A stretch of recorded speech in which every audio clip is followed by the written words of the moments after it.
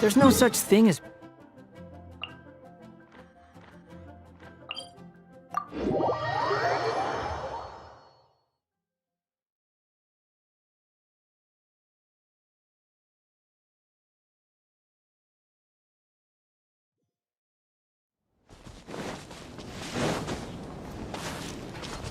The wind rises.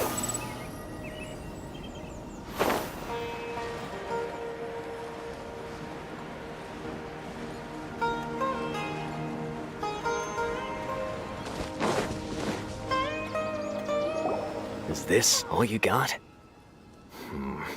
Seems even less than last time. What difference does it make? If you see something you like, buy it. If not, then keep walking. They've been cracking down on us lately, so we don't have much on hand. If you see something that catches your eye, then now's your chance. There's no telling when we'll have more. What does the Academia think they're doing? Alright, I'll take these here. Let me see what else you have. I don't see any real gems in this batch. It's all pretty ordinary stuff. Whatever, how much do I owe you? 150K.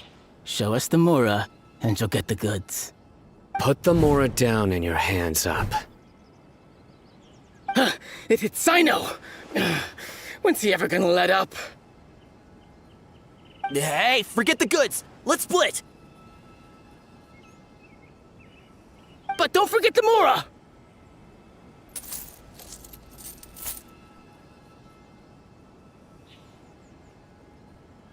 Dun-dun! Not so fast! You can't escape with Paimon on the case!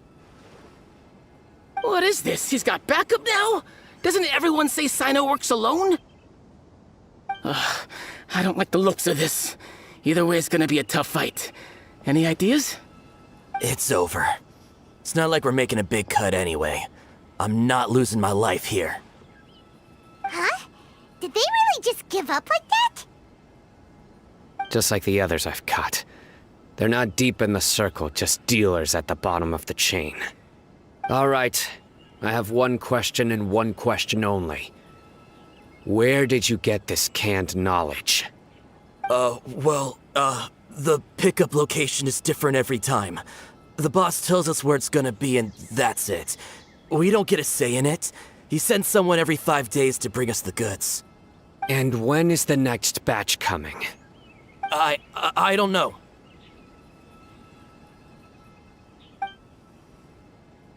He's telling the truth. Honest.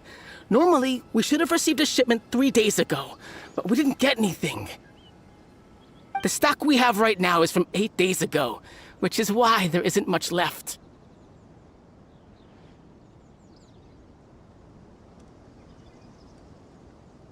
I know exactly why they didn't receive their last batch. 3 days ago is exactly when I started my investigation. I suspect who's ever running this whole thing knew that I was coming. So they cut all contact with these dealers.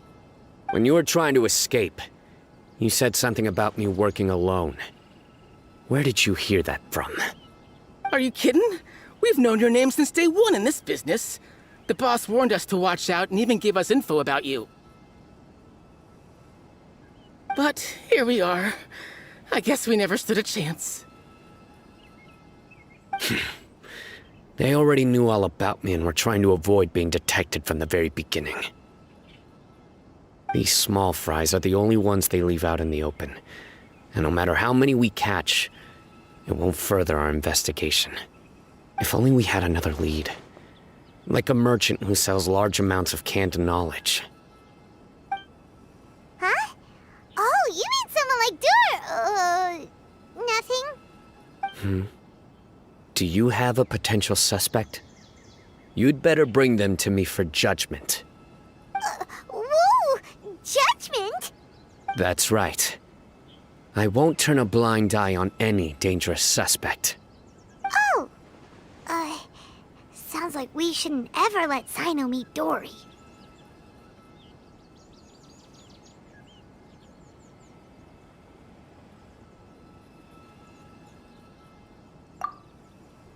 I see. Anyway, I'll think of a way to deal with these two and then continue gathering information. If you manage to learn anything, you can find me at Caravan Rebot. And as for you, I don't ever want to catch you buying canned knowledge again. If you possess any unused knowledge capsules, then you should submit them to the authorities immediately. Okay, I got it. Just keep your nose out of my business. Hey, what's with the attitude, mister? What, you got a problem with that too? Listen, buying canned knowledge is a deal between two people, the buyer and the seller. We don't need people like you butting in on our business here. Think about it. If the academia is hoarding something as convenient and useful like canned knowledge, then they must have been planning only to use it for themselves. Am I right? The academia has clearly published the potential dangers of canned knowledge. I don't like having to repeat things. And besides, I'm sure you wouldn't listen anyway. I just hope you understand that your actions are what fuels the smuggling of canned knowledge. If I ever catch you again, I will personally see to it that you are punished. All right, Traveler. I need to go now.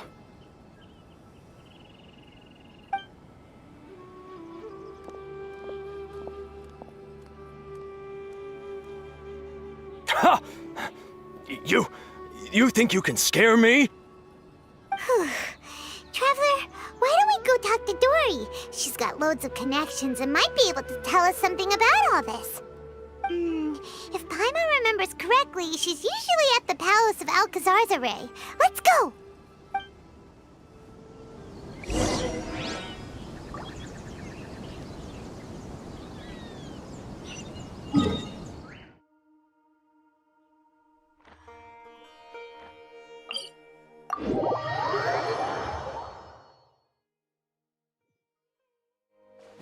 Squall Fury.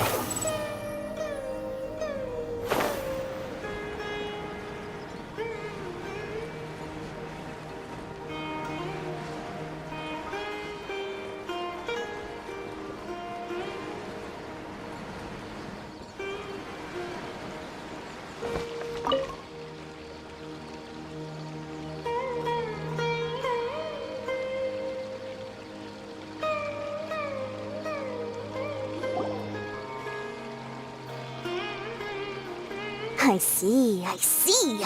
So that's the latest scoop. Good thing you didn't rat me out. Otherwise, who knows where I'd have to be hiding to avoid attention. No idea. Sorry. I've already cashed out of the canned knowledge business. Huh? You mean you stopped selling it? That's right. With so much canned knowledge flooding the market, it was becoming impossible to fetch decent prices anymore. Besides, it seems that group of smugglers has practically taken over the market. It's a little rule of mine to never fight for a share of someone else's market. If I'm gonna make Mora, it's gonna be the lion's share. Plus, with regulations getting as tight as they are now, I figured I might as well just hang it up. Sounds like we came all this way for nothing. Well, not completely. Granted, I don't know who's behind all the smuggling activity, but since you didn't sell me out, I'll let you in on what I do know. After all, those smugglers have really crossed the line, butting their way into the market like that. I hope their luck runs out soon so that I can take over. I mean, so that the industry can become more fairly regulated. Hey, you just want to make more business for yourself.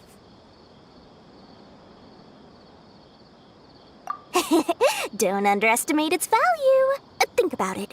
You can gain all sorts of knowledge while bypassing the troublesome process of studying. Naturally, that makes it a product worth a high price. Of course, not everyone needs that kind of knowledge, but in a market as big as Sumeru, there is plenty of demand. Plus, the cost of production is relatively low, so even if dealers have to cover transportation costs, there's still an enormous profit to be made. Then why does the academia prohibit selling canned knowledge? Being able to gain complex knowledge and become a scholar with the snap of your fingers does sound like a dream, doesn't it? But everything in the world comes at a price, right?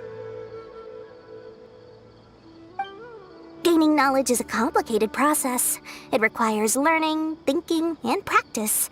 Even when it comes to my own business, I have to go through a lot of preparation before I put anything out for sale. But with canned knowledge, one may simply skip all the hassle and get whatever they need to know immediately. That inherently leads to at least two potential problems. First, you'll accept the knowledge as factual without a second thought, and you'll find it very hard to forget. This means that if the knowledge is flawed, then it'll be very difficult to correct. And second, excess use of knowledge capsules over an extended time diminishes your ability to think. You'll end up becoming like a library that can only store knowledge. Oh, that does sound pretty dangerous. Traveler, you used canned knowledge before. Did you feel any negative effects?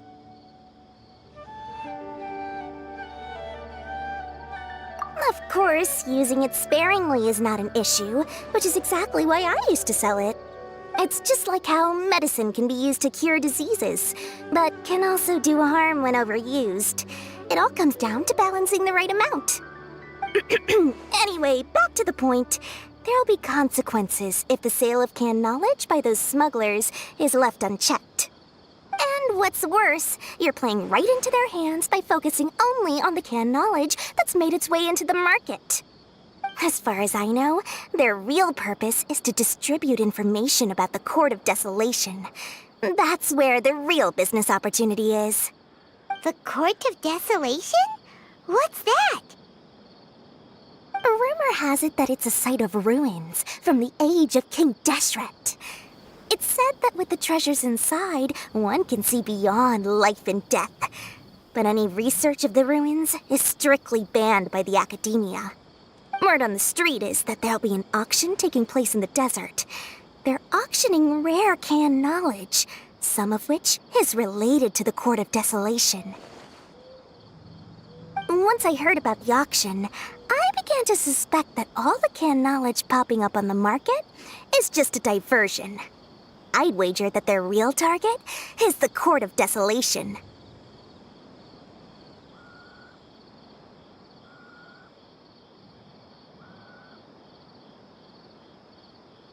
Because studying those ruins is not just a simple matter. It requires knowledge spanning several fields. So, if they're aiming to quickly assemble a research team, canned knowledge would be the best solution. As for the auction, chances are they're trying to attract and scout out anyone with interest or expertise on the subject. On the other hand, no one can say for sure that they will ever succeed in finding the Court of Desolation. So, they might as well just make a fortune while they're at it by hyping up the related canned knowledge at the auction. Sounds to Paimon like we better head to the desert and see the auction. Who knows, we might find some leads there. That's right. And now that I've shared all that valuable info with you, it's time to introduce our limited edition desert travel kit. It comes complete with a map straight to the auction location.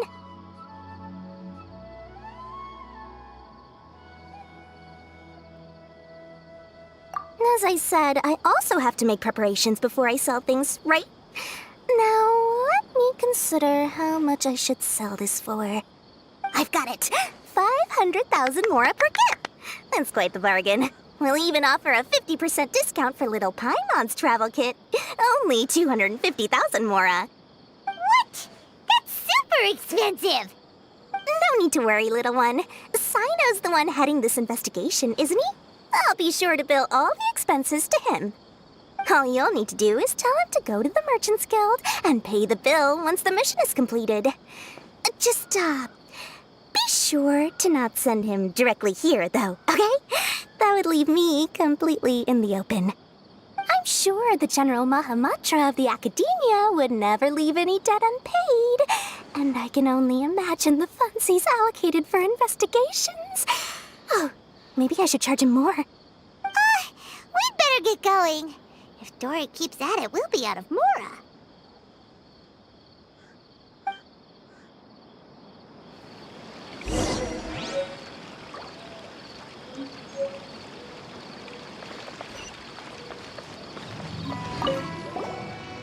the way, it would be quite a tricky task to get all the canned knowledge off the market, don't you think? You'd probably be making some enemies along the way, too. Huh? What makes you say that? Because in the short run, the circulation of canned knowledge benefits everyone. Whoever's behind the smuggling gets a chance to study the Court of Desolation, while knowledge dealers stand to make big profits. Even the buyers get a rare chance to easily access knowledge that's hard to come by. So, you see, it's a win for everyone.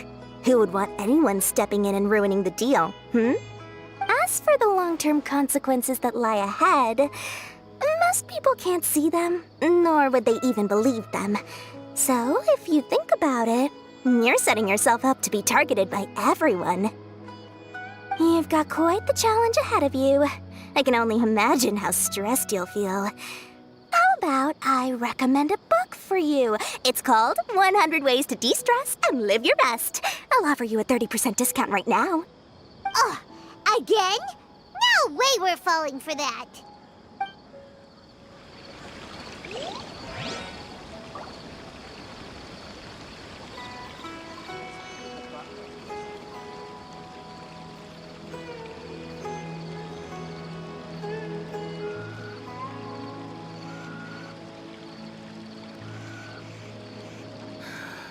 I just wish that some people would actually do their jobs.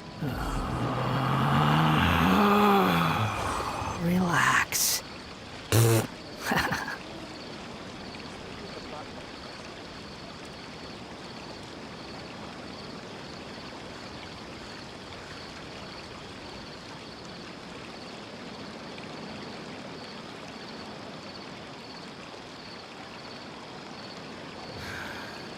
Just wish that some people would actually do their jobs.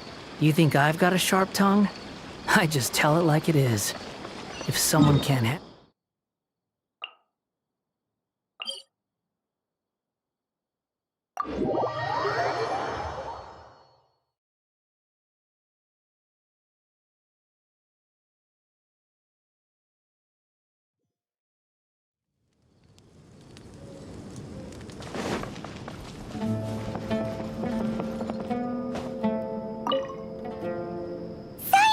We got news for you. What the smugglers are really after is a chance to research the Court of Desolation. They are hosting an auction in the desert to sell canned knowledge about those ruins. The Court of Desolation. I won't ask how you came by this intel, but is it reliable?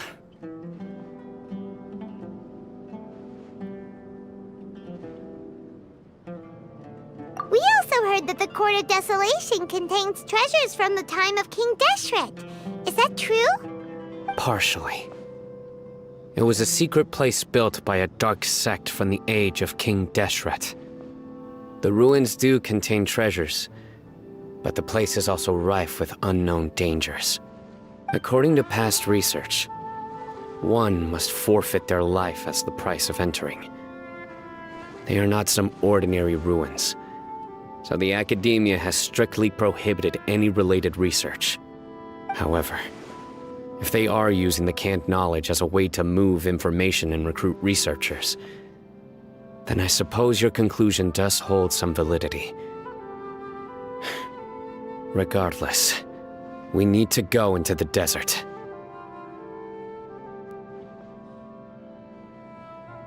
Less in recent years, but there are always those who attempt to do so, both inside and outside the Academia.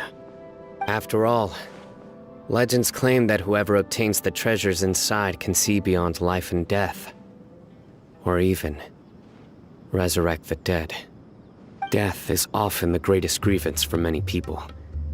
Though they're fully aware that the chance of these rumors being true are slim, they hold tight to such fantasies and pursue them regardless.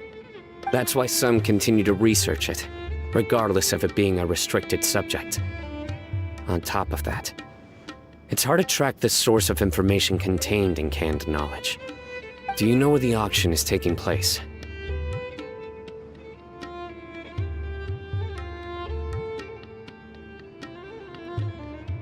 Good.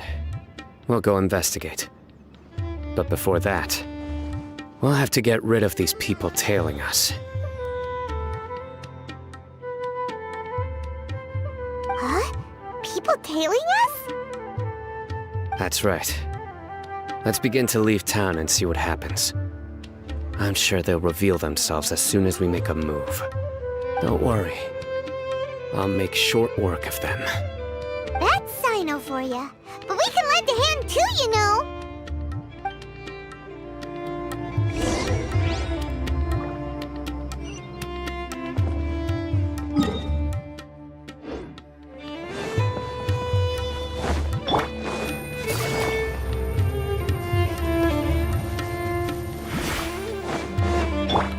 The wind rises.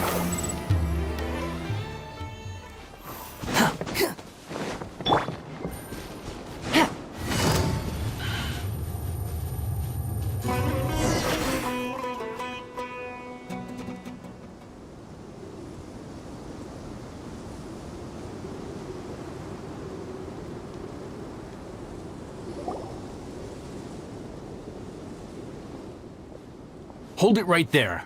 Heading to the desert, are we? I would think twice if I were you. Huh? Who are you? That doesn't matter. All you need to know is that someone wishes to inform you that it's not too late to turn back. You must be Sino. I've heard a lot about you. You've got quite a reputation. But this time you're in over your head. Unless you turn around right now, I'm afraid that even you won't return unscathed. And as for you two, why bother sticking your noses in trouble that doesn't even concern you? That's right! We won't just sit back and do nothing! Ha! Have you really thought it through? You're not just doing this for recognition, are you, Sino? My employer said that he's willing to compromise as long as you just walk away. He could, for example, reduce the amount of canned knowledge on the market. I'm sure that would help your investigation appear to be successful enough. On top of that, he's willing to give you a cut of the profit. So you see, you get both Mora and a boost to your reputation. I can't think of a reason why you would pass that up. Is that so? Well, I can't think of a reason why I'd accept. I've heard enough. Get out of my way. Sorry, no can do. We're getting paid to ensure you disappear. Since you won't turn back willingly, then we're gonna have to make you go back. That's following orders. Lies.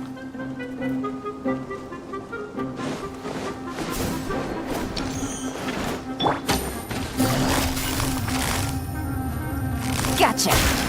Here comes the catch. Here! Where do you think you're going? Nowhere to run!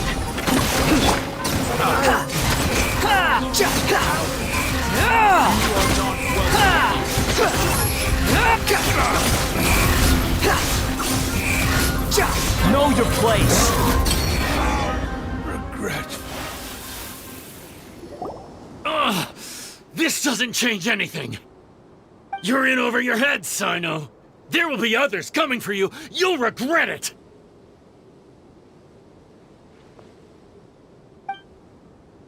Let's get out of here!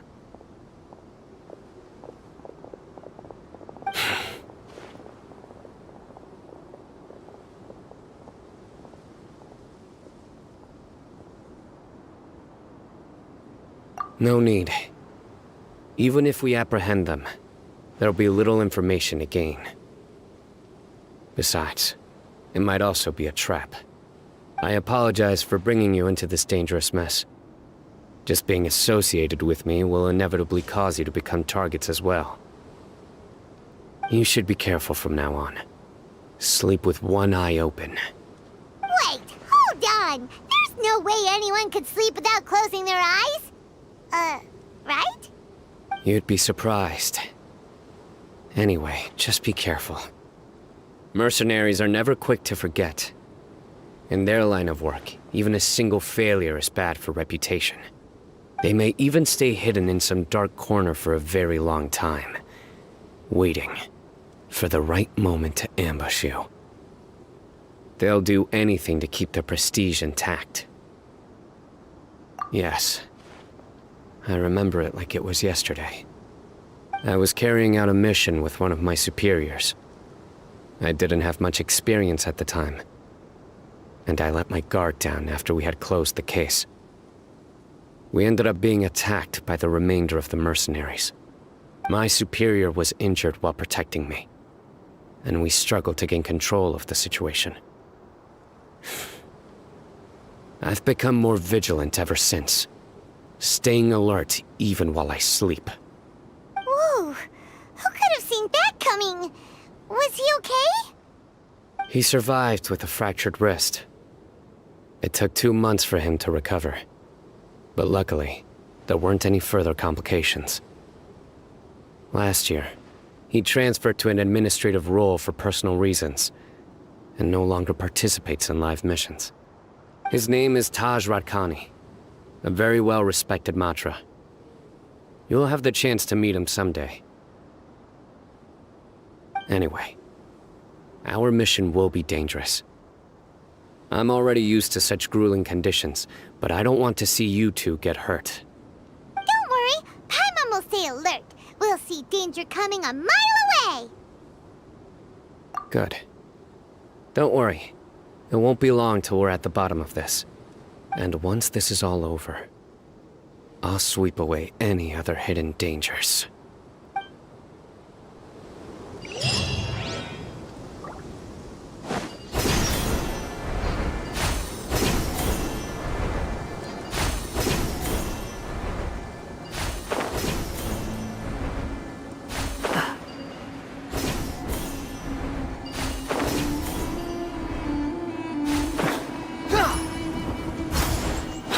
Following me. Hup. Huh. Too slow.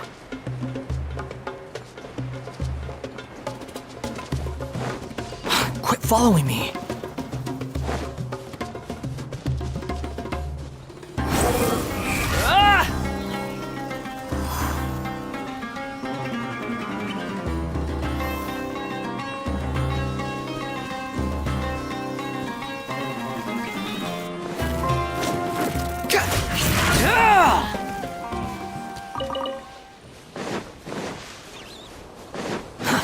Too slow.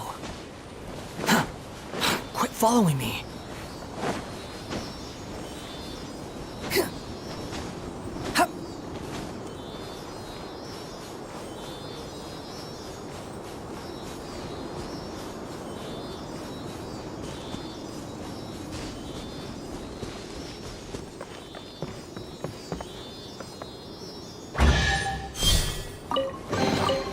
Take it and have fun.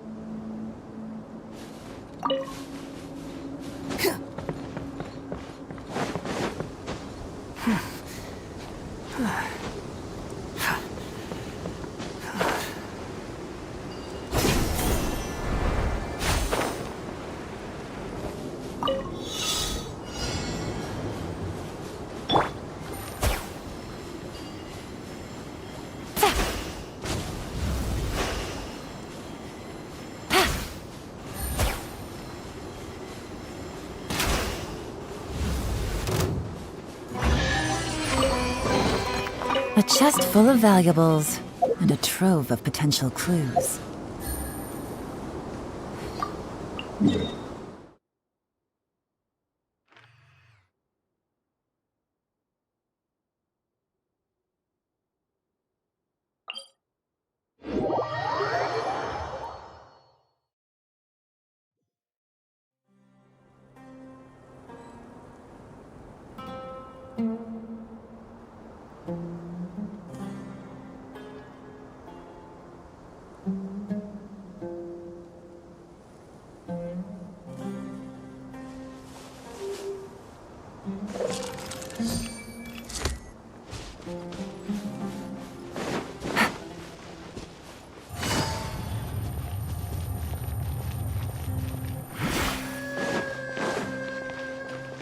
Take it easy.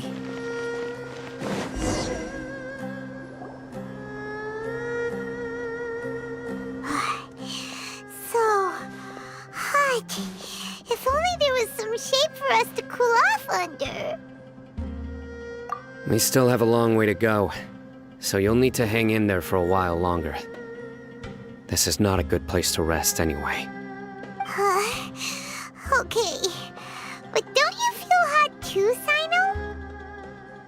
Of course, but I'm accustomed to these conditions.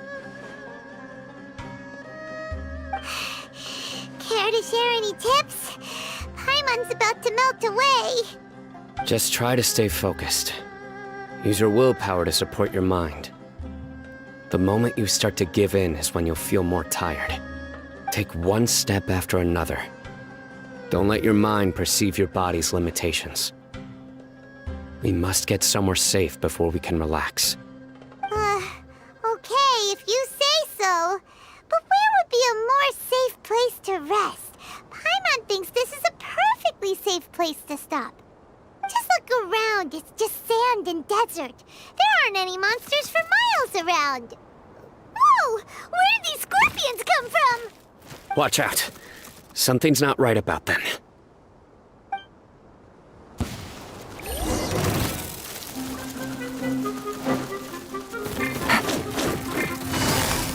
Busted. Things are about to get dicey. Whew. Well, Paimon really didn't expect to see those here. Those weren't just normal scorpions. See? There are marked numbers on their pincers. They were raised by someone.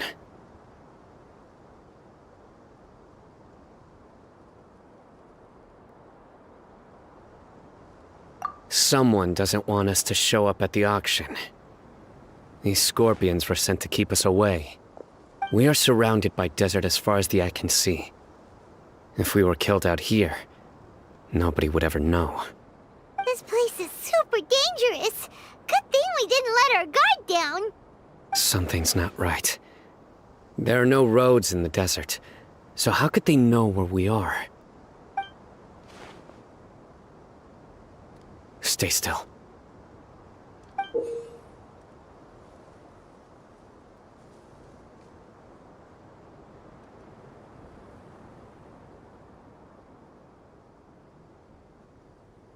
Here's the answer.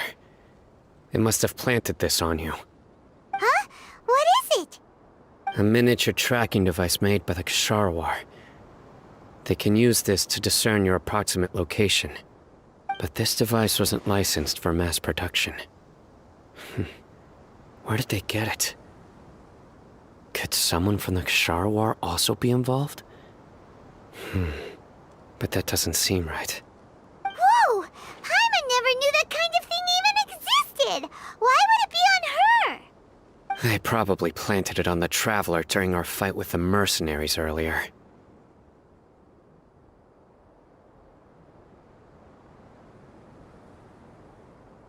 It was a frantic fight. It's only natural you didn't notice the device. Well, good thing you were able to find it, Sino. Now let's get rid of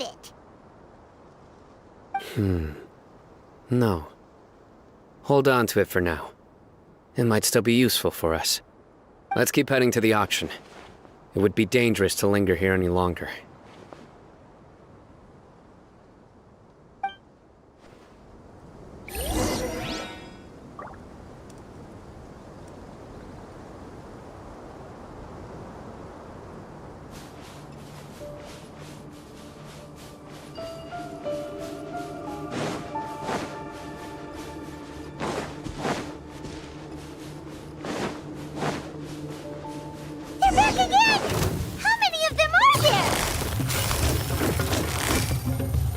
Quietly now.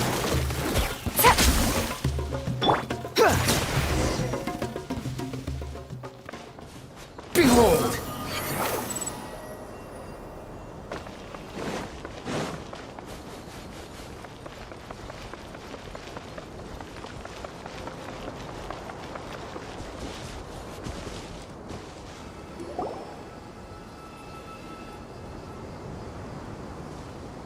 Weird. Is this where the action is?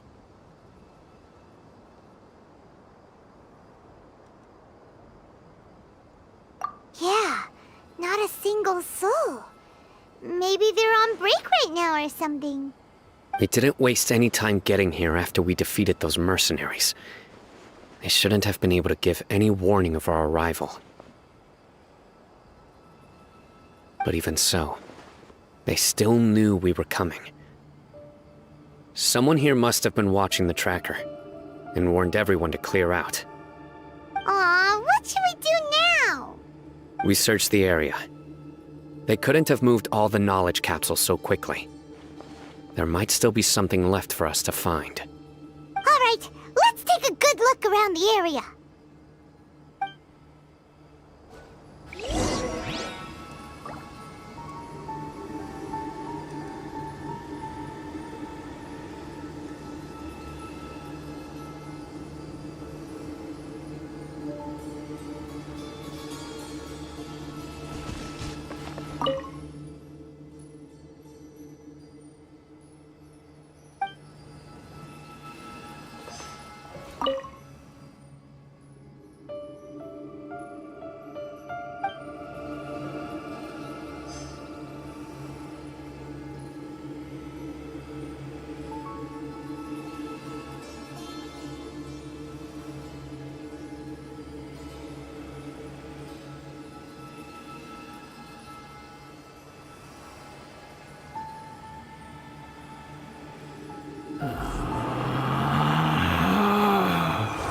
Relax.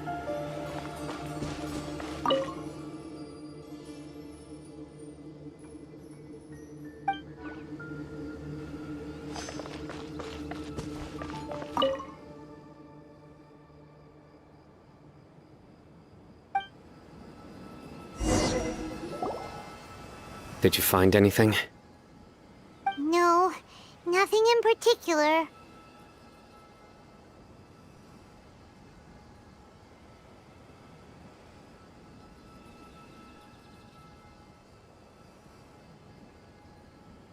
It's possible there weren't many knowledge capsules containing info about the Court of Desolation, so they carried those off.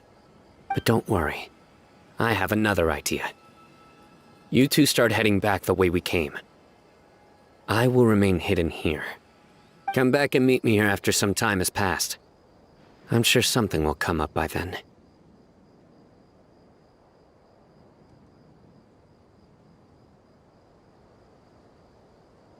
They packed up in a hurry and didn't have time to carry off all their goods. They won't just leave them here.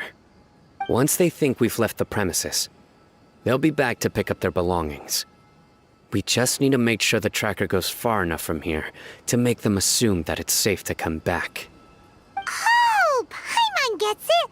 We'll lure them out because they'll think we've left. Okay, we'll start heading away and leave this place to you. Yes, and don't worry. If they dare to return, I'll make sure they stay.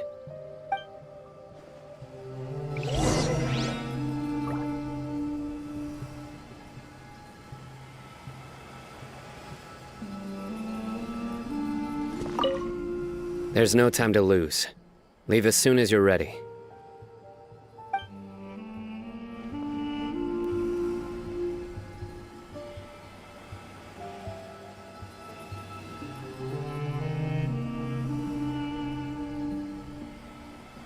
There's no need to exchange pleasantries. It's rather pathetic to force a conversation just to occupy silence.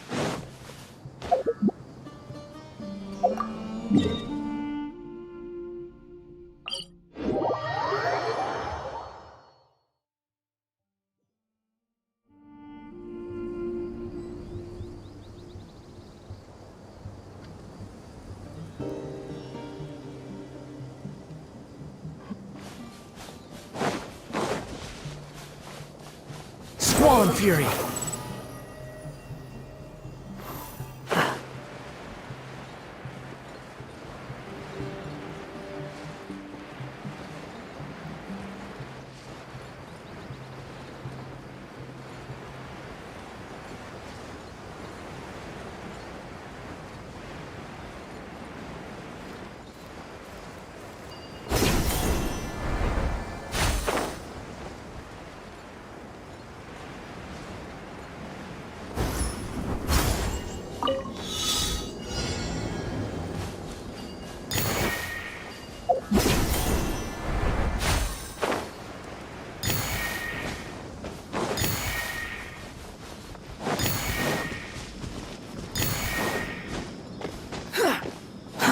Too slow.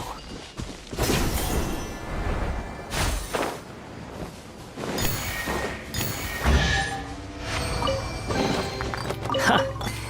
You even want this?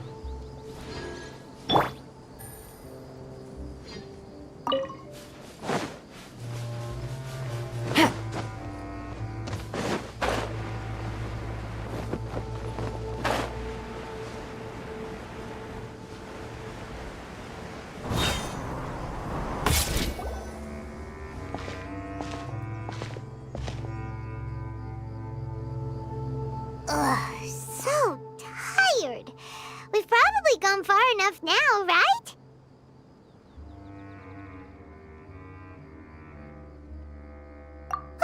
Yay.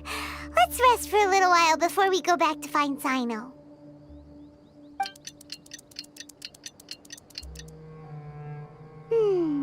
It's probably about time for us to head back to the auction. Let's go. Maybe Sino's finally found some leads.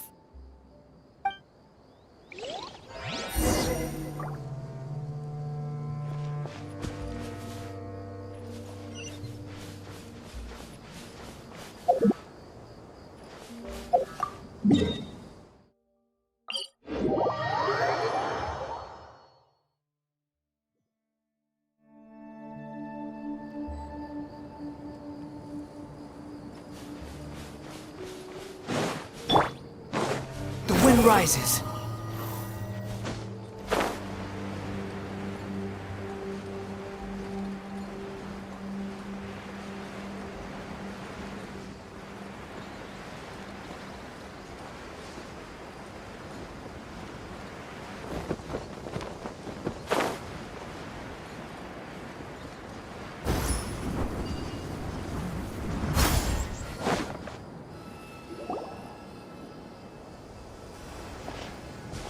Oh, looks like Sino caught someone! So you're the bad guy behind all this, aren't ya? Alright, tell Paimon everything you know! I didn't act immediately when he showed up. Rather, I laid low and observed for a while instead.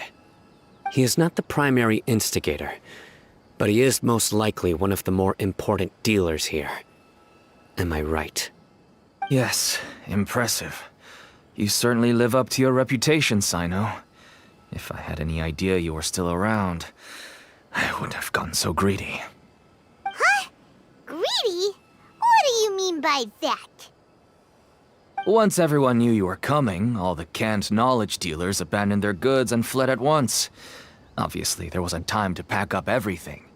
Since all the goods were just left here unsupervised, I thought I'd use the opportunity to come back and take what I could. You know, free merchandise is good business, but I suppose there's no use explaining it now. You must know who's manufacturing and selling the canned knowledge, correct? Will you tell us willingly?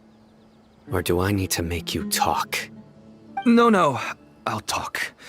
But before that, perhaps we can take the conversation elsewhere? If we stay here, chances are that someone will see me with you.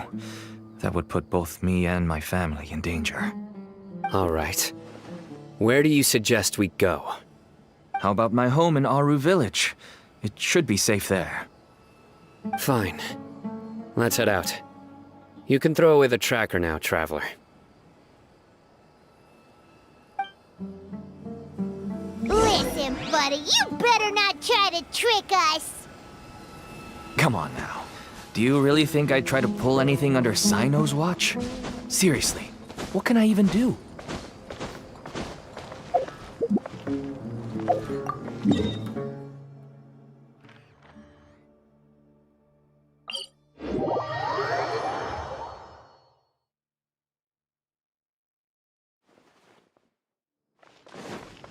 Squall Fury!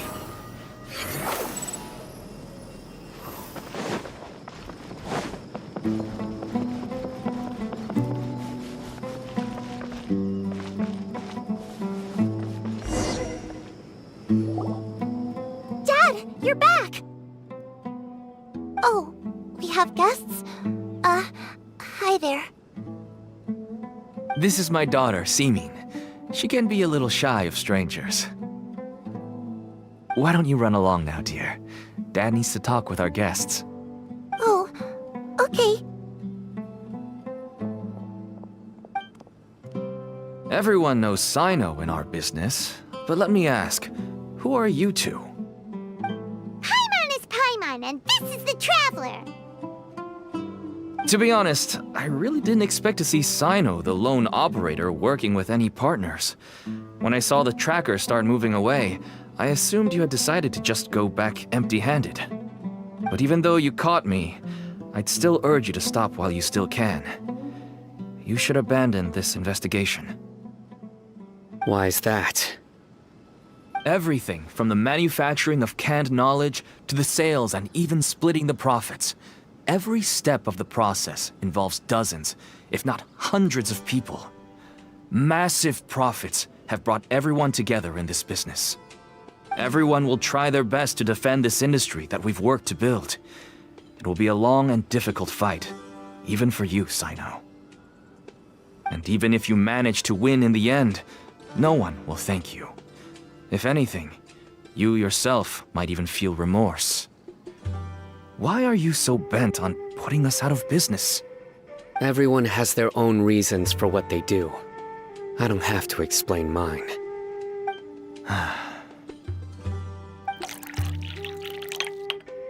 Here's some tea, Dad. And for the guests, too. Right. I forgot to offer tea to our guests. Thank you. Don't mention it. And, I should tell you that our tea tastes kind of bitter, but I put some sugar in to make it a little tastier. That's my girl. Do we still have any sugar left? If not, I'll buy some more next time. Yes, we do. Okay. I'm gonna go have a rest now. Didn't you say that everyone's in it for the massive profits? That sure doesn't seem to be the case for you. Actually, that's what I wanted to talk to you about. I was hoping to ask you for a favor. My daughter was born with a chronic disease, so she has a relatively weak heart and lungs. Even slightly strenuous exercise can cause her to faint and prove to be a life-threatening risk. That's why she never really had any friends to play with, and why she locks herself up in her room most of the time. She has to take lots of medicine, and it doesn't come cheap. As for me, I was just an average merchant. I would wake up early and travel all around to make a profit. But the Mora was still nowhere near enough.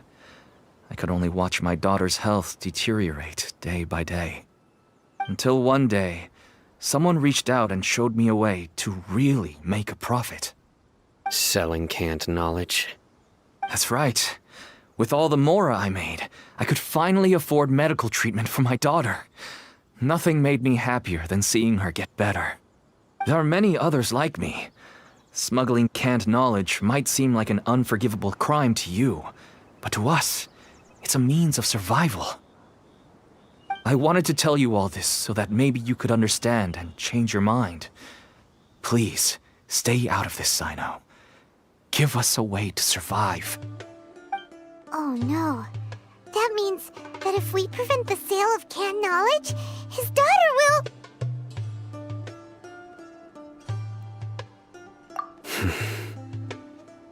I must get to the truth. I can find someone to help treat your child, but I cannot turn a blind eye to the smuggling. These are two completely different issues. I somehow knew you would say that. But having your word to help my daughter is enough for me. Since you insist on continuing the investigation, you should have a look around the back of my home. You'll find some goods I received just recently. I think everything will become clear to you once you see them. Whoa! Look at all of this! Yes, all neatly packed away and organized in boxes. To think that this is only one dealer's worth. Small producers couldn't possibly support such a large quantity of goods. Could the academia have a hand in this? But such a volume of goods wouldn't be able to slip through inspection. Huh? Look! These seem different from the other knowledge capsules we've seen. Maybe they contain knowledge about the Court of Desolation. Yes, that would make sense. Wait, what's this?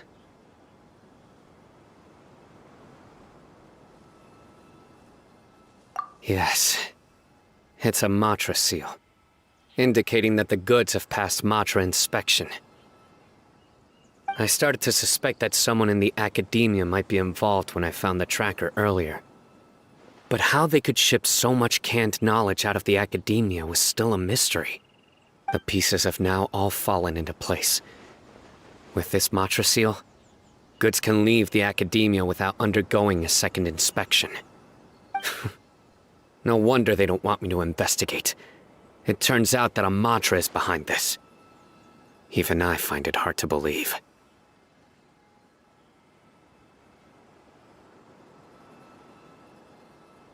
Could I ask you for a favor, Traveler?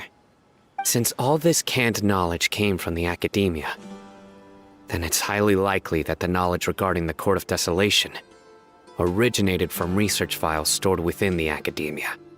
If we can enter the repository, we can find out who accessed these files. But, considering my current status, if I suddenly show up at the academia now, it will only draw unnecessary attention. You'll need to be the one who checks the records. I'll write a letter to Nabil, and he'll take you there.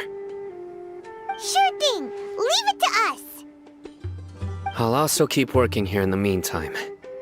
Although our leads are all currently pointing to someone within the academia, it's obvious that they also have power outside of it. We can get more information on other dealers from Bahari. I'll stay here and make some preparations. You can come find me anytime if you uncover more info.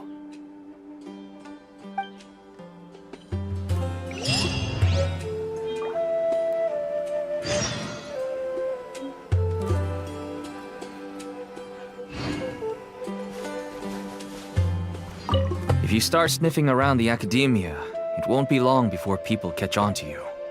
And once word gets out, they'll soon be after my daughter and I. Don't worry. I'll find them before things escalate that far. But if you still feel uneasy, then why don't you tell me about anyone else you know who was involved? The more information I have, the safer you will be. All right.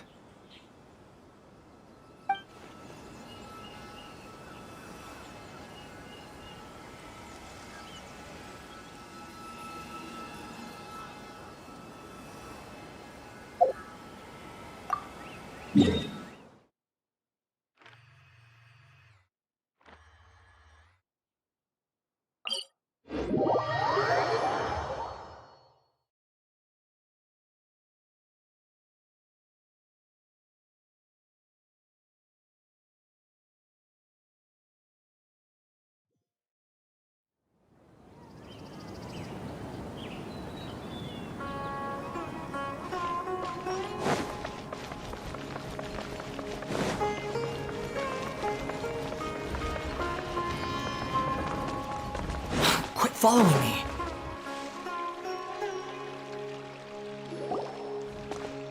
Hello, we meet again. Have you managed to find Sino? If so, how's he doing? I read the letter, and must admit that I hadn't expected things to be so serious. Sorry. Had I known it would be so dangerous, I never would have gotten you two involved. It's alright. We wanted to help Sino too. I can tell that he really trusts you. The research files stored away in the restricted repository are far from ordinary. Everything there is essentially about dangerous research that's forbidden by the academia. Even I don't usually have authorization to enter, but with this letter from Sino, it shouldn't be a problem.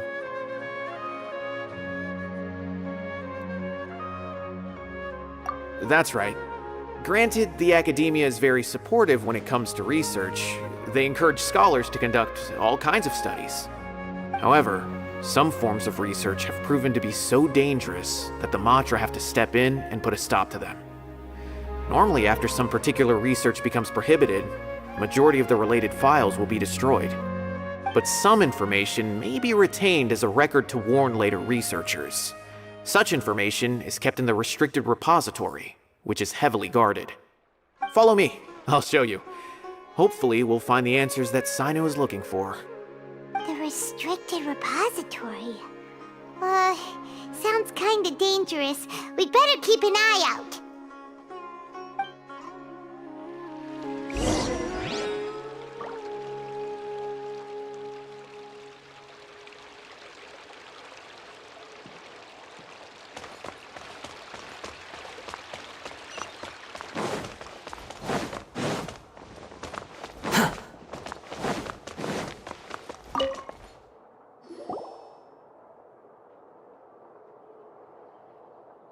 Okay, I understand.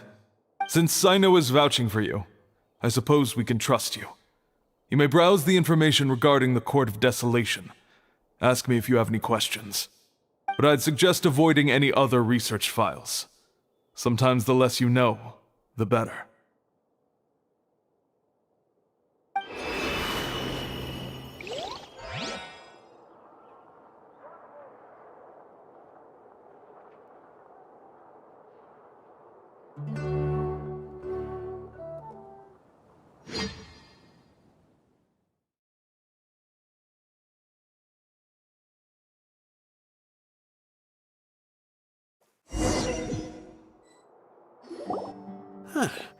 So this is the restricted repository. I never thought I'd see the inside of it. This is a first for both you and me.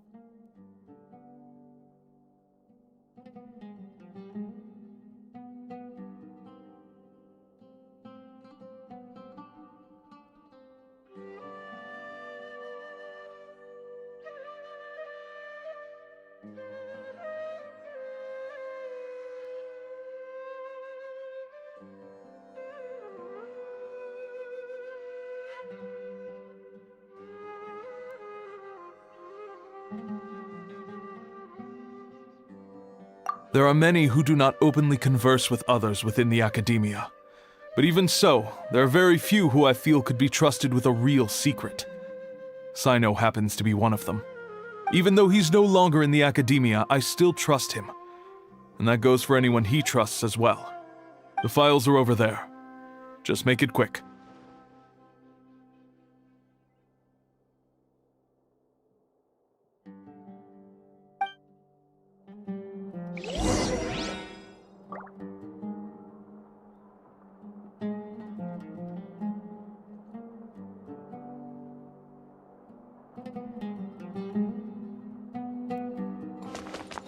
We have an alarm set behind the bookshelf for security purposes. Be careful not to bump it when you're taking out the files.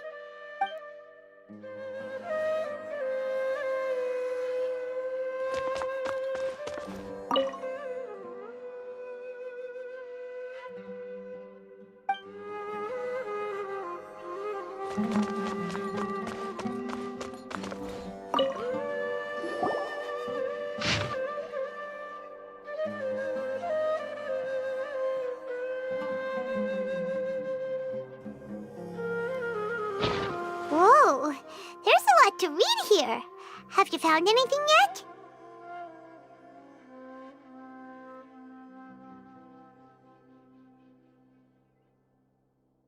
Huh. It reminds Paimon of Sino's former partner. His former partner? That would be Taj Rodkani. But you're not far off. Mortada Rodkani was Taj's only son. What? Taj's son went to prison for researching the Court of Desolation? Why do you sound so surprised? You're a Matra, aren't you? It's just that they arrested him in secret, so it was never publicly known. All I knew was that Taj's son was taken to prison. It's not just me. I bet even Sino didn't know about it.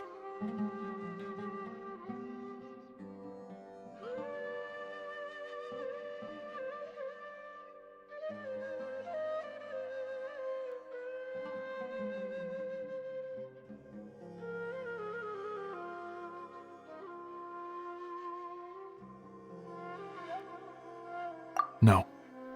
Unfortunately, there isn't. He took his own life not long after he went to prison. You've heard about Taj, right? I know Nabil has. Every Matra knows him. I would say he's probably pushing 50 this year, which makes him one of the most experienced Matra.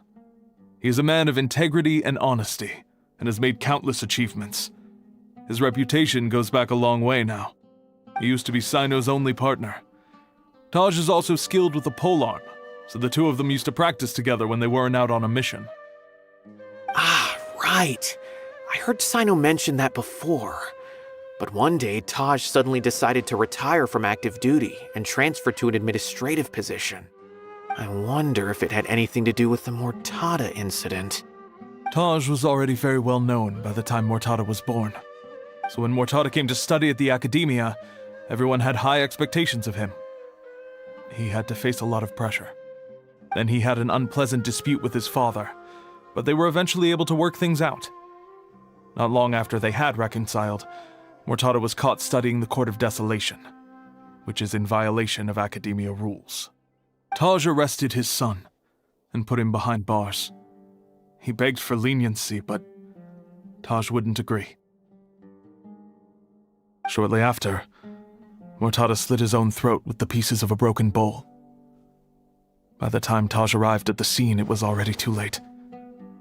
He never had a last chance to see his son.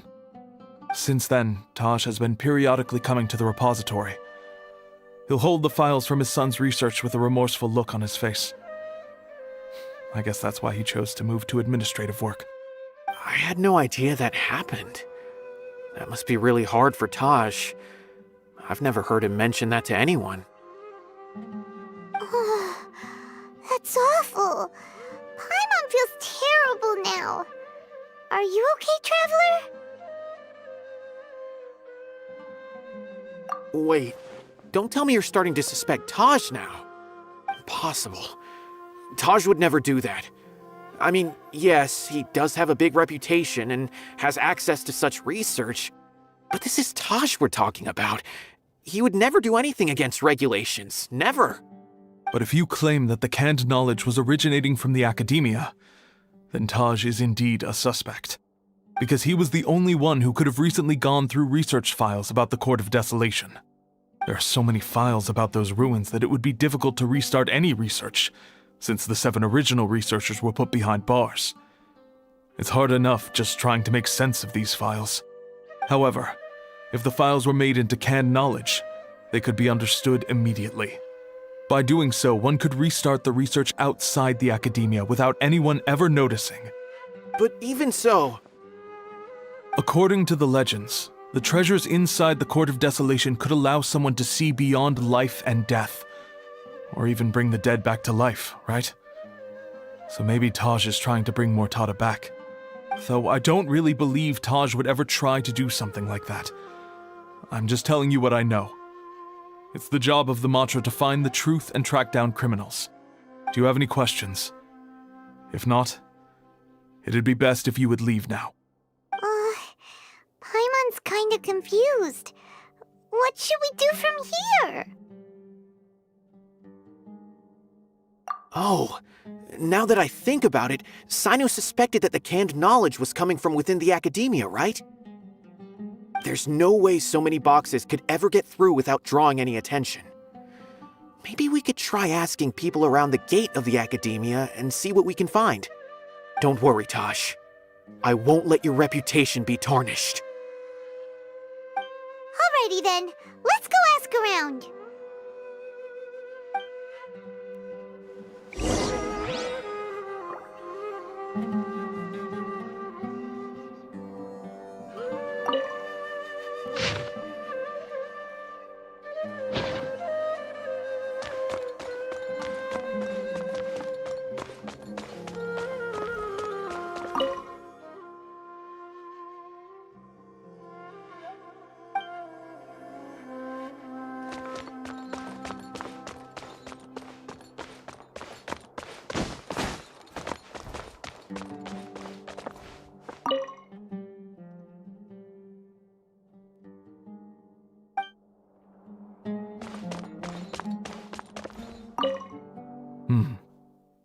Do you have any other questions?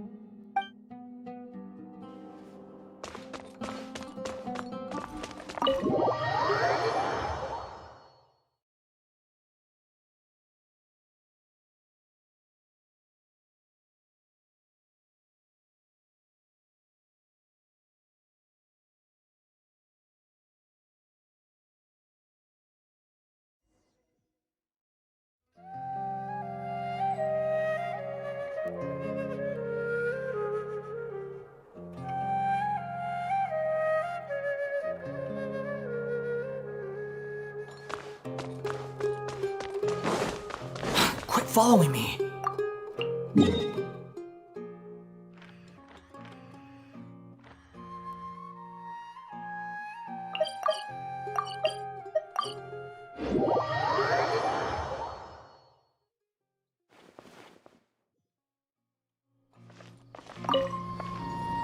Excuse me, have you seen any large shipments of goods leaving the academia recently? No, not that I'm aware of. Perhaps you could ask someone else?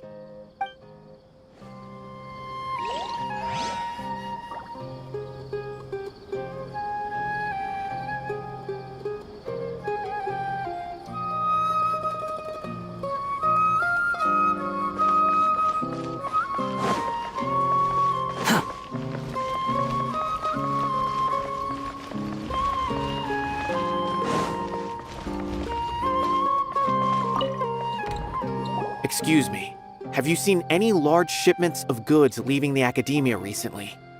Huh. Well, yes, but isn't that pretty normal? The academia consumes so many resources each day, everything from cooking ingredients, raw materials, even equipment for experiments. It's normal for goods to be coming in and out. Right, but we're looking for shipments with a Matra seal. Have you seen any like that? That I'm not too sure of. I normally wouldn't notice whether the goods have any seals or not. Maybe you should ask someone else.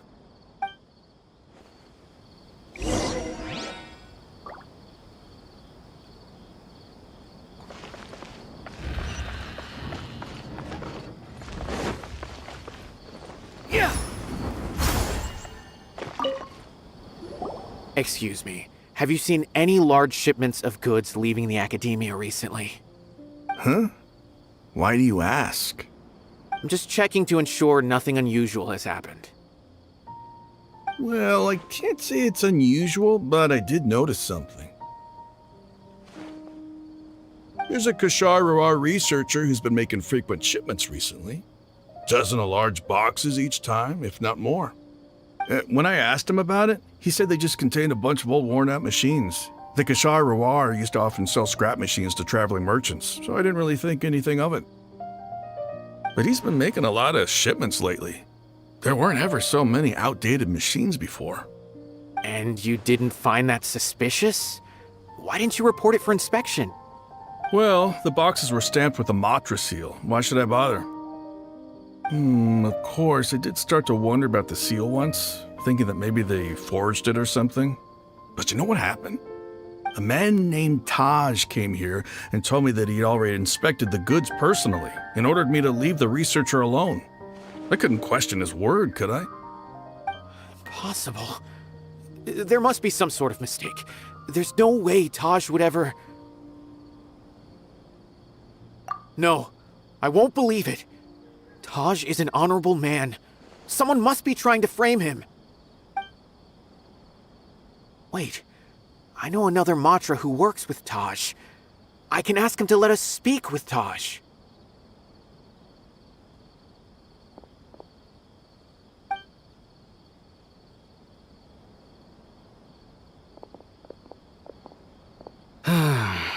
As I've already told you, I don't have any way to contact Taj. A few Eremites showed up looking for Taj yesterday, and he met with them in his office. I was standing outside of the door, and I vaguely heard them say, "Found it." Before I realized it, the door opened, and Taj left with the group of them. I noticed that he had also changed into Eremite attire. But Taj didn't come to work today, so I've also started to feel a little concerned about the whole thing. If you'd like to speak with him, maybe you can try visiting his home. He lives just on the outskirts of Sumeru City. A group of Eremites? Could Taj really be the one making all the canned knowledge? No way. Taj is just like Sino. They're considered heroes among the Matra. There's no way that he would...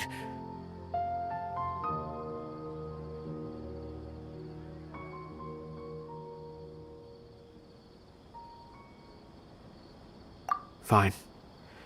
Looks like there's no other choice. Hey, don't let it get to you just yet. We'll get to the bottom of this once and for all.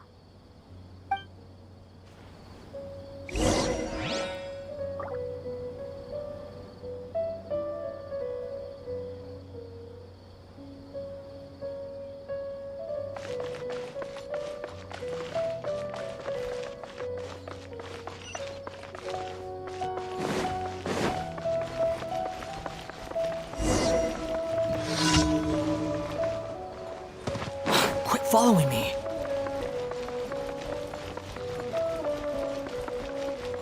The wind rises.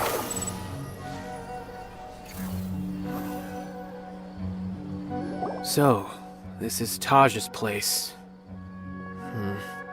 There doesn't seem to be anyone here.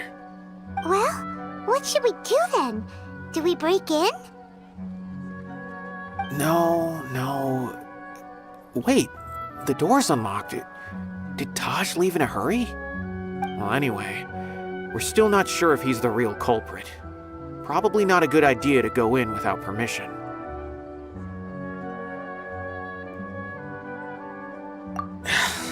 You're right. Even if we apply for a warrant now, we won't be able to do anything until tomorrow at the earliest.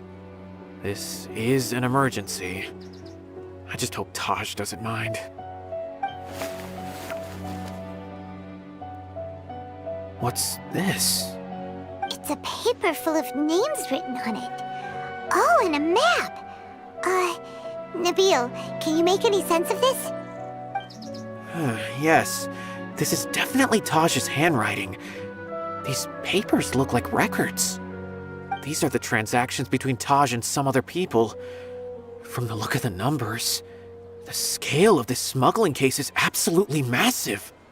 The whole operation involves more than 300 people, including dozens of celebrities. These are famous scholars, merchants, mercenaries. I have a feeling that Sino might be unaware of what he's up against. There's no way anyone could face such a large organization on their own. You're right, that's just who he is. As for the map, it appears to indicate the location of the Court of Desolation. Let's take it to Sino and let him decide how to proceed. If Taj really has turned on his honor and committed these terrible acts, then I suspect that he might already be at the Court of Desolation as we speak. I don't want to suspect him, but I also don't know him very well. Maybe Sino will know what to do. All right, we'll give these to Sino and see. Let's go!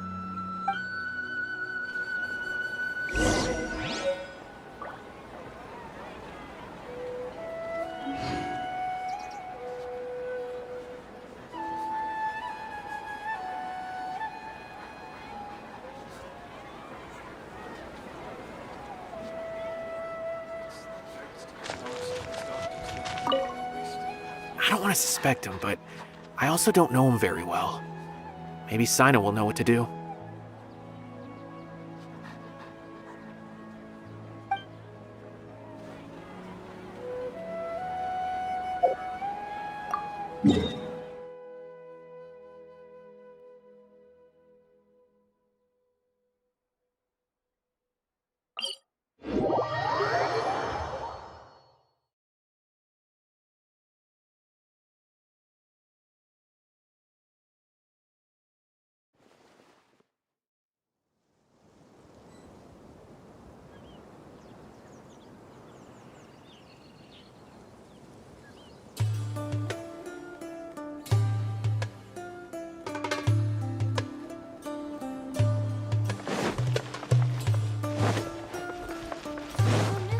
Squall and Fury!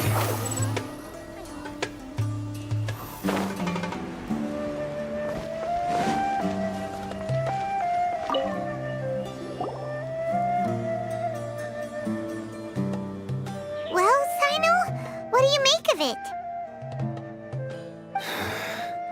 Taj. It's been a while since I last saw him. From what I remember, he is a straight-laced man. Although he would resort to extreme measures from time to time, he would never do anything against his beliefs. So do you think he's the one behind all this? I'm still not sure. I cannot imagine how devastating the incident with Mortada was for him. Nor can I deny the possibility that people can change. Whether it's out of love for his son or for other reasons, we have to see for ourselves to judge him. Or rather, the person he's become.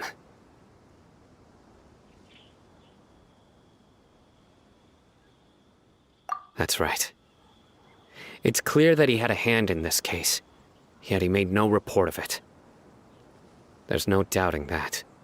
That's also why I need to see him. I must ask his reasoning and judge him myself. Time is ticking. Let's go.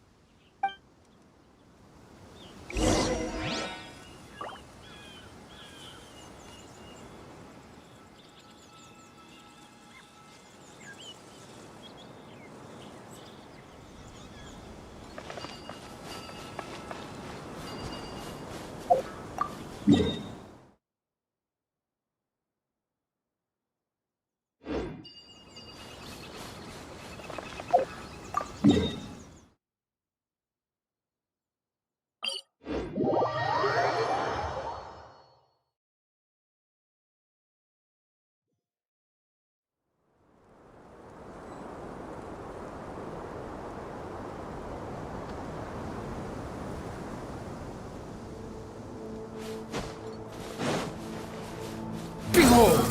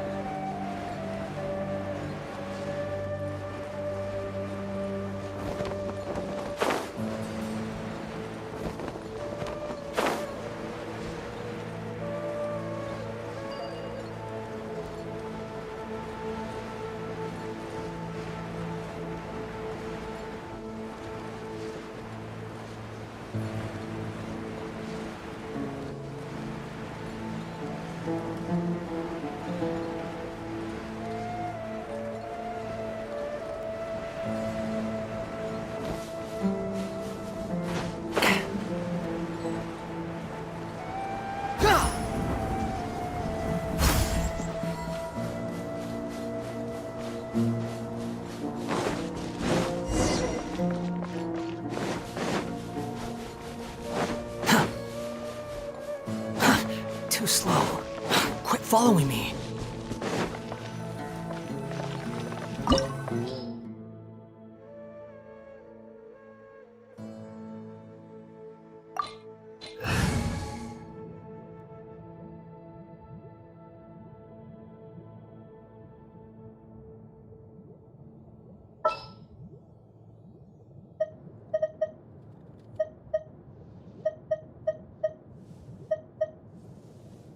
I've been waiting for you for ages.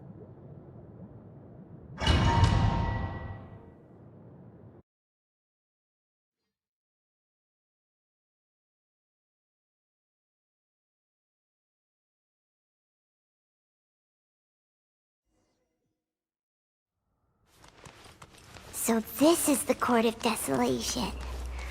Are there really any treasures buried here? Oh, Paimon's kinda nervous.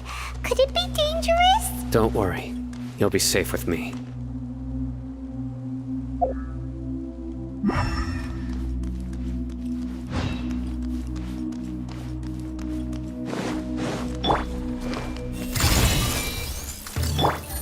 Gotcha!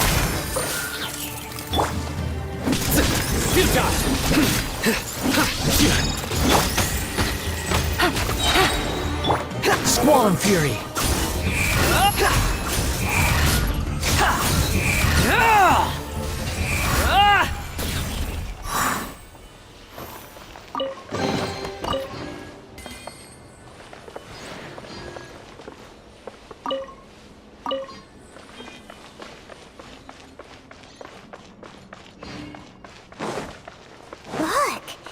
These walls have definitely seen better days.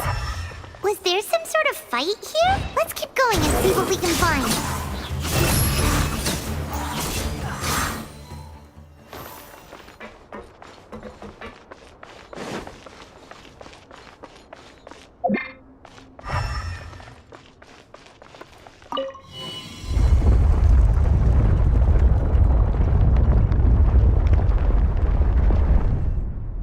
Whoa! Is it just Paimon? Or did that passageway just rotate? It's not gonna start moving again, is it? Either way, we should be careful.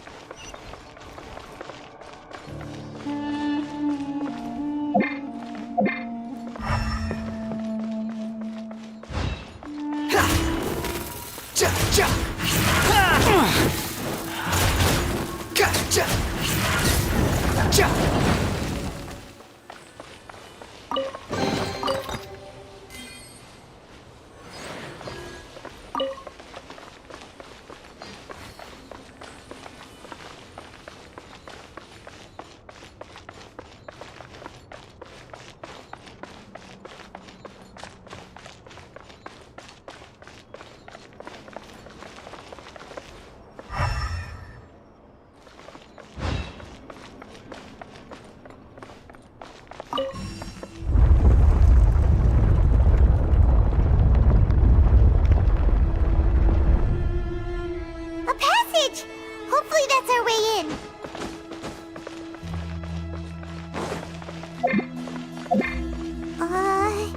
That eye seems to be staring right at us. This place gives Paimon the creeps. You go first.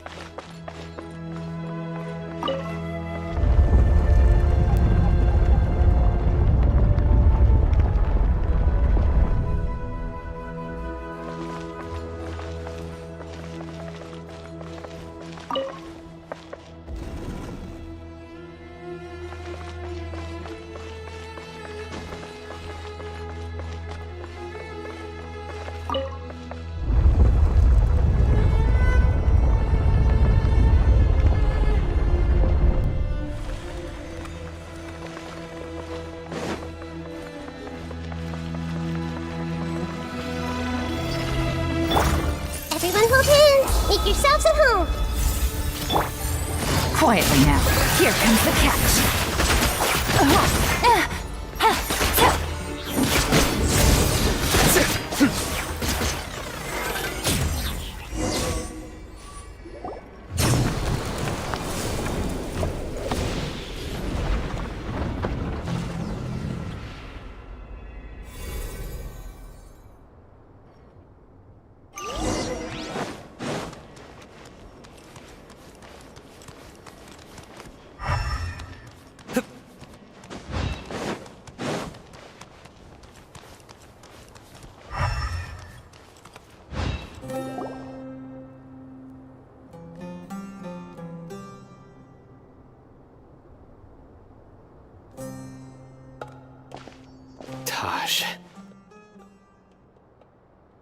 Ah, Sino. It's been some time since I've seen you last. I trust you are doing well. Seeing that you've made it all the way here, you must be on the cusp of wrapping up your investigation, I presume. Even faster than I expected. Is it because you have some new partners now? That's right. This case is nearly closed. But the most important answer still eludes me. Was it all your doing? Smuggling the canned knowledge? The research of the Court of Desolation? Yes, it was me. Then explain why. That's the difficult part. Let's just say I've changed. I've become a selfish coward who only wants to pursue his own interests. I find that hard to believe. Oh, really? Way I see it, every person will end up like me sooner or later. When you're young, you press forward, unattached, living solely for the justice in your heart. But as you begin to age, you start to become more cautious. You know many things are wrong, but still turn a blind eye to them. I was the same. I never questioned my actions until Murtada died. I could feel the justice that I once strived to uphold slowly crumbling in my heart. I was completely dedicated to all that I did, but as I grew older, I found myself feeling alone, miserable. Can you imagine what it feels like to not have the will to live, but not be able to die? Murtada was sent to prison by my own hands. I set myself on this painful path. My son hated me till the day he died, and now I must live with that pain and regret. I failed him as a father. But now I have a chance to make it right. A chance to reunite with him. The Court of Desolation. Here lies the key to overcoming life and death. The power to even bring the dead back to life. So, did you already find what you needed here? See this door behind me? Behind it lies the treasures that I seek. I'm so close, Sino. If only you hadn't arrived now, I could already have...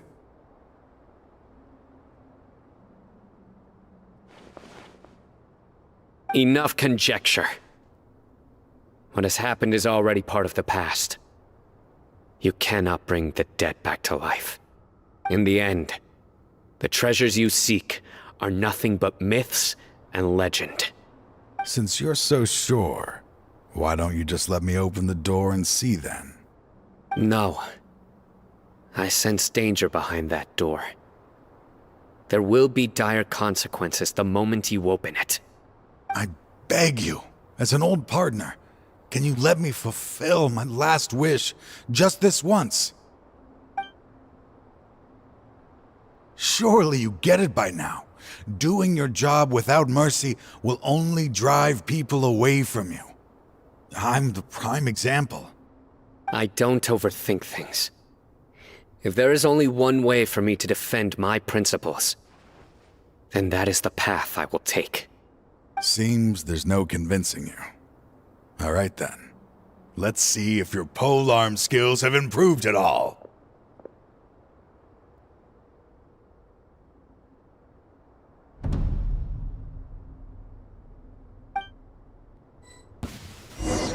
This power is mine.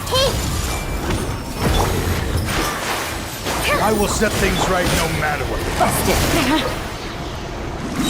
Game's up. Fun's over. Through me, justice is served. As I Your strength. You feel it, don't you? I'm stronger than you remember.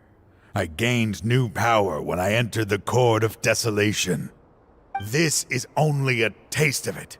Once I open the door behind me, this power will be complete. Even life and death will have no grip on me. Uh-oh. We have to stop this guy! I won't let you open that door. I wouldn't be so sure. I'm afraid it won't be easy to stop me now that you're injured. Or are you ready to sacrifice your life for this? I'll do what I have to. I still remember when we first became partners. You were always charging forward and putting your life on the line, just like now. Even after all this time, you still haven't changed. You haven't changed either. You left that list of names and map in your house on purpose, didn't you?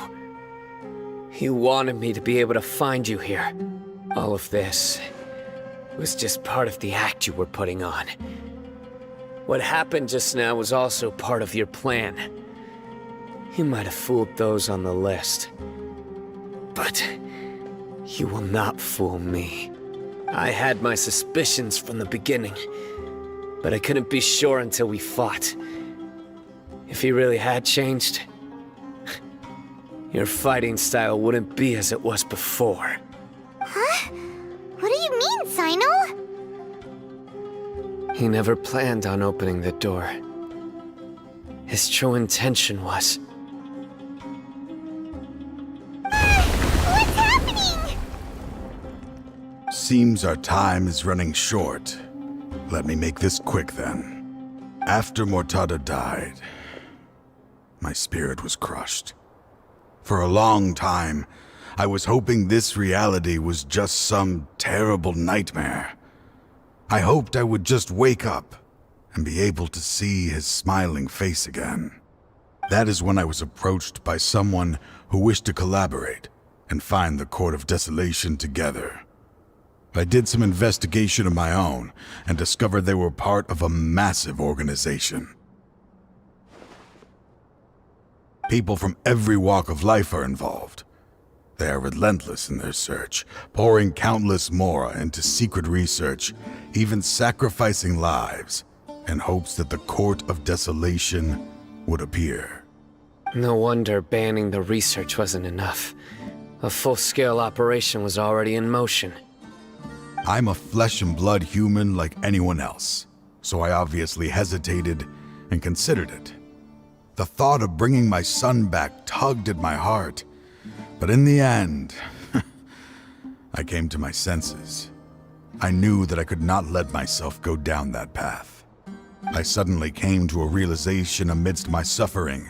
The Court of Desolation, a place that once drove people to tragedy, was still doing so, even centuries later. As long as this place exists, people will recklessly seek it out, just as Mortada did, generation after generation, regardless of the cost. Let it be buried beneath the sand forever. Once the Court of Desolation is gone, there will no longer be anyone obsessed with seeking it out.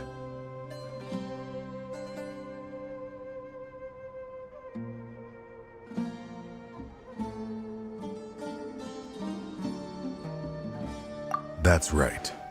I acted as if I had abandoned my convictions just so that they would cooperate without raising any suspicion. This was the only way I could find and destroy this place. But that wasn't enough. I needed someone I could trust to bring the organization to justice. The Academia forbids the research of the Court of Desolation, so they would never approve my plan in the first place. To add to the problem, the organization is so powerful that they even have members working within the Academia. If I wished to destroy the organization, I couldn't just count on the Academia alone. So, you pretended to be the one behind all this, as a test for me. Yes. I'm sorry, but now I am assured. You haven't changed at all. You are still as you always were, fearless, and making no compromise. Anyway, this place is collapsing. You must leave now. Wait! Aren't you leaving too? There are still loads of bad guys to catch outside! His fate is already sealed. There is no life left inside him. He is like a candle with no more wick to burn. You planned it all from the very beginning, didn't you? Risking being treated as a traitor to collaborate with them. Sacrificing your own life to open and destroy the Court of Desolation. Regardless, I made a grave mistake by allowing the smuggling and the research of this place. Let this be the final judgment on myself. I was always so busy with work that I never made time to fulfill Mortada's wishes. Finding this place was his biggest wish. Since I'll be reuniting with him here, I can only hope he won't have anything more to hold against me. I'll leave all those people on the list to you. Sorry for all the trouble I've caused. There's nothing to be sorry for. We are partners. If you see Mortada, send him my greetings. Goodbye, old friend.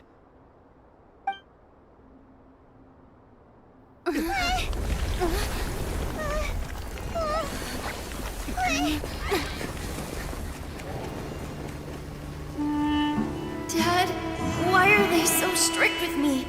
I'm always the only one who gets in trouble.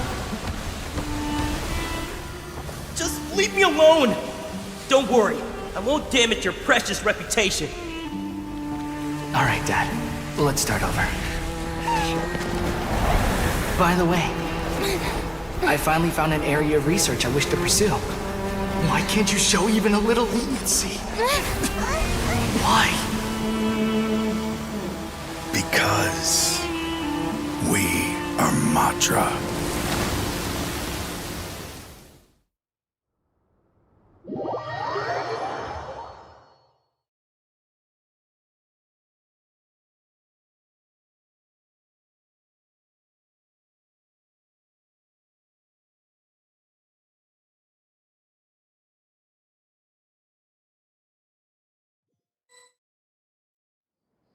Huh?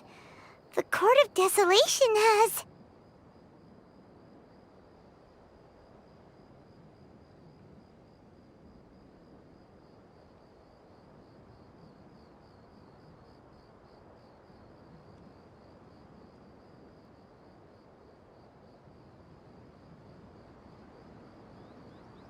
Just as Taj said, that place had caused too many disasters and tragedies. Being buried in quicksand is its rightful end. To them, as long as there's Mora to be made, they will disregard the Academia's rules, whether it's the Court of Desolation or anything else. Their only goal is to make massive profits off of dangerous research. Taj may have set them back with the Court of Desolation, but it won't be long before they continue searching for another target. That's an opportunity that I will not let them have. We'll help too. Thank you, but you've already done enough. Just leave the rest to me. I will bring them to justice myself. Besides, I promised you that I would sweep away any potential danger. So, that's what I'm going to do. Wait for me at Caravan Rebop 4 days from now.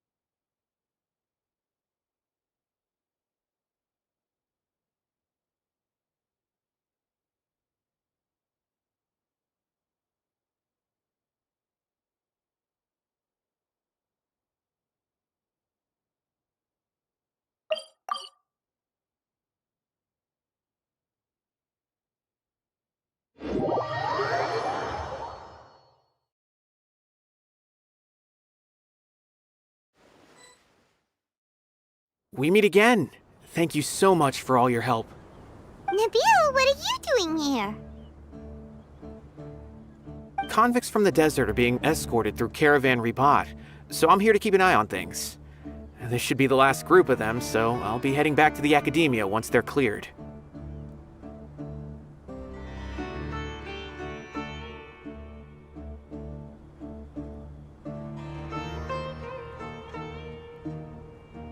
The last few days have been quite the ride, but fortunately, I can say with confidence that this case is finally coming to an end. At first, the mercenary groups on the list were putting up quite a fight. They made several desperate attempts to cover up the truth. However, Sino crossed the desert and took out their main camp overnight. After that, people on the list started to put pressure on the higher-ups within the Academia. Everyone was on edge, and the case came to a standstill. And? Then what happened? Well, then we received word that Taj Rudkani had sacrificed himself on the case. The news really stirred up the members of our ranks. The Matra then moved together against the enemy. We cleared out the traitors from within the Academia and arrested all the researchers on the list. Some of them managed to get out of the Academia, but still failed to escape. The scattered criminals were captured by Sino all across Sumeru. I even heard that someone was about to escape to Fontaine, but was still apprehended just at the border. Having more than 300 prisoners apprehended for interrogation has definitely shaken things up recently. Is Sino alright? He didn't get injured, did he? He seems fine, but nobody knows the real situation. He brought over 300 suspects to judgment all on his own. Among them were even some of our former colleagues. Not just the criminals are afraid of him. Even we start feeling a little nervous when he's around now. But even if we start feeling all self-conscious, thinking if we've done anything wrong, we're still always honored to have Sino around. By the way, are you guys here to see Sino? I think I just saw him walking in that direction when I was on watch nearby. He was walking with someone I didn't recognize, and then before I knew it, they were nowhere to be seen. If you happen to see him, please send my regards. Sure thing, Nabil. You be careful too. Don't let any of those bad guys escape. Don't worry about me. If anything happens, you can find me at the Academia anytime. Farewell then.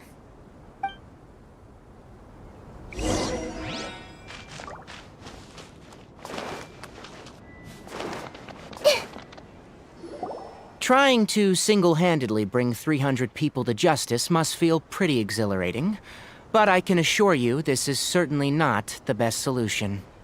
I'm aware. However, I learned something unexpected during interrogation. Apparently, someone had enticed Murtada Radkani into becoming interested in researching the Court of Desolation.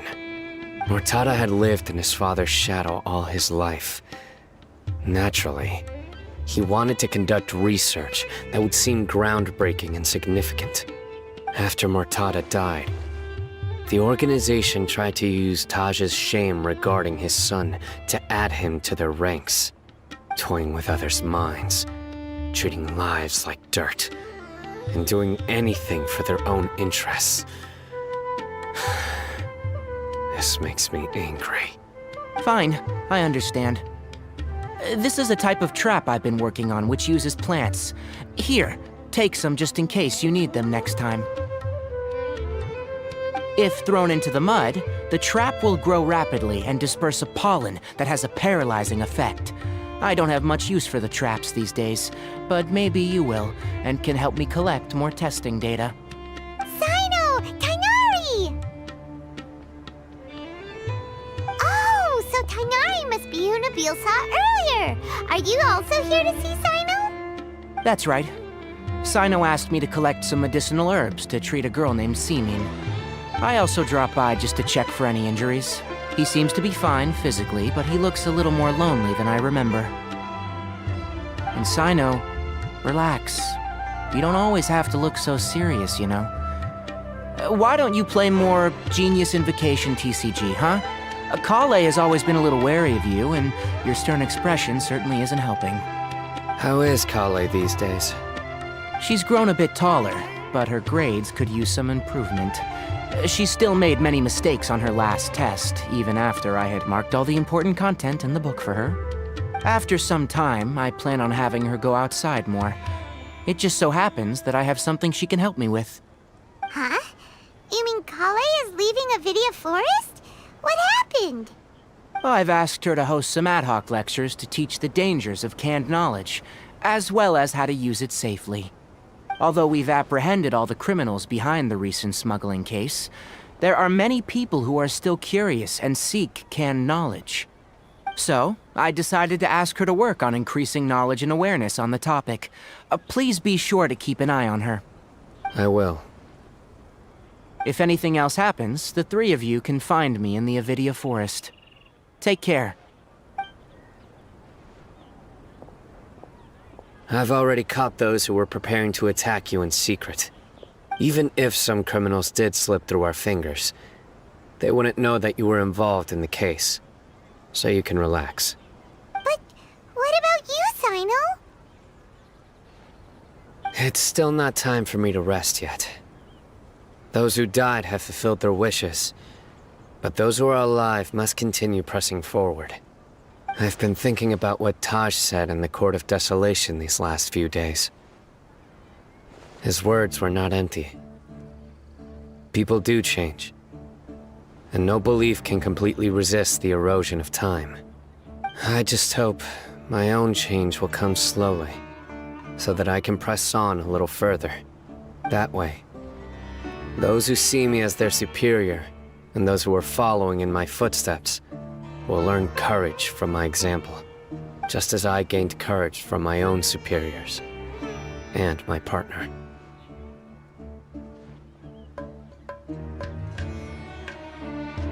I'll be fine. I'm also enjoying my chat with you right now, you know. There are many things I feel better about once I start to talk about them. Many people want to go to the desert to offer condolences for Taj, but I didn't share details with anyone. I'd prefer to avoid revealing the location of the Court of Desolation. One day, I'll gather some flowers that grow in arid desert conditions. And then, I was hoping you'd join me in planting them on the remains of the Court of Desolation.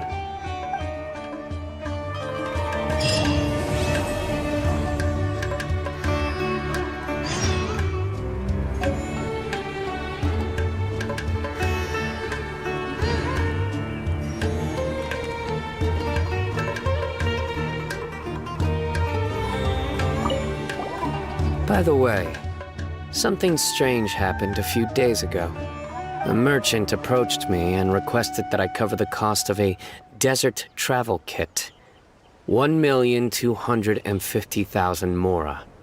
I didn't remember owing anyone mora, especially not that kind of amount. So I arrested the merchant, on charges of provocation and disturbing the peace. Do you know anything about this? Nope. Paimon has no idea what that could be.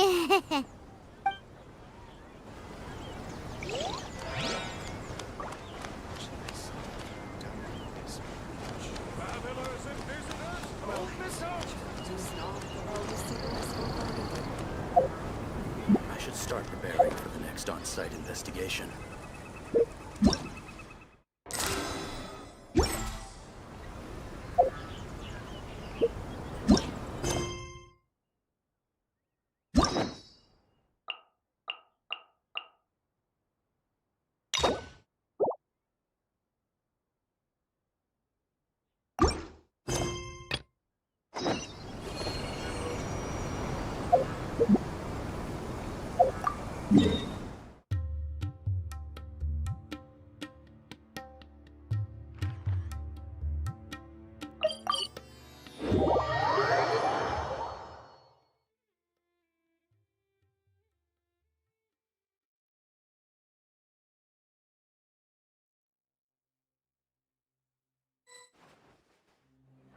Hello, traveler. Have you ever heard of a moment of dreams? Oh, that sounds like some kind of sweet drink. I'm afraid not. It's the name of an event we started to hold regularly. Dreams have become quite the hot topic in Sumeru, and many people are excited to share the dreams they've seen at night. The same goes for me. The last time I dreamed was when I was but a little child, so I can't help but feel excited and nostalgic about dreaming again. Oh, right. Everyone's able to dream again now. Yes, we organized an event to give everyone with new dreams a platform to freely share their experiences. And thus our event, A Moment of Dreams, was born. So, it's kind of like a fireside chat. You could say that. We hear all sorts of wild and fabulous stories every day. Really, why not have a listen for yourselves?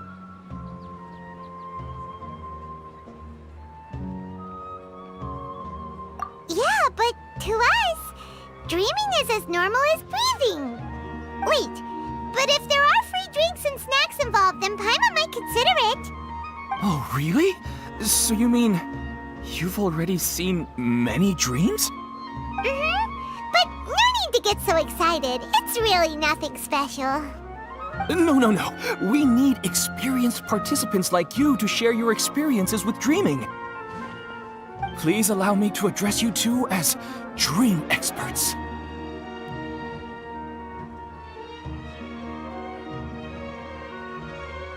Oh, expert? Paimon kinda likes it. Now you seem interested. Please, follow me to the meeting place. It won't take much of your time. Rest assured, you'll find all the drinks and snacks you'd like there. Wow, how accommodating. Sign us up. But wait, Paimon's getting ahead of herself again. We should see what the traveler thinks first. Why aren't you saying anything?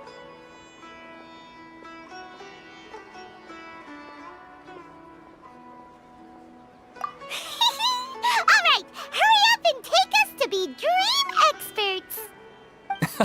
Very good. Follow me then.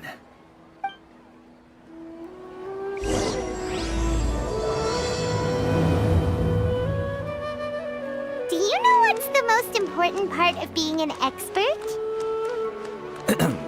Well, I suppose it must be accumulating knowledge and sharing your experiences? Nope, it's all about the title. From now on, Paimon will be known as Paimon, the Dream Expert. Oh, okay.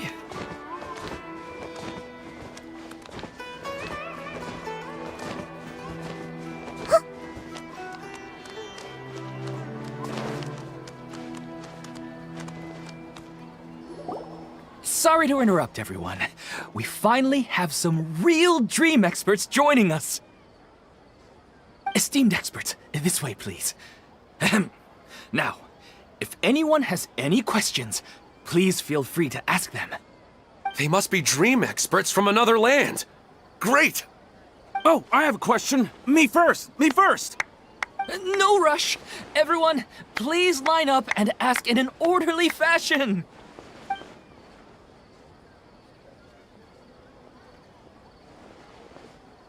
Whoa. Paimon didn't expect them to be so enthusiastic. My question is simple. My everyday life is very difficult, so I would like to become a slime in my dreams. How can I do that?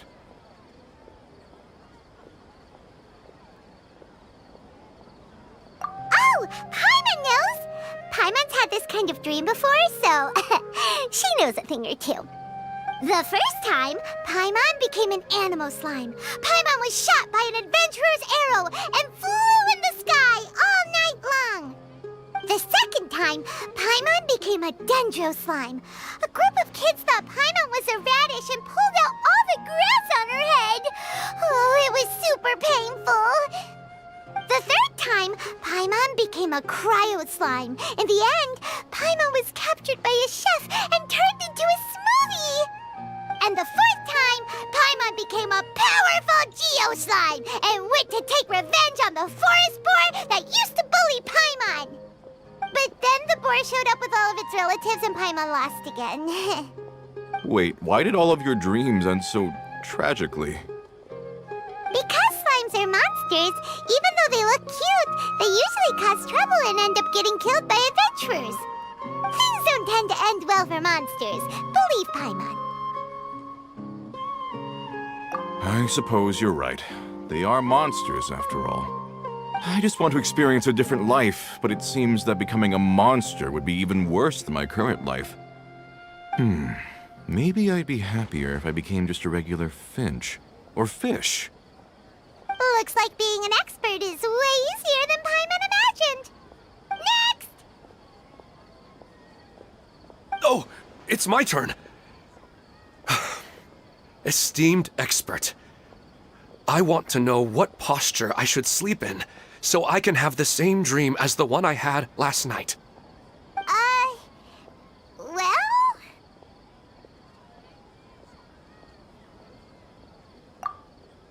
Hey, you're supposed to be helping.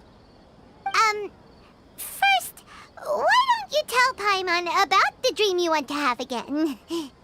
Oh, it's quite ordinary. I sat and chatted with my wife on a sunny day, listening to the breeze blowing through the valley. Why don't you just find your wife and talk with her? There's no need to wait for a dream. Well, unfortunately, she passed away. Oh, sorry. Paimon shouldn't have assumed anything. No, it's fine. I didn't make that clear. I just want a chance to see her again.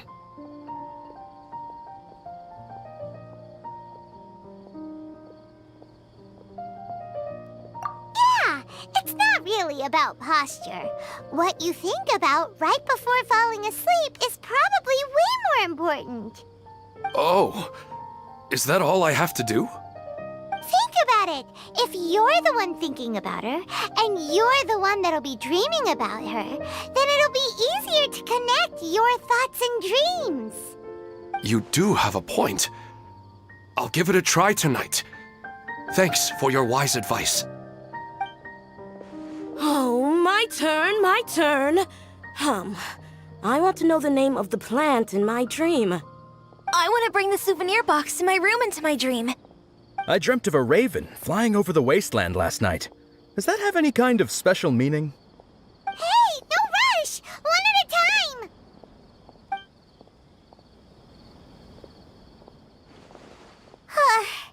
Their questions were way too difficult. We don't actually know anything more than they do. We're just more experienced dreamers, that's all.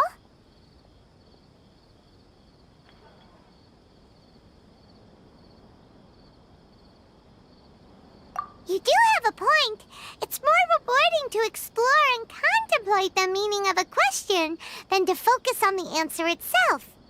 Right now, these people are like Wanderers who've starved for 3 days and 3 nights and are desperate to replenish their energy. Any explanation they get now is like pure sustenance to them, no matter how good the explanation really is. Oh, and now that Paimon has said that, you know who comes to mind?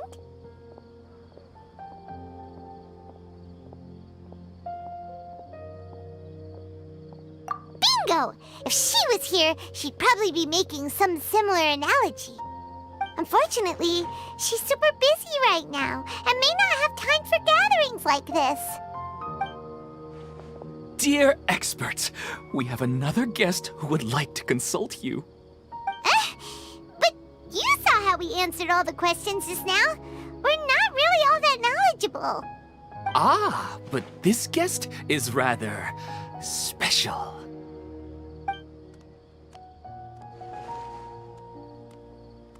My question is, why didn't you immediately tell me about such an interesting place? Huh? Nahida, how did you get here?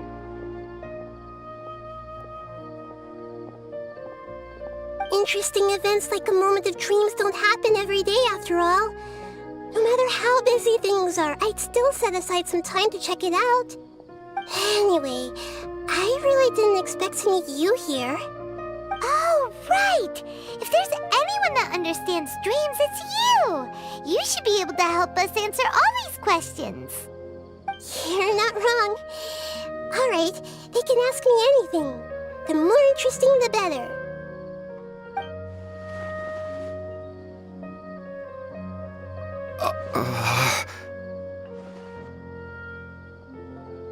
Huh? What's wrong? You were all so excited a minute ago. Why the sudden hesitation? Even so, it's not like I look super intimidating or anything, right? And in terms of reputation and renown, you've also done many great things in Sumeru, yet they didn't even flinch at you. Alas, the interesting questions have all vanished in an instant. It appears I'm the one spoiling the fun here. I'll see myself out. Oh, that's not true, Nahida. I don't want to get in the way of the original purpose of a moment of dreams, which is to let people gather here and freely share their marvelous dreams. Now the atmosphere here is like water poured into a container. The water is more secure and settled, but it has lost its free-flowing nature from the river. I just want it to be another drop in the water, not the cold and restrictive container.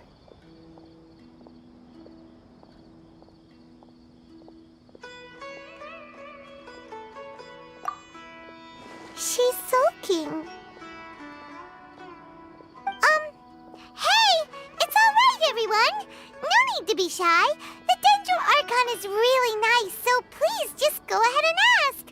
Otherwise, she'll leave. All right. I'll give it a try.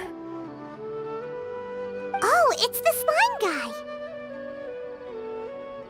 guy. Hey, drop the nicknames, would you?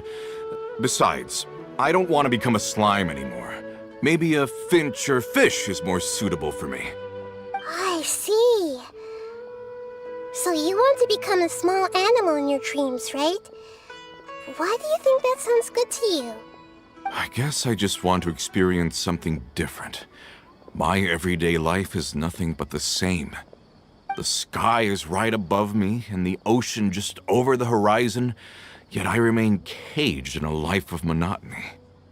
So you want to experience something new in your dreams? Sorry, I'm getting a little confused. Why don't you seek out some new experiences in real life? Because if I don't work, I won't have any Mora. Sure, I don't want to be out hammering nails and cutting wood every day, but I have aging parents and young children to take care of. By the time this all dawned on me, I realized that my life has already been filled to the brim by trifling matters, and I have no more freedom. But if that's the case, then even if you became a flying bird or swimming fish, you will still be hammering nails and cutting wood in your dreams. The reason is you've already been caged. It doesn't matter what your physical body turns into. Your mind will still be stuck in the same predicament. Really? That sounds pretty terrible. Then what should I do? I don't know everything that you're going through, but how about replacing your hammer? Huh? Replacing my hammer? That's right.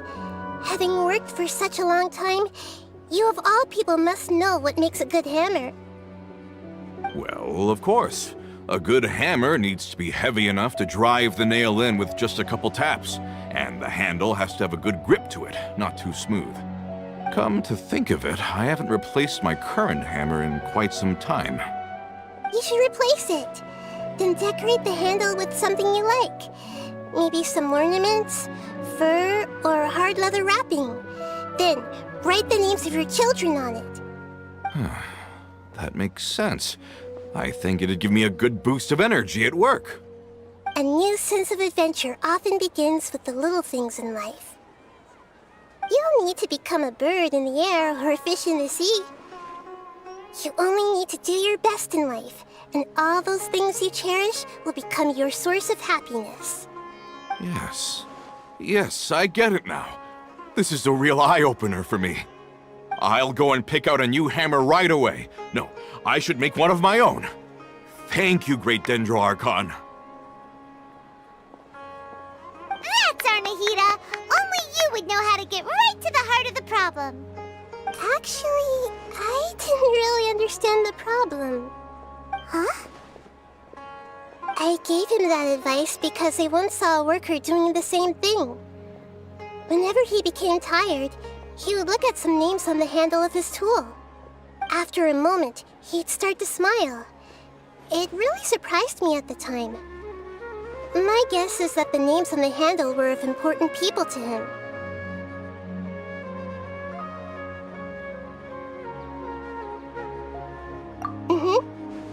After observation, I know this kind of behavior motivates people.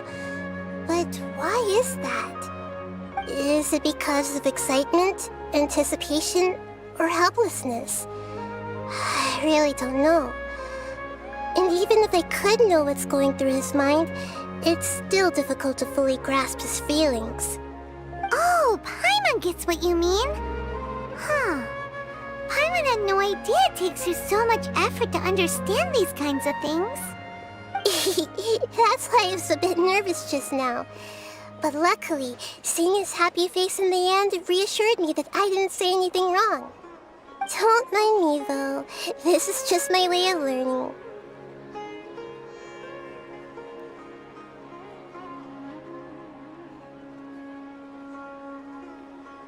Hey, don't forget about Paimon! Everyone knows that Paimon's also super skilled at reading people's feelings. Thanks, you two. That makes me feel a lot better. Let's move on to the next question, shall we? I already asked the experts my question earlier, but I wanted to hear the Dendro Archon's response too. What should I do if I want to see my deceased wife in my dreams every night? Longing for the deceased.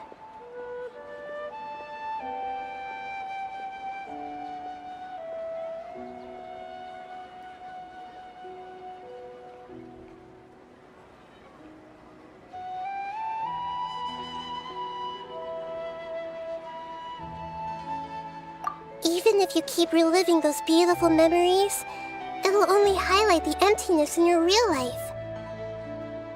If your wife were still alive, she certainly wouldn't want to see you like this, would she? No, I suppose not.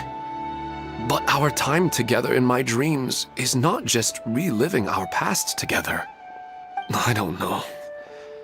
Maybe it's because I miss her too much. But it's really as if she had come back to life in my dreams. She even remembers each and every dream. After I wake up and then continue dreaming again later, we can pick up our conversation right where we last left off. That's really amazing. Statistically speaking, continuous dreams are extremely rare.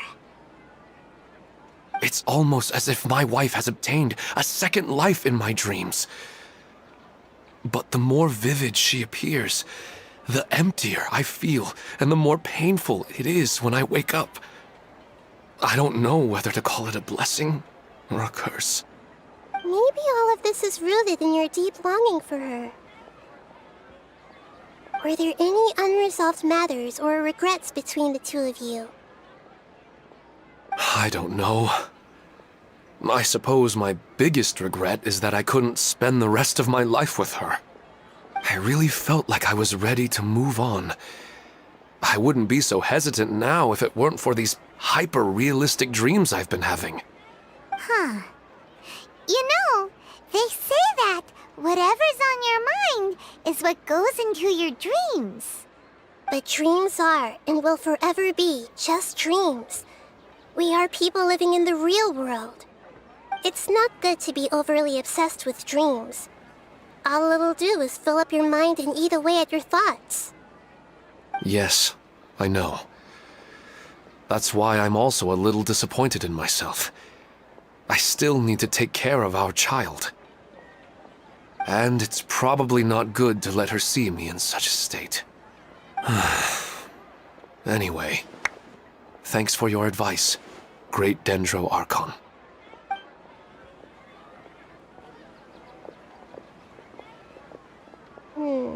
I'm a little worried about him. I hope he can find a way to cheer up soon. I think I can handle things from here. You don't need to stay here if you find it boring. You're here to have a good time, after all.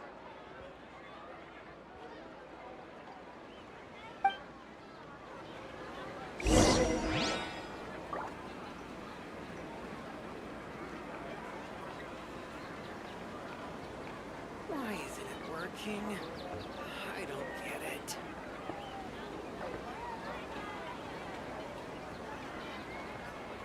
What they say is true. You have to see the world for yourself to appreciate how beautiful it is.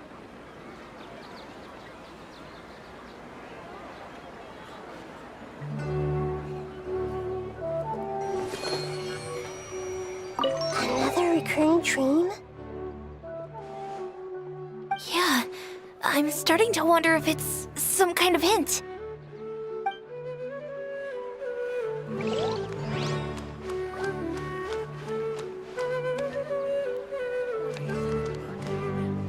I wish my dreams could be a little more practical, you know? Maybe something like becoming rich and famous overnight.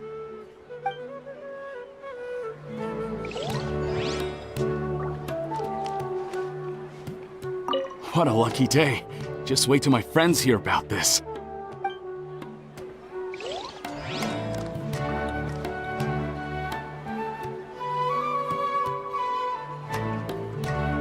I didn't expect the Dendro Archon to attend this event in person.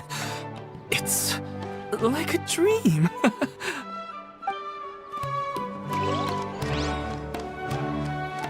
I wish my dreams could be...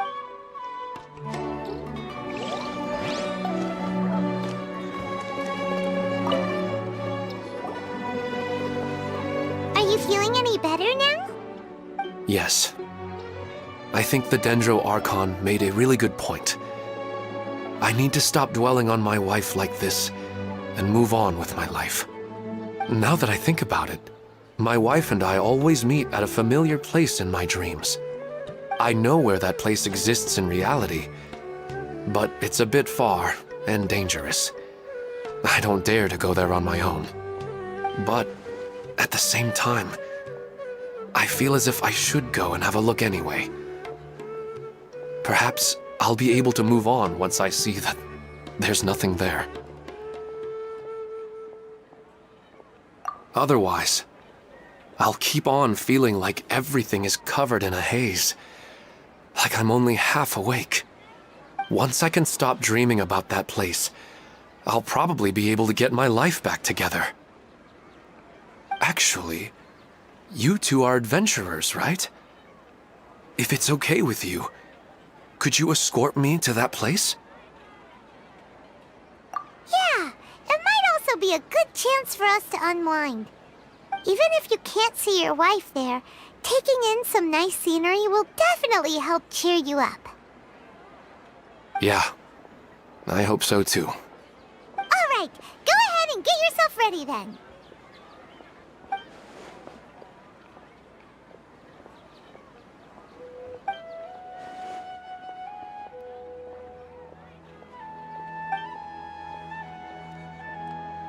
Ahem. Are you headed off to some interesting place without telling me again? Huh? Wait, aren't you supposed to be answering questions? I just finished, and they really got a lot out of it. So many interesting and novel thoughts. Anyway, it looks like you're going somewhere. Why don't you take me with you? Oh, there's no need to trouble you, Great Dendro Archon. I imagine you must have many other important things to deal with. No need to stand on ceremony. Besides, I wouldn't have asked to come along if I didn't have a good reason. I wanted to use this opportunity to discuss with you some things that are puzzling me right now. Huh. I didn't know the Great Dendro Archon could become puzzled too. I'm not all that different from you, you know. Alright, let's go. We can talk on the way.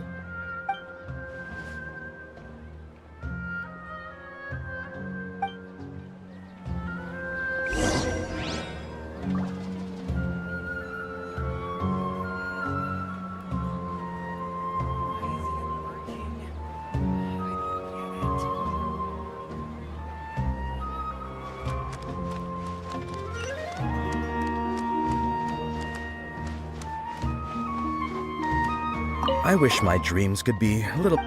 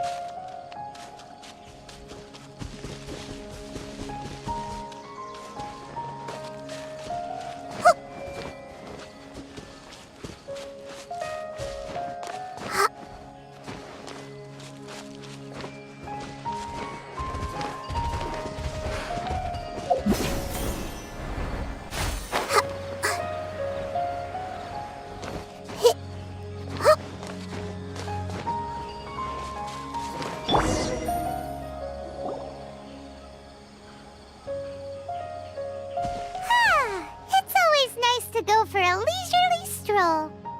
Huh. Do adventurers often go to places like this? Huh. I guess so. So, this is where you always meet your wife in your dreams? Yes, for the most part. Our place is on the summit, just up ahead. When I saw her in my dreams, we didn't do anything but talk about ordinary, mundane topics. I'd tell her about our daughter, Haidar, and she always listened intently. She would also reminisce about the past with me, telling me interesting stories and cracking jokes. It feels like no matter how long we may chat, it's never enough. Sometimes, it's the little things in life that matter the most. This is the part I'm a little puzzled about. I am very familiar with dreams, and normally, they lack logic and continuity. But you said she could remember what you had told her before, right? That's right. She always listened to me carefully in real life, and now, she's doing the same in my dreams. She always surprises me with some details from our lives in the real world. The fact that she can remember such things makes me feel like she's alive. Whoa, that's pretty weird. Well, dreams are kinda weird to begin with. However, the problem is that his dreams have too much structure and continuity. Most dreams are far more fragile than you can imagine. For example, a loud noise outside your window in the real world could cause your dream self to get loaded into and fired out of a big cannon. Another example. If you're thirsty in the real world, then you might find yourself trudging through a desert in your dream. But the appearance of your wife seems unusually stable and unaffected by any outside interference. Statistically, this should be extremely rare. I don't understand it either. But I have no reason to suspect or reject these dreams. They're too beautiful.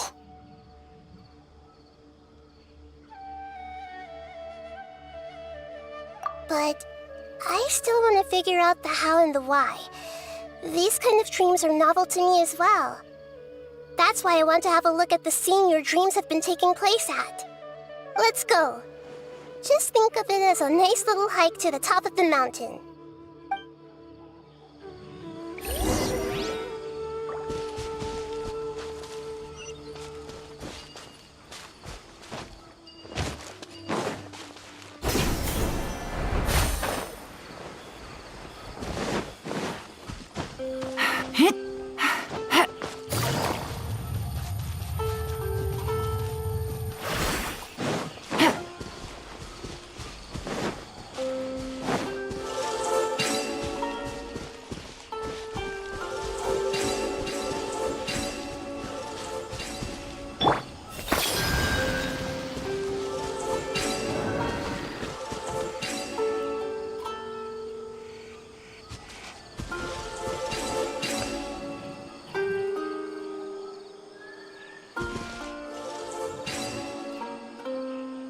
I see everything!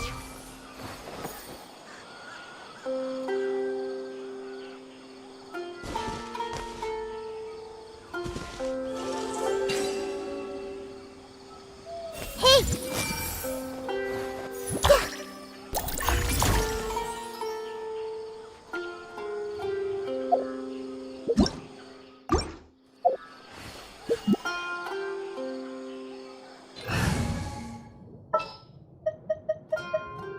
Let's go gather some samples.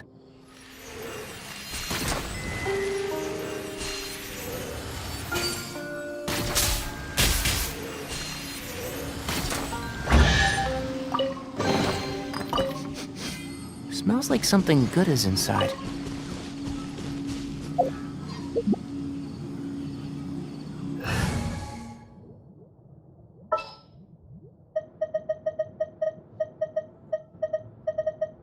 Time to broaden the horizon.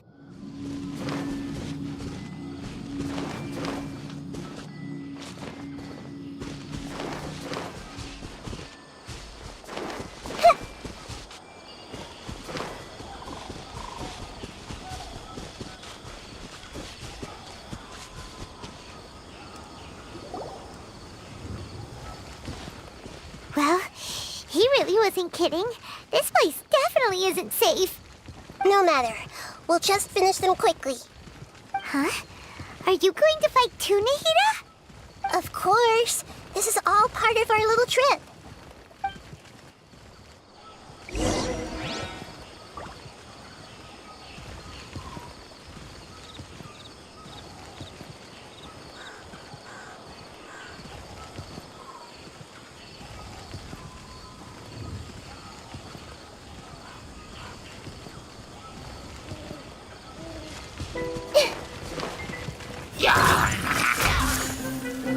With all my strength!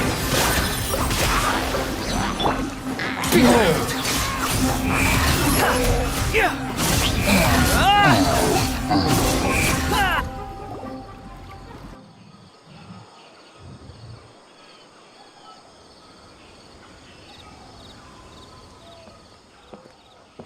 The scenery here is amazing!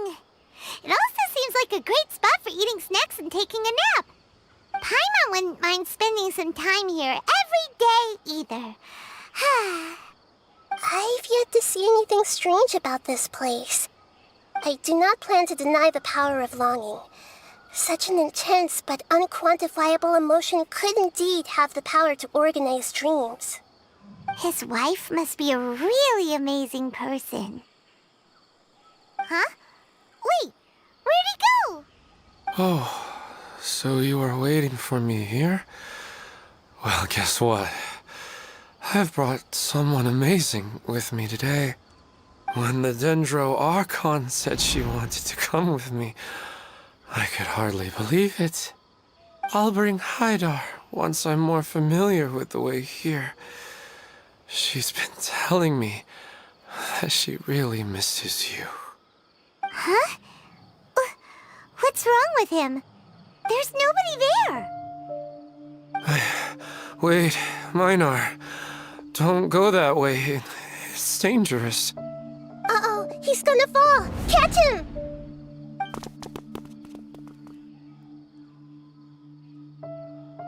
Whew. Luckily he didn't fall. But what was all that rambling about? He also looks like he's passed out. He's in the dream now. What he said just now matches almost perfectly with the dreams he's described to us earlier. Oh, so he fell asleep and started to have the same dream? I find it a little strange as well, but we mustn't awaken someone while they're sleepwalking. All we can do is sit here and wait. Huh? Minar. Where's Minar? Oh, good! You're finally awake! What happened?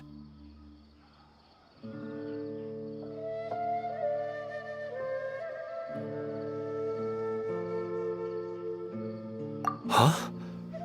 Sleepwalking? Oh, right. It was all just a dream. The moment I reached the summit, I saw my wife, Minar, sitting there, and walked over to her. After I introduced her to you, she seemed a little flustered and started walking away. I told her to stop because of the cliff, and then she seemed to suddenly disappear. A strong wind started to blow around me and the sky grew dark. When I realized something wasn't right, I woke up. That sounds pretty wild. Maybe you were just too tired. I don't think so. I slept a lot yesterday, and I don't feel very sleepy now. Maybe we've affected the way his subconscious constructs dreams by following him here. Anyway, all that matters is that you woke up safe and sound. I think I know what happened now. I'm sorry. If it weren't for you, I would have fallen. Let's head back now. Don't come back to this place again for the time being. Oh, okay. Nahida, what's on your mind? Paimon's a little worried now. We still don't have enough evidence to work off of, so it's hard to draw any reliable conclusions yet. But I'm concerned that Ilmon's case may not be unique to him. Oh, right! Come to think of it, there were lots of people from the event who had vivid memories of their dreams.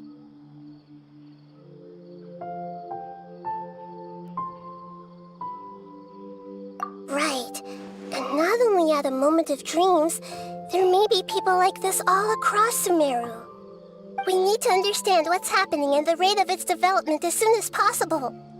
Then there's no time to lose. Let's head back. Stop standing there, Ilmon. Let's go.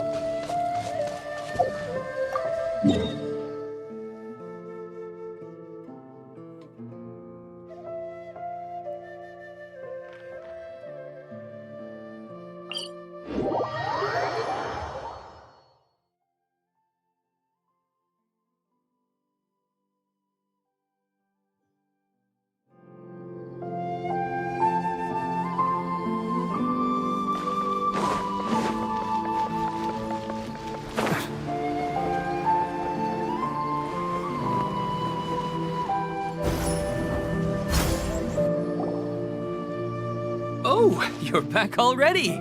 How'd it go? We have an emergency on our hands. Please notify everyone here that while they can continue to discuss their dreams, they mustn't try to visit or recreate the locations and scenes that they have been experiencing in them. What? All right, if that's the wish of the great Dendro Archon. But could you at least tell me what happened? You all look so serious.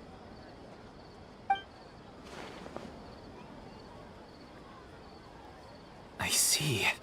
I never knew even a dream could be so dangerous. Don't worry. I'll be sure to notify all the event participants and inform the other staff members about what has happened. Using the event registration list, I should be able to contact more people that were interested in dreams and warn them about the situation. Thank you. That would be very helpful. Let me confirm if all of today's participants are still here.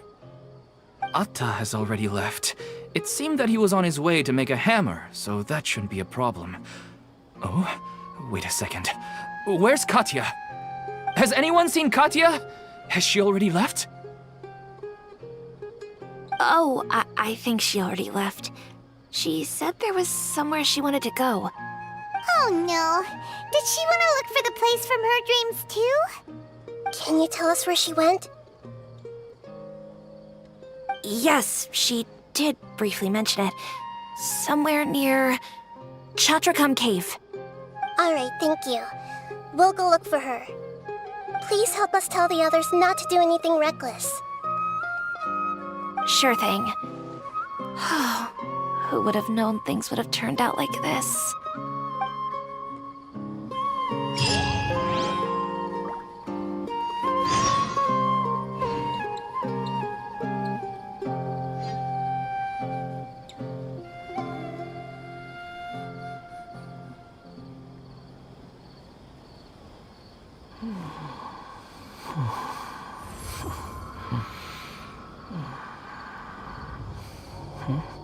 Why isn't it working? I don't get it.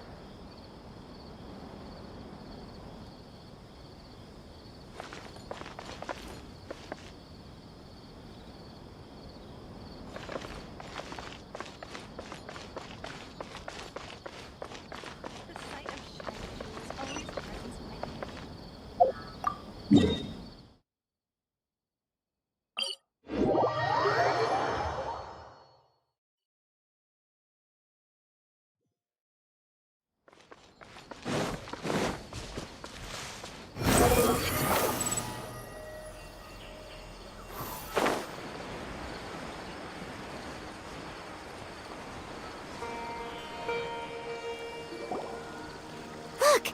She's sitting over there! And surrounded by monsters! Come on, let's rescue her!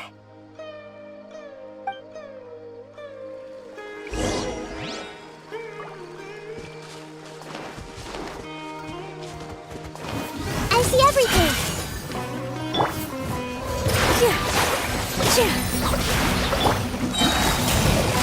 Gotcha! Squall, you're dead!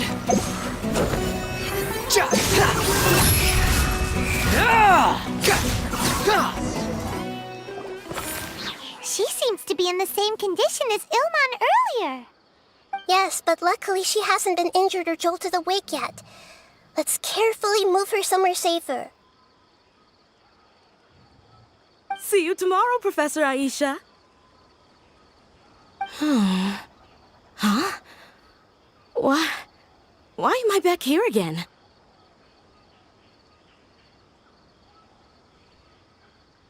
Dreaming? But what about Professor Aisha? Oh, I see. It was all just a dream.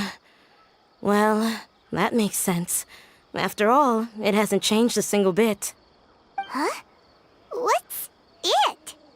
Nearly 20 years, and it still hasn't bloomed.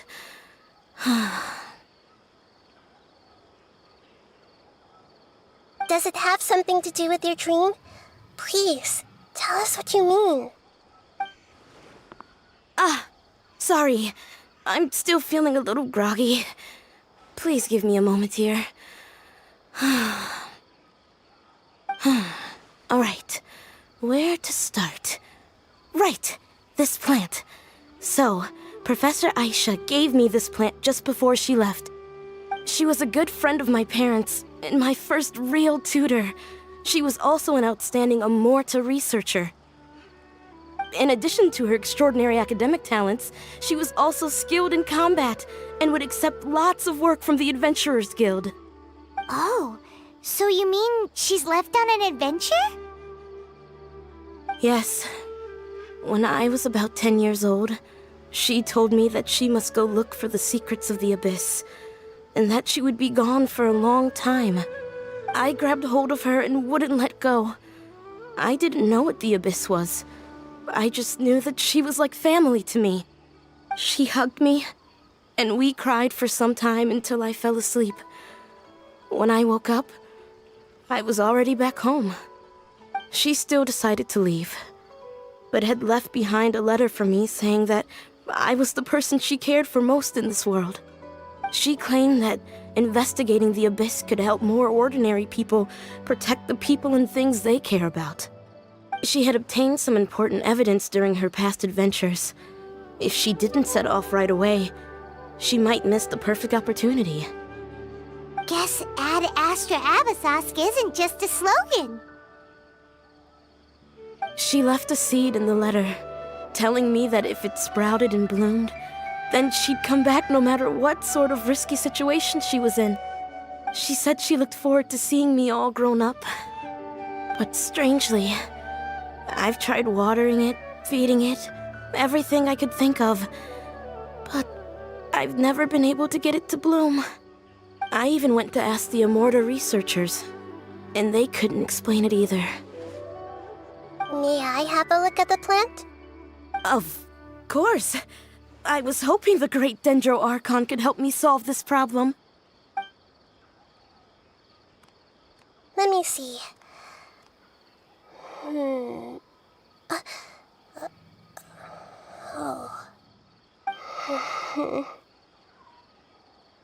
Huh? We've never seen that look on Nahida's face before.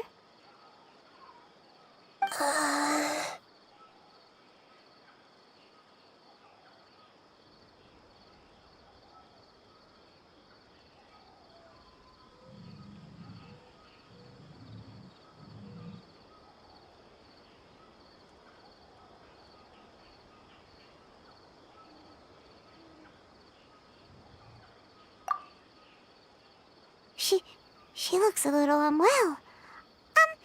Hold on, we'll be right back.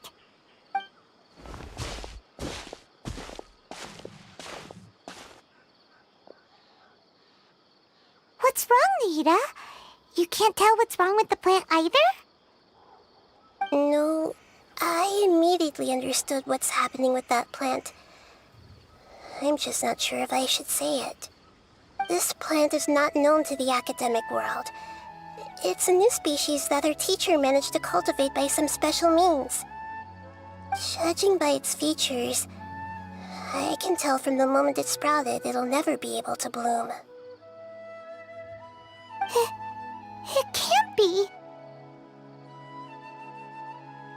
It means that this Professor Aisha she keeps mentioning might have foreseen the danger and was prepared to never return. From my experience observing people, she would undoubtedly regard this as a brutal revelation. When forced to confront such brutal truths, people may break down into tears, talk nonsense, or lose their tempers. I know she has to face the truth, but at the same time, I don't want to hurt her. Tell me, what should I do? Yeah, that's a tricky one. Seems like you've already got a good idea of the feelings she might experience. But wouldn't that mean I'm just pushing it all on you? What if she just gets angry at you instead? It's all right. There are all kinds of people, and the examples you observed are just the most extreme cases.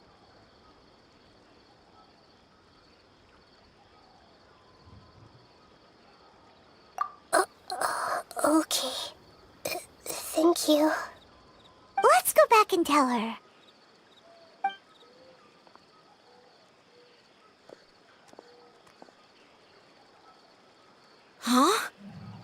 It'll never bloom? But how's that possible? If a plant is unable to bloom, doesn't that mean it can't reproduce either? All that's left for it to do is slowly wither away.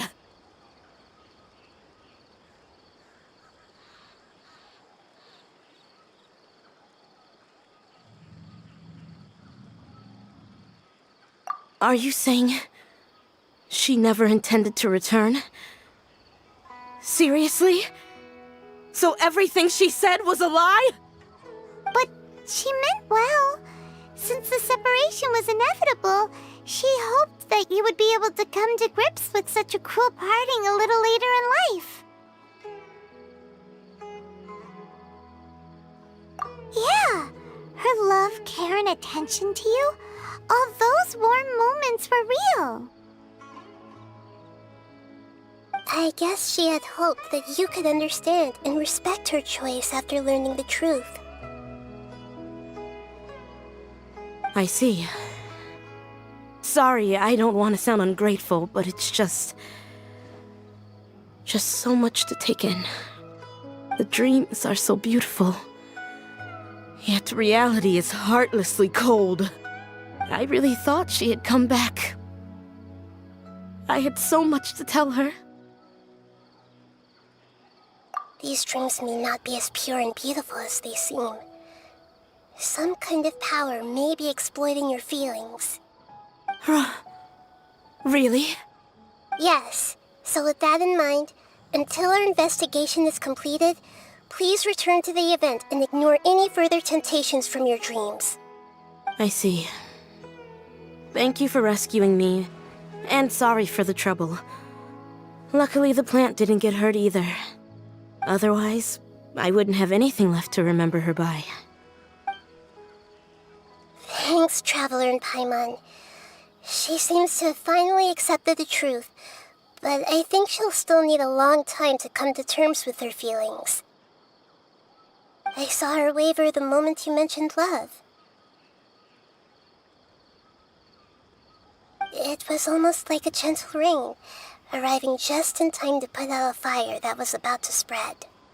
It's because people have something called empathy. Empathy? I see. This is valuable knowledge indeed.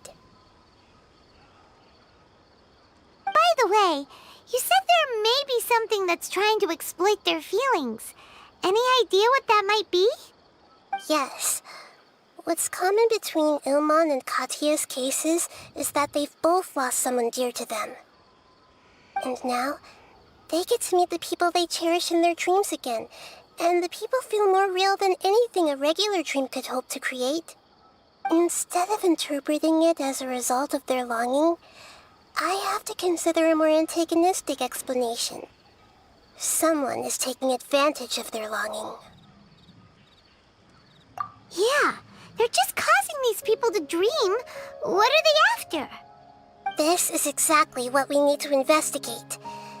Anyway, let's pay another visit to a moment of dreams. I have a bad feeling about all this. I hope things haven't gotten any worse.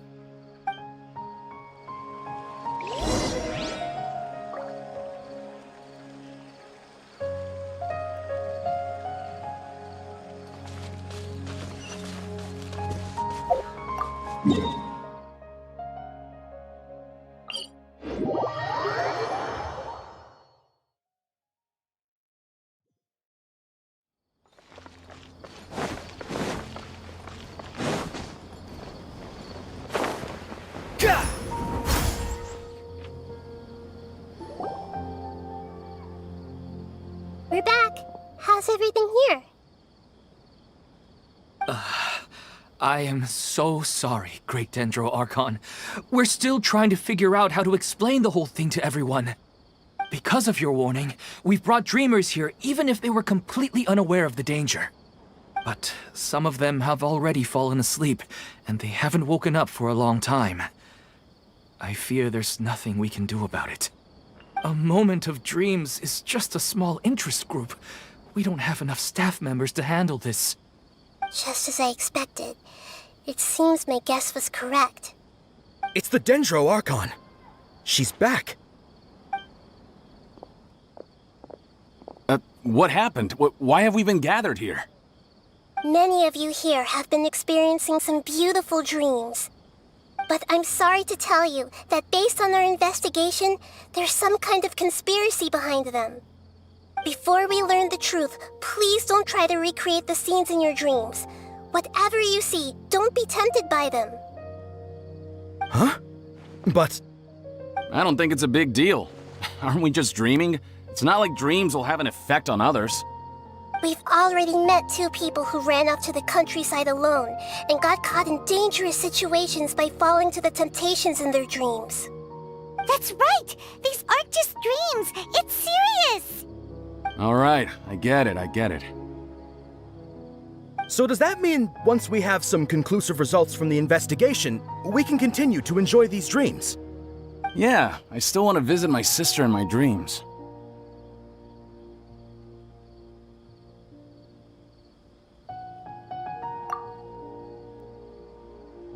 I'm sorry if what I'm about to say sounds a little offensive, Great Dendro Archon, but we had a discussion with the folks who just arrived here.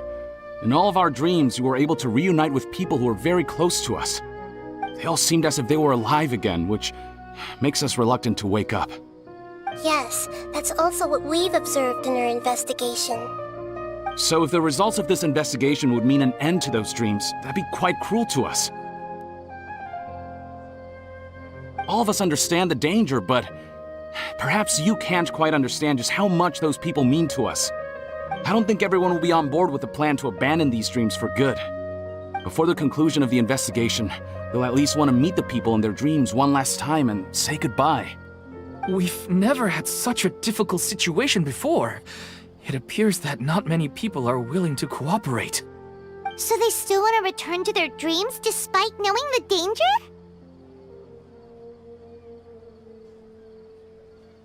That's right. Compared with these sweet and beautiful dreams, our warnings of danger are dull and emotionless. It looks like the situation will inevitably spiral out of control. The more time we waste, the more people will ignore our warnings and return to their alluring dreams. So, what should we do? Seems we have to go into a dream and find out the truth for ourselves. Pedrush, is there anyone here who's experiencing a marvelous dream right now? Let me think. Yes, this way. Good. Please take us there. This lady refused to heed our warnings and fell asleep here a little earlier.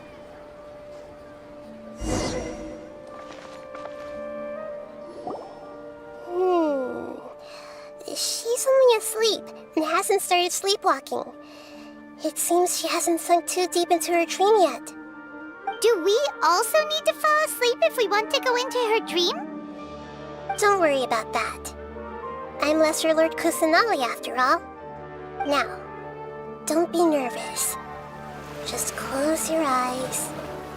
Imagine yourselves as waves gradually rolling onto the beach. You slowly wash over the shore and sink into the sand.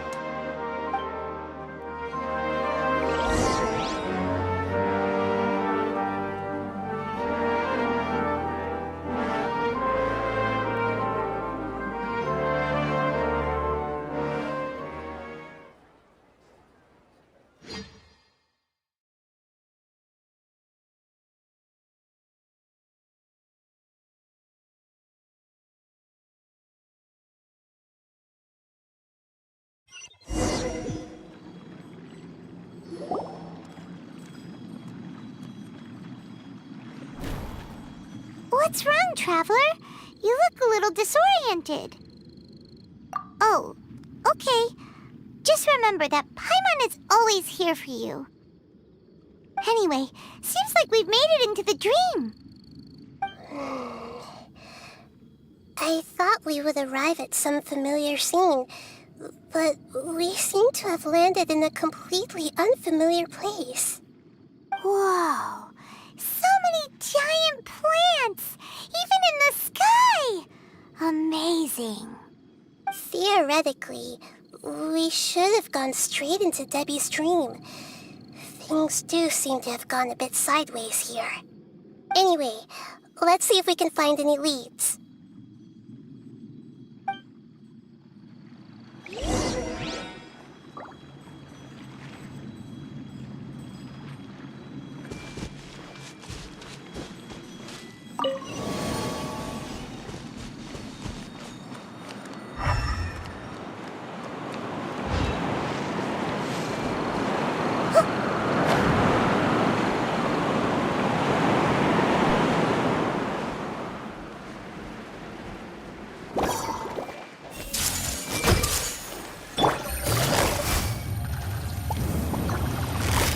Quietly now.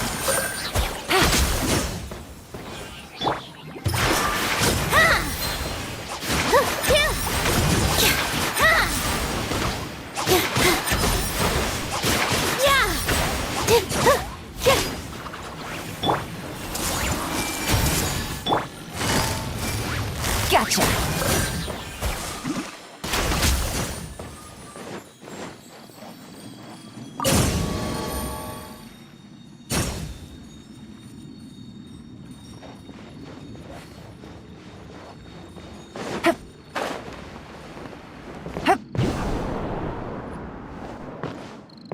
Take it easy.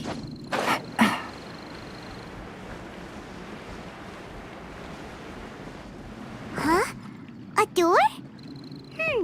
Wonder where it could lead. Well, it's not like we have any other way to go now. Let's go in and have a look.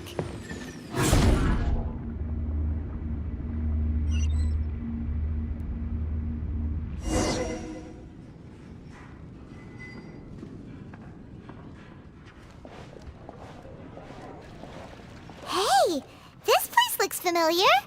Isn't it Puspa Cafe? Oh, Paimon sees Debbie! She's right over there!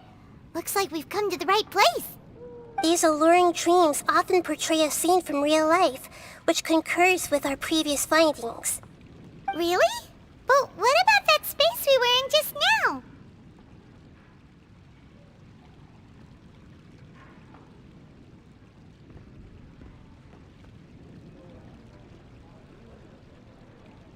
You can't mean... this is another collective dream? Yes. Given that so many people have been experiencing these beautiful dreams, I would say it's very likely that they're interconnected. Compared to an interconnected dream, independent individual dreams would be much harder to manage and manipulate. Ah, Paimon gets it now. Well, let's go talk with Debbie. Oh, but there are some other people next to her. Are they dreaming too? If this space is exclusive to Debbie's dream, then the others beside her are most likely the people she cherishes. Anyway, we should confirm that first, just to be sure. Huh. How do we do that? Just leave it to me.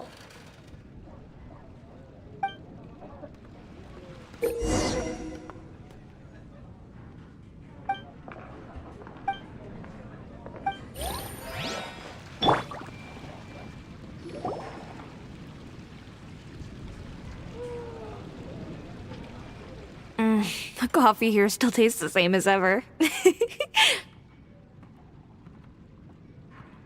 You two have traveled all around Teyvat. Surely you've all tasted better coffee than this. I suppose so, but no matter how good things may be elsewhere, nothing beats the taste of home. That's right. It's hard to change your tastes. Anyway, here's to your return home. Welcome back, everyone.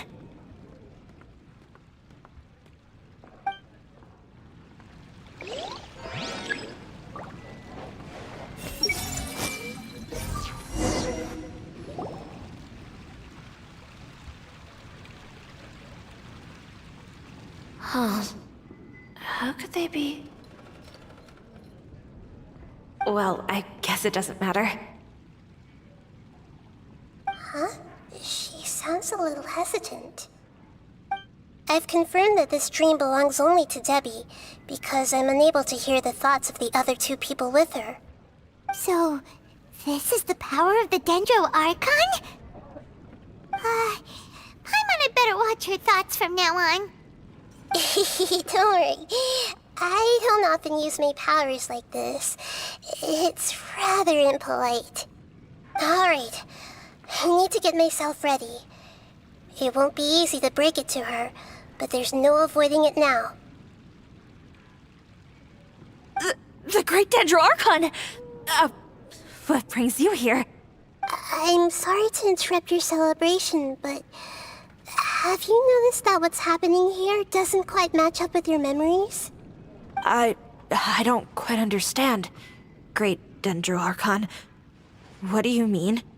I get it. The Dendro-Archon is trying to say that it's a once-in-a-lifetime opportunity that we're able to gather here.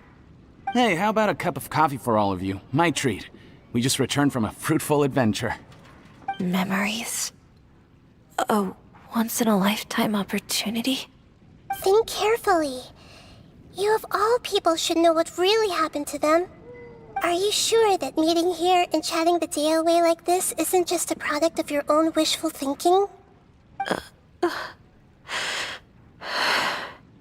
Yes.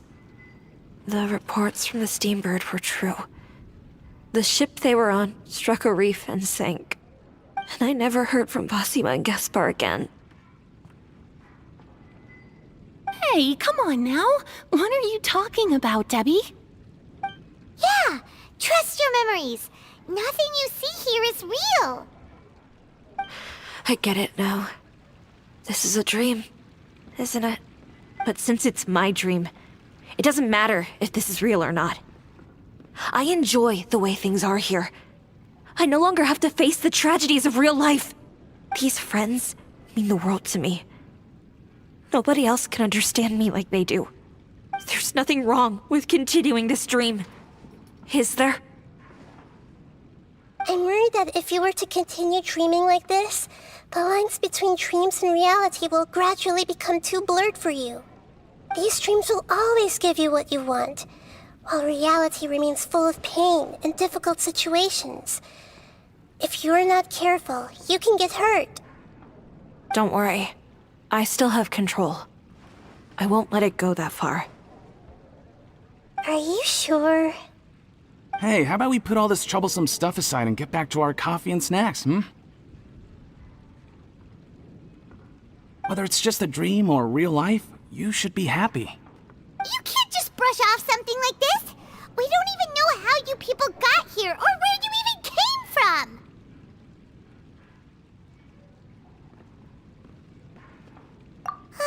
Sorry. Paimon didn't mean to upset anyone. No, it's alright. I understand that you're just trying to look out for me. It seems that for now, this place is still relatively harmless for you. But I wonder if there's any way to go deeper into the dream. Huh. Now that you mention it, I once heard a strange voice tell me that there's an entrance here. I'm not interested in checking it out at the moment, but maybe I'll go in and have a look later. Okay, thanks for your help. Just as I expected, we're only on the surface of this dream. Let's go.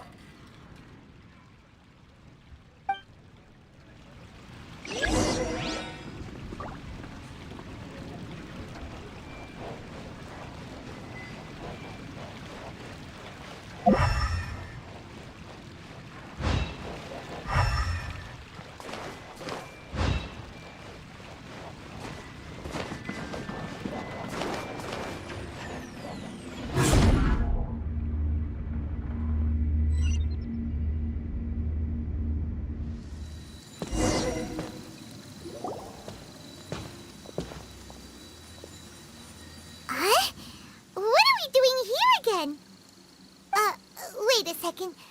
We were just up there. No, down there? Did we go up or down? Don't panic. This is how dreams work. We've left Debbie's dream, but the dream is still continuing onward. I'm not sure where it'll lead us. This dream has the ability to create imaginary people, which is why people are so unwilling to wake up. If it weren't for what we just saw, Paimon might still find that a bit hard to believe. I have a guess. If these dreams are connected, then there should be some sort of order to them. The fact that Debbie was able to realize that she was dreaming means that she is not very deep in the dream yet. But the space we're in has been turned upside down. Do you remember the characteristics of dreams that I mentioned earlier? Oh, right! Dreams are chaotic. That's right. It's possible that we're heading deeper into this dream now, and the deeper we go, the closer we'll get to the essence of the dream. Right! So the answers might be waiting for us deeper in the dream!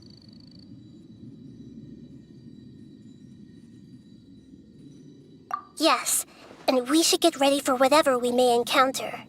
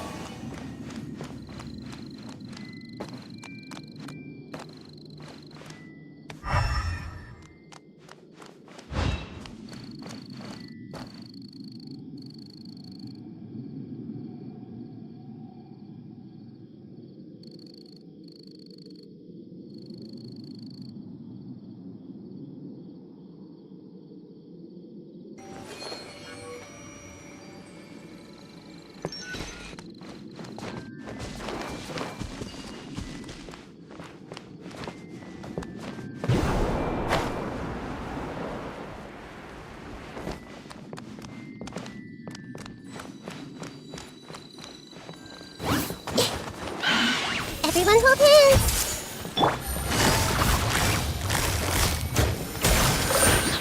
Here comes the catch. Behold! How amusing. Upon the gale.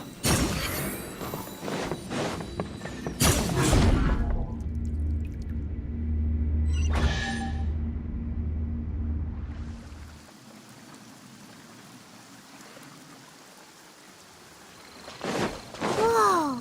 When it rains, it seems to disappear slowly. Yes, and it appears again as soon as the rain stops. It's less like a flower, and more like a dendral slime that's trying to keep out of sight. Here we go again with Nahita's analysis.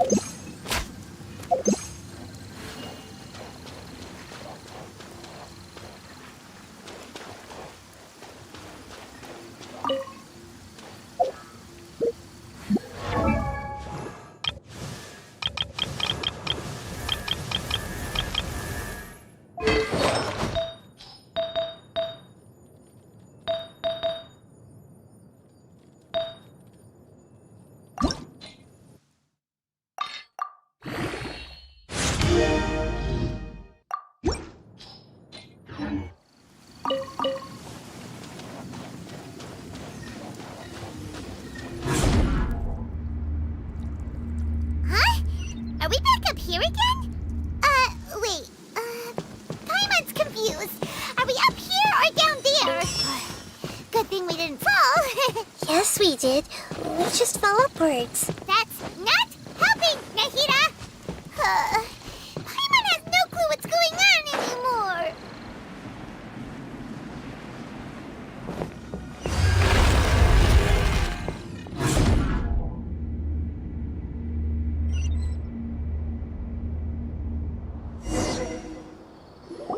Wait, weren't we already here a little earlier? This is probably Ilmon's dream. Huh? Why would he start dreaming again?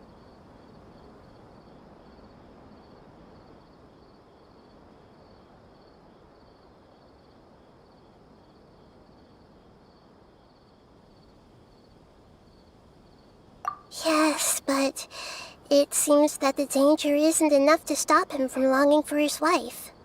Based on what we've learned so far, he must be sleeping more deeply for his dreams to appear here. But fortunately, he already knows us from before, so hopefully we'll be able to wake him up.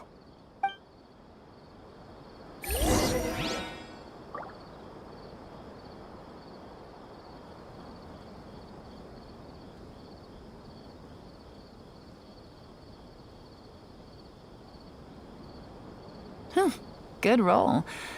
All right, maybe I'll take one more day off and knock out the rest of the work once I'm feeling up to it.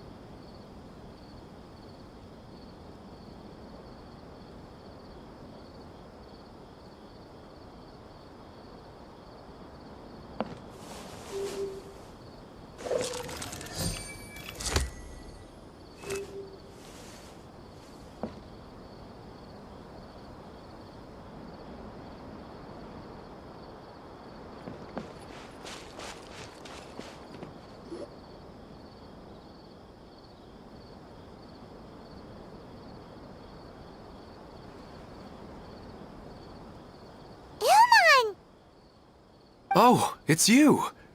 Incredible! I didn't know you would appear in my dream, too. Did you say dream? Wait, so you know this is a dream? Of course. Such good things rarely happen to me in real life these days.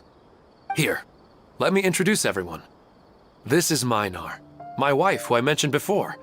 And this is our daughter, Hydar. Hello. It's a great honor to meet the Dendro Archon. Whoa, Dad! You know the Dendro Archon? That's amazing! And what's this? Is it a new toy? No, it's Paimon, not a toy! Anyway, now's not the time for that!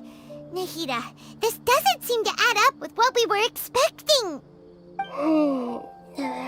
You're right. Oh, right! We didn't see him in a moment of dreams earlier. Paimon thought he'd gone home. Sorry. I just had to make sure that Hydar could get a chance to see her mother. I had gotten pretty familiar with the hike, so I brought Hydar with me. I'm just glad we didn't meet any monsters along the way. Yes, I'm glad too. I didn't expect her to grow up so fast.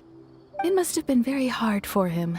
I regret not being able to fulfill my role as a wife and a mother. No, don't talk like that. Let's leave all that unhappy stuff behind for now. Even if we're in a dream, it's still a blessing that we've been able to reunite in this way. What should we do now? Should we tell him the truth? You can let me break the news. I should be the one to do it. I'm sorry, but I should tell you that your dream did not create us. We are real people with our own consciousness. Like the last time we met, we are still investigating this dream, and we've already learned some things about it. So you mean there's something nefarious with this dream as well? Ilmon, what's going on?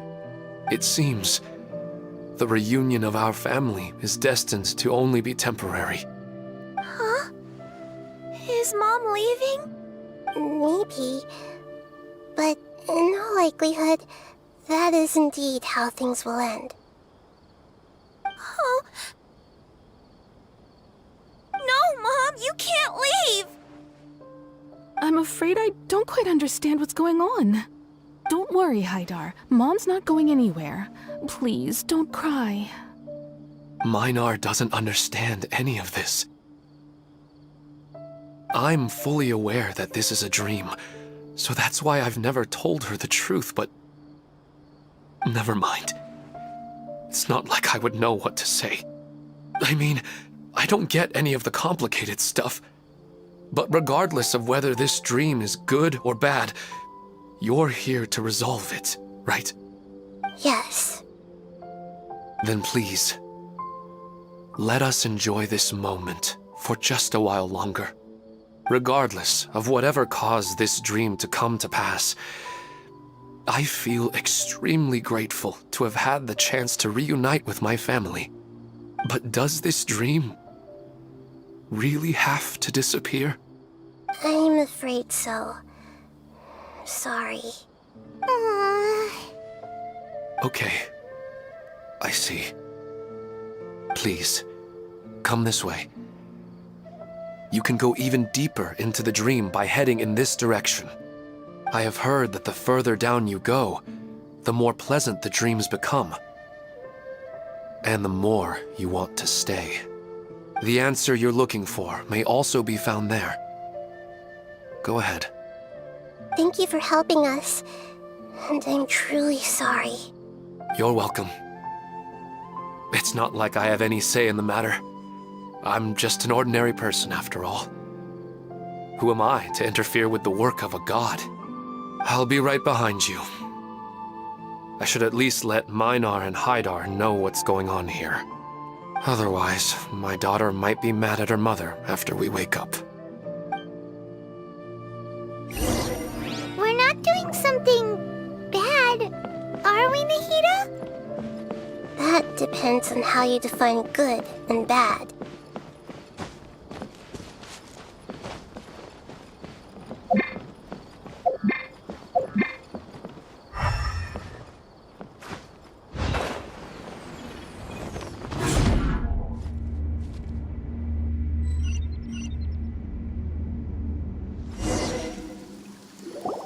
It's the same place again. This place is almost like a flight of stairs that connects all the dreams together. But they appear to be getting more and more aggressive. Regular stairs wouldn't try to attack us.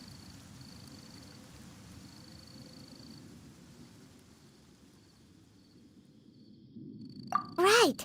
Something seems to be off about our theory. Ilmon is clearly aware that he's dreaming, and he's enjoying it. Rather than dreaming on a deeper level, he almost seemed more awake.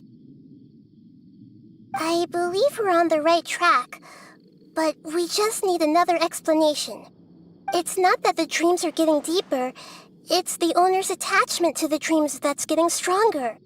But you would never mistake dreams for real life, right?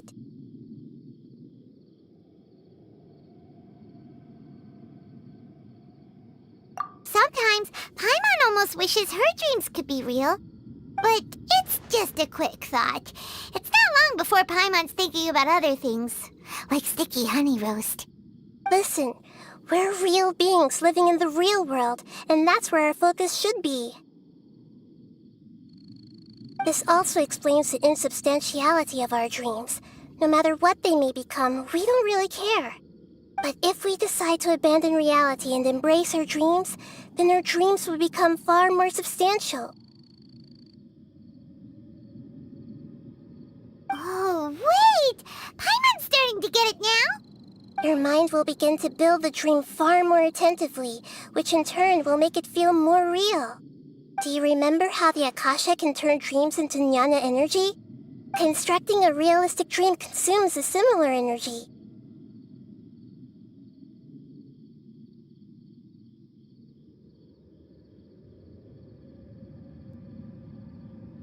Does that mean there's a host of these dreams here like Milu during the Subzerus festival?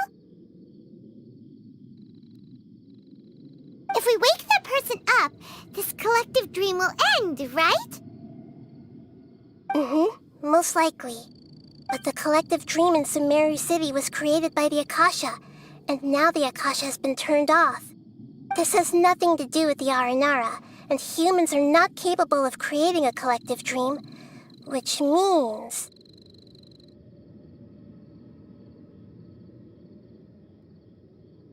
Huh? So, did someone manage to restart the Akasha? That's impossible. But they are probably a scholar of the academia who had a close connection with the Akasha. Even so, how did they manage to do it? And how did they choose the host? Yeah, we haven't gotten to the end yet. Once we know their motive, all the questions will resolve themselves.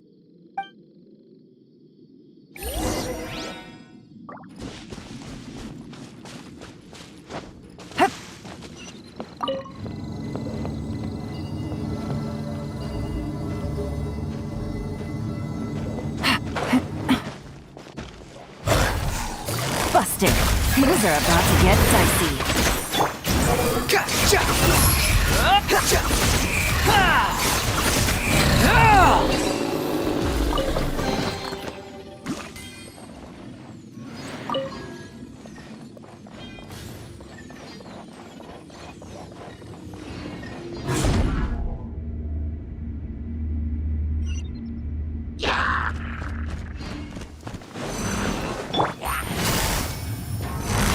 Quietly now.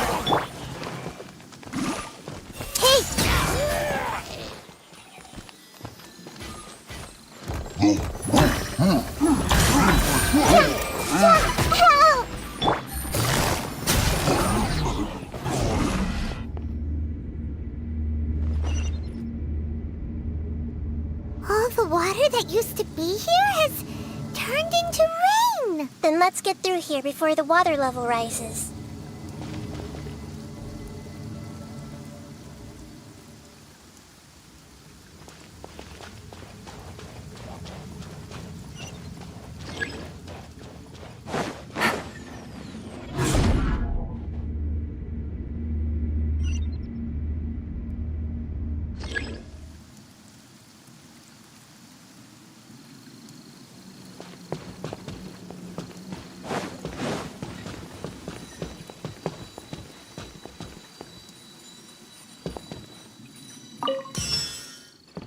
Take it easy.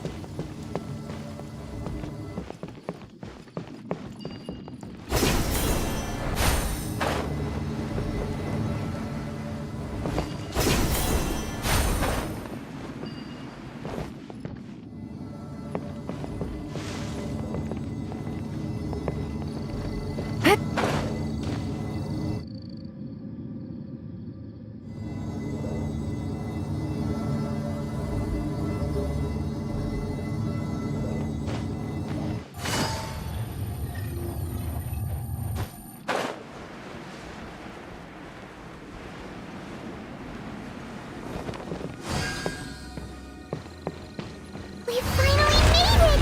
The destination is right ahead!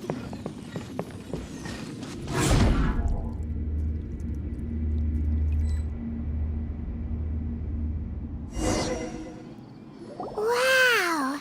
A new place!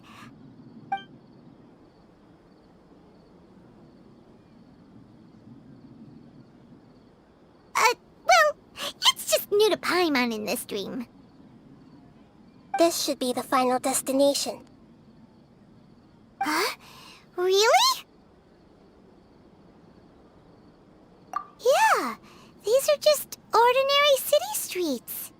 I have powers related to dreams, so it's usually easy for me to tell who's dreaming and who's created by dreams. I guess only those who have thoroughly accepted this dream will be able to come here. There are so many people here. How can we find the host? Don't worry, I have a way.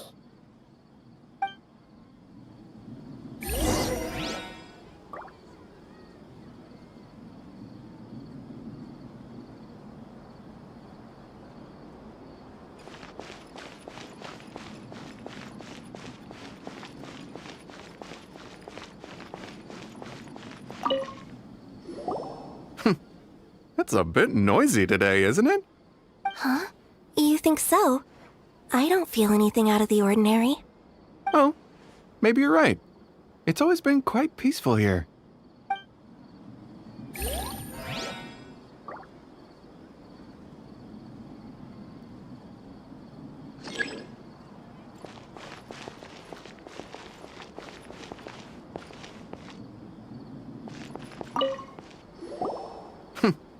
That's a bit... Huh? Oh.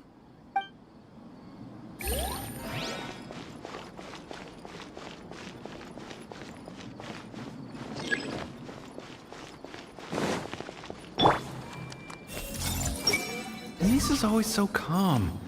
I wish I were the same. He's just in an ordinary dream, so it shouldn't be him. Shadia has such good taste. I can never go wrong with her opinion. No, it doesn't seem to be her.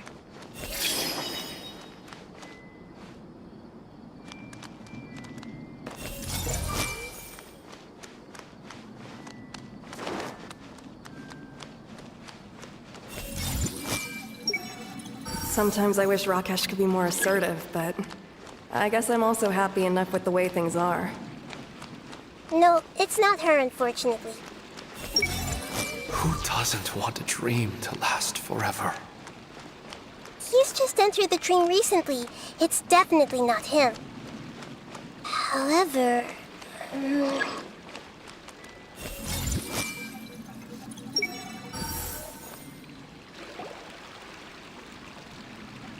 You know, I've heard that plants grow better if you play music for them. And on that note, it's been a while since I last heard you play. Sorry, I've been a little busy these last couple days.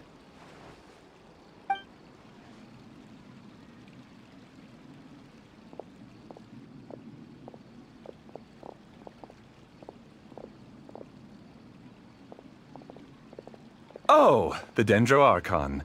What a pleasant surprise. Oh, welcome, Great Dendro Archon. And your companions, too. Welcome. I'm Amira. I run the flower shop here. And this is my husband, Moses. Yes, how may we help you?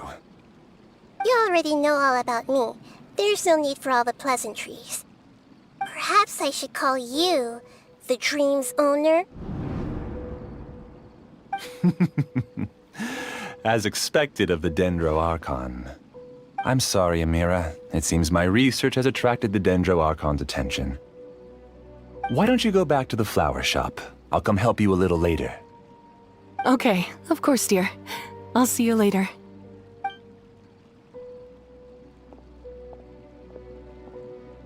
It appears that I was too naive to think I could deceive the Dendro Archon in person like this. To avoid looking like too much of a fool, allow me to ask the first question. How well would you say you understand this dream? This dream was built by the Akasha, and it has the power to create imaginary people who no longer exist in the real world. As for you, you found a unique way to become the owner of this dream, going so far as to have even given up the ability to wake up again. Given up the ability to wake up? Impressive! You truly are the embodiment of wisdom.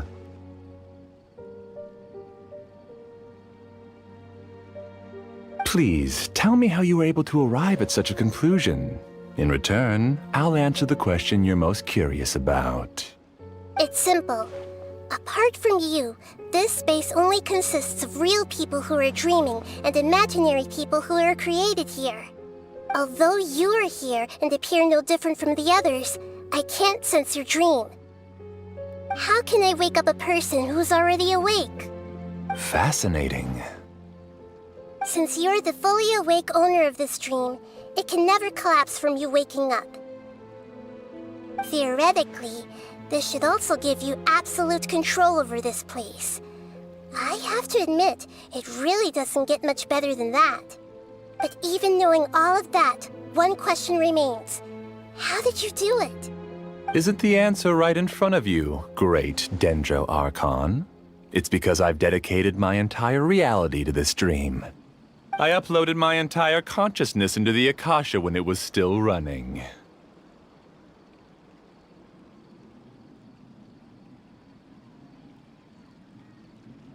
Actually, this all started because of an accident. My original goal was not about the Akasha or a collective dream. No. You were motivated above all to create a hyper-realistic person. The desire to reconnect with a real loved one is the one shared sentiment between all our dreamers. That's right. However, human models are too complicated. Only the Akasha has a jnana energy supply powerful enough for me to generate and sustain my models. The Akasha is truly magnificent. if I siphoned a minuscule amount of its energy, nobody would even notice. And even this minuscule amount of energy was already more than enough for my purposes. Even using just crude methods, I was still able to train a fairly realistic person. I named my first work Amira. Huh? You mean the girl we just saw? She and I entered the academia on the same day. Starting with admission procedures, we bumped into each other 6 times on just that first day. And because of that one day, we eventually went on to fall in love. We studied, conducted research, and made breakthroughs together. Our rhythm was always in step. I felt like we were 2 separate bodies that shared the same heart. However, Elazar later took her from me.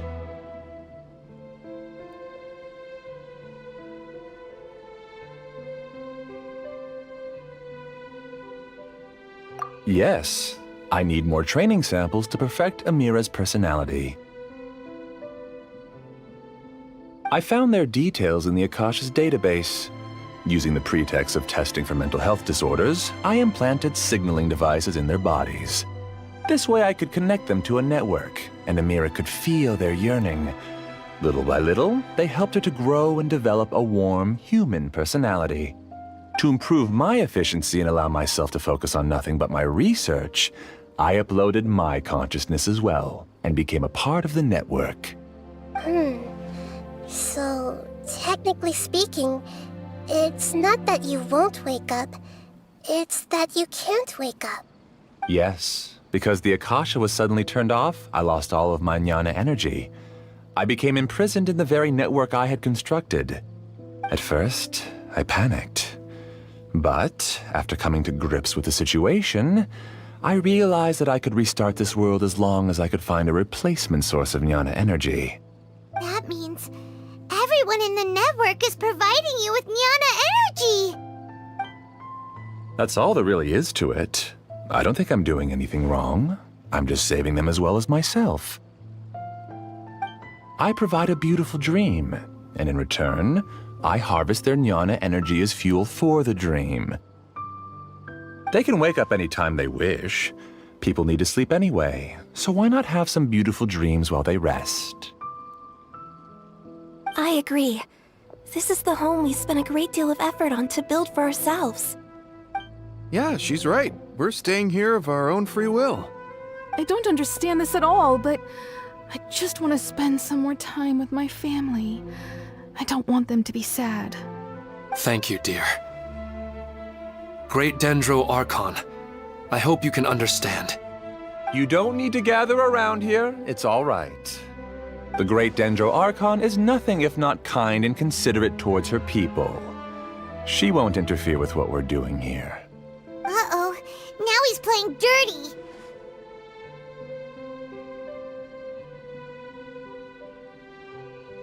It seems like I won't need you to answer my last question. You're willing to tell me all your secrets because you have nothing to fear.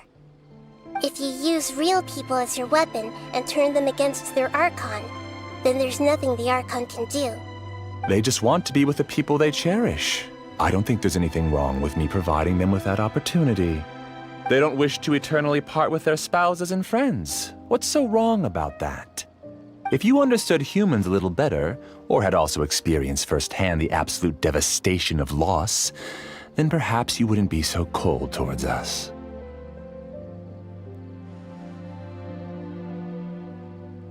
If you had used your talents and determination for a just cause, you could have become a sage of the new generation.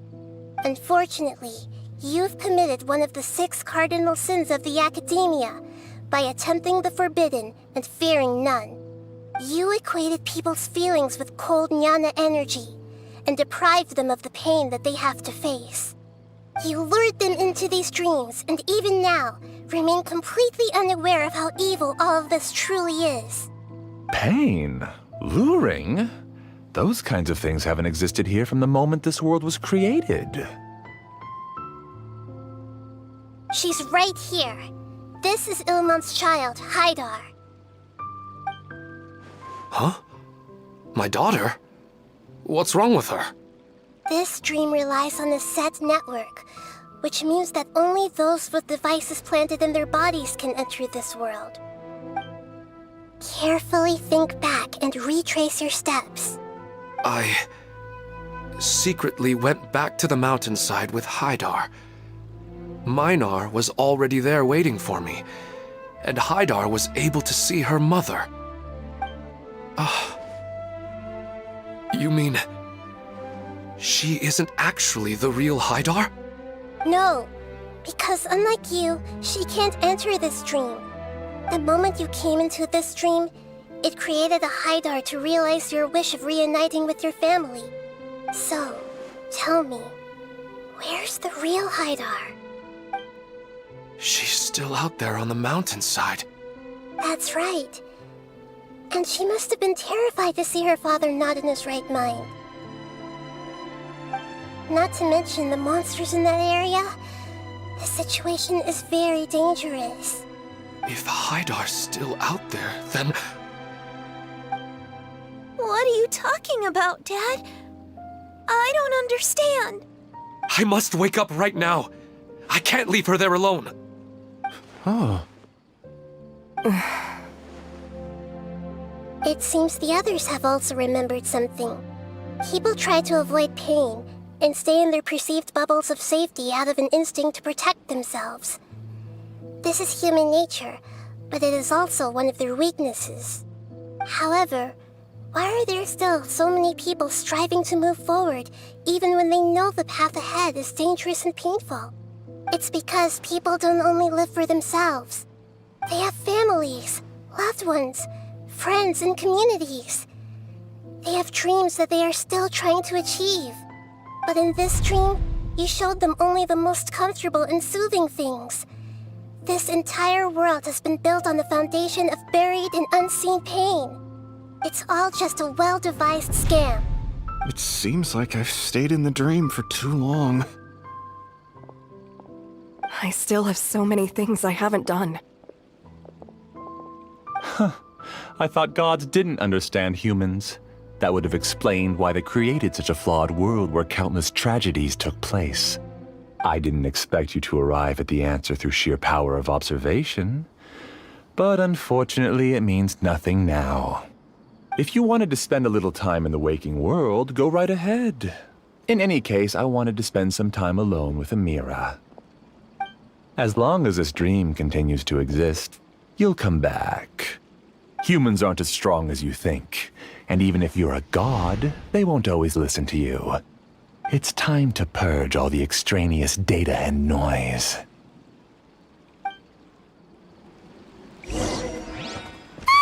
Monsters, be careful! All of you, please get out of here and find somewhere safe. I am the master of this dream. I can create endless waves of monsters with the snap of a finger. Don't worry, they'll wake up before they get hurt. Amira doesn't like to see others in pain. If you know what's good for you, leave now! You dare to gaze upon me? Hey!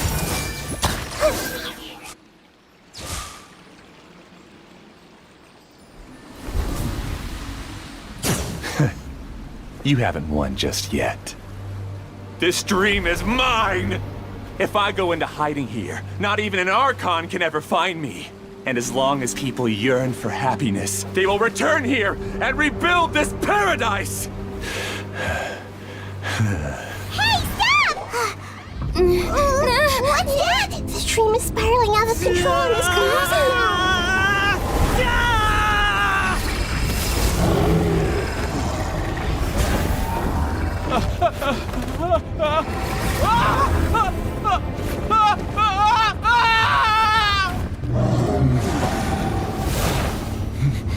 Oh no.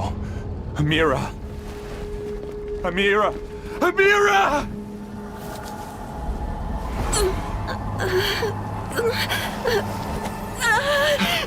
Amira, are you all right? I don't feel well. No, no, no! Please, no!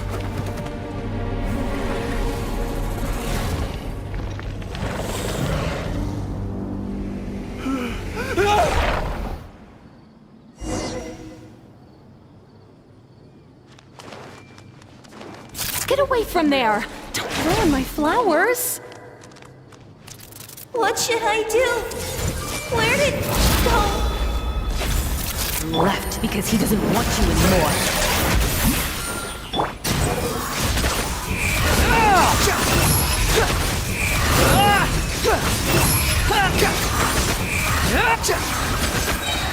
Who am I?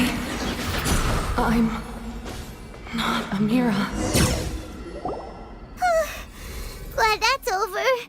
But what happened just now? He's not very proficient in using the Akasha's technology, and he spent a lot of Jnana energy creating monsters. Now the system is out of control. All the people he created also turned into monsters, including Amira. It's terrible, even for a dream. Even Paimon's freaked out. Paimon can't imagine what they're going through.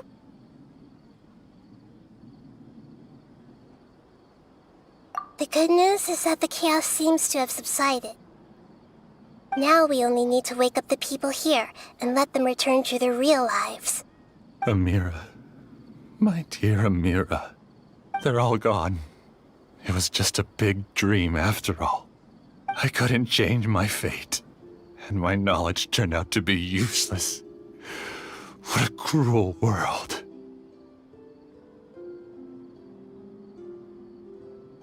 Do you still think this is our fault? I don't care about that anymore. The Jnana energy used to sustain this dream has all been transformed into monsters. This dream will soon collapse and my consciousness along with it. Let me disappear with Amira. I'd rather turn into dust than to ever wake up again. It seems that everything that's happened is too much for him. He's lost all hope.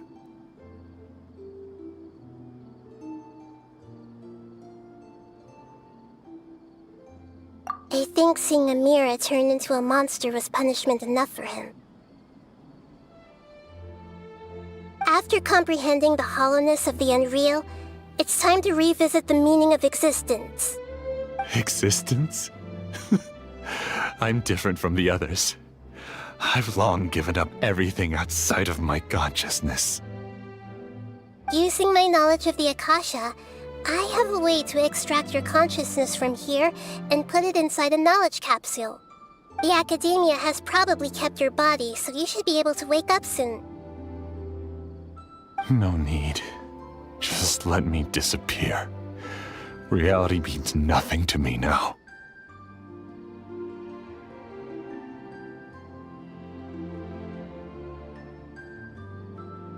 This isn't compassion. I won't let you escape your punishment by simply disappearing. As for your life after that, it'll be up to you how you want to exist. Alright, Traveler and Paimon, we should go back. We can finally wrap up this whole thing.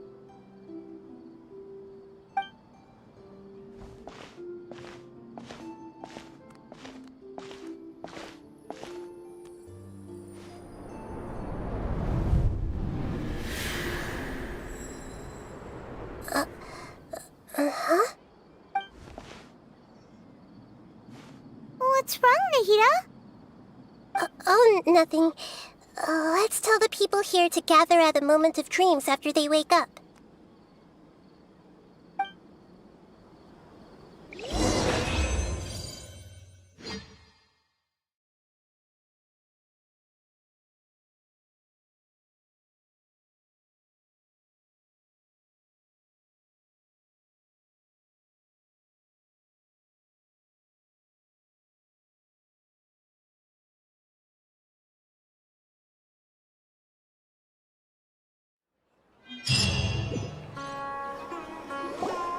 Oh, great! You're awake! Everybody has started to wake up, and we've heard similar reports from around the city as well. From the looks of it, you were able to successfully resolve the issue. Yes, though it took us a good deal of effort. There will be many people gathering here shortly, so please do your best to maintain order. I need to go to the Academia with them now, but we'll be back soon.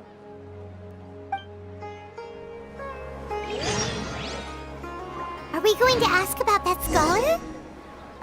Yes, but it may take some time for him to wake up after his consciousness returns to his body. We can leave the rest to the Matra.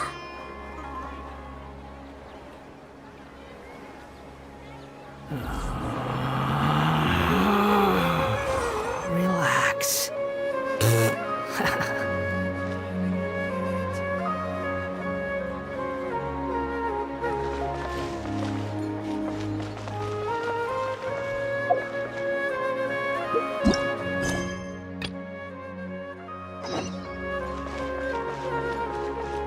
Quit following me.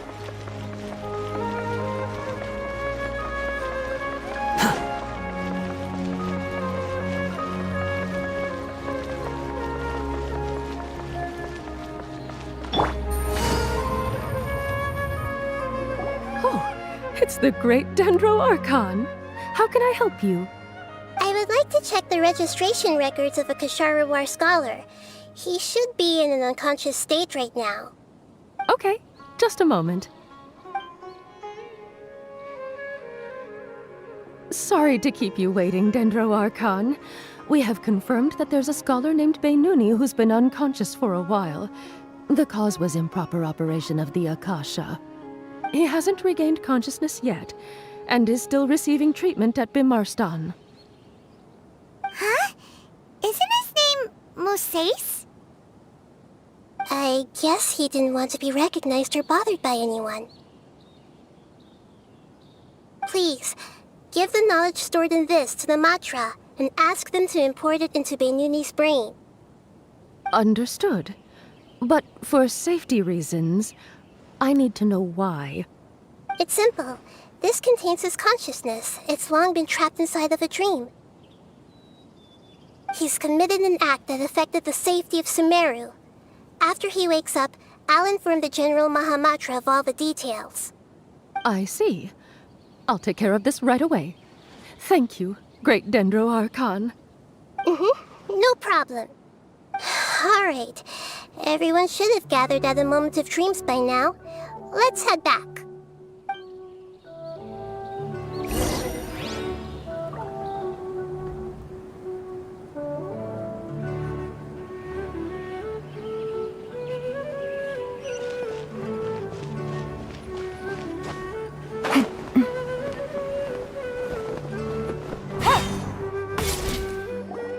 Let's be quiet and just listen in. I wonder what she's going to say. Hello, all of you who have just woken up. I'm sorry for interrupting your beautiful dreams. I may have acted a little cold when handling things in the dream. I sincerely apologize for that. Dreams have amazing power. They inspire us to remain resolute in the face of adversity, and help those with aspirations achieve their desires. But dreams also have the potential to exploit people, confuse the senses, and distort the truth. Unfortunately, you are all chosen as prey for an elaborate scheme.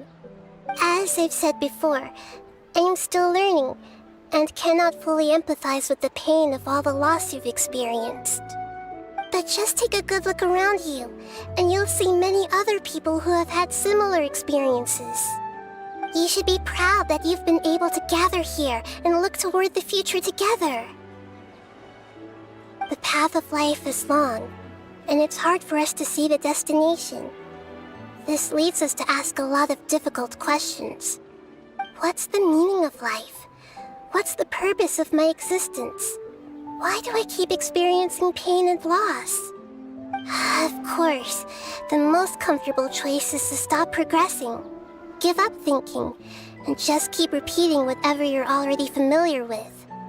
Whenever you have such thoughts, just look at the people and things around you. Some people work hard all day so that their families can have a hot meal on the table at night. Some people travel all over the world in order to create art that resonates with all of Teyvat. Some venture in search of the world's secrets to prevent rapidly approaching, yet still unknown, world-shattering catastrophes. Life is not just about yourself. Each and every one of your actions shapes you and the world around you. Look, Friends and family will remember what you've done, and even some people you've never met may benefit from your actions. Therefore, many people will strive forward to forge new paths, even if they have to endure great pain to do so. Once you begin your journey on that same difficult yet rewarding path, you'll come to know the answers to those big existential questions, yet they will no longer feel as life-defining as they did before.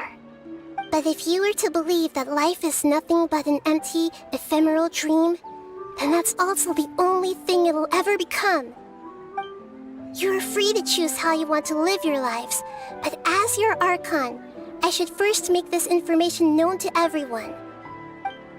In the end, it's up to you whether you want to embrace a beautiful dream at the cost of your real life. Nahida said she wanted to speak with us alone. It seems like she went to the plaza in front of the academia.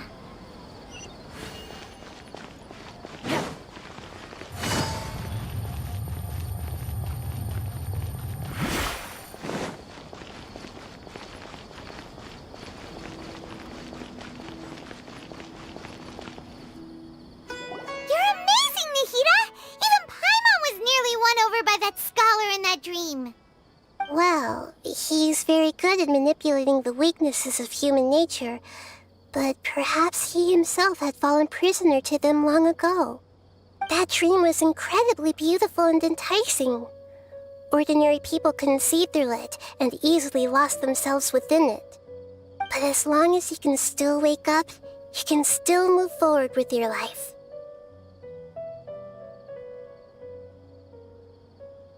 Huh? What makes you say that?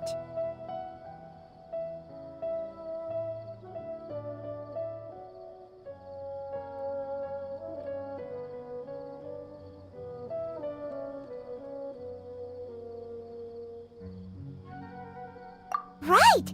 You said that you didn't understand human feelings, but we saw how considerate you were with all these people. Your speech just now really connected with everyone. You did a good job! Thank you. I've heard a lot of sad stories along this journey, and several of them have touched my heart. You can't say that the victims of the dream really did anything wrong, and what they wanted was also not unreasonable. That's why I could understand them when they tried to resist us and protect the dream. But all of my understanding and stirred feelings probably can't even account for even 1% of the pain they've experienced. I don't think this 1% can be seen as an example of what you call empathy. You're too hard on yourself, that's for sure. Alright. I suppose going out into the world will help my confidence grow. I've learned that emotions are nothing like knowledge, and that's why it's hard for me to put them into words sometimes. Beinuni, or Moses, said that I had never personally felt the pain of loss, but I have a vague feeling that this isn't true. The moment I entered the dream, I felt like I was wrapped in a blanket of warm feelings. It was so warm that it felt like I had returned to the start of my life, and I didn't want to wake up anymore.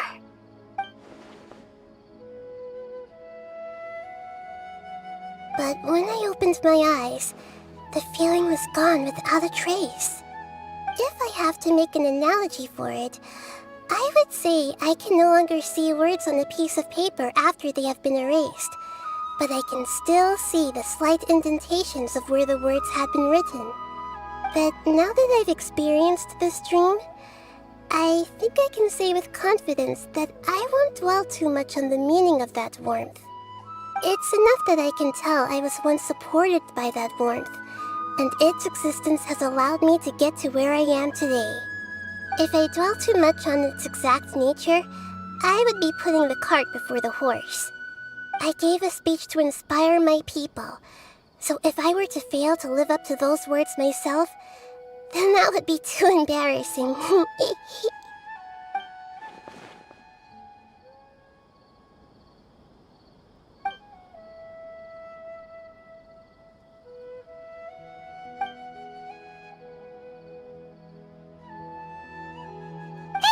What's with that serious look?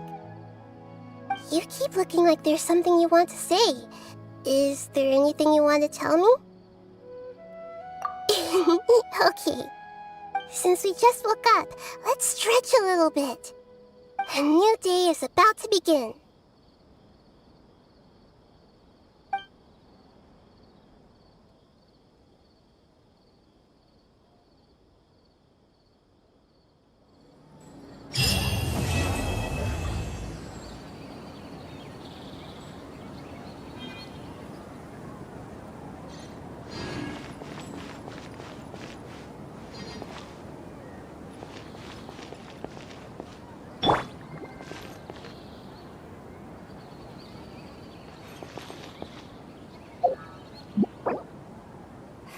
Your theory is just putting the cart before the horse.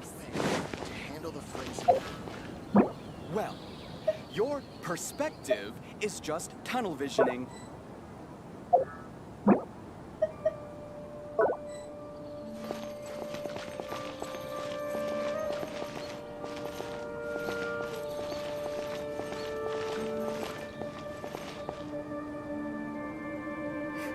Your theory is just putting the cart before the horse.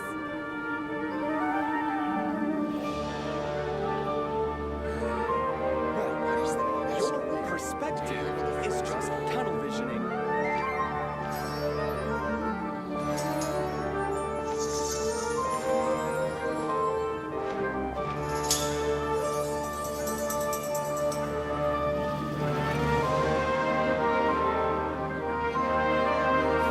Your theory is just putting the cart before the horse.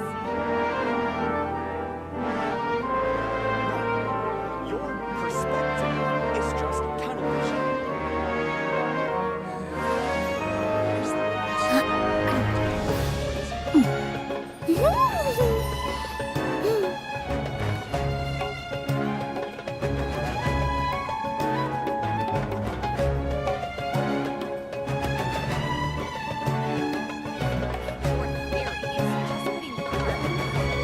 First, get into position like this. Then move like that. Yep, that's it.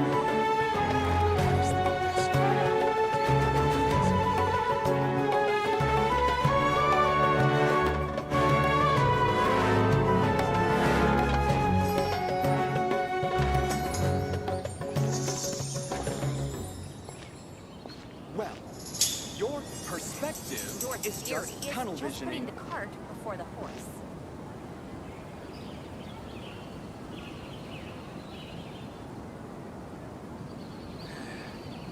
What is the best way to handle the phrasing here?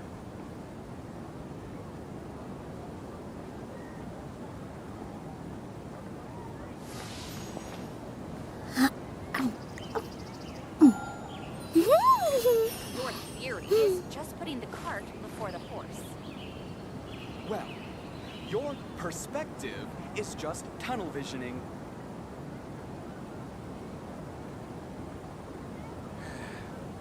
What is the best way to handle the phrasing? Relaxing days like this are nice. Let's take it easy.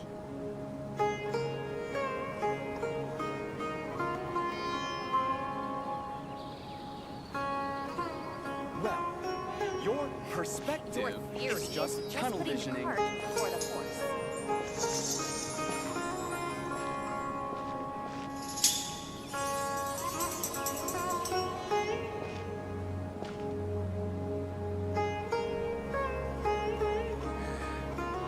What is the best way to handle the phrasing here?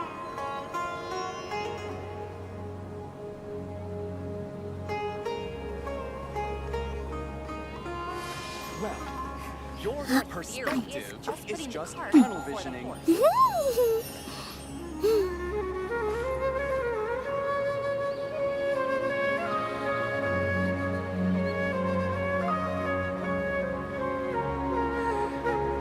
What is the best way to handle the phrasing here?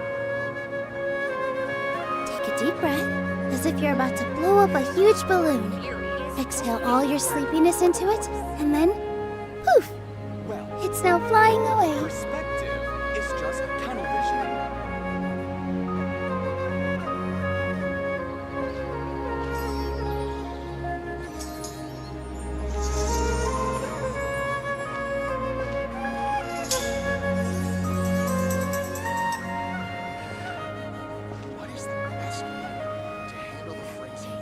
theory is just putting the cart before the horse. Well, your perspective is just tunnel visioning. Relaxing days like this are nice. Let's take it easy.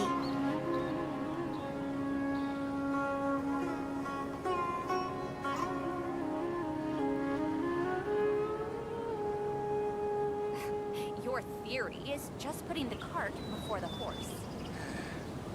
What is the best way to handle the phrasing? Well, your perspective is just tunnel visioning.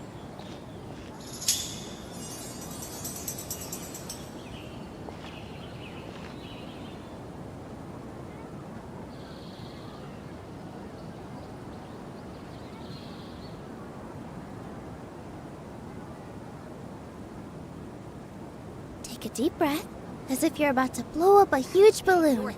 Exhale all your sleepiness into it, and then, poof! It's now flying away. To handle the phrasing. Well, your perspective is just tunnel visioning.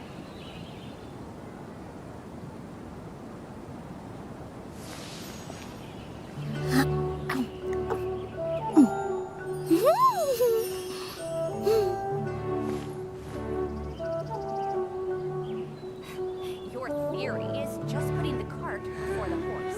What is the best way to handle the phrasing here? Well, First, get into position like this, and move like that. Yep, that's it.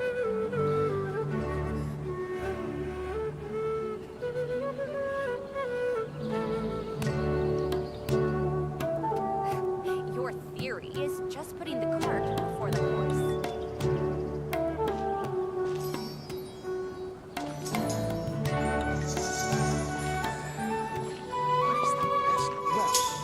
your perspective is just tunnel visioning.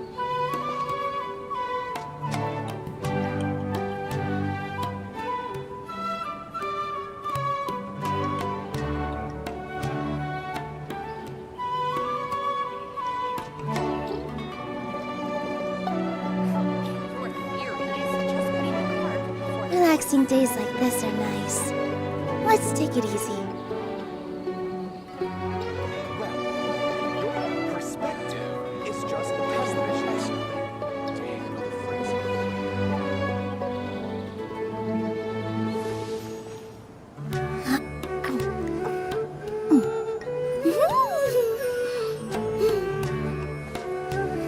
Your theory is just putting the cart before the horse.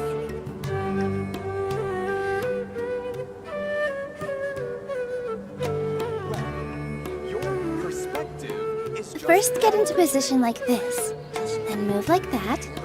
Yep, that's it.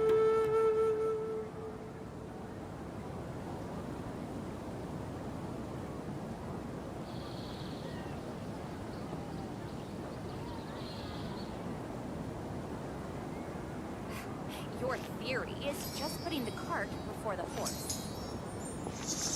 Well, your perspective is just tunnel visioning.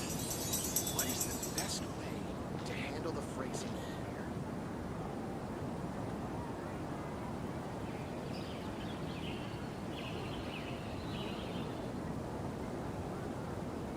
Take a deep breath, as if you're about to blow up a huge balloon. Exhale all your sleepiness into it, and then, poof! Well, It's now flying away. perspective is just tunnel visioning. What is the best way to handle the phrasing here?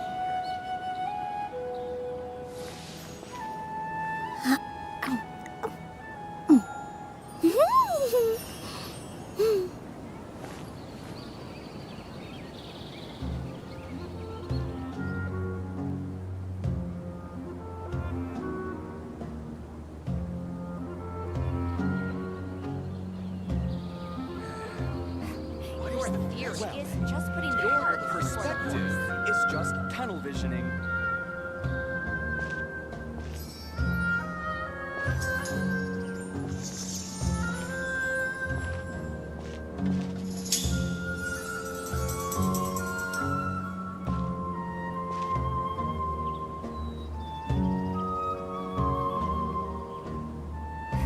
Your theory is just putting the cart before the horse.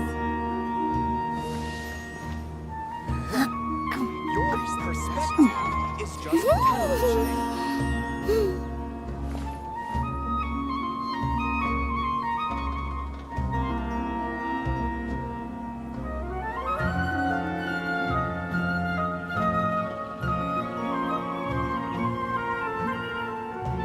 Your theory is just putting the cart before the horse.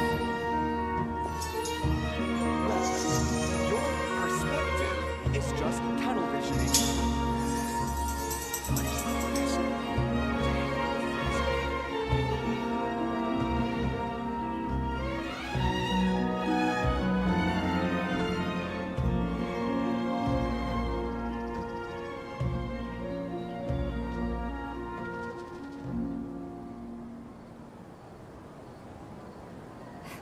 Your theory is Your just putting the cart perspective before the is horse. just tunnel visioning.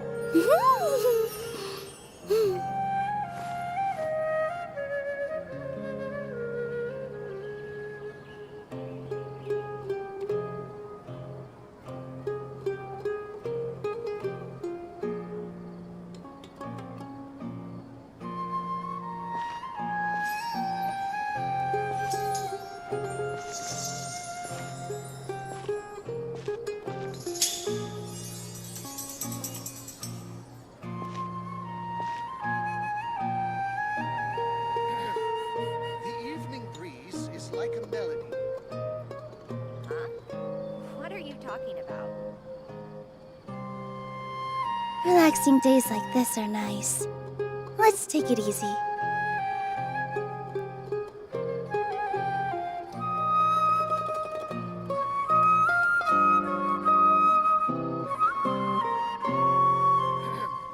The evening breeze is like a melody. Huh? What are you talking about?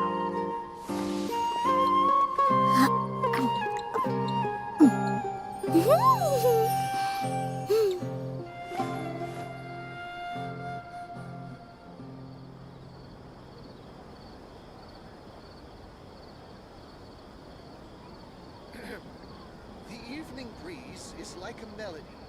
Huh? What are you talking about? Take a deep breath, as if you're about to blow up a huge balloon.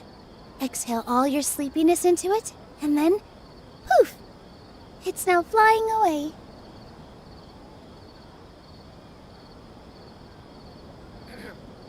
The evening breeze is like a melody.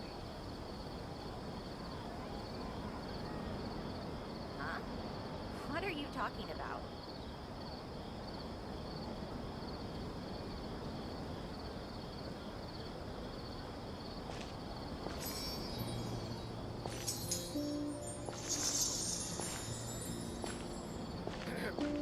The evening breeze is like a melody.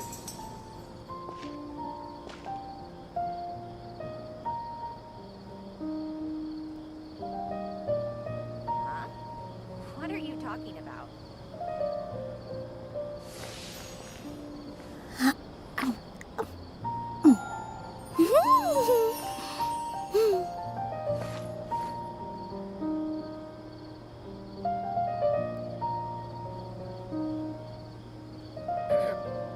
The evening breeze is like a melody. Huh? What are you talking about? Relaxing days like this are nice. Let's take it easy.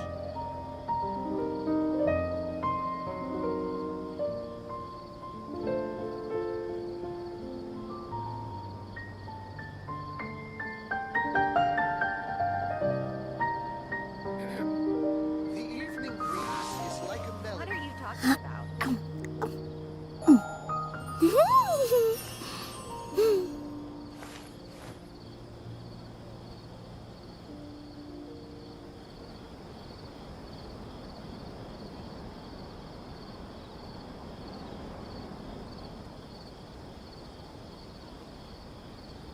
Take a deep breath, as if you're about to blow up a huge balloon.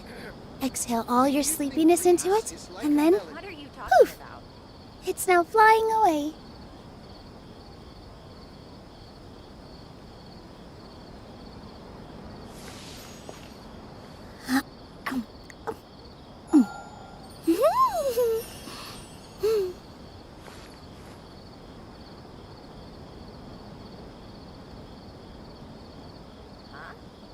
What are you talking about?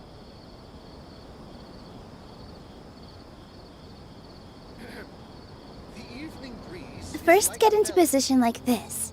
Then move like that. Yep, that's it.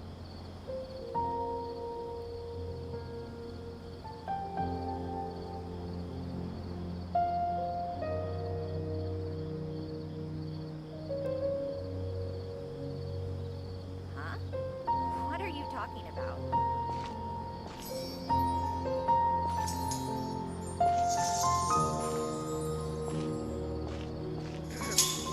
The evening breeze is like a melody.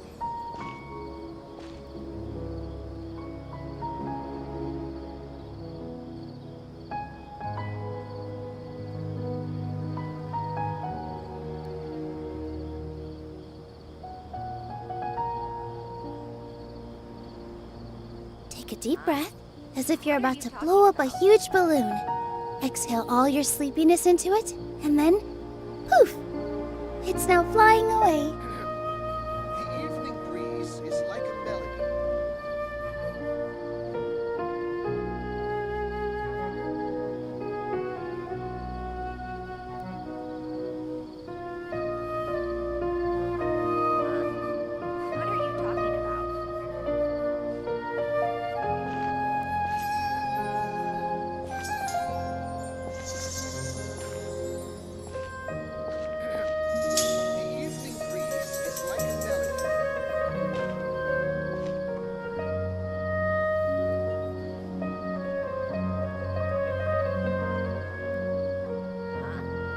What are you talking about?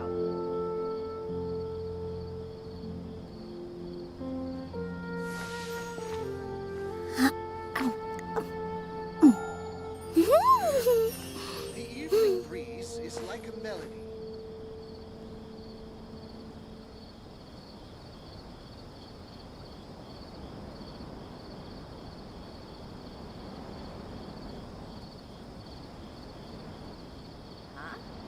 What are you talking about?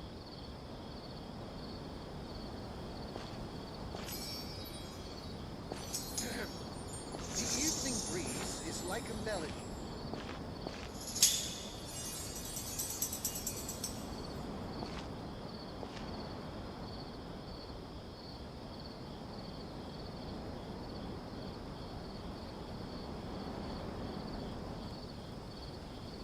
Huh? What are you talking about?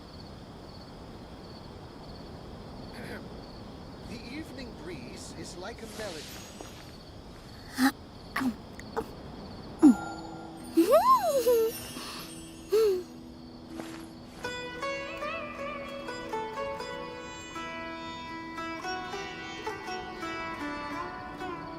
Huh? What are you talking about? The evening breeze is like a melody.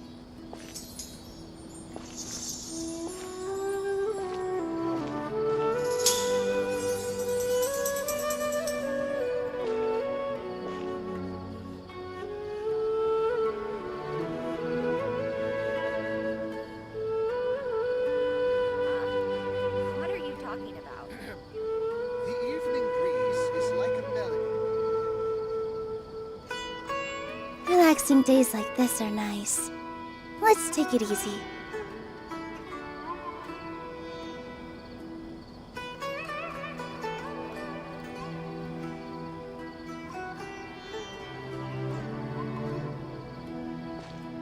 Huh? What are you talking about?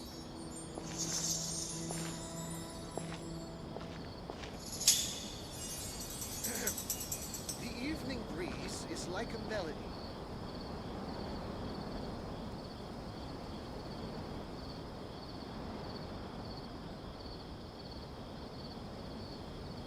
Take a deep breath, as if you're about to blow up a huge balloon. Exhale all your sleepiness into it, and then poof! It's now flying away.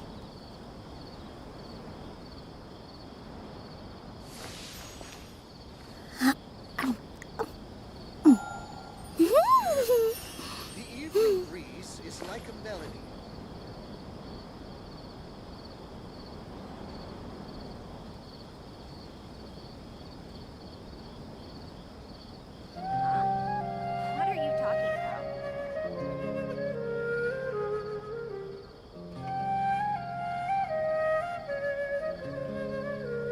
First, get into position like this. Then move like that. Yep, that's it. The evening breeze is like a melody.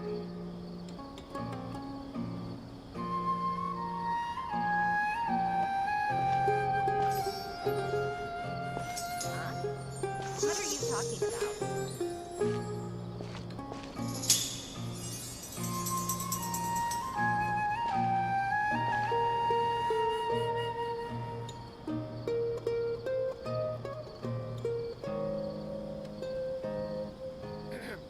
The evening breeze is like a melody. What are you talking about?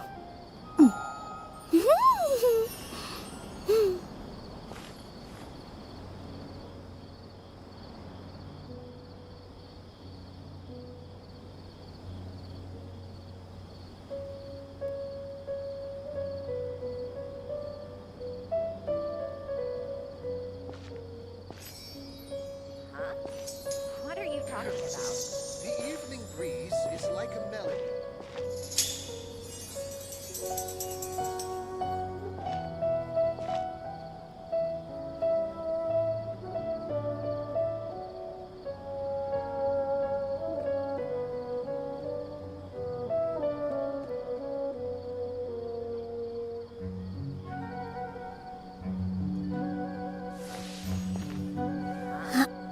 What are you talking about?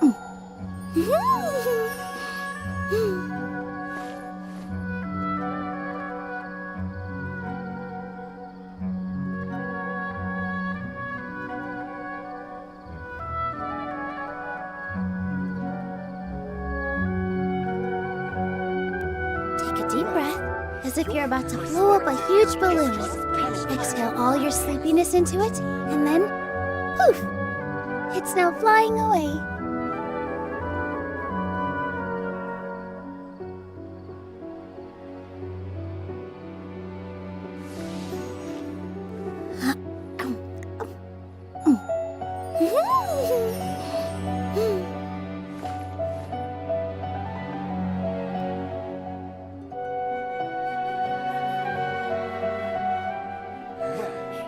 Your perspective is just tunnel visioning.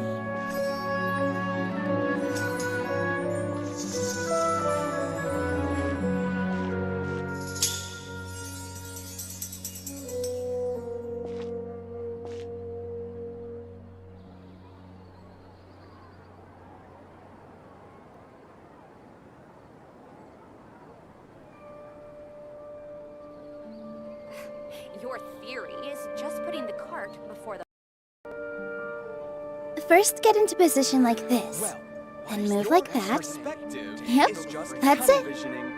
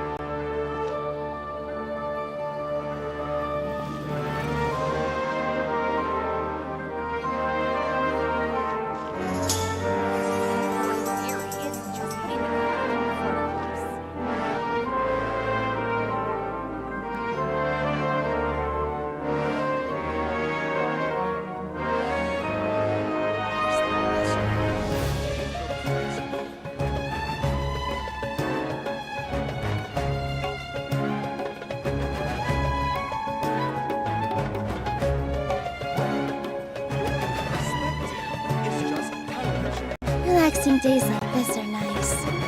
Let's take it easy.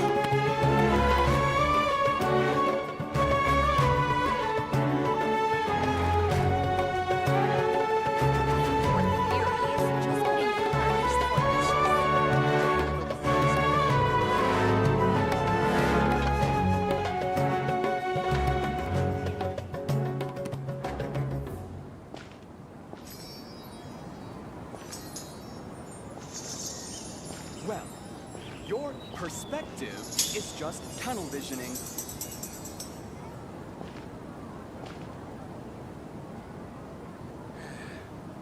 What is the best way to handle the Your theory is just putting the cart before the horse. Take a deep breath, as if you're about to blow up a huge balloon. Exhale all your sleepiness into it, and then, poof! Well, It's now flying your away. perspective is just tunnel visioning.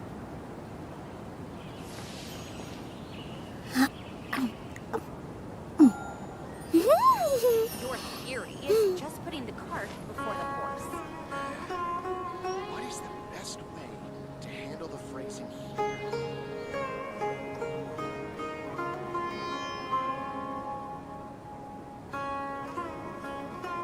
Well, your perspective is just Relaxing tunnel days like this are nice. Let's take it easy.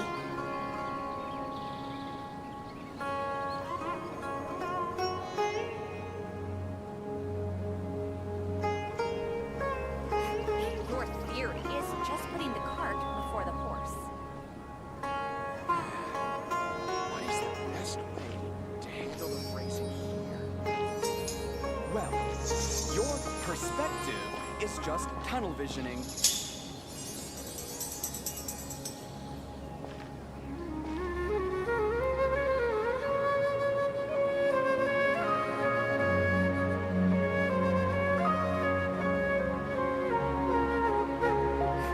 Your theory is just First, get into position like this. Then move like that. Yep, that's it. It's just tunnel visioning.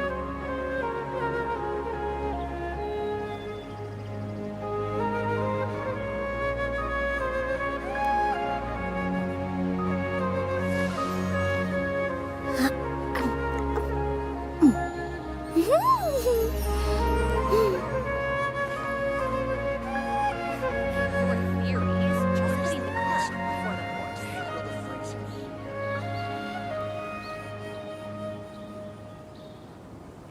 Well, your perspective is just tunnel visioning.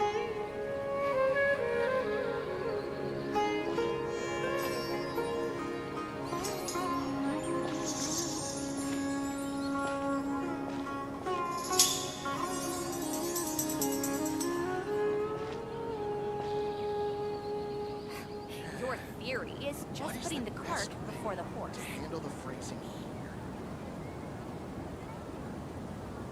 Well, your perspective is just tunnel visioning.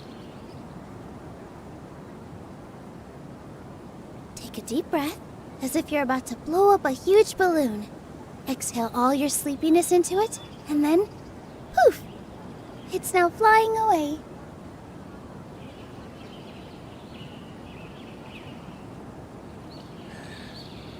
What is the Your best theory is just Well, putting the cart Your before the horse. perspective is just tunnel visioning.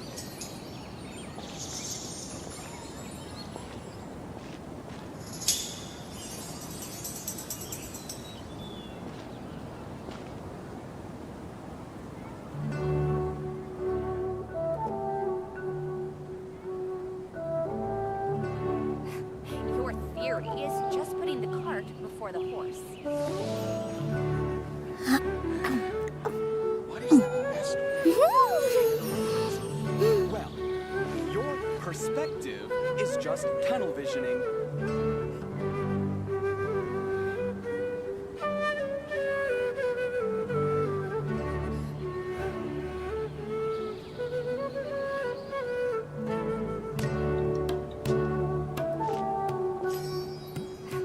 Your theory is just putting the cart before the horse.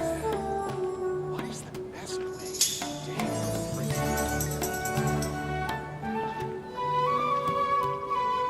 Well, your perspective is just tunnel visioning.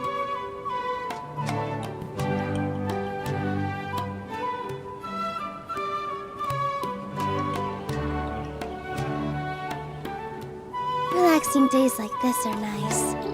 Let's take it easy. Your theory is just putting the cart before the horse. What is the best way to handle the phrasing here?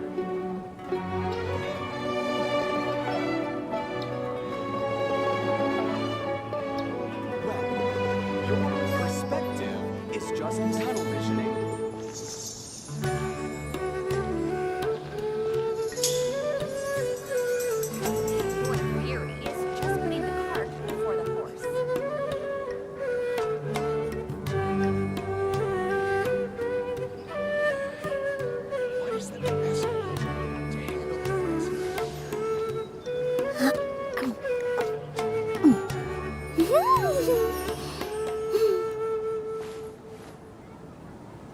Well, your perspective is just tunnel visioning.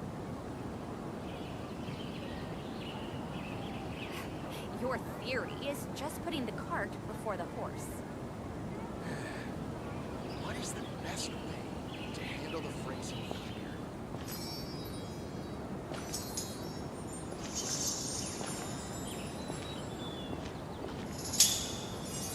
Well, your perspective is just tunnel visioning.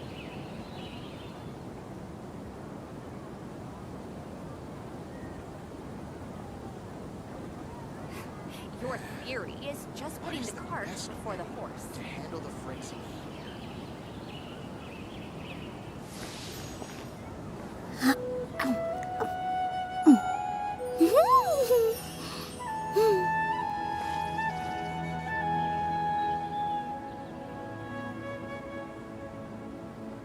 Well, your perspective is just tunnel visioning. Your theory is just putting the cart before the horse.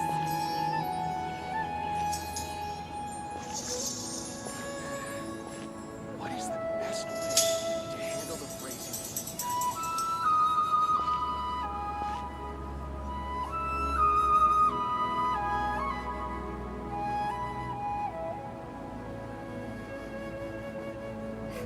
Your theory is just putting the cart before the horse.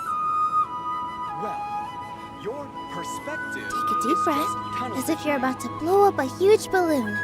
Exhale all your sleepiness into it, and then, poof! It's now flying away.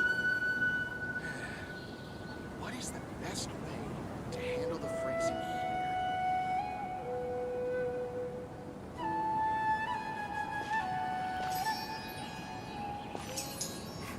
Your theory is just putting the cart before the horse. Well, your perspective is just tunnel visioning.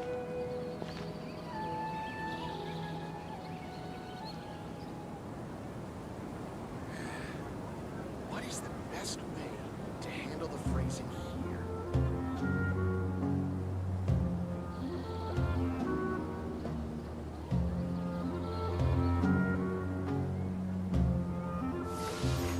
Your theory is just putting the cart before the horse.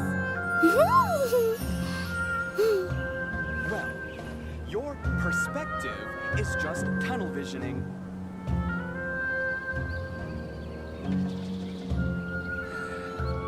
What is the best way to handle the phrasing here?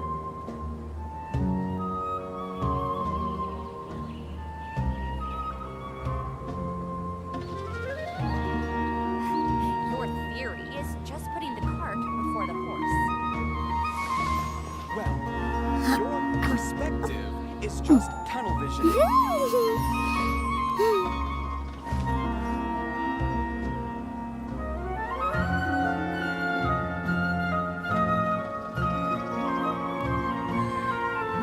What is the best way to handle the phrasing here? First, get into position like this.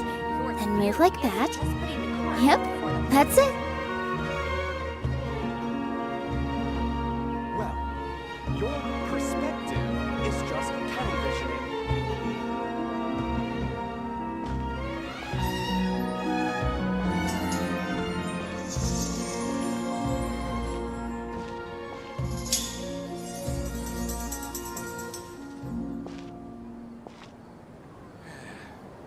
What is the best way to handle the phrasing here? Your theory is just putting the cart before the horse. Well, your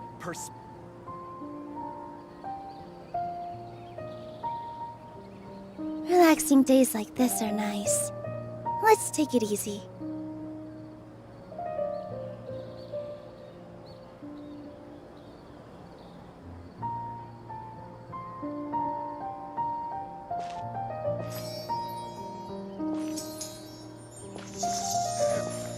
The evening breeze is like a melody. Huh? What are you talking about?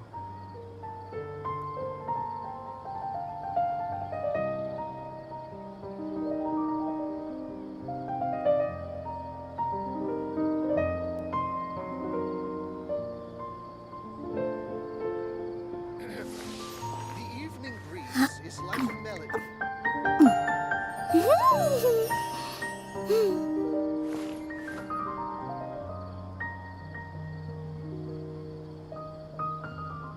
Huh? What are you talking about?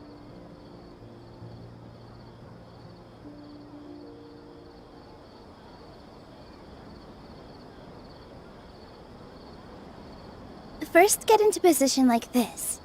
Then move like that. Yep, that's it. The evening breeze is like a melody. Huh? What are you talking about?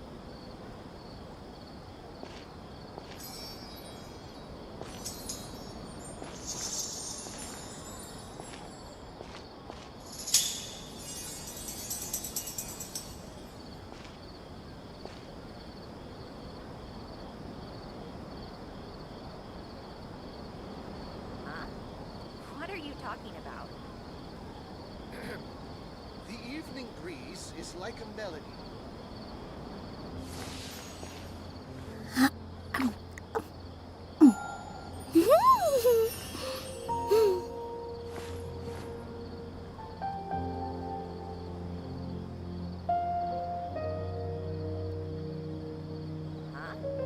What are you talking about?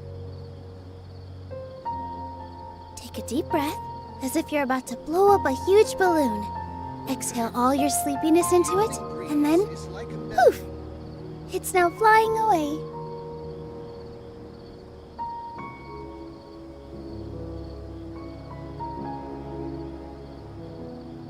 Huh? What are you talking about?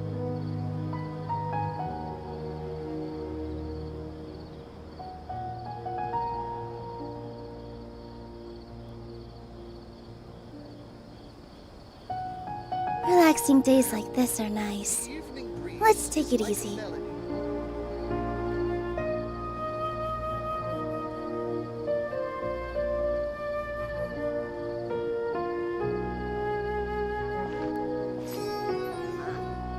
What are you talking about?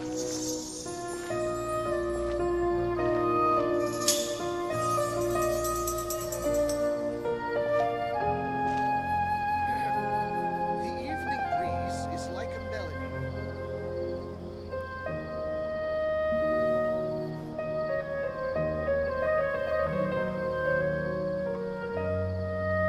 Huh? What are you talking about? First, get into position like this. Then move like that. Yep, that's it.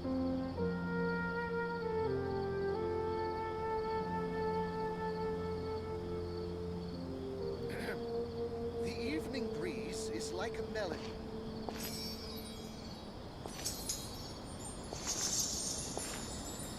Huh? What are you talking about?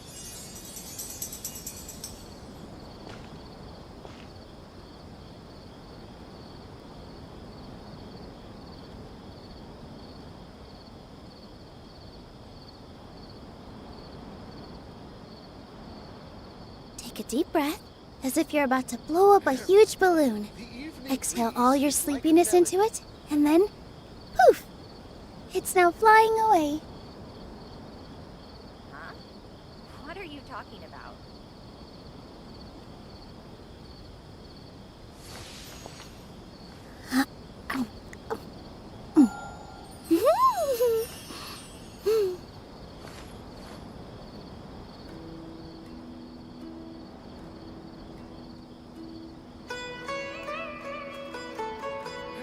The evening breeze is What like are you a talking melody. about?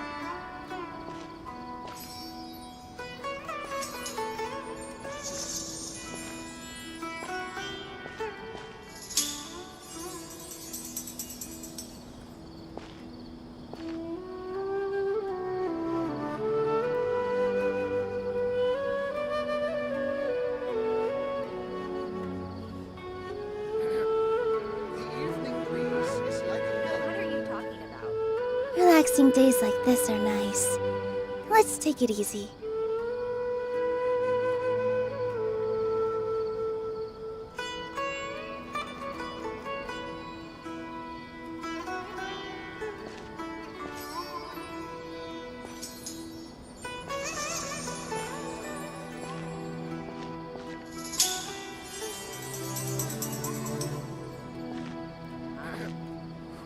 evening breeze is like a melody.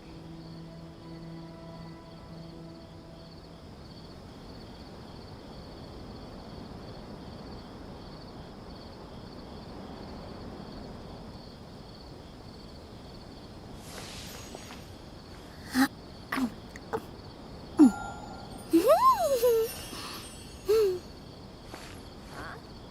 What are you talking about?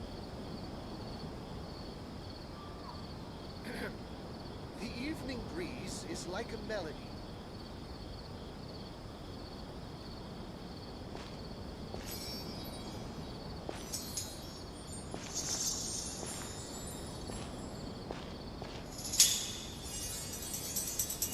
Huh? What are you talking about?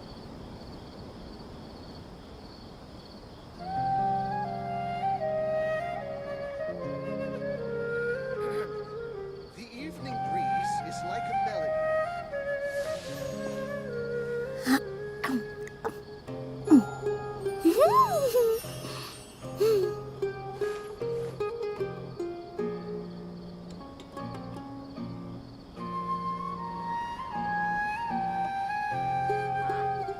What are you talking about?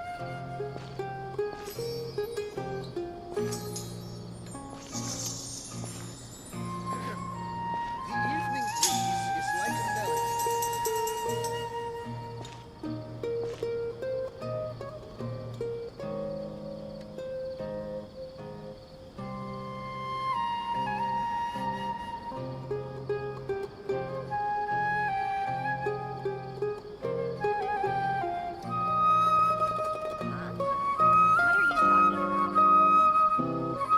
First, get into position like this. Then move like that. Yep, that's it. The evening breeze is like a melody.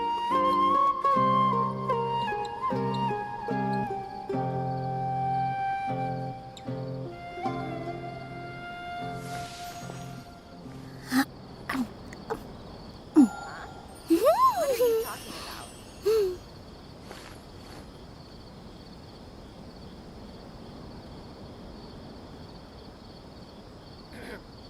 The evening breeze is like a melody.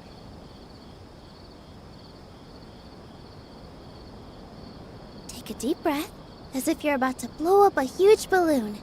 Exhale all your sleepiness into it, and then poof! It's now flying away. What are you talking about?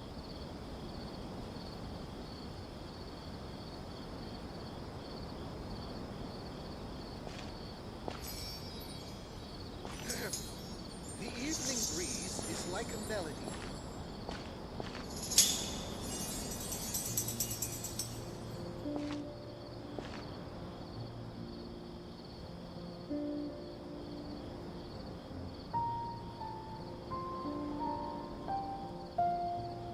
Huh?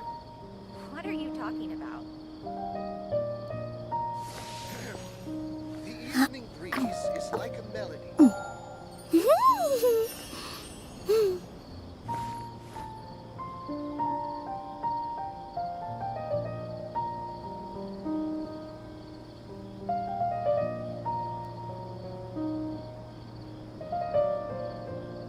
Huh? What are you talking about?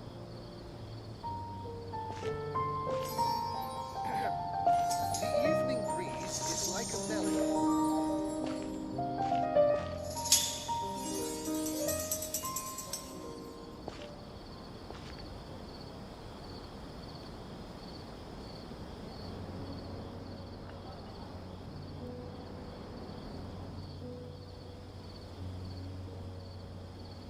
Relaxing days like this are nice.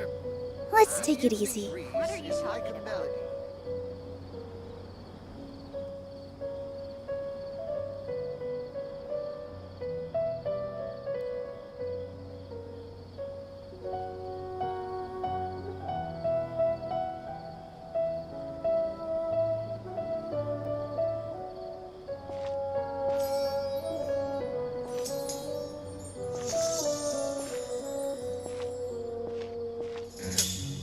The evening breeze is like a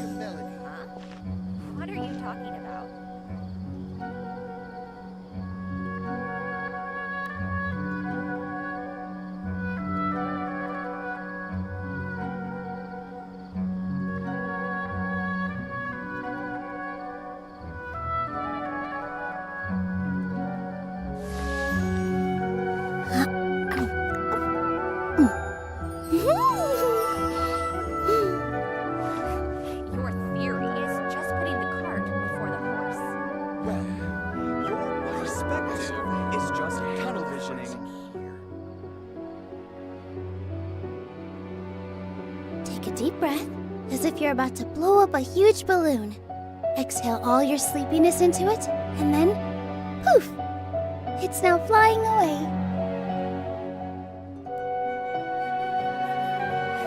Your theory is just putting the cart before the horse.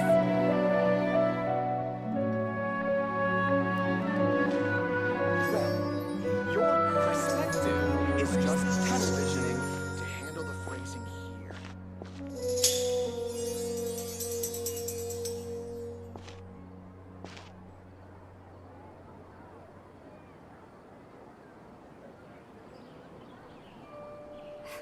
Your theory is just putting the cart before the horse. Relaxing days like this are nice.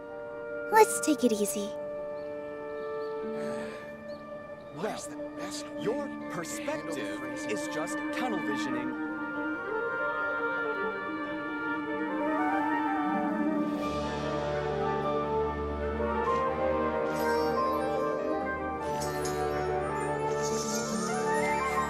Your theory is just putting the cart before the horse.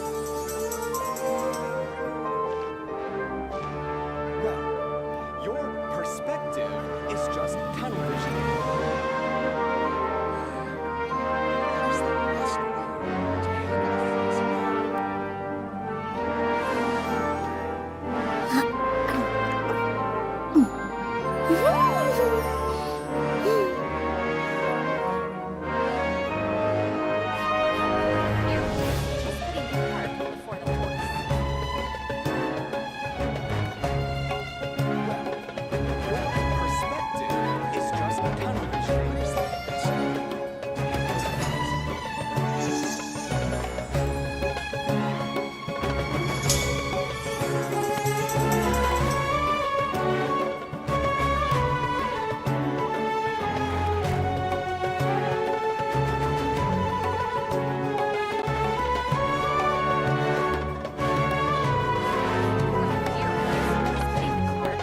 First, get into position like this. Then move like that. Yep, that's it. Your perspective is just tunnel visioning.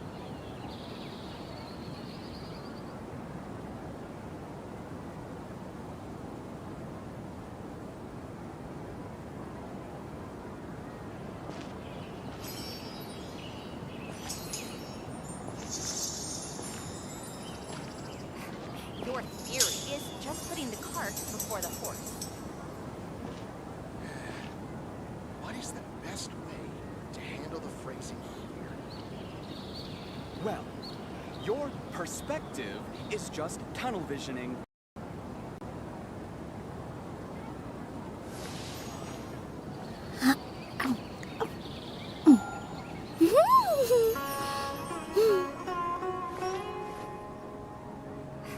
Your theory is just putting the cart before the horse.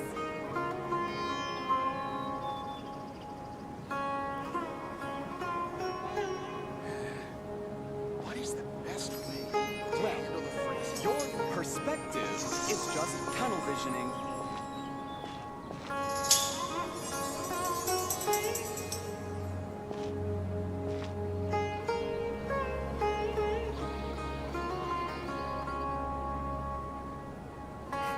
Your theory is just putting the cart before the horse. What is the best way?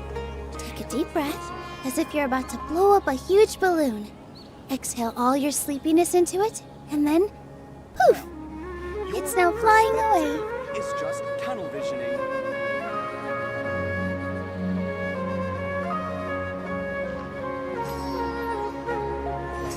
Your theory is just putting the cart before the horse.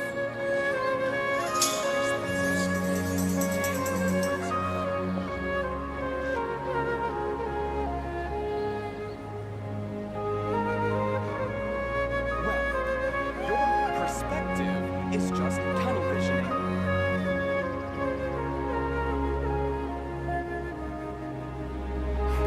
Your theory is just putting the cart before the horse.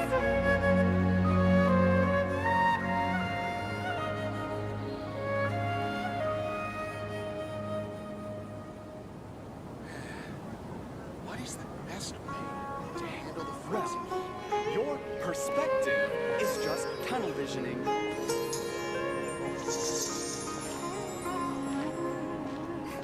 Your theory is just putting the cart before the horse.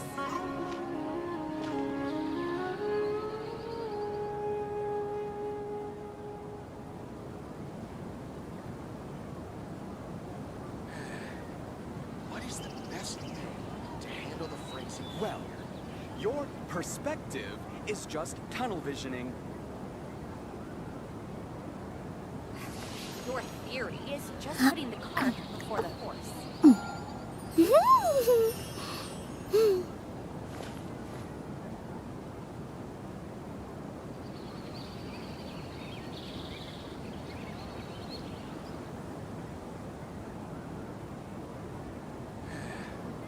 What is the best way to handle the Relaxing days like this are nice. Let's take it easy. Well, Your your theory is perspective just putting the is cart just before tunnel the horse. visioning.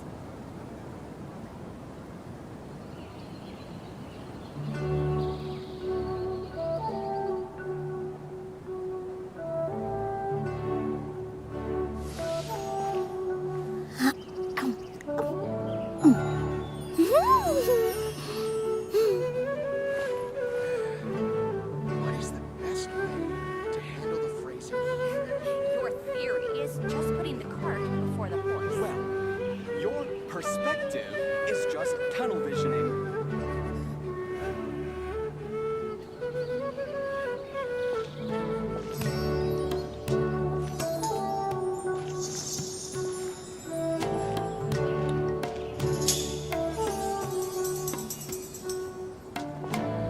Your theory is just putting the cart before the horse. Well, your perspective is just tunnel visioning.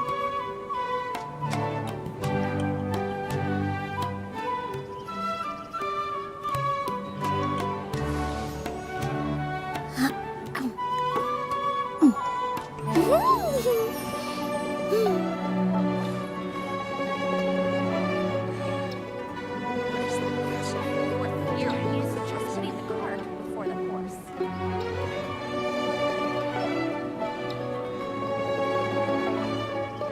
Well, your perspective is just tunnel visioning.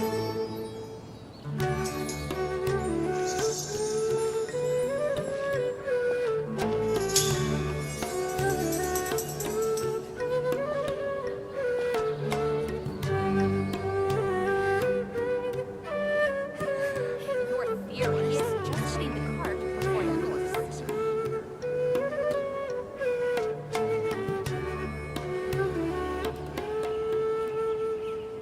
Well, your perspective is just tunnel visioning. First, get into position like this. Then move like that.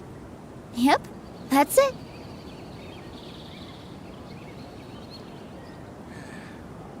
What is the best way to handle the phrasing? Your theory is just putting the cart before the horse.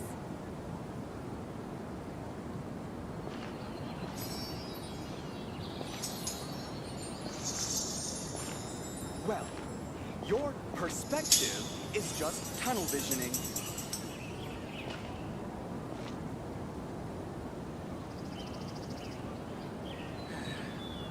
What is the best way to handle the phrasing?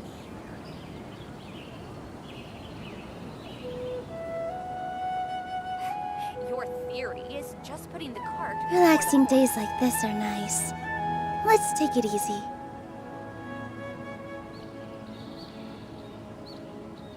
Well, your perspective is just tunnel visioning. What is the best way to handle the phrasing?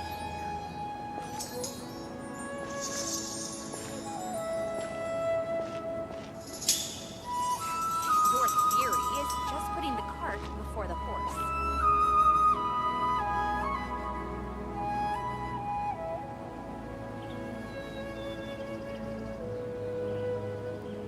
Well, your perspective is First, just get into tunnel position like visioning. this. Then move like that. Yep, that's it.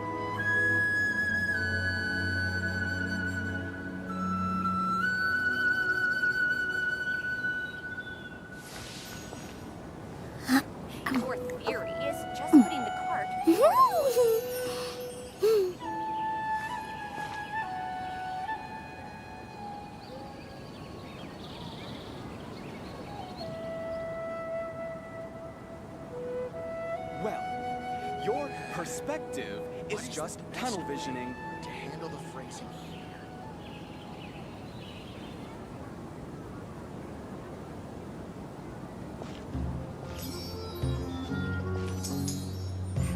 Your theory is just putting the cart before the horse.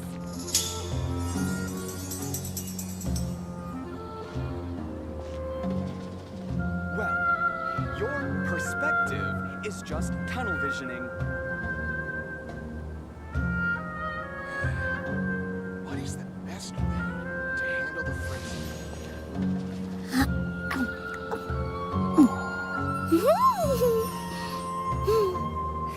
Your theory is just putting the cart before the horse. Well, your perspective is just tunnel visioning. Relaxing days like this are nice. Let's take it easy.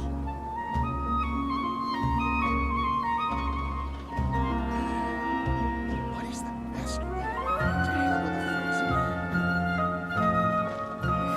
Your theory is just putting the cart before the horse. Your perspective is just tunnel visioning.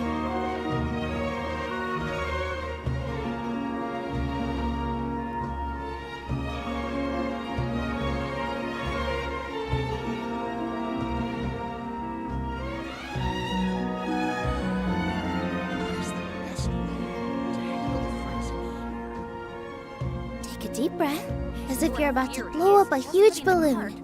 Exhale all your sleepiness into it, and then poof! It's now flying away. Perspective is just tunnel visioning.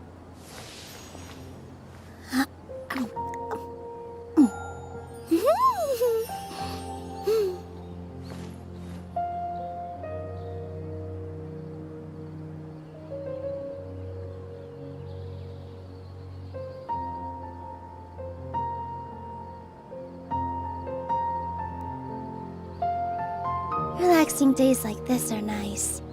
Let's take it easy. The evening breeze is like a melody. Huh? What are you talking about?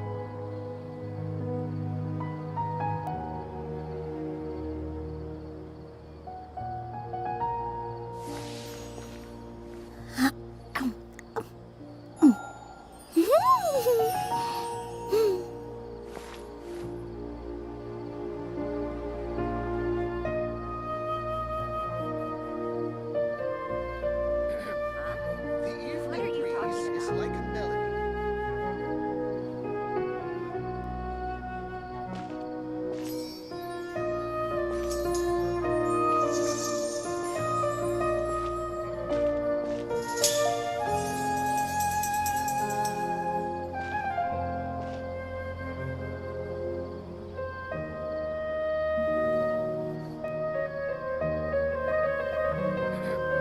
The evening breeze is like a melody.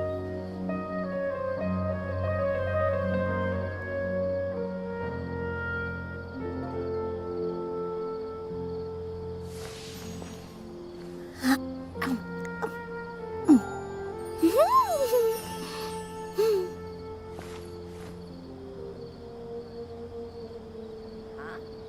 What are you talking about? The evening breeze is like a melody.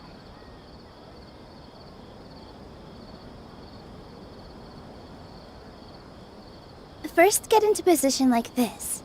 Then move like that. Yep, that's it.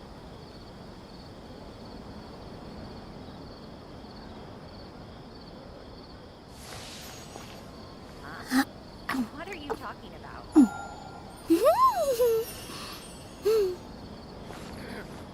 The evening breeze is like a melody.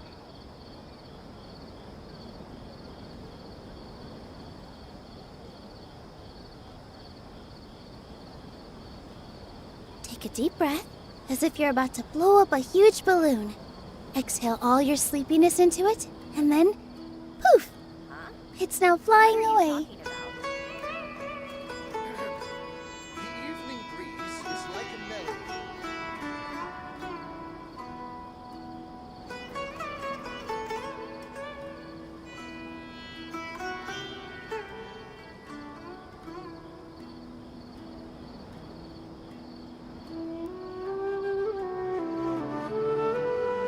First, get into position like this.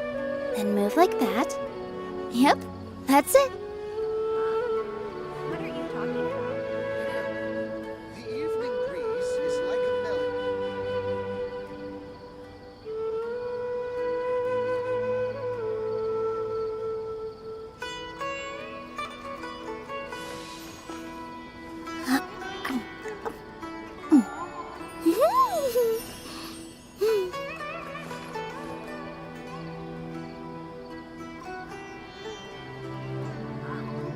What are you talking about?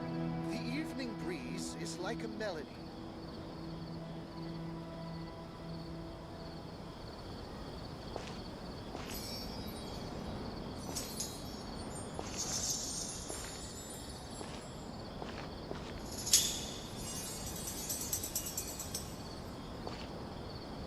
Huh? What are you talking about?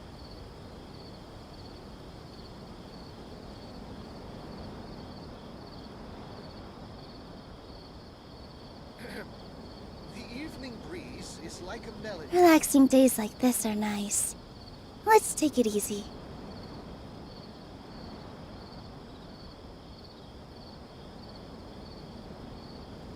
Huh? What are you talking about?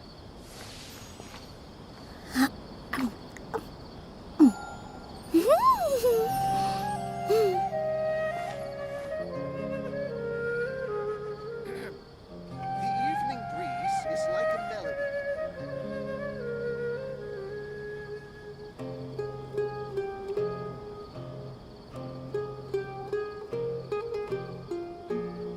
First, get into position like this. Then move like that. Yep, that's it.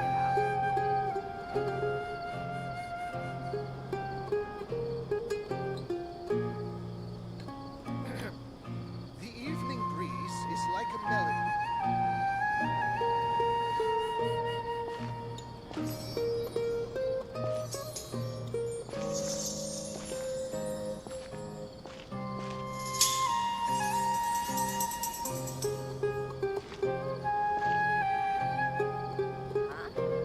What are you talking about?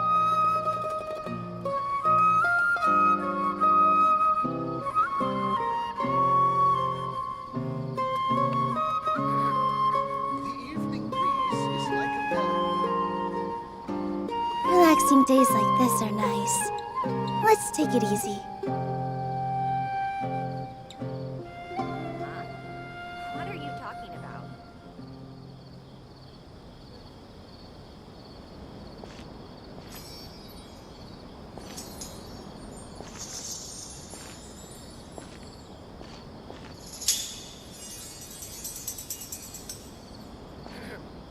The evening breeze is like a melody.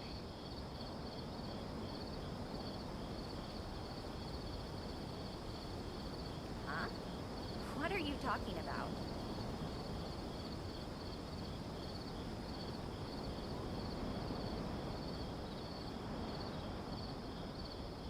First, get into position like this. Then move like that. Yep, that's it. The evening breeze is like a melody.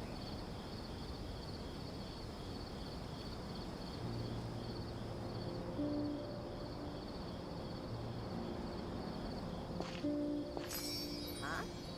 What are you talking about?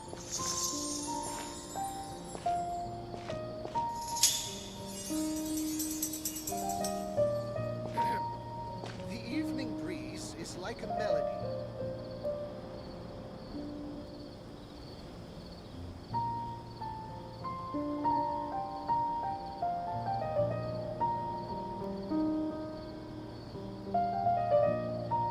Relaxing days like this are nice. Let's take it easy. The evening breeze is like a melody.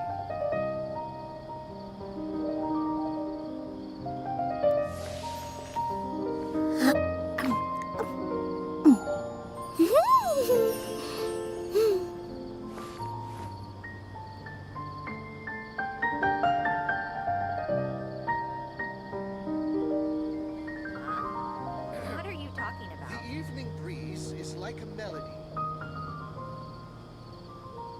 First, get into position like this. Then move like that. Yep, that's it.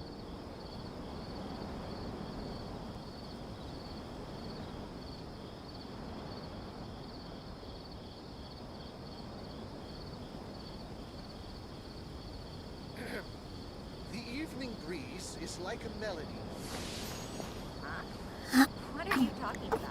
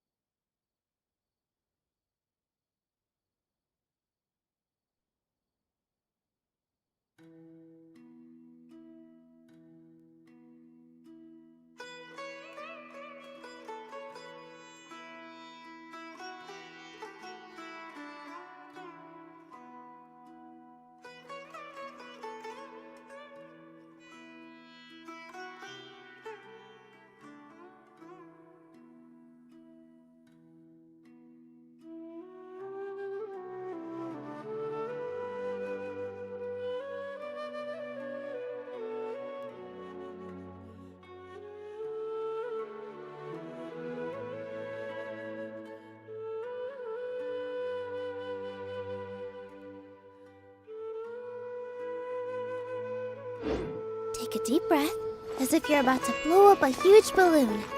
Exhale all your sleepiness into it, and then poof! It's now flying.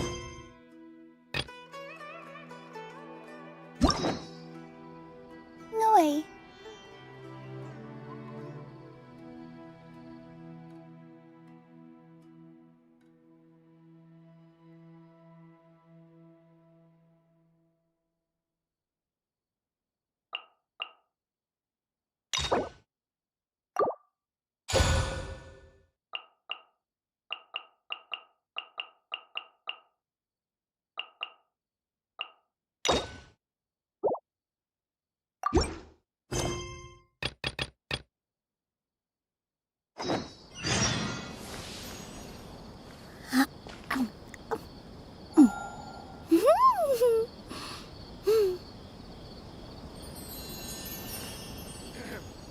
The evening breeze is like a melody.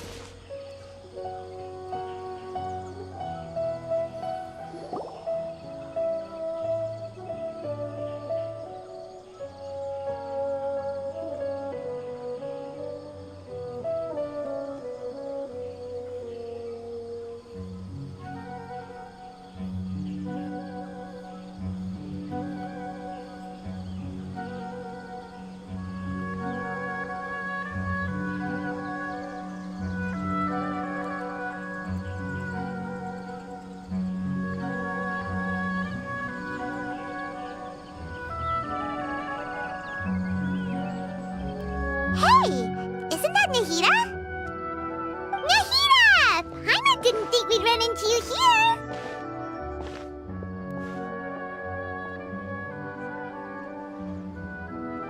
Oh, hey there. It's been a while, hasn't it? What have you two been up to?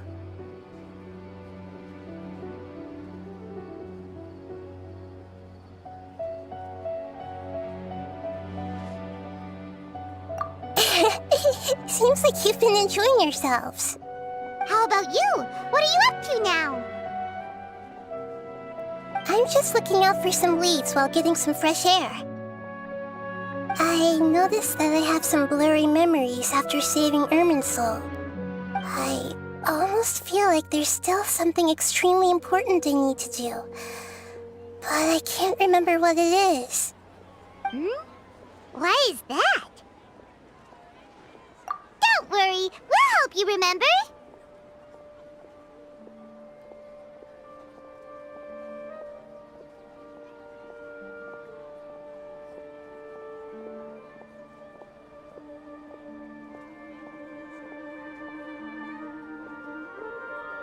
Thank you so much. Since you're willing to help, I have something I'd like to show you.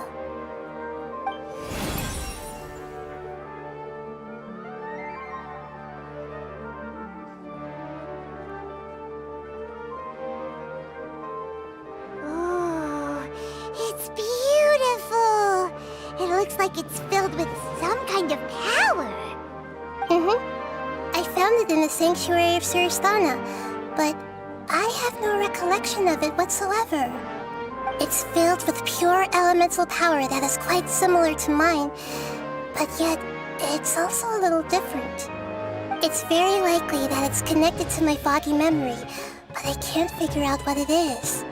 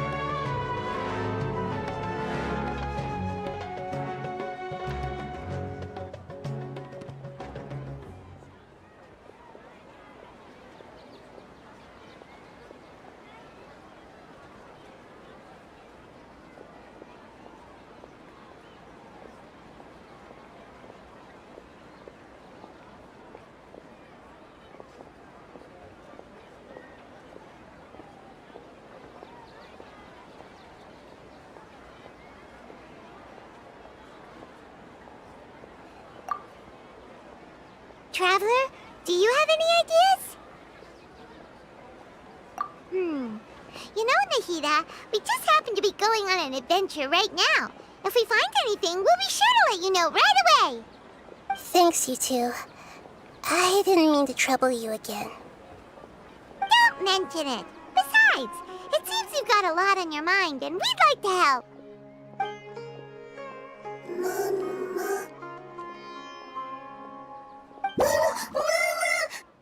Hey, get out! You shouldn't be around here! I'm sorry, Lesser Lord Kusanali. Fungi don't usually come near this place.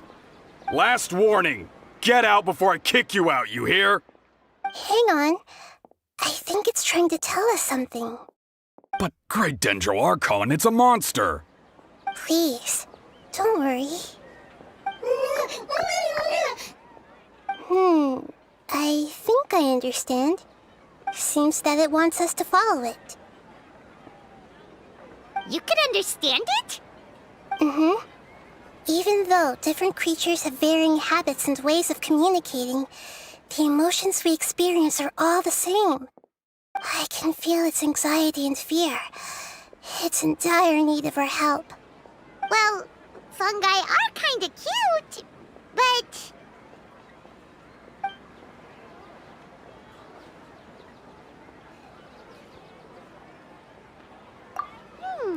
that's true. Okay, let's go take a look.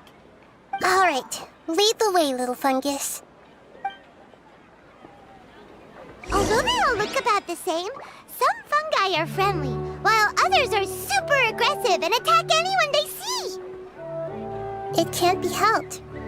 Perhaps in their eyes, humans are like fierce monsters as well. After all, they can't distinguish which human behaviors are hostile or not, and it'd already be too late for them once humans have drawn their weapons. Hence why they tend to strike first, rather than waiting. That's not too different from how humans think sometimes. That's what I meant by shared emotions.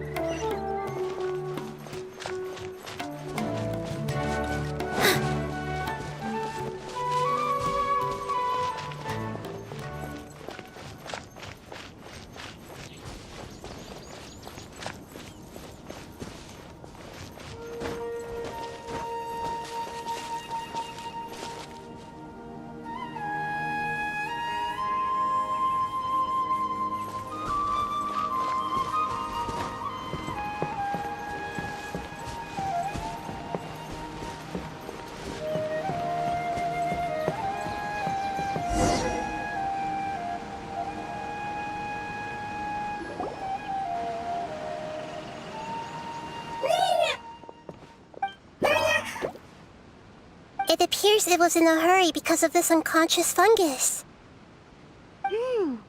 Seems like they might be family. So maybe this fungus wanted to bring Nahida here to help its family member. Probably. Although fungi are simple creatures, they're very sensitive to elemental power. Maybe it noticed me on my way back and thought I'd be able to help. I'll take a look. I should be able to help if it's just a common illness. Hmm? What is it, Nahida?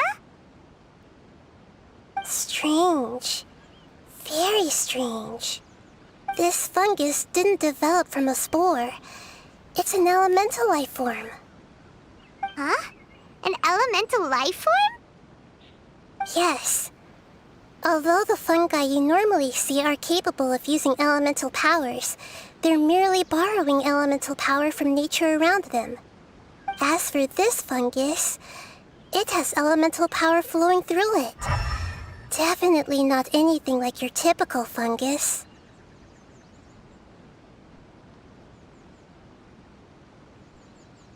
Exactly. This is very interesting. I've never seen anything like it. So this is a first even for Nahida. But that's not all. There's a large void within its elemental power. The void is stopping the elemental power from flowing normally, which must be why it fainted. So do you think it'll wake up if we can fill the void? Yes, and I just so happen to be good at this sort of thing. I'll see what I can do right away.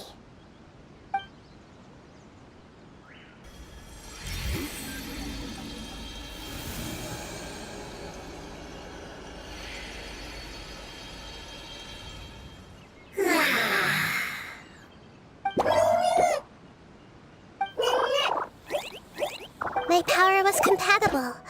Looks like everything is fine now. Lord of Dendro? Is it really the Lord of Dendro? Oh, I can't believe the Lord of Dendro saved me.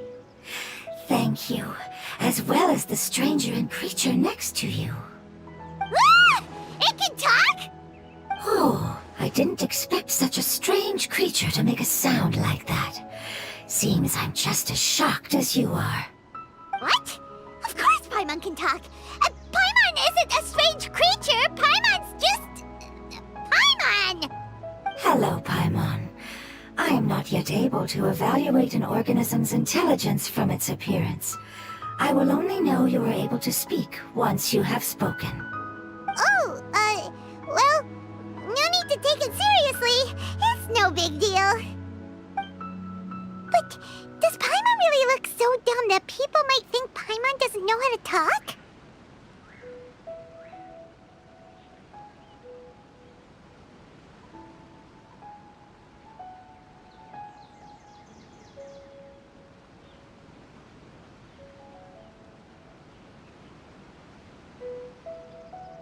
You misunderstand, Paimon. A mouth is used for eating, breathing, and other functions that are more important than speaking. So a creature may not speak, even if it has a mouth. I've never seen a creature like you before, so I dared not make the assumption that you could speak. Even if you do possess a number of human traits, it is still very common for creatures to have similar external forms but completely different interiors, just like fungi and slimes. Did this fungus study at the academia? It seems even more talkative than Paimon. You're not a fungus, are you? That's correct. This might be surprising to you, and I'm sure that you must have questions. Let's find somewhere else to talk. It might startle my fellow family members if I speak too much using this strange voice. Me, me, me, me, me. It says that it's very thankful for your help.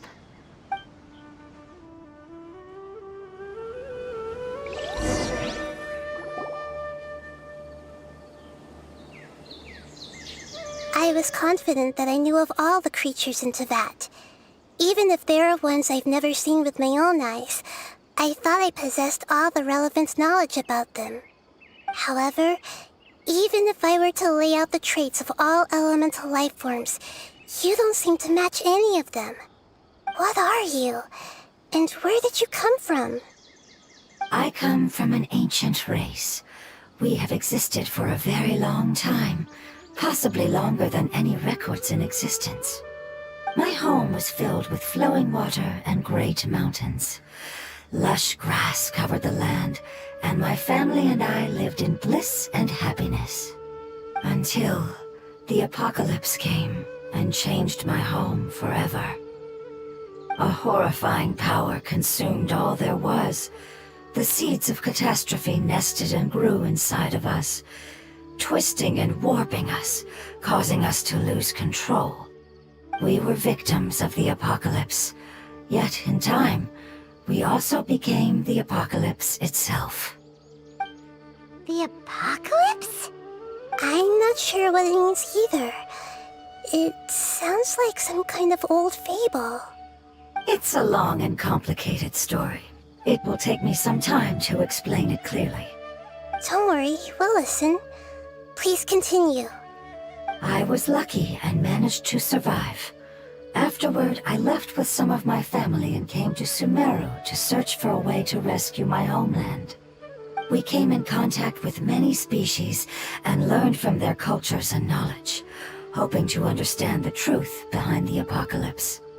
We later found out that humans know the power of the apocalypse and refer to it as forbidden knowledge. Your home was destroyed by forbidden knowledge? Does that mean you're from the desert? It said that they are looking for a way to save their homeland, but the catastrophe of the desert should have ended a long time ago. The Lord of Dendro is correct. We are not from the desert. I would very much like to tell you the location of my homeland, but unfortunately, I've forgotten. That may sound a little odd, as it is very important to both me and my family. Yes, how could you forget? I am a life form that was contaminated by the apocalypse.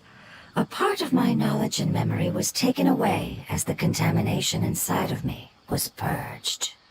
Ah, I get it now. So the void of elemental power was left behind from when the forbidden knowledge was purged. I'm sorry. I hadn't considered that kind of possibility. That's okay. Lord of Dendro, there is no need to apologize. Without your help, I would have lost more than just my knowledge and memory. And not only did you save me, but you've also already rid the world of the remaining forbidden knowledge, right? That's right. The forbidden knowledge is no more, and your homeland should be safe now. My home should be safe now. We can go home. For the longest time, this moment has only seemed like a dream. I never knew it would become a reality so quickly. I was unable to fulfill our calling. I never found a way to save my homeland, and I have even forgotten where it is. It's not your fault. You've already done everything you can. Every species paid a grave price in the fight against forbidden knowledge. This is not a responsibility you should carry on your own. You mentioned that there were other survivors besides yourself. Where are they?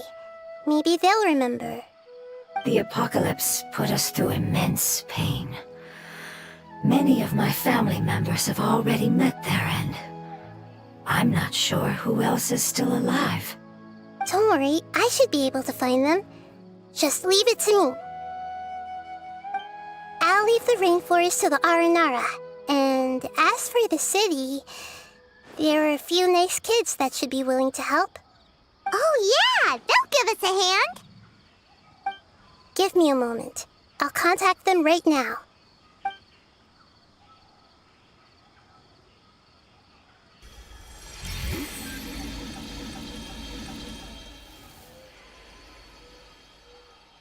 That should do it. It may take some time to find them, so let's wait for a bit. Thank you, Lord of Dendro. We all believe that you will keep your promises.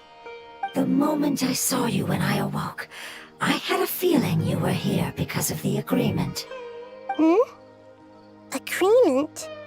You might not remember, but this is a prophecy that we deeply believe in. That the Lord of Dendro will bring us home once the catastrophe comes to an end. Ah, I see. I'm sorry. There are also some blurry segments in my memory as well. But I'm very concerned about your homeland. this is something I should help with. It's really no trouble to me at all.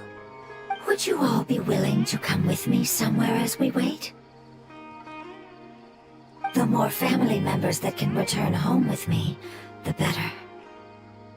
But didn't you say that you don't know where they are? Yes, but I know their end. I will explain it to you along the way.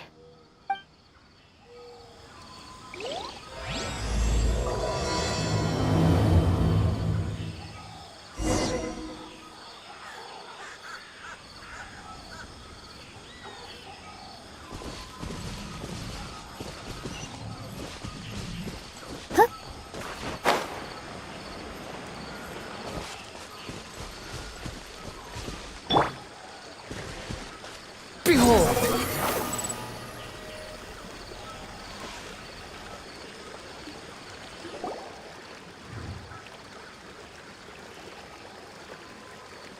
There's something that I'm very concerned about.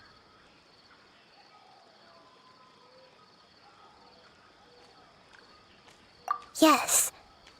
I didn't mention it just now, but do you remember when I told you that the power in the crystal is very similar to mine, yet also different? The elemental power inside the crystal is completely identical to that of the fungus. What?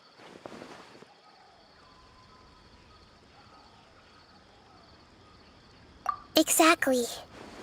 The prophecy that it mentioned was probably an agreement that I made with an elemental life form that once represented its race. I had to deal with the forbidden knowledge to save their homeland. The process, however, took away some of my memories. That sequence of events would explain the persistent feeling that I had unfinished business. Makes sense. Too bad it's unable to tell us more. Yeah, I've been trying to think of a place that fits the description of its homeland, but I'm unable to come up with anything. Agreed. I really want to send them home, so they won't have to wander around anymore.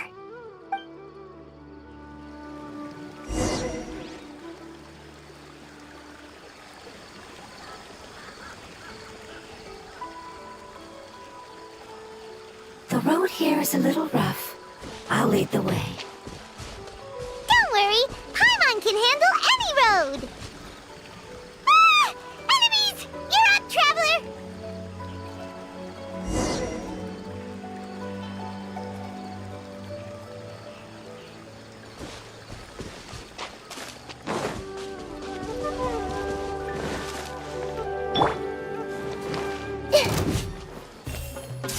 You are not welcome here.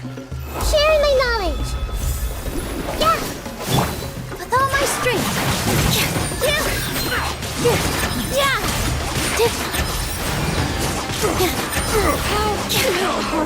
This dance is for you! You won this. Amazing. With such skills, you all would have definitely been able to find a way to survive the apocalypse. Hey! Paimon has been meaning to ask. You all didn't originally look like this, did you? No, we didn't. The appearance of our kind will change according to the environment.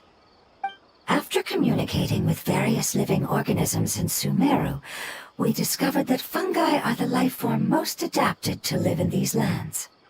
Thus, we gradually took the form of fungi and became a part of their group.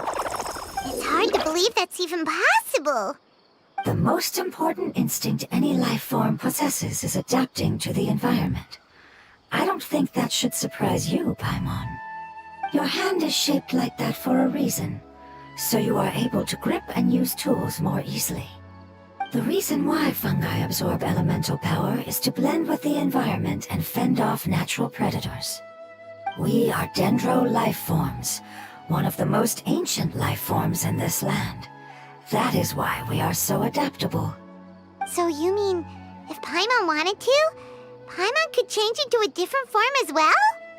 Not as freely, I'm afraid. You would require a long time to make that happen. Although this is common sense to us, it is still extremely difficult to explain. Putting it as simply as possible, changing form requires energy, and energy comes with time. You cannot make a sprout grow into a giant tree instantly, nor can you force a tree to bear fruit overnight. I see. Humans have a term for this. It's called growth. Ah, you're so smart, Nahida! Paimon gets it now! Growth.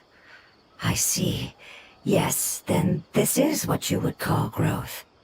A most beautiful word. I shall enjoy it more as we walk.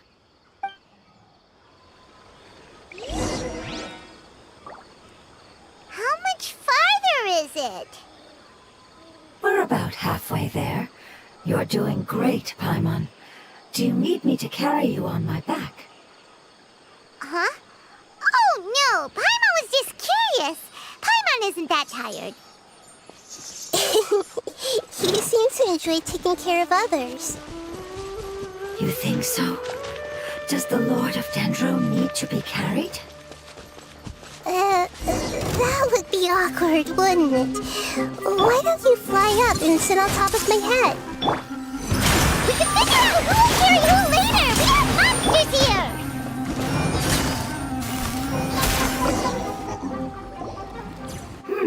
I think we may have a different understanding of carrying someone. No matter whether it's tired or not, my child is always happy when I put it on my back and give it a ride. Child? You mean the fungi we ran into earlier? Yes, one was my friend, and the other was my child. Why can't your kid speak? Because it's just a fungus. I don't want my presence to change or affect the original state of the fungi species here. However, it is slightly different from an ordinary fungus. It seems to understand some human language, so I gave it a name. Oh, then it must be a really cute name. You know, like Bongo Head. You have an odd taste for names. Huh? Paimon thinks that name is great! Strange and cute at the same time. It's a name only Paimon would be able to come up with. That's right! The name I came up with was not as creative as Paimon's. I learned it from an adventurer. Its name is... I'm sorry, but I've forgotten. Seems like I've forgotten many important things. Yes, I must remember it before I return. It's just as important as my homeland.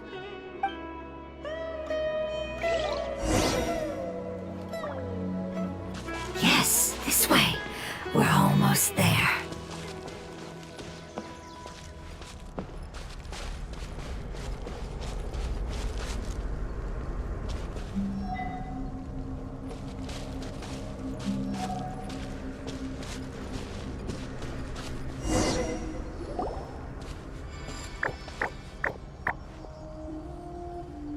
It's the Withering. Yes, I have heard humans also call it that before. It's the last form we take when we are at the end of our life. Paimon doesn't understand. It's trying to say that when they've suffered enough and reached the end of their life, they become a tumor of the Withering. Yes, I would have also suffered the same fate if it wasn't for the Lord of Dendro's help.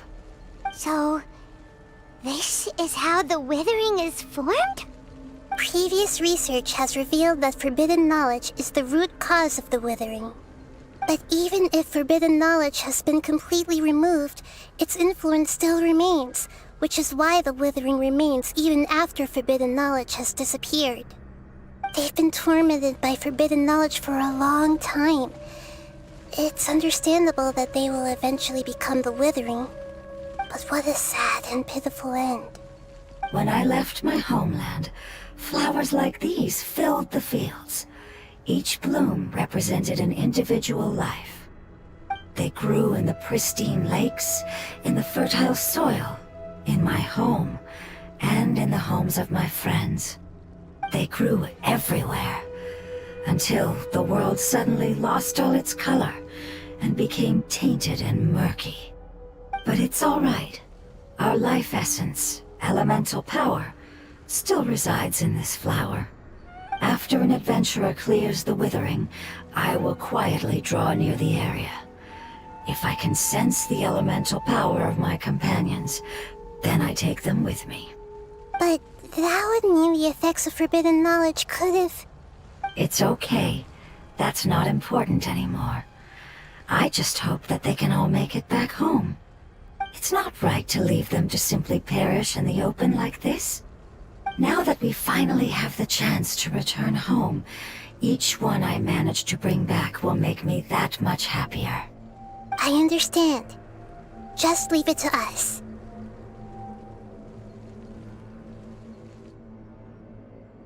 So you're worried about me? It's fine. Forbidden knowledge doesn't exist anymore. It's natural to want to be overcautious when dealing with a highly venomous snake, but when all that's left is its skeleton, there's nothing to worry about.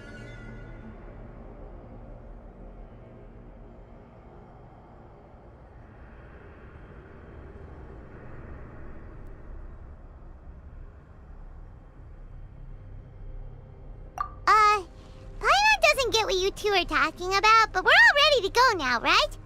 Then let's do this! We've dealt with the Withering countless times already!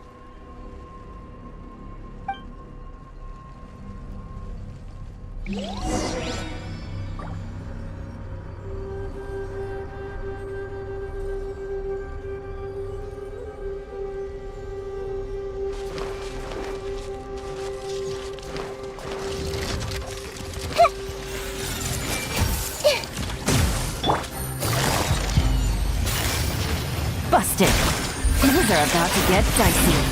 That's far enough! Squall and Fury!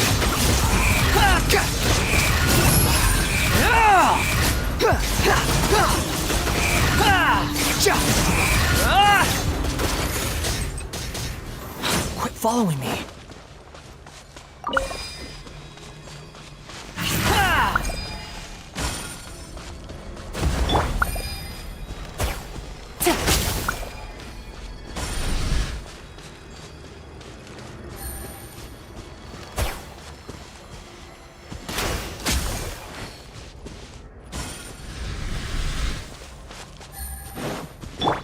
Everyone hold hands!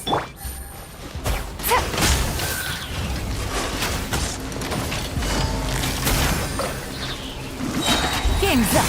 Fun's over.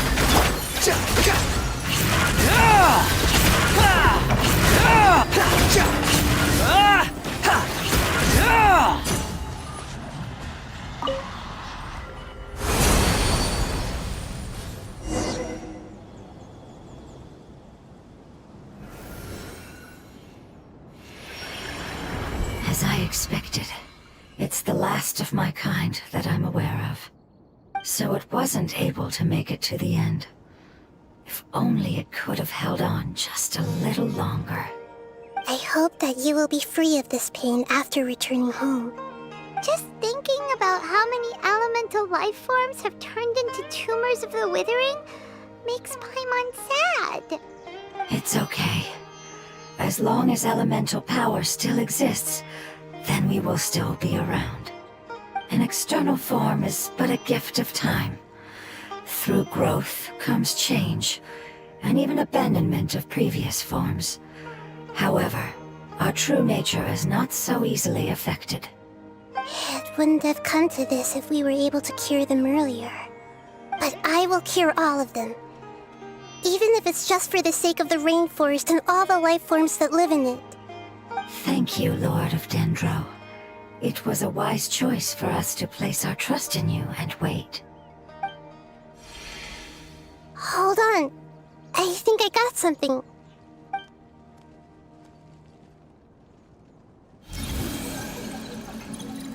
Oh, I see. Okay, I understand. Thank you so much. So, they found a fungus that matches the description I gave them. It's currently unconscious. It must be in a similar situation as I was. We should hurry and go take a look. Okay, follow me.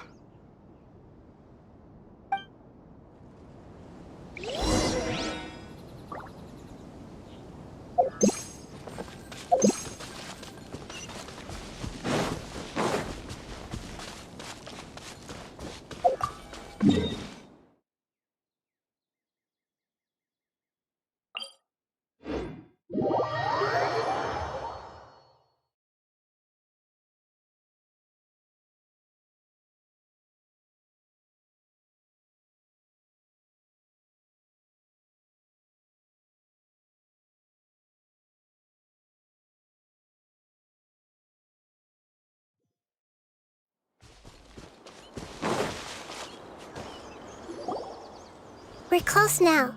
It's just a little further inside. But there are so many fungi here. They're probably all ordinary fungi, right? Yeah, they won't be happy to see us.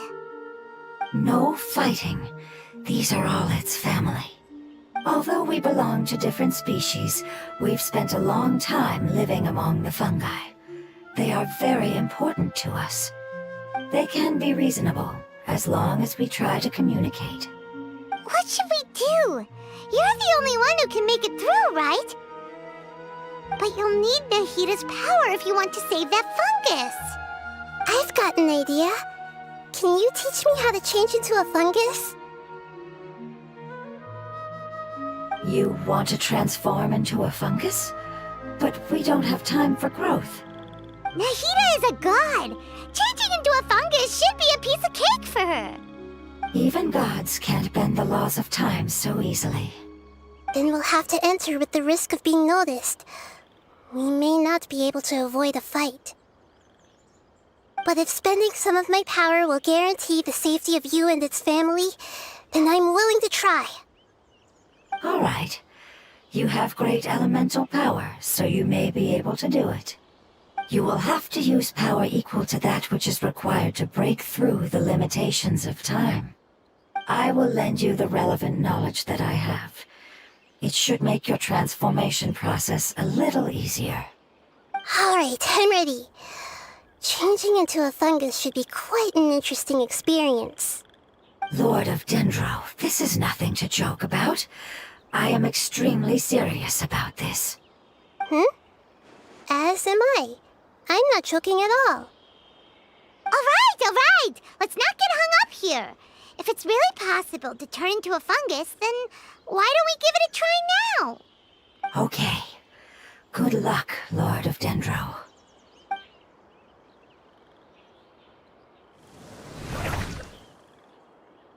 Wow! You really turned into a fungus!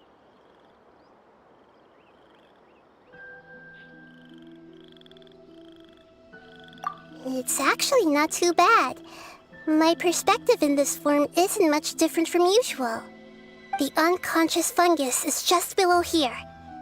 Can you all help me determine which one it is? Oh, how do we do that? I'll get close to them while you make your way over from above. You should be able to identify them using elemental sight since they're elemental life forms. Then, all you have to do is repeat the correct answer in your mind. As long as I'm able to see you, then I'll be able to hear your answer. Okay, got it. Let me lure away the fungi up top and make way for you. All right, good luck, Nahita. Let's go, Traveler.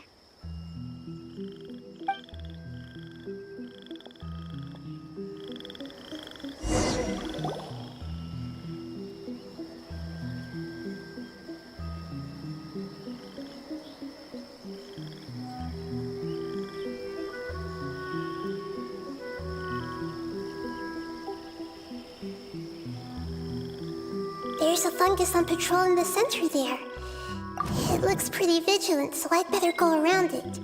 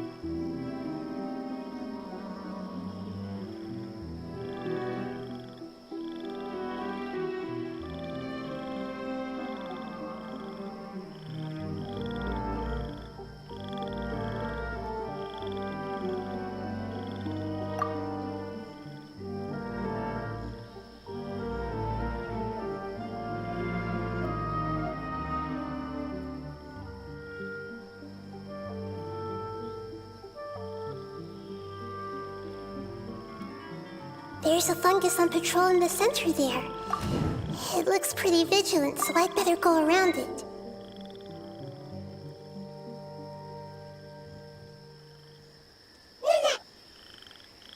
Why is it reacting like that? Uh-oh, the fungus on patrol noticed me. Nah.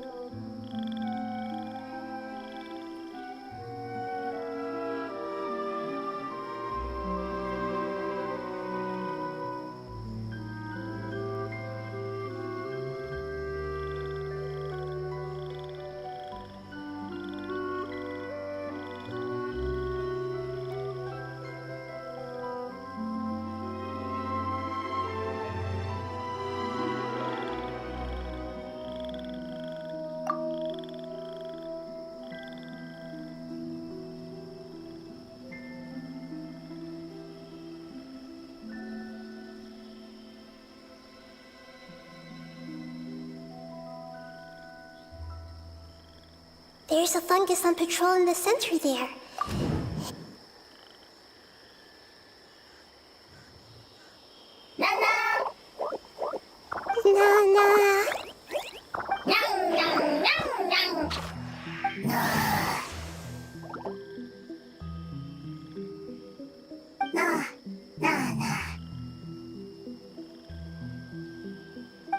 It seems they didn't notice me. It seems that fungus won't be moving for the moment. I should hurry and make my way through.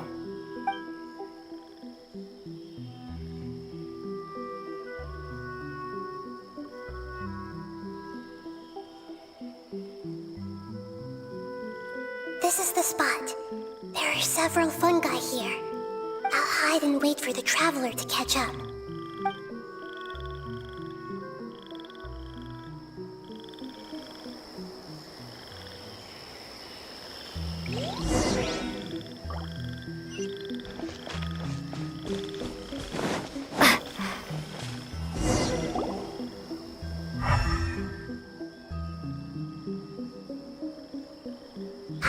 So this is the one. Understood.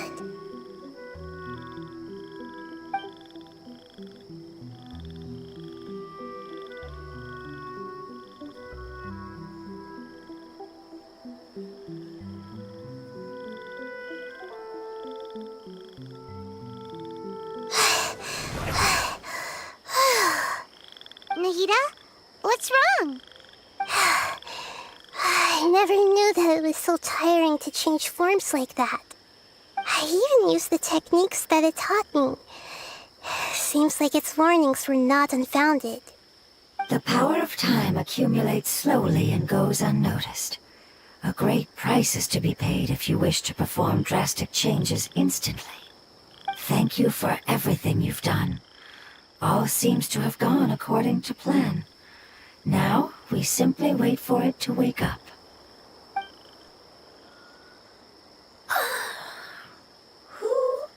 Are you? I apologize. Language is not easy. Need long time. It's okay, I have good news. Let me explain it to you the fungi way.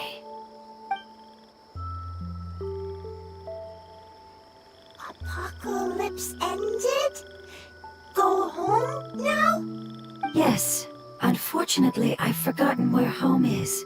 I was hoping you still remembered. I remember. Really? That's great! Home, Dendro Dragon.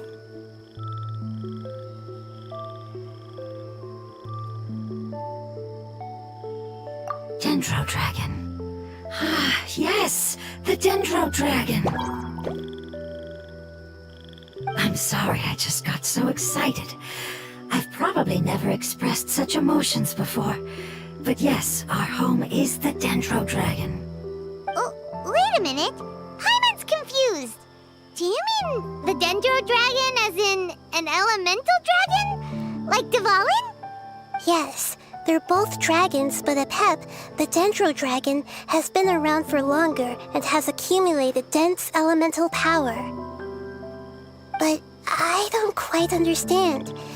Why would you say that your homeland is a dragon? Because we live inside the Dendro Dragon. The Dendro Dragon. Inside. Very big. Mountains. Water. Trees. Us. There is an entire world inside the Dendro Dragon's body. The Dendro Dragon nurtured the earliest life forms and protected us inside of itself. It once told us in a majestic voice that once we finally matured, we'd be able to start life in a new world. However, that day never came. Our homeland was the greatest place there ever was before the apocalypse arrived. Paimon's still confused.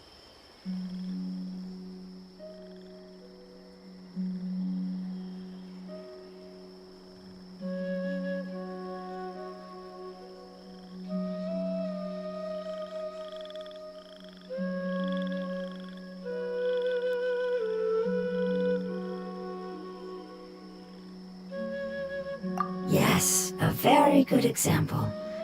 It appears that you're much smarter than Paimon. The only difference is that the Dendro Dragon is much, much larger than any Dendro slime. Wait, then if that's the case, doesn't that imply that Apep has also been contaminated by forbidden knowledge? Yes, that is correct. What has suddenly made you look so worried, Lord of Dendro? I haven't seen this expression on you before. Apep is the most adaptable life form in the world. The forbidden knowledge should have become a part of its body a long time ago. Which means that if all the forbidden knowledge has been eliminated, then a big void will also form inside the dragon! I'm afraid so. Its body and soul have probably been in terrible shape for some time now. No wonder I haven't seen Apep for so long. But how did it get contaminated? Was it due to the destruction of King Deshret's civilization? But anyway, Apep disappeared and has been gone ever since that time. It's been enduring unimaginable pain all the while. It's probably in pain as we speak. Yes! How could I have forgotten? If the Dendro Dragon fails to hang on, the elemental power inside it will no longer be able to maintain its form and will all be dispersed. Dendro elemental power of that concentration will cause the rainforest to overgrow. Giant trees will completely block out the sun. Plants and humans will fight over oxygen. Sumeru will no longer be suitable for sustaining life. Hey, what about the crystal? Why don't you show it to them and see if they know anything about it? Yes, I'm sorry. You're right. We don't have time to panic. Have you two ever seen anything like this before? No. Its power feels very familiar. Like something from our homeland, but I don't know what it is. I'm sorry our memories aren't very reliable. It's okay. I'll contact my helpers just as I did before and see if they can locate your other family members.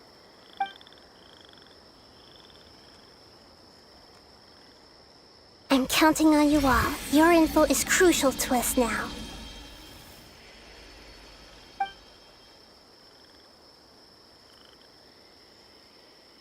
Let's wait for their reply again, though I know waiting can feel unbearable at a time like this.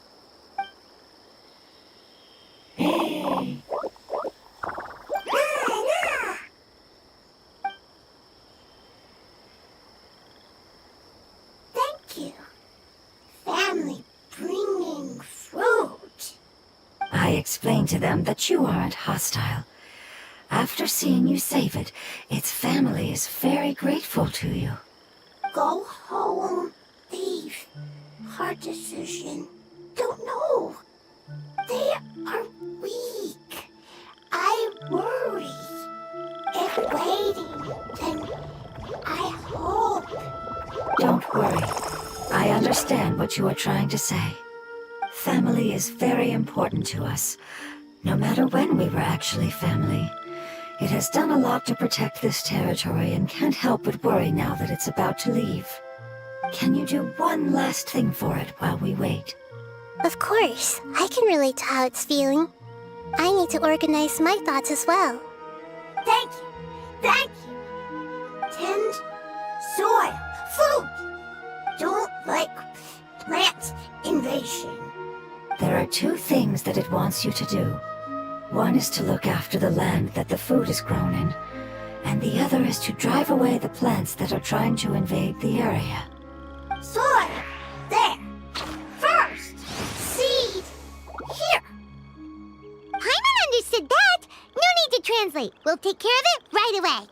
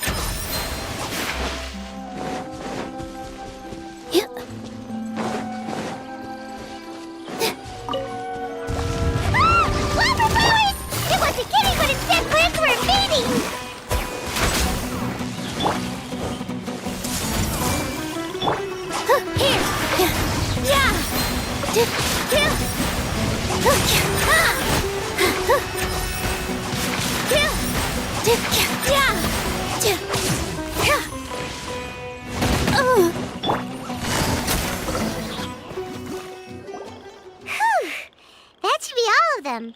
That wasn't too tough. Yeah, I've calmed down now. But it doesn't seem like there's too much we can do until we receive some new leads. Can you tell us about the Dendro Dragon? We don't know anything about it. Who is it? And what does it have to do with King Deshret? Well, the history of dragons starts from the very beginning of Tevat. Sumeru was Apep's territory. In those days, the lush rainforest covered the entire nation. Oh, so there was no desert back then? Not at first. That came when a giant spike fell from the sky, turning a huge section of the rainforest into sand. In an attempt to adapt to its new environment, Apep changed color from the emerald green of the forest to the yellow of the sand. No wonder those two elemental life forms are always talking about the importance of adapting. Apep has always seen itself as the master of Sumeru and has refused to recognize the new order that was established. Even now, it probably still holds great hostility toward the gods. However, powerless against the power in the sky, and then the forbidden knowledge many millennia later, it's been unable to stir up any trouble. Conflicts between the two sides are destined to continue until a balance can be found. As far as I know, Apep had been slumbering in the desert, and King Deshret had taken a great interest in it. Maybe this is why Apep was contaminated. I'm not sure what may have led it to become involved, but rescuing it is definitely our top priority right now. The crystal that I have in my possession is probably the key that links the two matters together.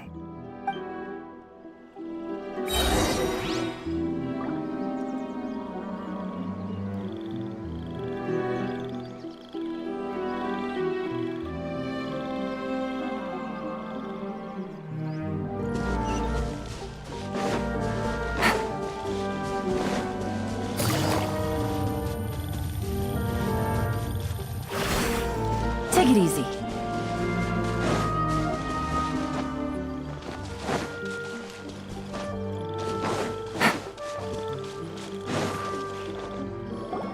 Thank you, Lord of Dendro. Family happy. You really like them, don't you? Family like. Do you not like your family? That's not what Paimon meant. It's just that you guys aren't actually the same species. Doesn't matter. Family likes me. I like family. Paimon doesn't quite understand. What it's trying to say is that as long as family members get along well, then nothing else matters. You place importance on appearances, but we do not. We find the experiences, knowledge, and connections we've made to be more important. These are all things that are more reliable than mere external appearances. These are the fruits of time, and the essence of what it means to grow. Oh, Paimon gets it now. Looks can always change, so what's inside of us is more important. It wouldn't matter. Paimon would still be able to recognize you right away. Oh? Understood. Thank you.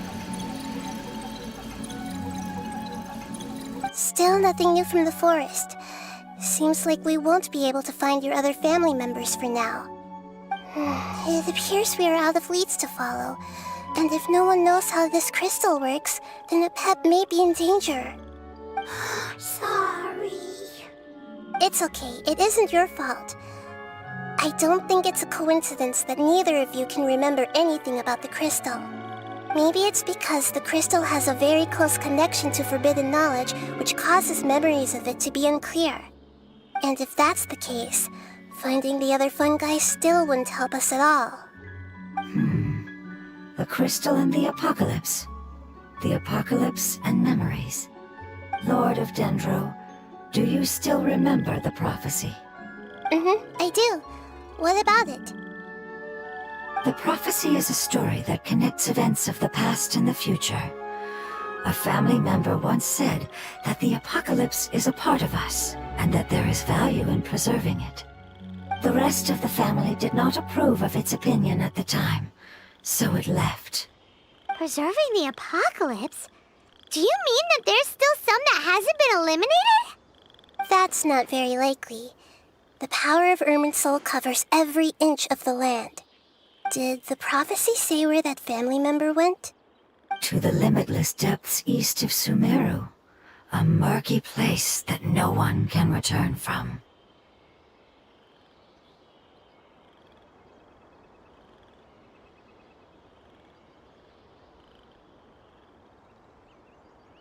Yeah, that must be the chasm, right? But what is it doing there? It's impossible to preserve forbidden knowledge, but what if it can be converted to a different form? I'm sorry if I'm suddenly not making any sense. However, I do think it's possible. Follow me. I'll explain it once we find that elemental life form.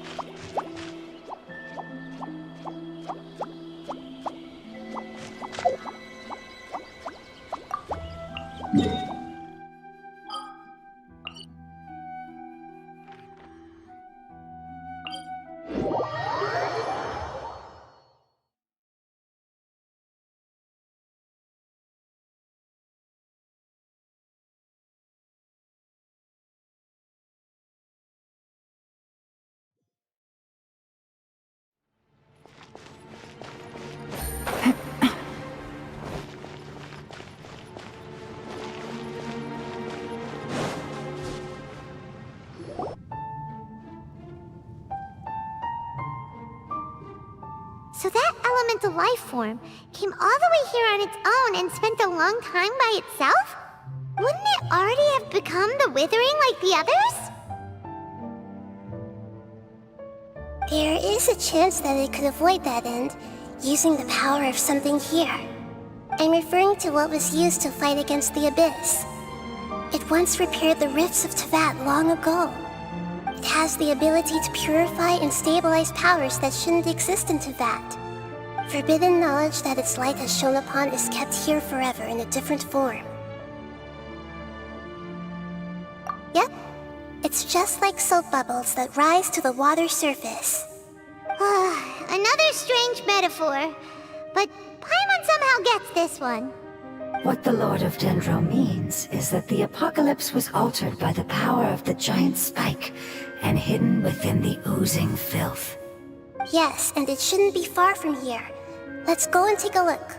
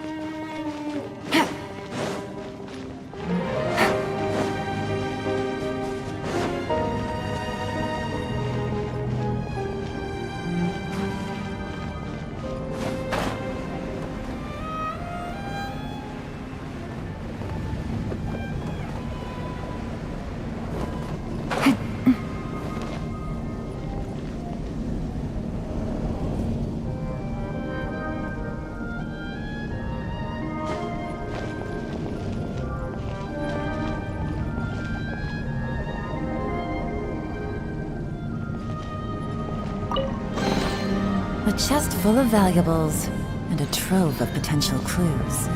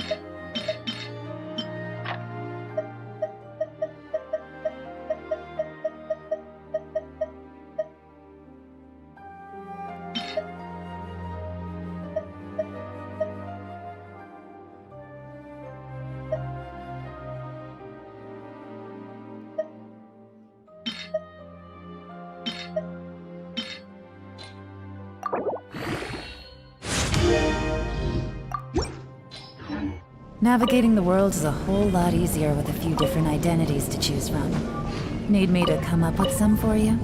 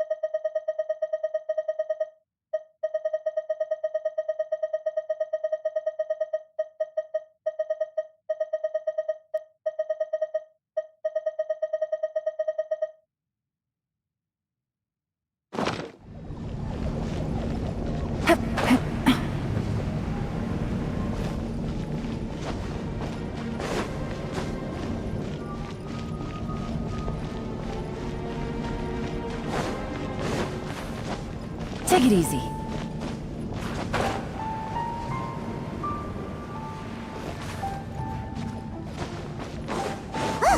It's over there!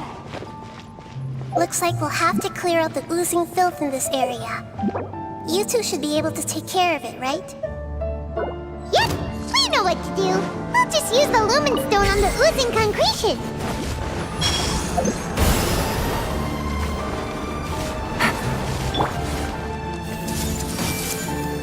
Make yourselves at home. Busted. Things are about to get dicey. The wind rises.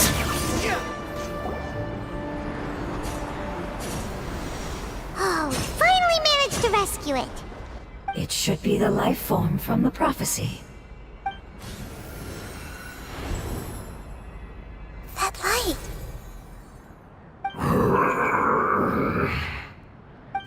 Wait, something dark is coming out. Something's not right!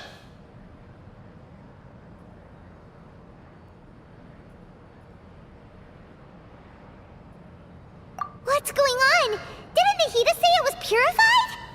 Maybe it's because such a long amount of time has passed. Although the power of the oozing filth is more stable than that of the apocalypse, it is still a form of dangerous power. It might have lost its mind after being soaked in it for such a long time. Oh no! But we still have tons of questions we need to ask. I should be able to purge it with my elemental power.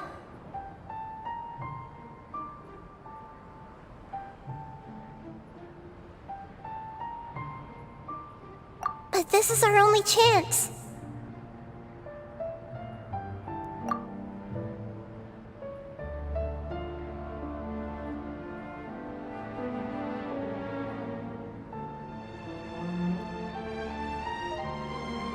Traveler!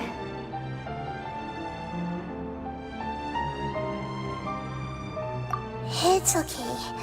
I trust your judgment. I was being... Oh, yeah! You said that the elemental power in the crystal was identical to theirs. You want to use its power, but... The Lord of Dendro seems hesitant. I too would advise caution. It's risky to use its power without fully understanding its intended use. Don't understand. This no good, that no good. Save lives. Important. Yes, I understand, but this is our only chance to return home. We cannot afford to be careless. It's okay, there's no need to argue. I'll think of something to do about the elemental power that will be used. How about this? Traveler, you could try using it. I understand that you have an amazing resistance to forbidden knowledge. Don't overdo it, Traveler. Paimon will be worried.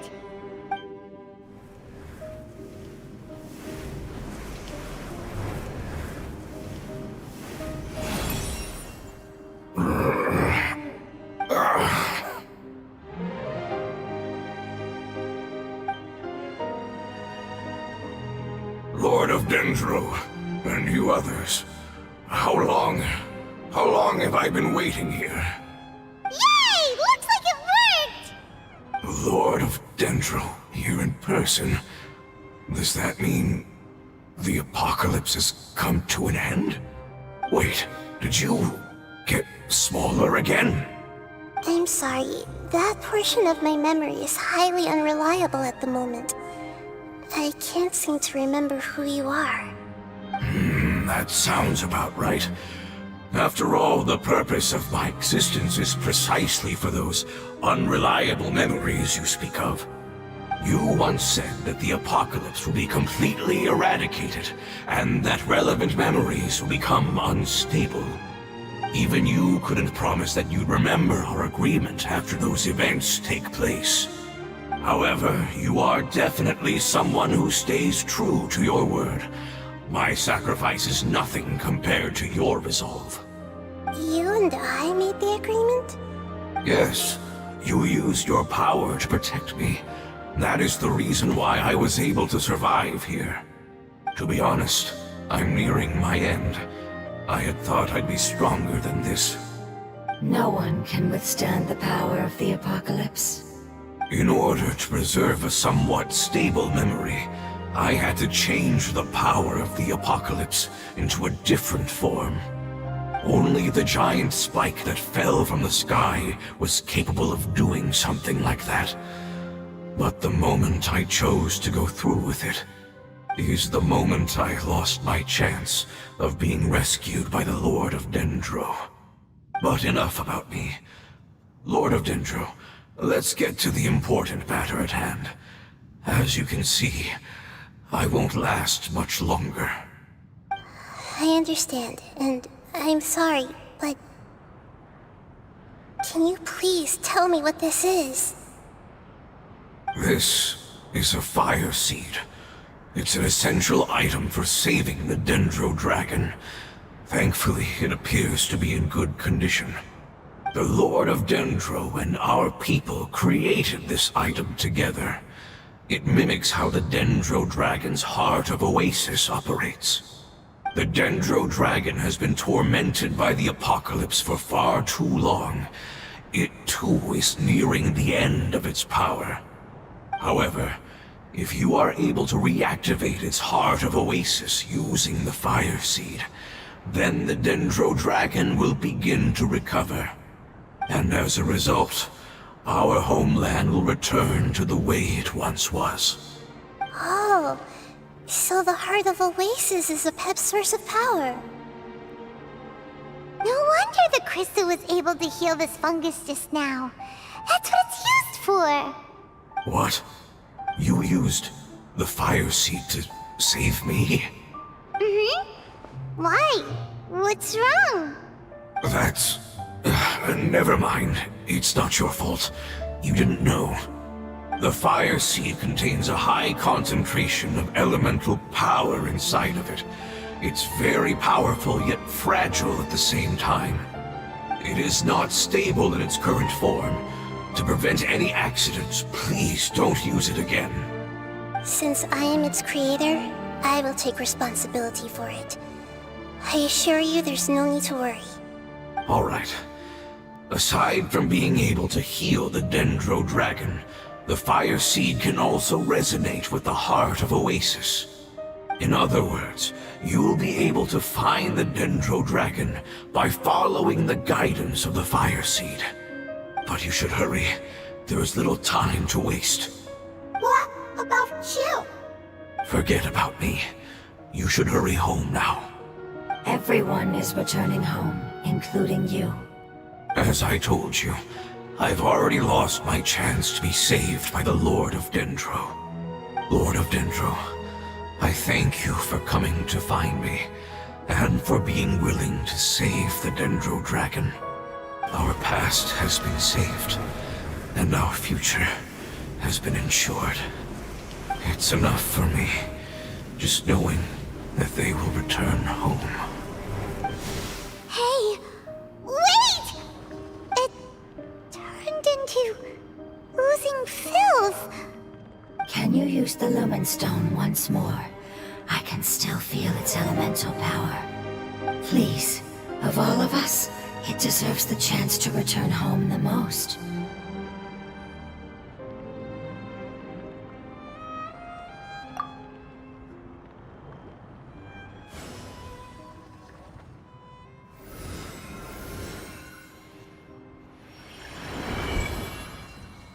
This is a small ball of light that I left behind. I can feel it. I can feel its knowledge and emotions. It has all returned to its original elemental form and is becoming one with the other family members. Do not be sad, my friends. Its wish has come true, and it's very happy right now. Because its external form doesn't matter, right? Yes, because our external form does not matter, and our home has been saved. There is nothing more important than being together with family. Let's go!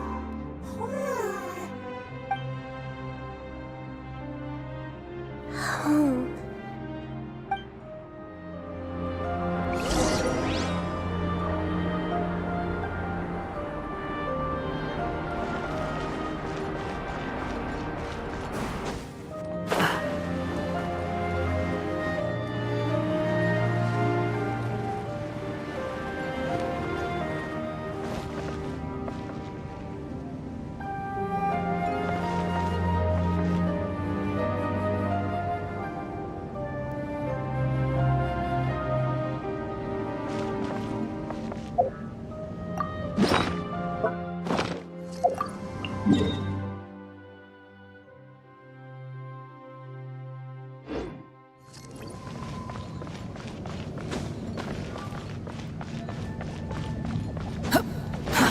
Too slow.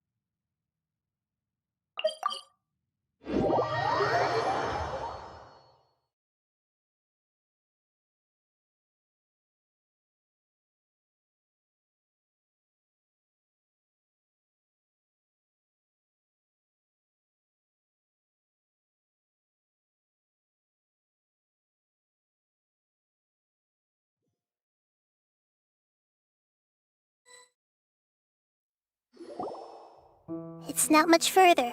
Follow me, we're close now.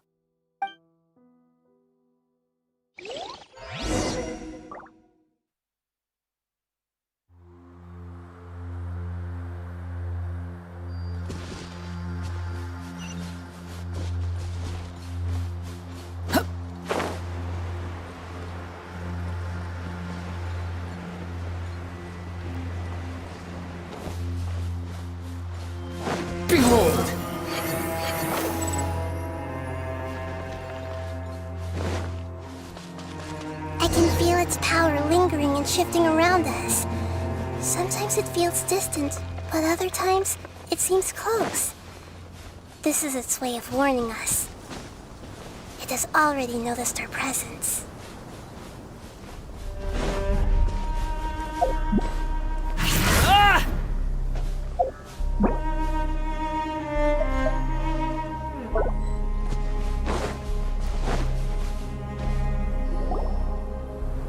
We won't be able to see anything if we keep going that way.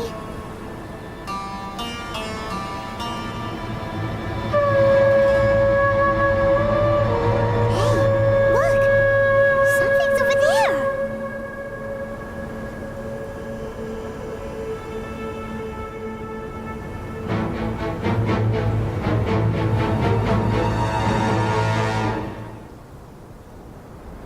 We found it. A pep, the Dendro Dragon. Paimon knew it would be big, but not that big! Puny god, puny human, leave my domain. Frail life forms like you cannot survive in the endless sands of the desert. A pep, we're here to save you. I do not need saving, especially not by you, Brewer. You are no different from Amon. Both of you have only existed for a fraction of what you know as time. Yet you call yourselves lords of this land by leaning on the heavens' glow.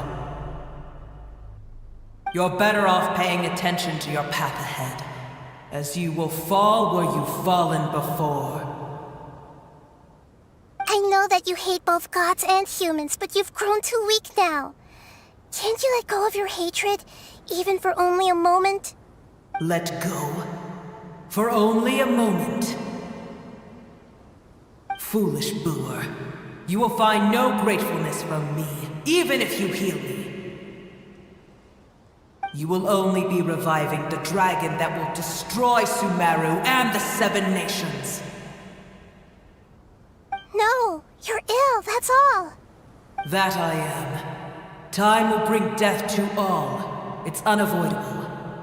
Although I am gravely ill, my mind remains clear.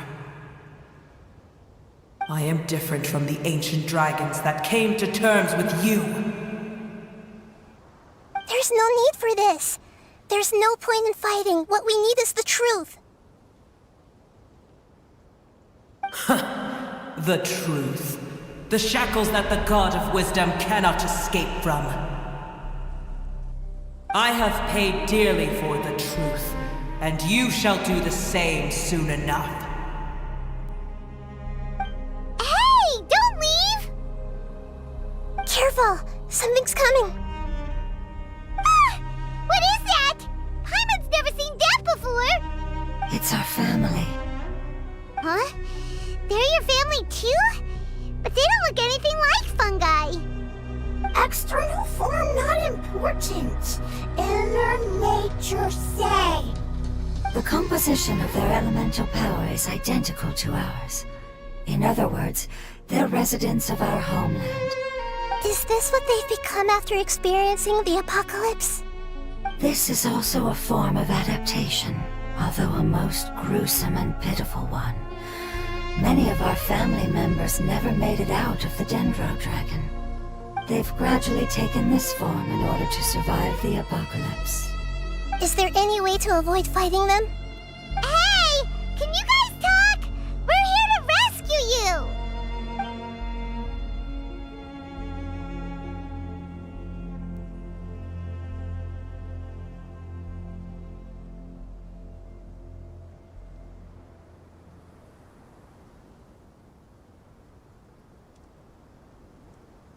They've given it their all just to survive. They're being drawn by the fire seed. Only its power can temporarily free them from their pain. All that remains are the instincts to survive and search for energy needed to do so. Everything else has been discarded in the process of adaptation. So this is the result of forbidden knowledge. Would our world become the same if forbidden knowledge was allowed to rampage across Tevat? like fish struggling on land, unable to find a single puddle of fresh water in the entire world.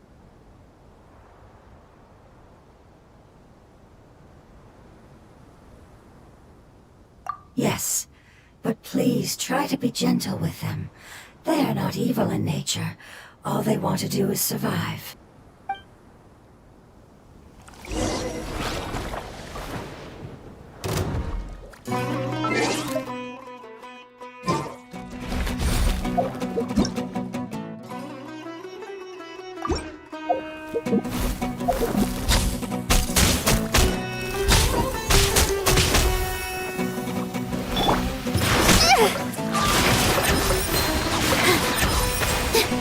All eyes on me!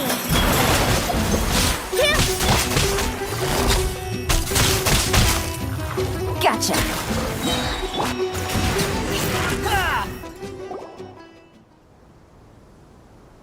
Paimon thinks they used up all their strength.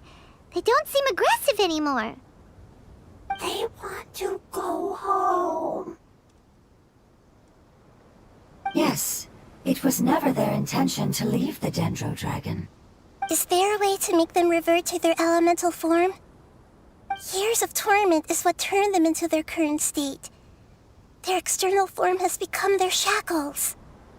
It seems only the Fire Seed or a Pep's Heart of Oasis can save them.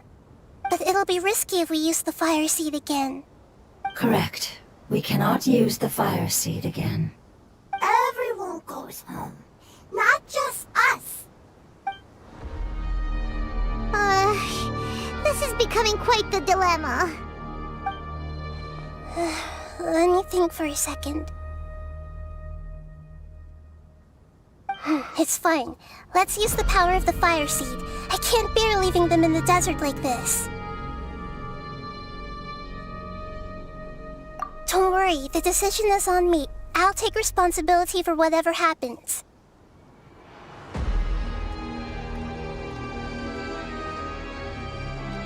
It won't require much elemental power. I'm just worried that it'll become unstable. But as long as I use my elemental power to stabilize it a little, it shouldn't be a problem. Thank you. Sorry. Stubborn.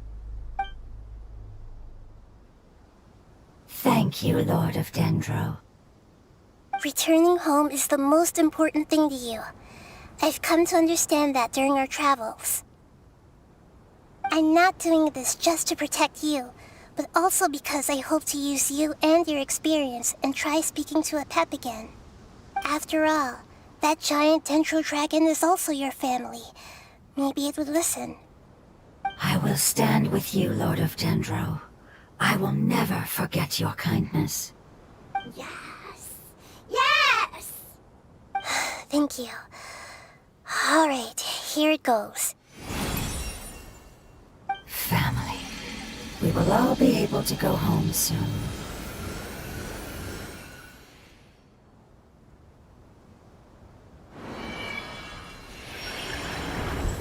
Whoa! It's shining now.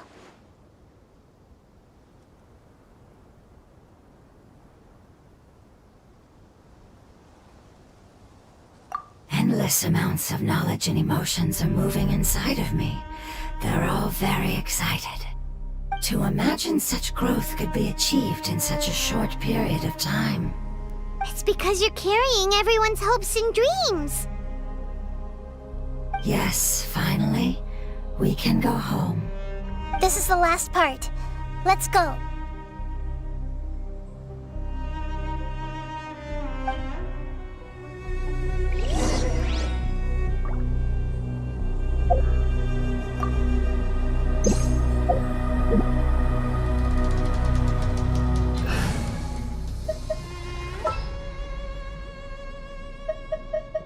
Stay close and you will live. A walk would be nice.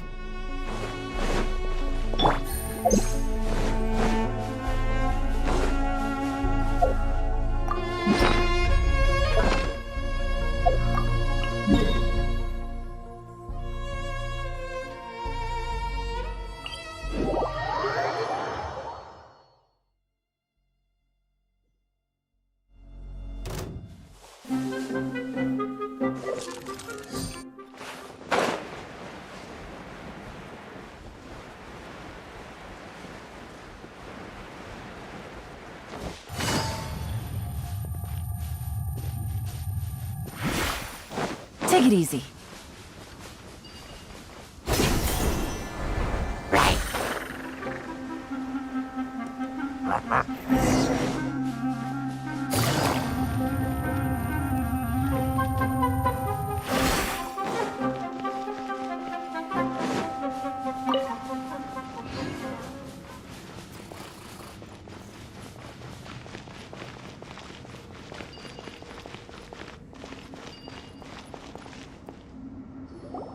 This cave is huge. Could this be where the Dendro Dragon lives? Yeah, who knows what's inside that cave? Our goal is not only to find the dragon, but to also enter the world inside of it. That will be impossible if we can't get it to cooperate with us. But how are we gonna do that? It doesn't seem to want to help at all. I'll see what I can do. Pep, I know we don't see eye to eye, and that we have a very different understanding of the world and its orders. However, we are both born of elemental power, and both suffered the torment of forbidden knowledge. We are not that different. And right now, we share a common enemy. We should not let our differences get in the way. Wonder if the Dendro Dragon's even willing to listen. I don't care about what you believe in, who you hate, or what you've done in the name of hatred. Nor do I expect you to be grateful. I'm here to save both you and your people. My people. They've been searching for a way to save you ever since they left their homeland. They yearn for a chance to return home.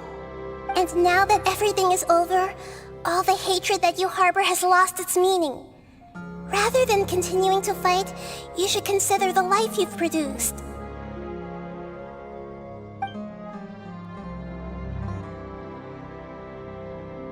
No response. Your eagerness to survive means that you haven't given up on that world yet. If you claim to know so much more than I, then why don't you truly think about why you want to survive? And why you're so vengeful?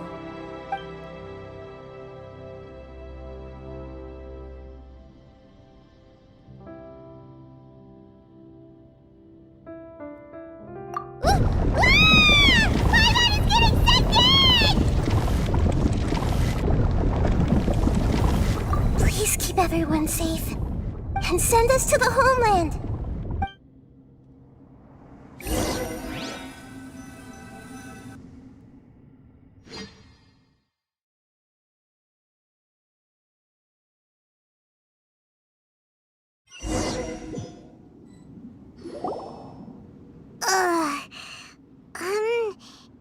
Nahida, where are we? Huh? And what about the Traveler? Where'd she go? I was only able to ensure that we made it here safely. It's possible we arrived at different locations. Well, then let's go have a look up ahead. Paimon's feeling really worried. Yep, let's go. I wouldn't worry too much. The Traveler's no pushover. Paimon knows that. It's just that Paimon isn't used to not having the Traveler around. Let's hurry. She might be just up ahead.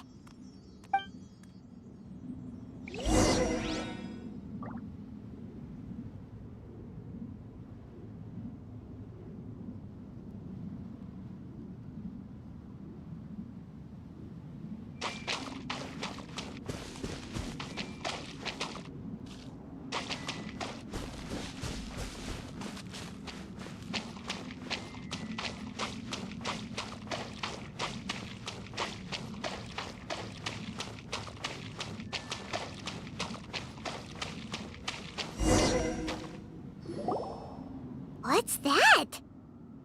That should be the heart of Oasis. All we need to do is light it with the fire seed, and it'll restore a pep with elemental power. The damage it suffered internally will also slowly begin to heal.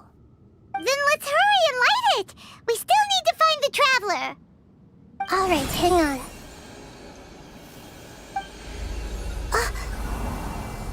Wait! The fire seed! What happened? It shattered.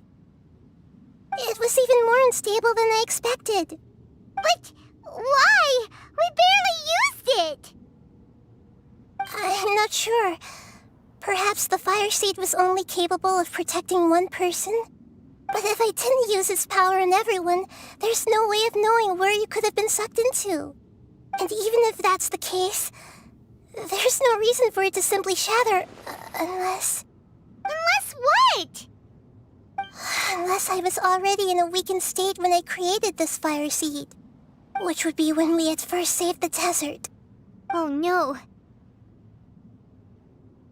Wait, let's put that aside for a moment. If the fire seed has shattered, wouldn't that mean we came all this way for nothing? Oh, do you know what we should do now, Nahida? Oh, come on, Paimon, think! Don't worry, Paimon. This is my responsibility. The fire seed is technically just a ball of highly concentrated elemental power. Although my elemental power is slightly different than that of elemental life forms, I gained a better understanding of it when I turned into a fungus. So, all I have to do is imitate that power, while adding some of my own. And I'll be able to do what the fire seed was supposed to. You're gonna become the fire seed? Yes. It'll take a lot of power from me, but it still won't be anything compared to when I was in the desert. I might, however, become even smaller. What happens if you keep getting smaller? I'll become a blade of grass or a twig. Basically, I'll return to how I was first born. I will be able to unleash power beyond my limits if I can reverse the process of growth. But you'll lose everything. You'll not only lose your appearance, but you'll lose your emotions, memories, and who knows what else? That's all right. None of that matters compared to the dangers that Apep is facing right now. No, wait! There has to be another way. Besides, what will Sumeru do if you turn into a twig? Maybe you and the Traveler can plant me in the soil of Sumeru once it is all over. I can still communicate with the world through the forest. It's just that you won't be able to see me for some time. You can't be serious. If the Traveler were here, she definitely wouldn't let you go through with it. If we knew this was how you were going to take responsibility, then we never would have agreed in the first place! I'm sorry, Paimon, but we're out of options. Not all eagles who have fallen to the ground can soar in the sky once again. But if no risks are taken, then the eagle will be grounded forever. No! Please, no, Nahida!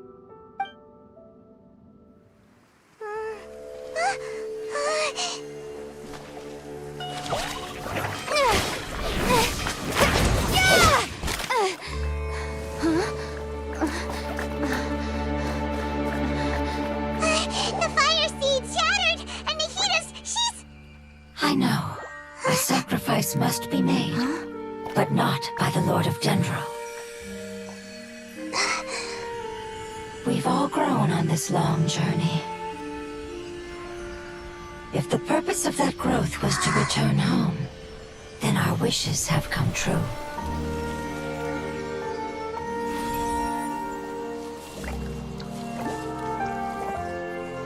Would you lend us your power? You knew it would come to this. All the knowledge, language, and emotions that you have learned will be reverted into pure elemental energy. In your new homeland, nothing of who you were will remain. You won't be remembered by anyone. Is that truly the return you've always dreamed of? Lord of Dendro, don't be sad. This is not your home. We go home. Lord of Dendro should also go home.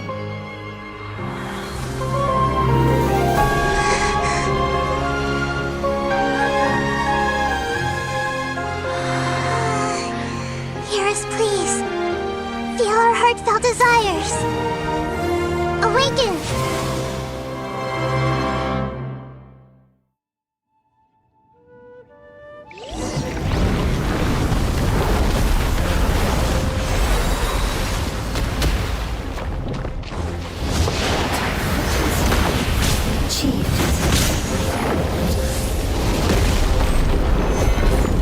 It's because you're carrying everyone's hopes and dreams.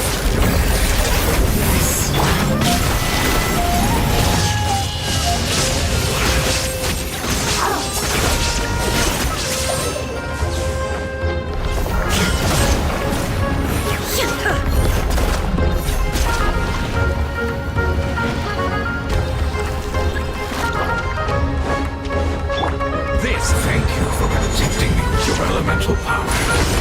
Goodbye. We may never meet again.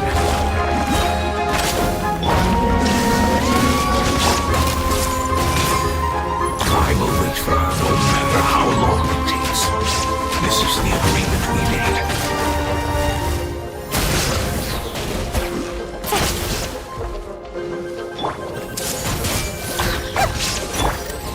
Illusion shattered!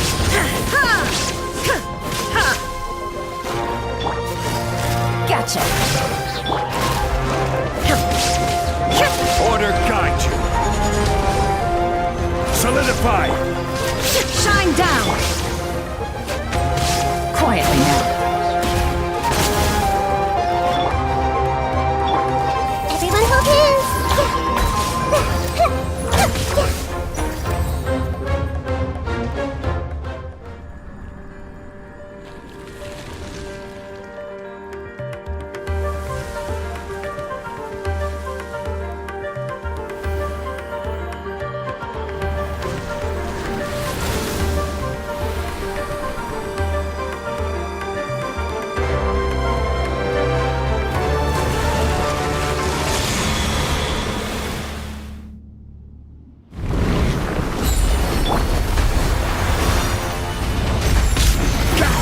Wonderful word.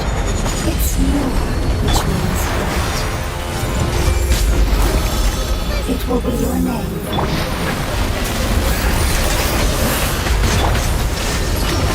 Sounds like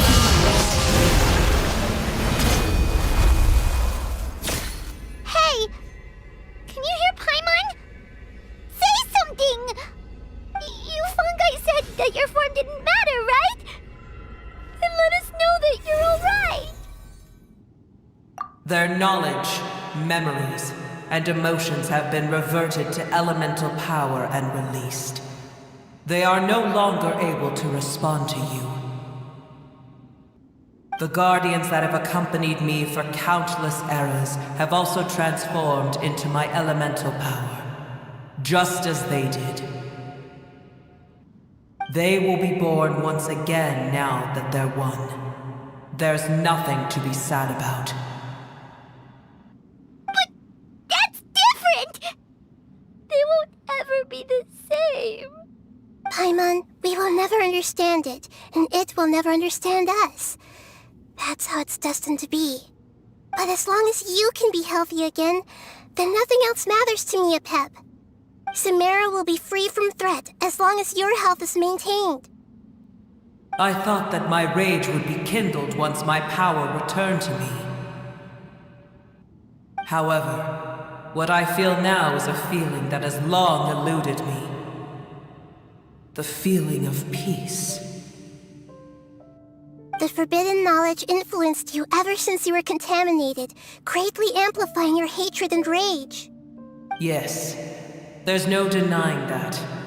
Although my hatred for that usurper from beyond the heavens still stirs deep within me, destroying you and your people serves me no purpose.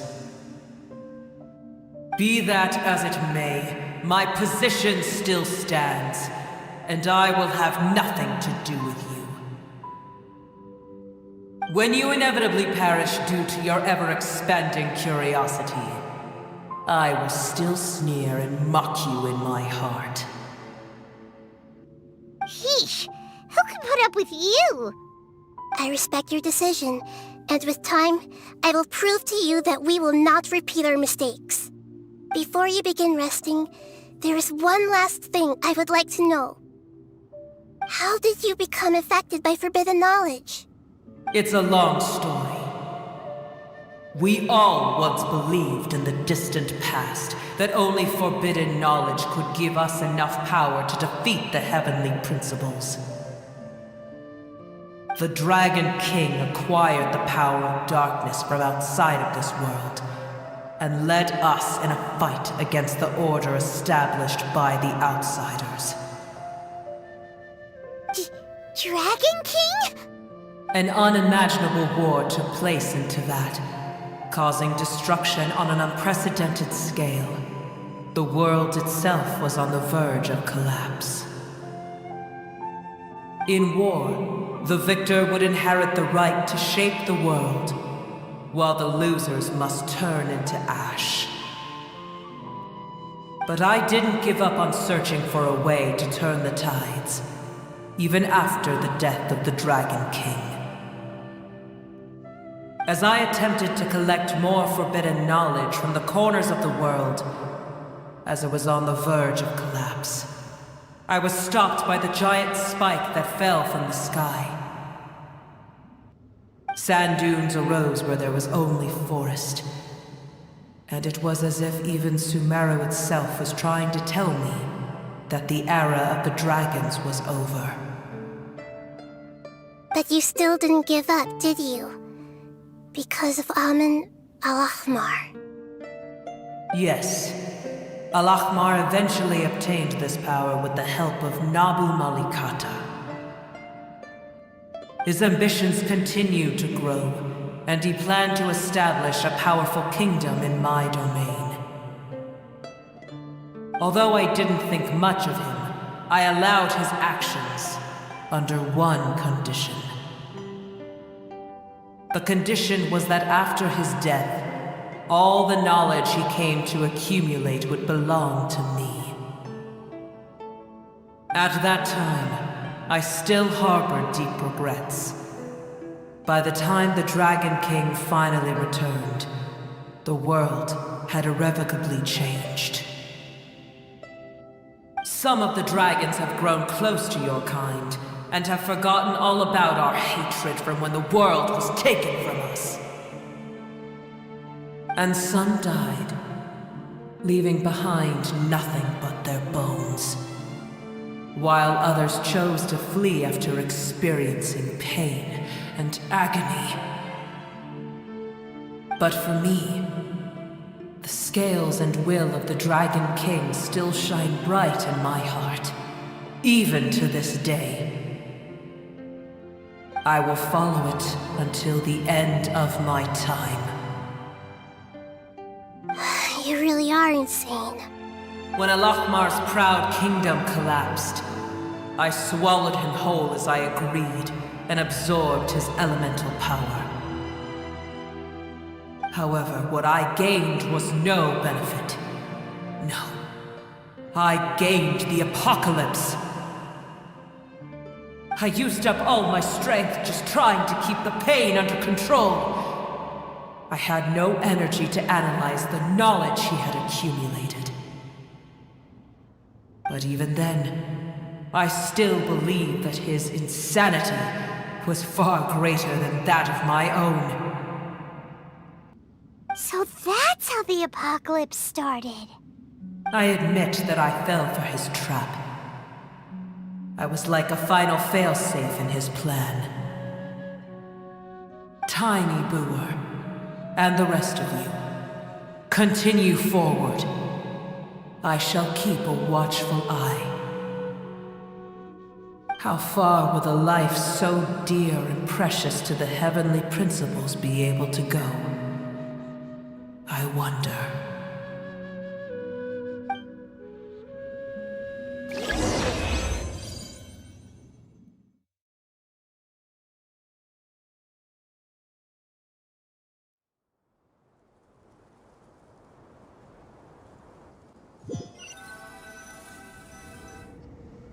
Hey! Looks like we've been sent back out! Still in one piece, too! The dragon will will need to rest for a very long time before it is fully healthy again. It's not as ruthless as it was before. Curing the dragon of its illness has seemingly made it more open to reason. Nobody's in a good mood when they're feeling sick. Even though we accomplished something really important, Paimon still doesn't feel happy for some reason.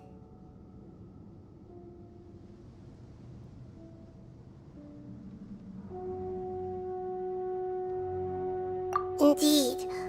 Although they'll still have the chance to be born again, they've lost their memories of their journey and their feelings for their homeland.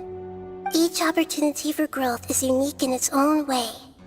Perhaps the immense power we released was the pouring out of all these irreplaceable emotions that had built up over time. Can you really call a place with no family your home? Family. Right! The hydrofungus left behind its family. Those two fungi might be waiting for it to return. Oh yeah! Let's hurry and go take a look! Huh. How are we going to explain all the complicated things that happened?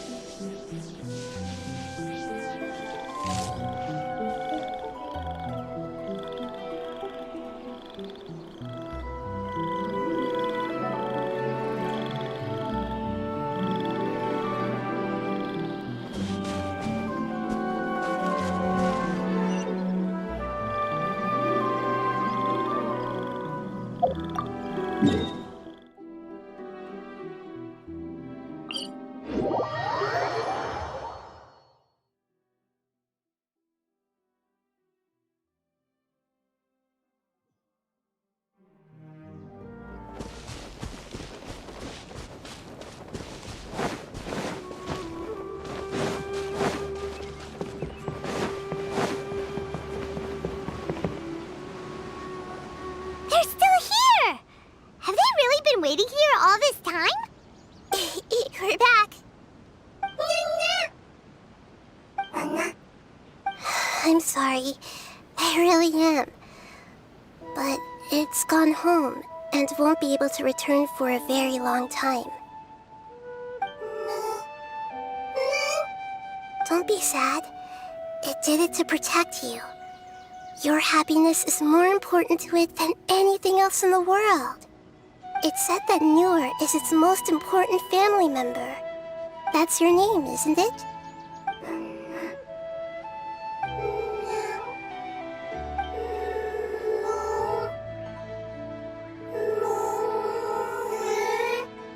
Wow. This is wonderful. So it has left traces of itself after all. They will definitely meet again, someday.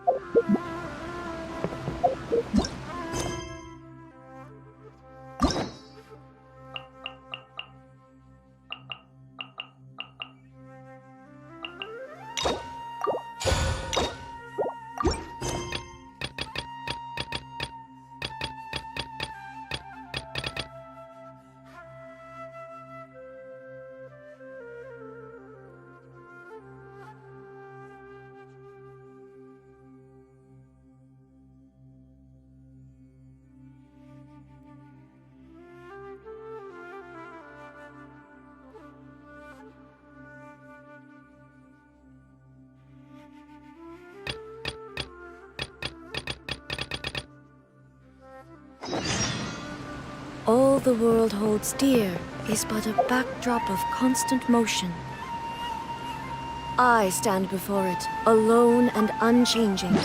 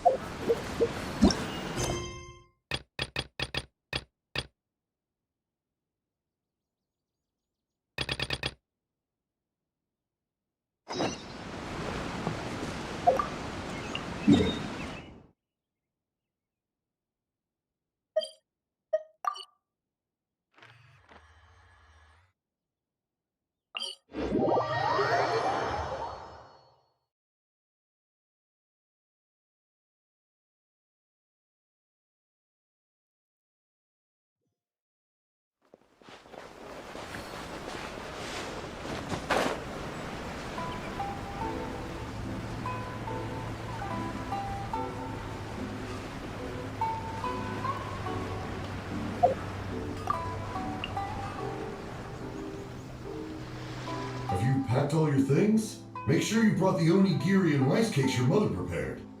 Don't worry, I have them all. They're going to last me days. Take care of yourselves while I'm out. And make sure you remind Mom to take her medicine on time. If running the store gets a bit too much, take some time off and wait for me to return. Oh, Yoey Mia, your mother and I got so worried when we heard that you were going so far abroad. We've never left the country. So we don't know how Outlanders might view us Inazumans, or if they'd even be willing to speak to us. Oh, relax. Outlanders are friendly and warm. Look at Toma from the Yashiro Commission. He's originally from Mondstadt, but everyone thinks he's a top-tier guy. A mop tier? What mop? Oh! Do you mean the broken one at home? I just fixed it today, actually. No! I said top, not mop. You know, Toma even sent us some wine from his homeland not too long ago. We haven't heard this kind of friendly banter in a while, huh?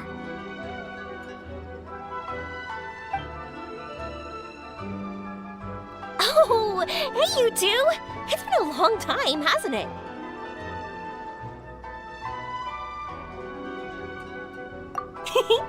I'm excited because I'm going on a trip soon. Many things have changed.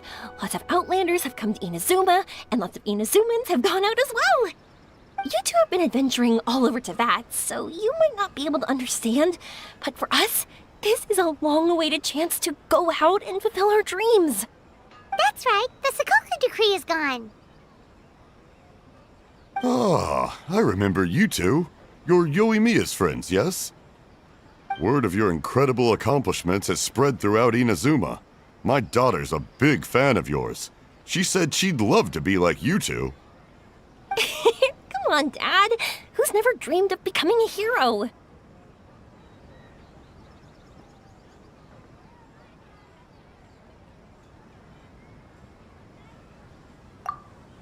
Aw, thanks.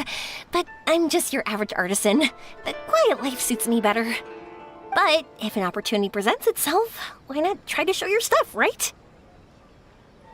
All right. Did you two come over today to order some fireworks?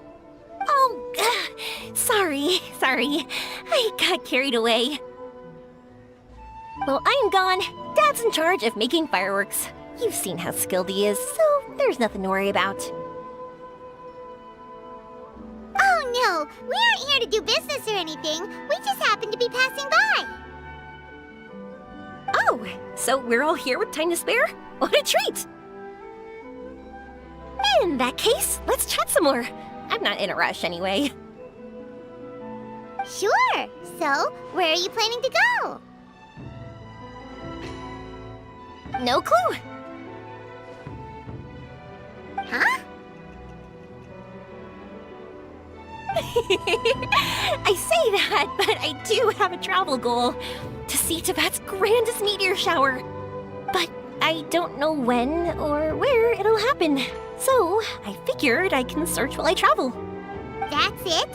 No details? Nothing? Not right now. Since this meteor shower was originally something like a family legend. A long time ago, the Naganaharas were inspired to create new fireworks after watching such a meteor shower. Dad says that inspiration is a combination of what you see and what you know. Different people can see the same thing, but have different thoughts. Inazuma today is completely different from how it was in the past. If I can see this meteor shower, I'm sure I'll be able to come up with a new kind of firework.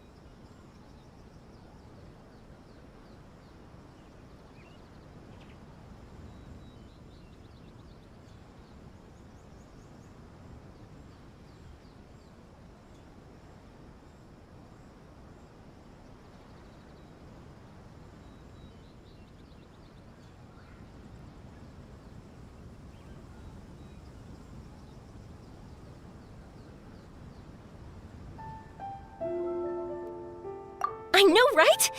Of course, my main reason is that I want to go and look outside Inazuma. No need to be shy about it. You gotta play hard when you get the chance. You know, you're right, Paimon. Is it just me, or have you gotten wiser since we first met? Paimon loves being friends with you since you say such nice things.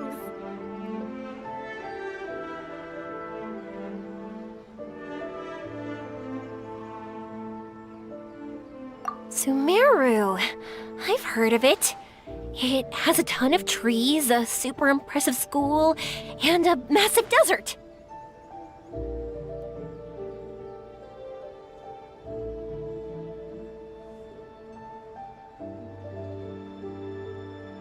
Yep, and everyone there is really smart, so Paimon's sure you'll get some answers from them about the meteor shower. Really? But won't research people make fun of me or something if I ask them about a legend? We won't know if something's real or not unless we ask. Don't worry, we got solid connections in there. Well, she does anyway.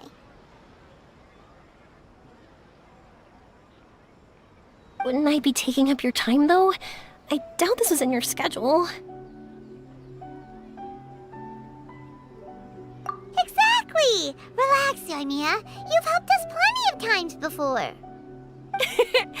All right, then I accept your offer. Let's have some fun at Sumeru. Dad, you can have more peace of mind now that I'm traveling with them, right? Oh, yes. Your mother and I will be much more at ease. Remember, you two also need to take care of yourselves. I'll be back soon. Okay, let's head to Rito and catch a boat there.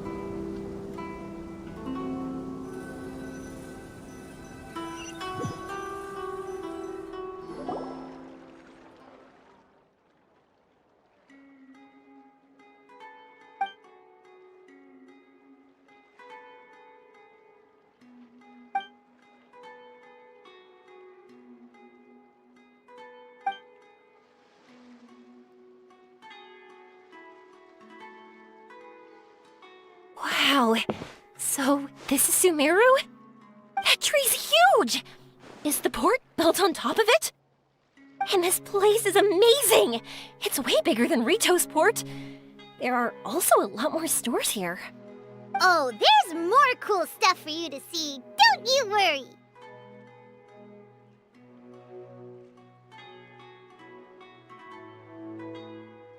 This place is awesome!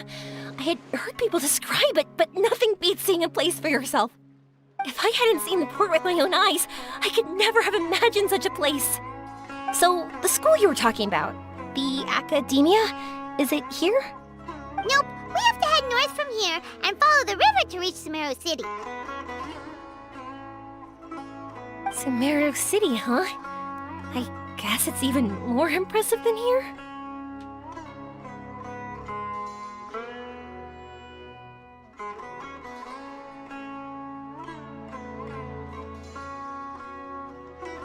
Looking forward to it. I'm so excited.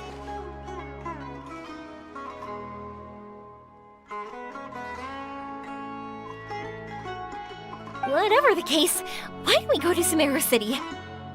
Oh, I'm so excited that I don't even know what I should be doing anymore. The important thing about going on a trip is to enjoy yourself. You don't have to think so hard.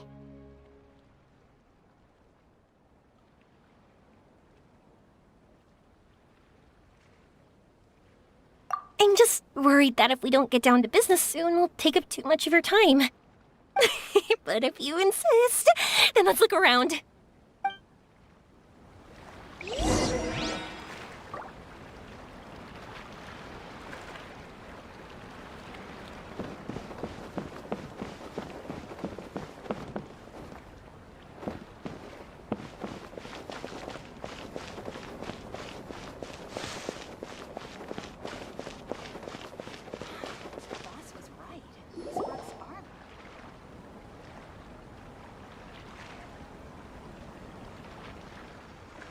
Welcome to Akara Crafts. Feel free to have a look around. Wow, what are these? They're so cute. This is our current bestseller, the Aranara carving. Their designs are based on the fairy tales that circulate amongst children, so they're very popular with them. Miss, are you from Inazuma? Oh, this would be a great gift for you to bring back home. Oh, I know about Aranara. You two told me about them on the ship. I didn't think they'd be so cute. No wonder the kids like them. Oh, they're all so pretty. Let me take a better look. Paimon knew Yoimiya would like this kind of thing. But even she might have a hard time seeing a real Aranara. Yeah, sorry, Yoimiya, but we need to keep our promise to the Aranara. That said, Paimon doesn't think Yoimiya would mind too much. Her world's already chock full of imaginary creatures. I think I'll get this one. Ooh, that one. And the other two that you showed me earlier. You're buying that many? Yep. I'm going to give them out to Saika and the others. They're going to love them. Oh, and these carvings can also be used as prizes and matches against the Arataki gang. They'd also look great lined up by the window. Think about it. You wake up, and the first thing you see are these adorable critters. Wouldn't they brighten up your entire day?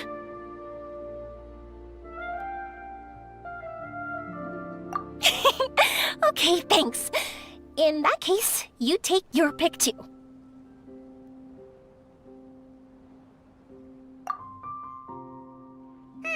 For some reason, Paimon thinks it kinda looks like you, Yoimiya. Now that you mention it, it kinda does. Hello, Nara Paimon. My name is Armia. Is that how they talk? Hope I remember correctly. That was really good! Wow, great memory! We only talked about Aranara that one time on the boat. That's because they're so interesting. I'm pretty good at remembering those kinds of things.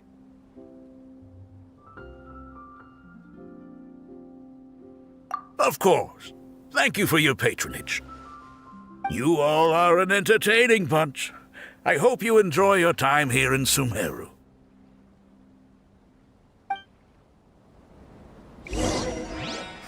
That's about it for Port Ormos. Next up is Sumeru City. All right, let's get to it.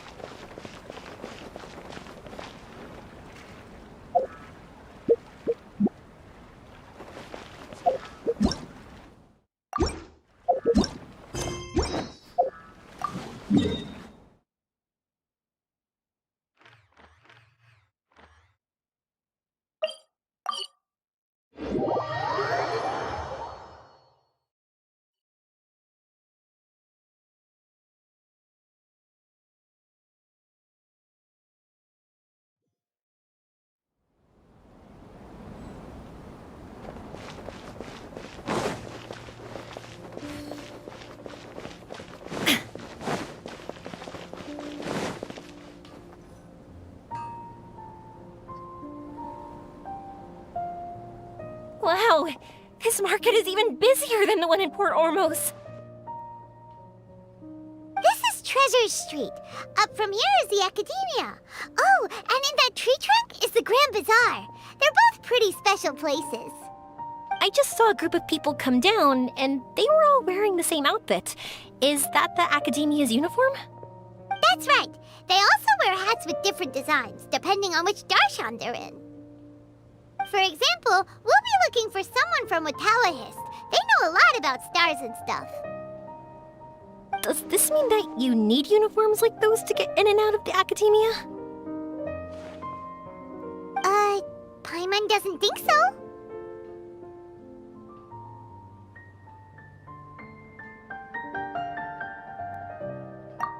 Won't we stick out if we go in like this?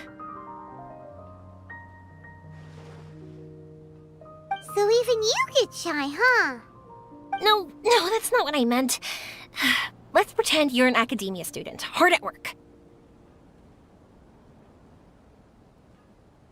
Then in comes a bunch of outlanders in strange clothes who gawk and run around everywhere. Oh, Paimon kinda gets what you mean.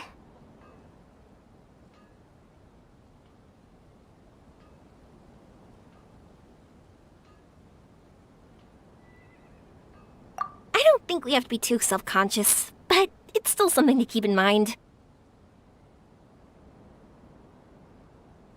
Why don't we look around here first? I've been wanting to see the Zubair Theater anyway. As for the academia, let's go once I get myself a set of Sumeru-style clothes. Alright, but Paimon thinks you're overthinking it.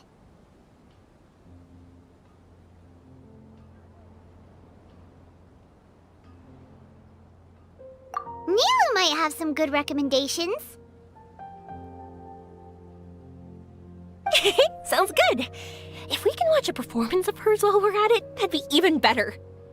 Alright, I'll be looking around here. I'm leaving the meteor shower inquiry to you two. Thanks a lot. No problem. We'll be right back.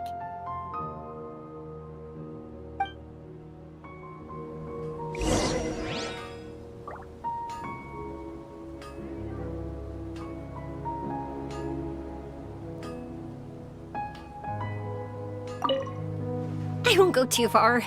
And don't worry about me getting bored. I'm an expert at finding ways to pass time.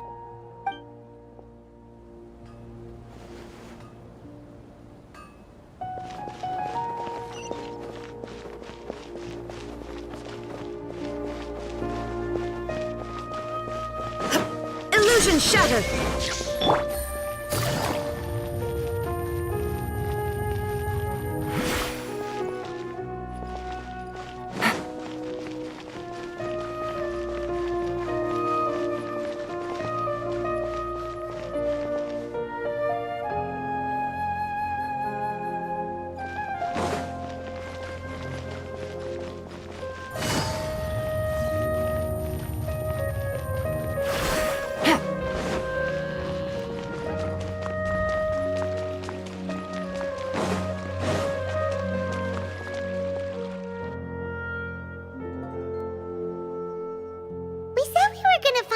From Watallahis, but now that Paimon thinks about it, no one really fits the bill.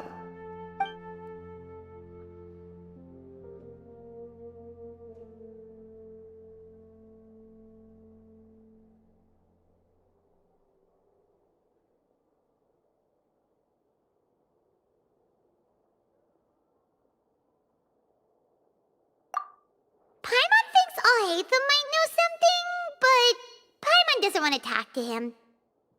Oh, why don't we just ask around? Maybe we'll run into someone from Watallahis. Looks like you two are in the pickle. Why not consult someone who always tells you everything she knows? Nahida! Oh, why are you here? I'm here to meet with some researchers, but when I saw you two looking so troubled, I decided to follow. Looks like I showed up just in time. Okay, we might as well tell you. We have a friend who's come to Sumeru. I see. Your face says that it's gonna be a long time before the next meteor shower. My answer is going to be even more of a disappointment. You may have heard that the stars are related to people's fates. Yeah, lots of times. If the stars dictate destiny, then do you think that destiny is something that is unchanging and always follows predicted outcomes? You have a point.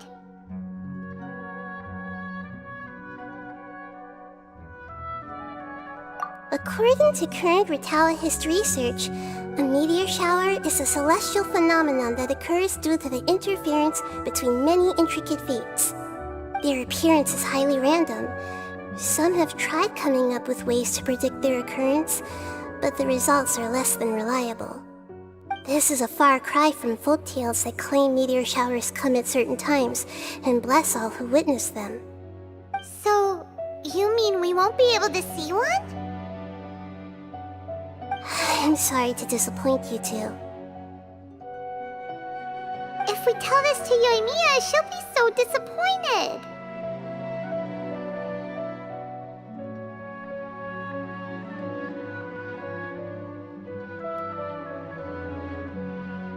What now? There has to be something we can do.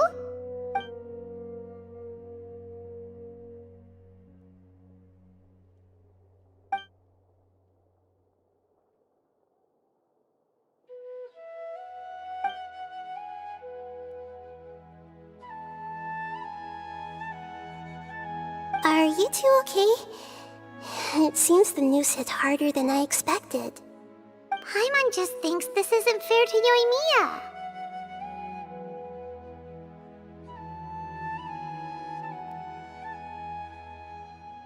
I get it. From how you described her, I can see that she is a kind and caring soul. So, why don't we take a page out of her book and protect her dreams with a well-intentioned lie? Oh? How do we do that? It'll be a story about a meteor shower. You'll accompany her on a brief journey, do a bit of work here and there, and then receive the meteor shower as a reward. Well, I can't summon a real meteor shower, but if it's in a dream, I can help out. Oh, that would be great, Nahida!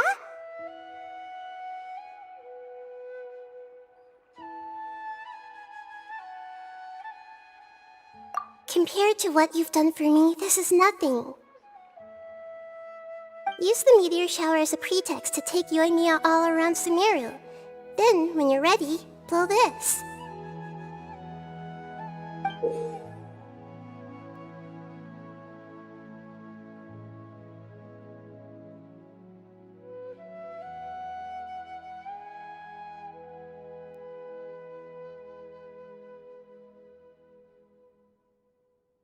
I'll tell the Aranara in advance.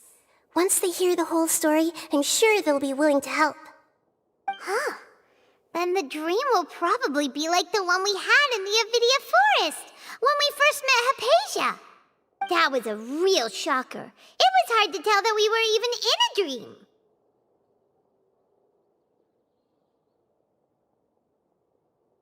Once the meteor shower ends and you all awaken from the dream, she'll probably realize what had happened. If you tell her the truth at that point, she should be a lot less disappointed. Paimon thinks this is the best way to simulate the meteor shower. Thanks, Nahida! You're welcome. I'm glad I could help. Still, you two should get this story straight before you join up with your friend. If not, she's gonna see right through everything. True. Let's discuss it on the way.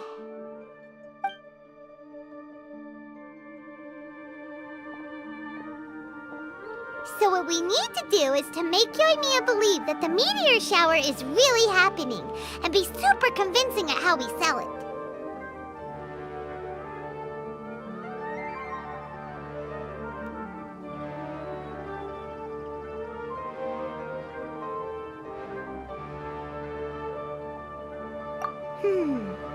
If Paimon wanted to go see a meteor shower, the things Paimon would focus on the most would be...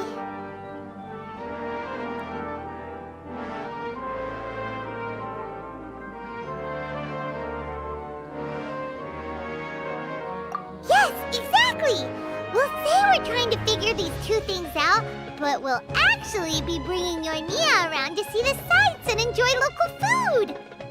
Oh, well, easier said than done. We can't be too strict with our pretext, but we can't be sloppy with it either, or she'll see through it. It'd be best if we could take a unique approach to making it fantastical, just like a real fairy tale. This is gonna be hard. Oh, that's right. Don't people also talk about wishing on a shooting star? If we used wishes as the center of our story... Whoa, that sounds great! Alright then, we need a specific wishing spot or else the sky would be full of meteor showers.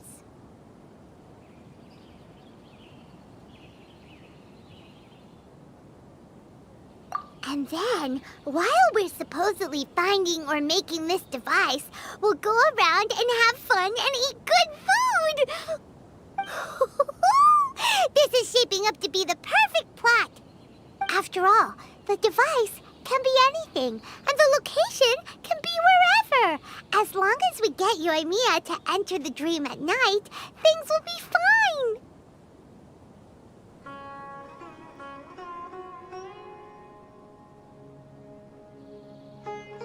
This isn't about being smart, it's about being a good duo. The idea was yours anyway. Paimon just knows what you want to say. All right, let's go.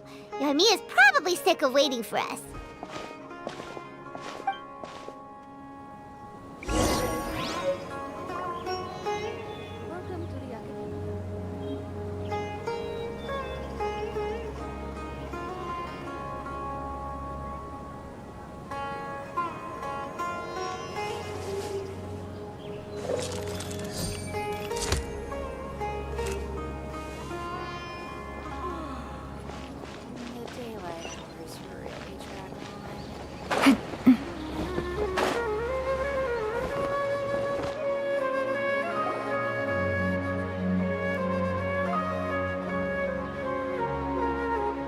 Thanks so much. If it weren't for your help, I would have gotten lost already. It's no problem. I'll be heading home then. Just a minute, wait. This is for you. This is an R&R carving I bought in Port Ormos. I heard it's very popular with kids, so here, have one.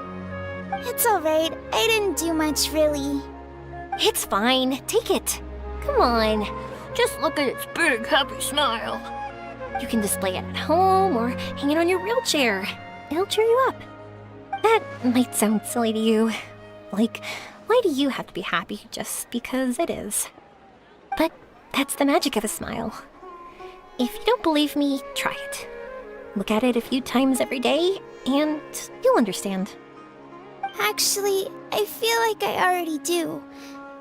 You love talking, and you love smiling too. I just don't understand why you're so positive. I've never met anyone like you before.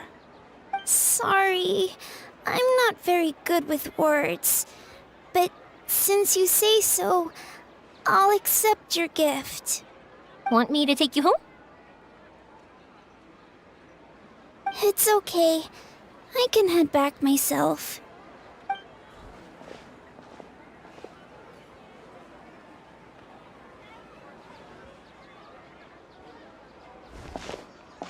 Oh, great timing, you two. Who was that kid? Oh, her? Her name is Aveen. I saw that she was looking quite forlorn, so I wanted to make sure she wasn't feeling left out or alone. She was pretty shy at first, but I explained that I just arrived in Sumeru and had gotten lost, so I needed someone to help guide me. She agreed and we made our way back here. There were so many paths here, and they're all twisty, turny, and up and down. It's hard navigating through them all.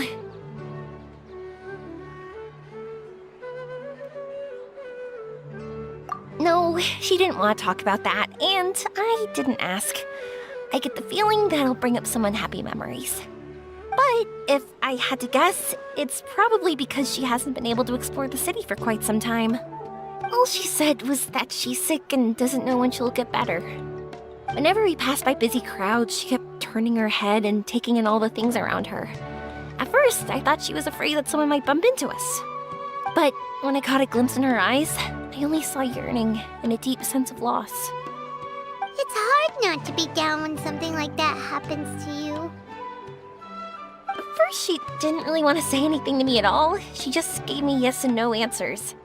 But what I really saw was just another child, and asked all the same things everyone else did about rugs, spices, cooking, and the differences between here and home. Eventually, I think I earned her trust. There were many things that she liked in the city, after all. I say that, but honestly, you two probably caught the majority of what she said.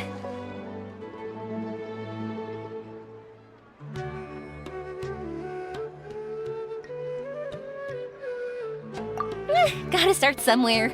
Oh, by the way, did you guys learn anything about the meteor shower? You bet we did. Big time. You're in luck, Yoimiya. You'll be able to see the meteor shower from Sumeru. Really? That's great! If I had gone looking for it myself, I'm sure I would have missed it.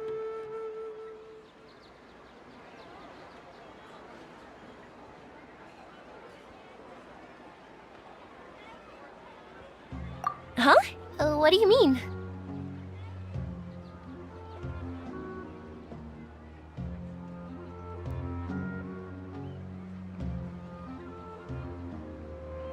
They respond to wishes? Huh, I've never heard that one before. So it's not that you wish upon shooting stars, but that wishes summon them? In that case, I was born ready, don't you worry. Are you talking about how you want to use the meteor shower as inspiration for fireworks? That's why I'm here, but I wouldn't call that my wish. I don't think that alone will call the stars down for us, right? Yeah, that makes sense. Wow, she's adding her own spin onto this. If that's the case, then we'll have to practice wishing a little. Can you two come with me?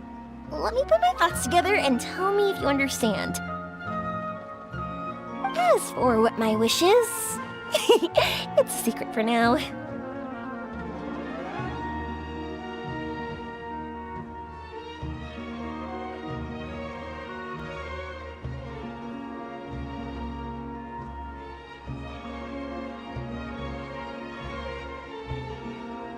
Yeah, and we'll take the opportunity to show you some views you've definitely never seen before. More places to see? All right, let's go.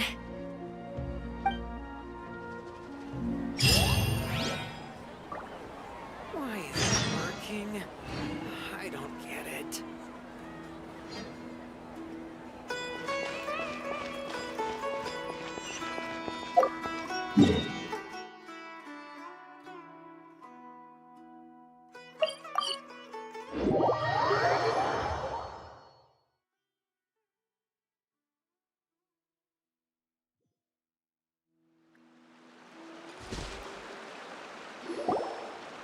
Wow, is that what you two were talking about? Amazing! It's huge! Wait, it's not going to suddenly start moving, right? Relax, it's completely still, and it's been ages. That's true. It's green from all the overgrowth on it. All right, let's go. Now, this will make for quite the story.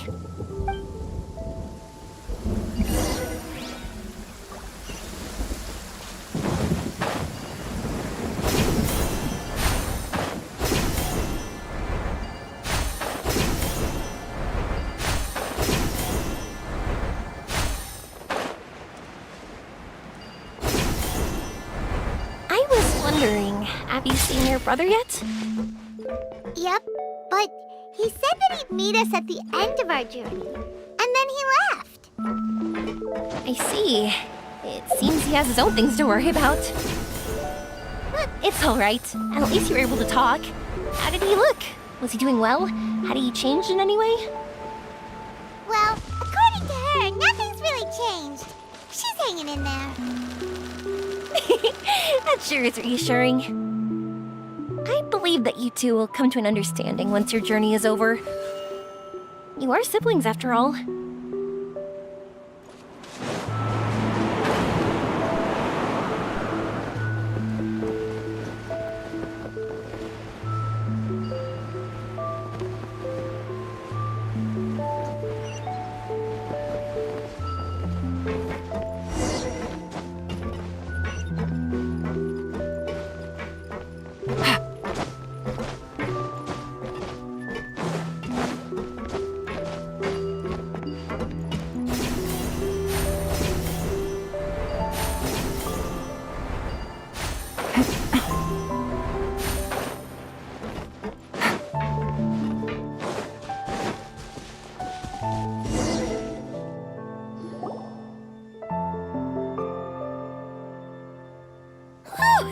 I didn't think we'd be able to climb all the way up here. What a great view! I just want to shout at the top of my lungs! Yeah, we might not be viewing the meteor shower from here, it's a good place to practice. Oops, I was having too much fun and almost forgot about that. Before I left Inazuma, many people heard that I was looking for a meteor shower, so they told me that they wanted to make wishes. I told them that they could write their wishes down on paper, so I ended up collecting several dozens of wishes. Whoa! That many?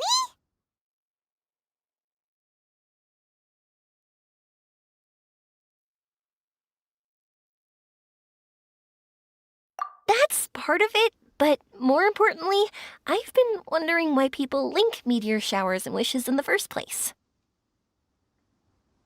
After a lot of thought, I think I figured it out. People use fireworks to remember their most precious memories, and these memories sparkle and shine each time the fireworks fly. In other words, fireworks symbolize the past.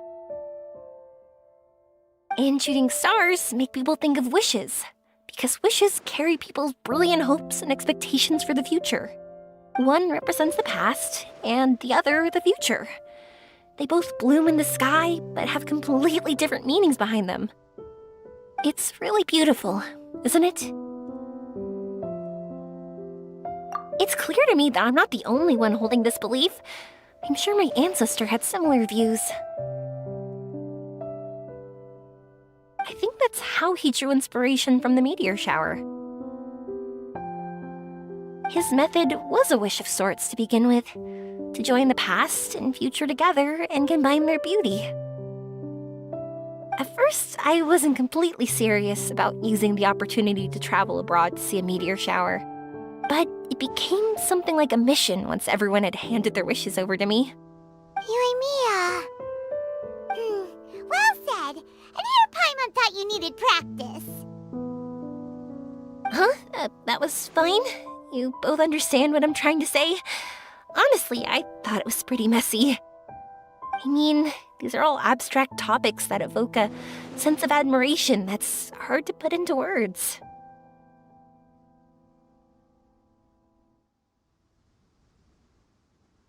Traveler? I did consider that possibility, and I won't lie. It'd be a real bummer if that were the case.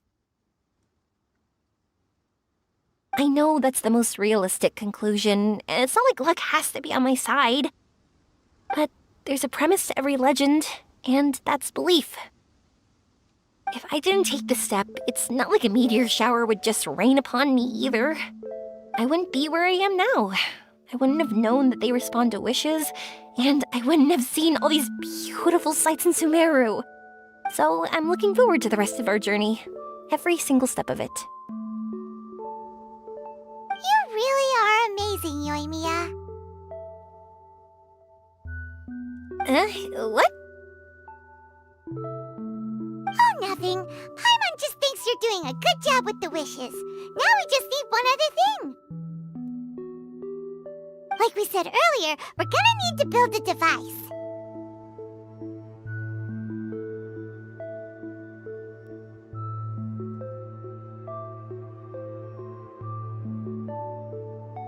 Yep, and once we use it to create an observation device, we can find where the meteor shower will be. I see. The purest ore.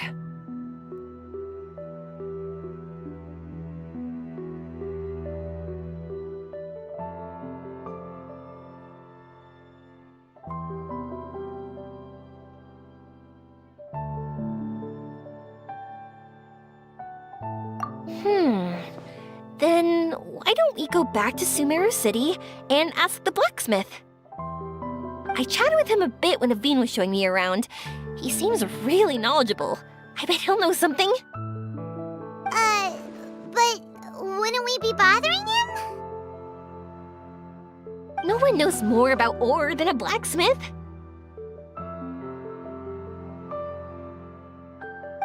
That's true. Let's go! I wish we could fly over.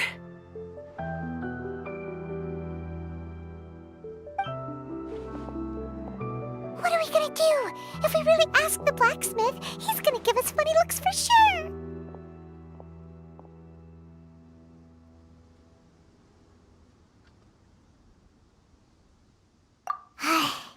right. Paimon will do her best not to say anything wrong. At first, Paimon felt bad about keeping Yoimiya in the dark. But now, it feels like we made the right decision.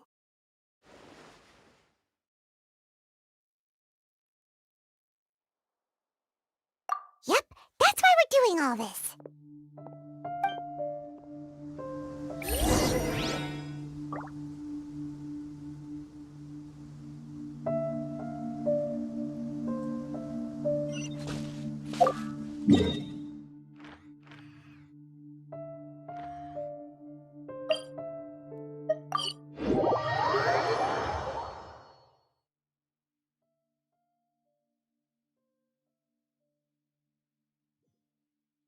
Take it easy.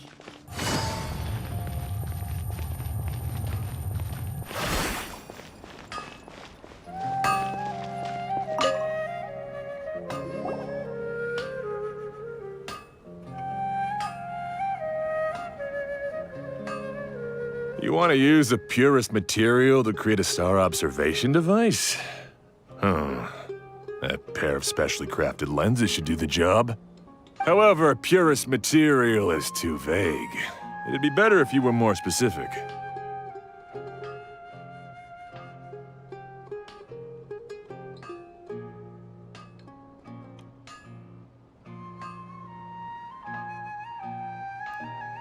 Firstly, this all sounds rather, strange. I never heard that legend about meteor showers. You sure you're not just messing with me? Sorry for the trouble, but we are kind of messing with someone. Sorry, Inazuma's pretty far, so maybe some key information got lost across the ocean. Still, I want to at least give it a shot. Even though the information's vague, can you help us at all? Well, sure. Why don't I use some materials that might fit the bill and create up a mock-up device for you? That'd be great! Thanks so much for your help. No need to be so polite. You're my customer. Also, this kind of project is a nice change of pace.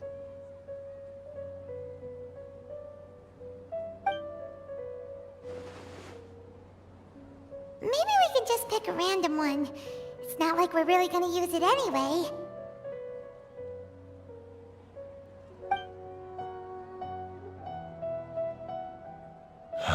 No, that won't do. I don't think I can justify that to myself. If these were for ordinary use, then it'd be acceptable. Barely. But if you want a product that is top-notch, this is far from ideal. God, why are you so interested all of a sudden?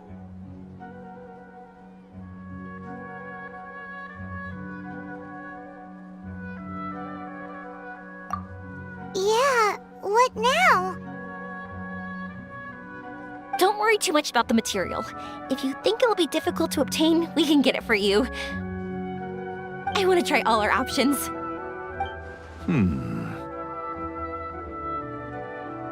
Since we're on the topic of legends, allow me to tell you one about blacksmiths. All of us in Sumeru know about this legendary forging material. It possesses excellent properties that are matched by no other. Using it to forge something is every blacksmith's dream. Some spend their entire lives searching for this material in vain, while others have it in their possession, yet never use it in their forge. Huh? Why's that? That's because the material is too precious.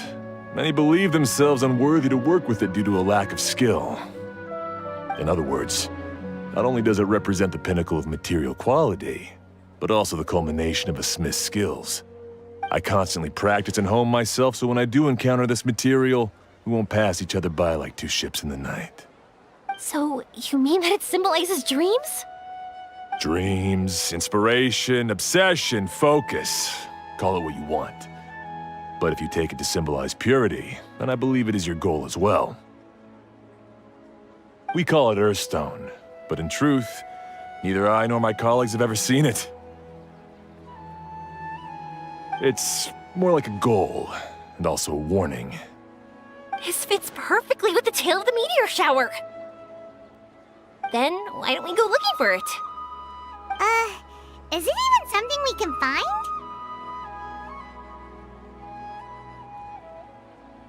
Exactly! We're chasing down a legend after all. What's true or not doesn't matter as much. If we do find it, that's a big win for us. And if we don't, maybe we can still find something that could be used as a substitute. When you put it like that... Hey, excuse me. If I might intrude, have you seen a child in a wheelchair? Yeah, she and I were hanging out not that long ago.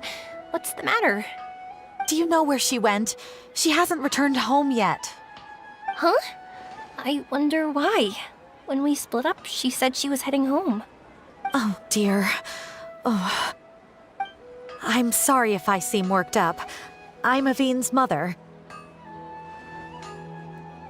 She's been depressed ever since she fell ill and was forced to use a wheelchair. I'm concerned about her mental health. If she does something reckless because she's not in a good state of mind... It's okay, don't worry. We'll help you find her. I can't say that I know her very well, but I think she just has a lot on her mind and is trying to come to terms with her feelings. That's reassuring. She doesn't want to tell me anything, probably because she thinks nothing she says would make either of us feel better. But I can't tell what she's thinking if we don't communicate. I'm worried that I'll panic and make things worse by saying the wrong thing. Don't worry. I'm sure she has a reason for wanting some space to herself at the moment. We should just be open and understanding with her. But that does bring me to a question I've been mulling over in my head. Do you think there's something else going on in her life? Not that I'm aware of. I just know the illness was a big blow to her. She's always been physically active. She absolutely loved to run and jump, and she told me that she wanted to become a great adventurer someday. But after she became ill, she lost strength in both legs. She hasn't been able to stand since. We've consulted with countless doctors, but they're all stumped. They said all she can do is slowly recuperate. No one can say for sure if she'll ever stand or walk again. She believes that her legs will never recover, and her dreams of seeing the world would be forever shattered. This was all too sudden, too unfair. Okay, I understand. I'll find a way to bring her around. Sorry, but it looks like we'll have to put our meteor shower search on hold.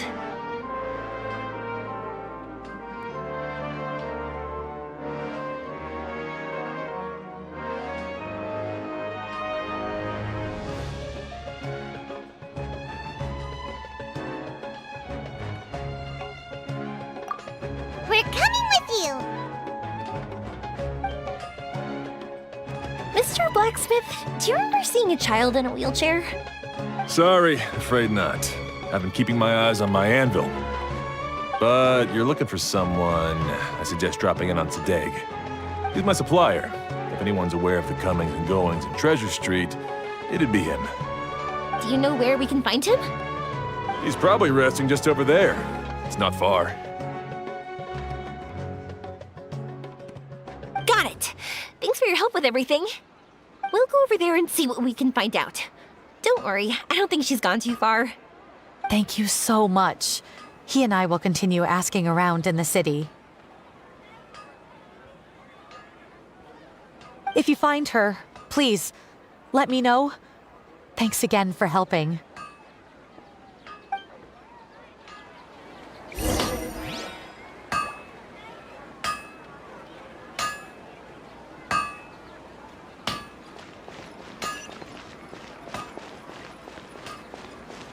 Take it easy.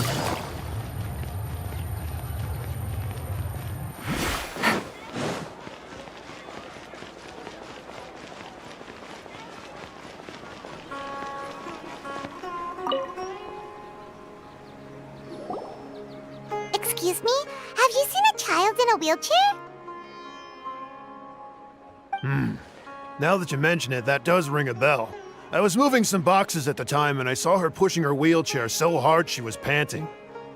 I asked if she needed help, but she didn't respond, as if she didn't hear me. Sounds like there really was something on her mind. Yeah, That was the impression I got too. What's wrong? Did she go missing? Yes, so we're looking for her. I see. That's rather worrying. I know. I'll ask my friends and see if they know anything. She went that way. If you ask people as you go, hopefully you'll track her down. Okay, thanks. If you find out anything, don't forget to tell the people with the green scarves. You mean the core of 30. Don't worry, I got it.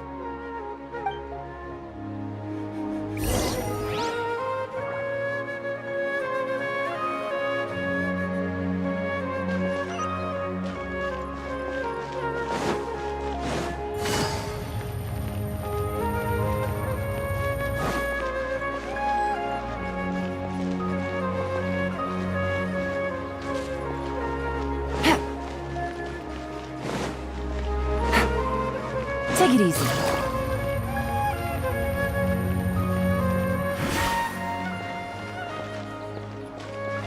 Good girl. Listen to the doctor.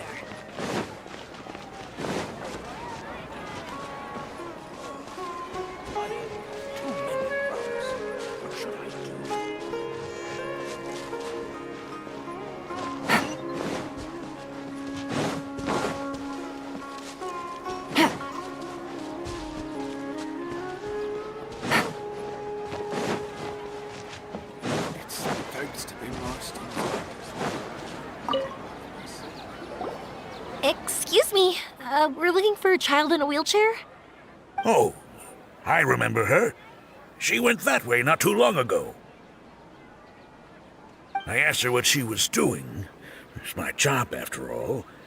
She just said she had something important to do and didn't want to be disturbed. That seems a little weird. Whatever the case, she left the city. If you follow that road, you should be able to find her. Gotcha. Thanks a lot.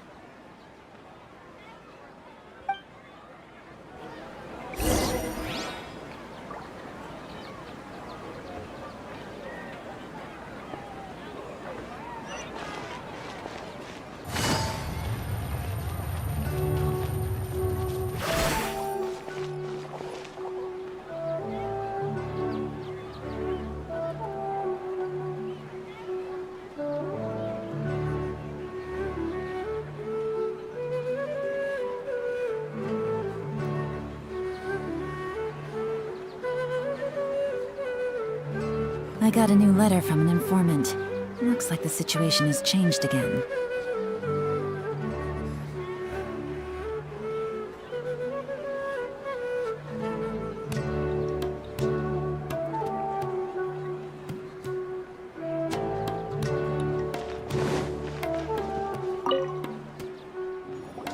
Hello there. Did a child in a wheelchair pass this way?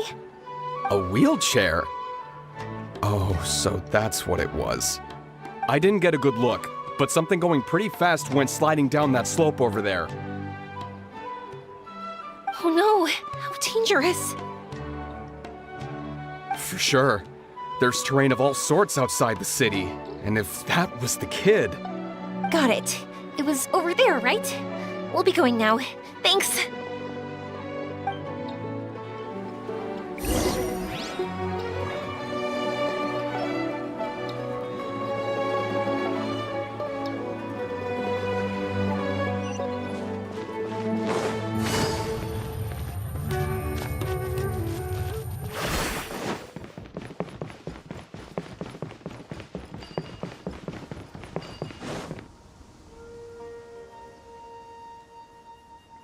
Hey, are you alright? I fell off my wheelchair. I can't move around without it. Why? Why? It's okay. You're okay. You're not hurt. I'll take care of her. Can you two look for her wheelchair? No problem. We'll be right back.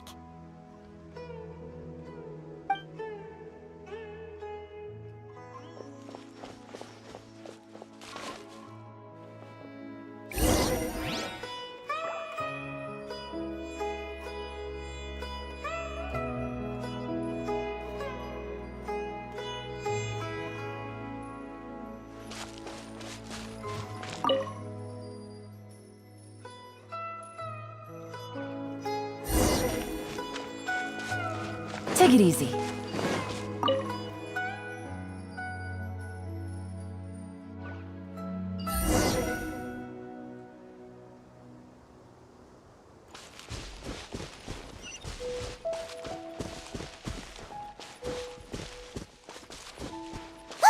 It's the wheelchair!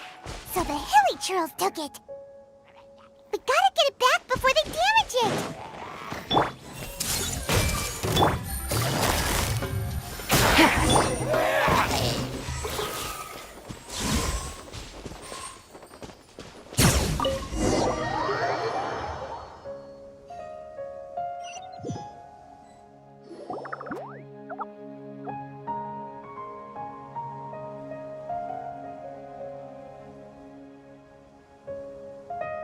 All right, we're in luck. Looks like the wheelchair's still working. That's good. Or else my family would have to pay for another one. You feeling any better? I know that must have been really scary for you. It's all right. You're safe now. We'll bring you back. Do you feel okay telling me why you had to come here despite the risks? If you don't want anyone else to know, we'll definitely keep it a secret. That's right! You can trust us! The Aranara carving. My bestest friend. He went missing. The carving? You mean the one I gave you? Yeah. My illness is really bad. It's not just my legs. I've forgotten a lot of stuff too. I used to love running. I loved the feeling it gave me, and the sound of wind rushing by my ears. But the longer I sit, the cloudier those memories get. I'm starting to forget how it feels to love something. But when I saw that wood carving, I remembered that I once had a best friend. He'd always run with me. Wait, was he an Aranara? Paimon meant that it couldn't have been an Aranara, right? They're just fairy tale characters. But they aren't. They're real. They couldn't be more real. Hey, I understand. Okay, let's calm down. Tell us what happened so we can help you. Sorry, I got carried away. And I don't have any evidence to show you. Everyone says you can't see Aranara anymore once you become an adult. You have to say goodbye to your Aranara friends forever. I can't remember his name, or how he looked like. And soon, I'll even forget that he used to run with me. I don't want to become an adult. Not like this. I understand now. When you saw that carving, you were reminded of your friend. You came out here to look for him and remember that friendship, no matter how difficult things got. Isn't that right? Yes. I want to see him. I want to tell him that I'm not angry with him, and that I didn't want to break our promise. But then, this happened. I'm not angry with him. Not at all. Cheer up. Something beautiful has happened. Beautiful? That's right. You remembered something about the Aranara, haven't you? Once you start remembering more things, you'll be able to find your friend again. And I'll help you. Yoimiya, does this mean that you can also see Aranara? Sorry, I don't know if I can. I've only just arrived in Sumeru. Maybe I haven't seen one yet, or maybe I can't see them at all. But that doesn't matter. Whether I can see them or not doesn't change my belief that you can. What do we do? Paimon really wants to help her. She didn't deserve any of this. Not her illness, or being separated from her friend, but...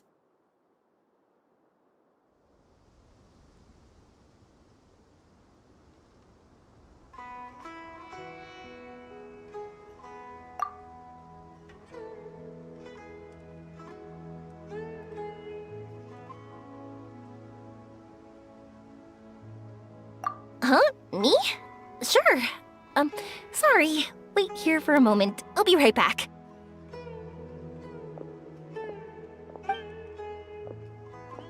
What's wrong? You look so serious all of a sudden.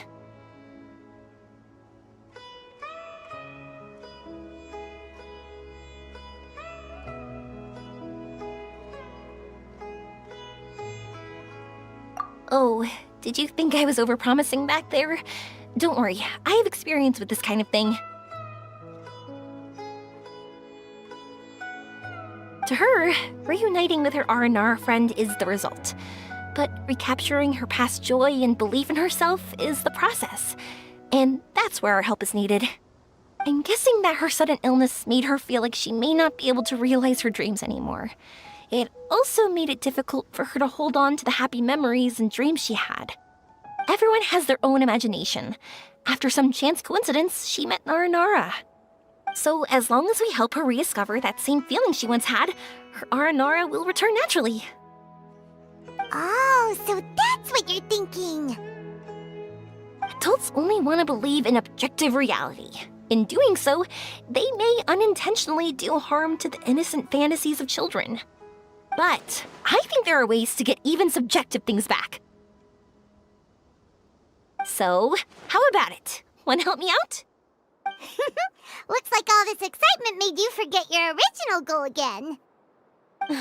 If we didn't do anything to help, I wouldn't be able to watch a meteor shower, even if it appeared right now. And would the stars really want their caller to have such a heartless soul?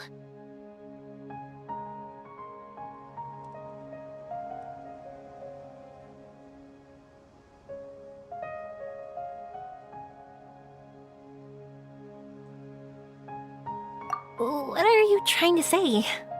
Because we can actually summon the Aranara.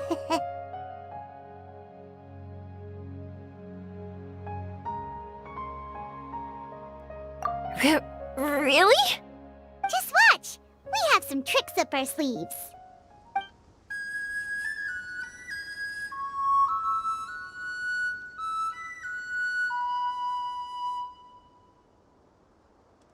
Whoa, so this is an Aranara.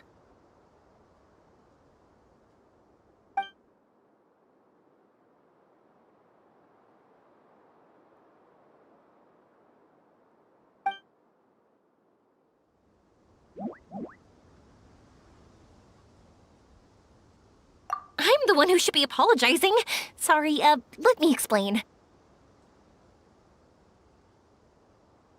I know that you only want to be seen by people you trust. It's rash of me to butt in. But this girl once had an Aranara as her best friend, and they haven't met in a very long time. She's been quite ill, and her world has been turned upside down. It's been so long since she's been able to see her friend that even her memory of him has become hazy. Parting with a friend like that is too sad, and she never wanted that to happen.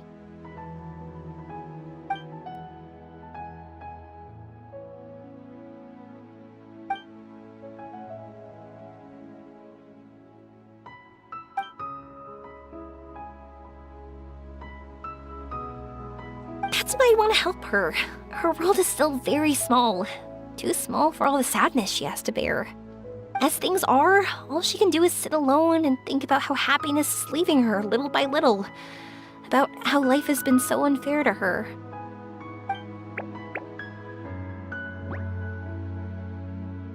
Yes, maybe we're already used to bad luck and we know how to deal with feelings of sorrow and disappointment. But this is her first time dealing with any of this. Life can trip anyone up. What's most important in times like this is for us to support one another.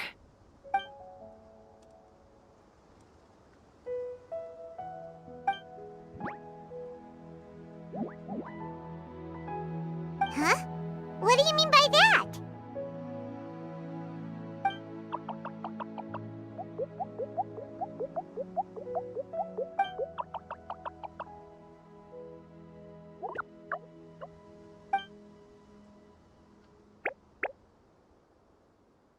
So,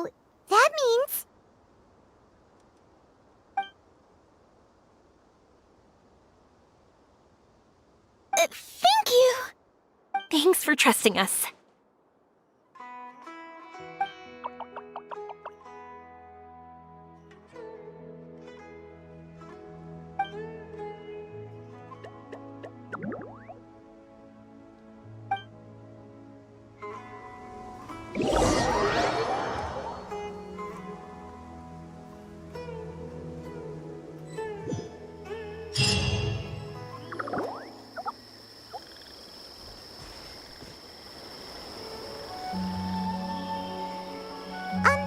Paimon's been meaning to ask what you meant by prepared.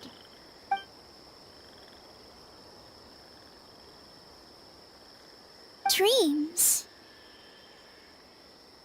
But I'll never be able to stand again. Even if I can recover, I don't know how long that'll take.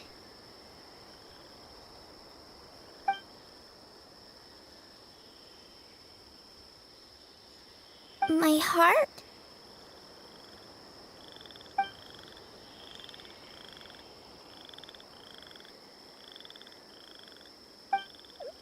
Huh? He's gone just like that? It looks like the sky here has changed somewhat. My heart.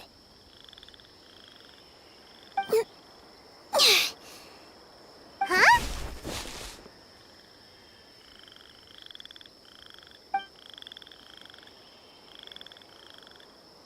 I stood up.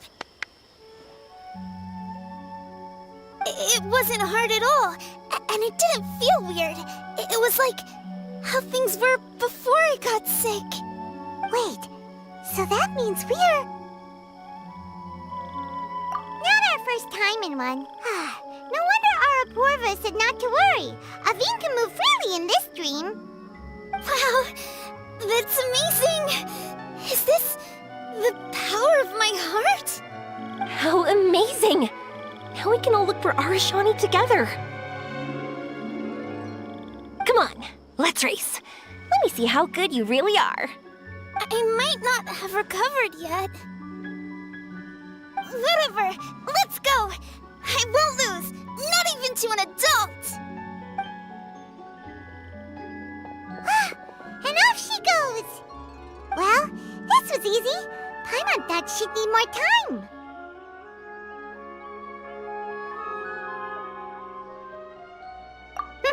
That's true. Let's catch up with them.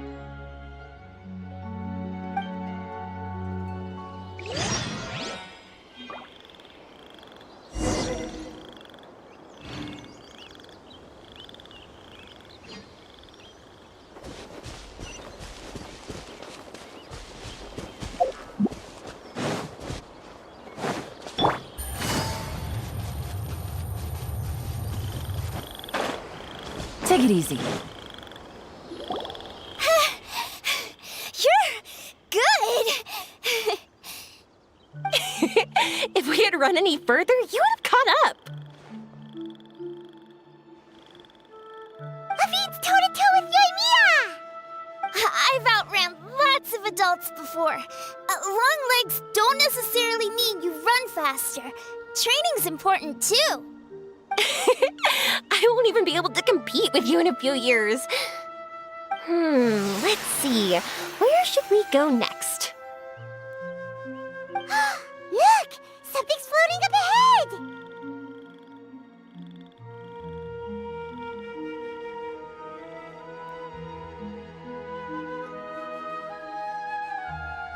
Does it want us to follow it? Maybe. Let's follow it.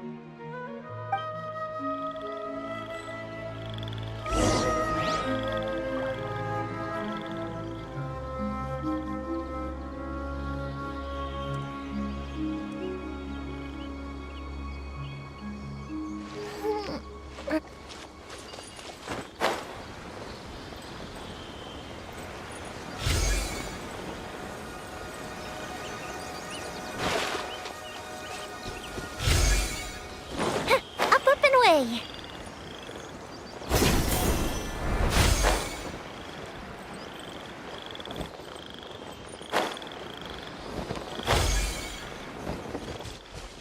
Want to keep chasing after it? You're not feeling worn out yet? Getting tired is part of running, and I love everything about running.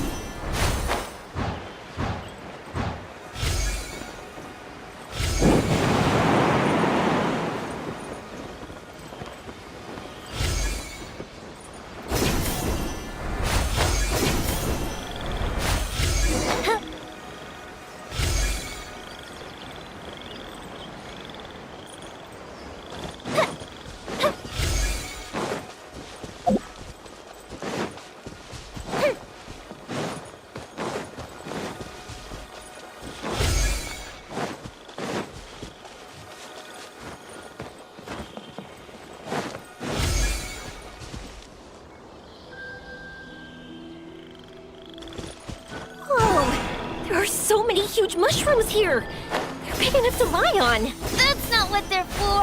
Let me show you! Oh!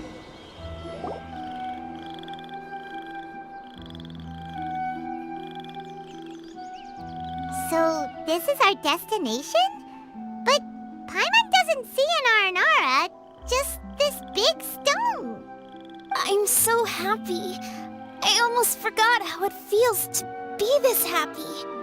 You know, at first, it felt like my world had shrunk down to a tiny space. But as long as I continue moving forward, new sights will always appear in front of me. And my world will keep expanding before my eyes. Even though I don't know how I did it, I know I have you all to thank. Oh, that's not important. What's important is that you remember the joy of going through the world. Our memories don't just symbolize our past, they can also shine a light in our future. Once you find the hope in your heart again, that happiness will come back to you. Yes. Thank you, Yoimiya. Thank you all. Let's keep looking for Arashani. It doesn't look like he's here. Yeah. Then why would the star lead us here?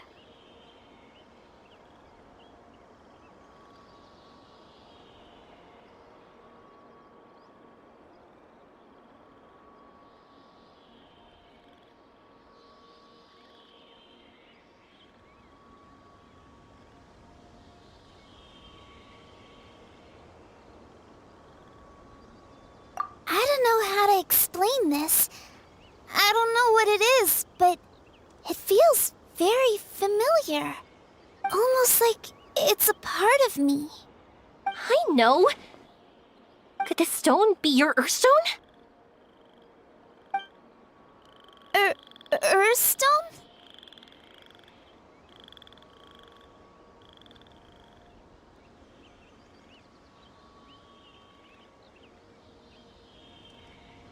It's a very rare ore that symbolizes a person's aspirations and dreams. Since you can see it, that means you've found what you've lost.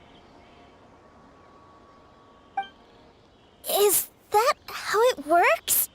It's just like in fairy tales. I thought I'd stopped believing in those. But I'm glad that I found that belief again.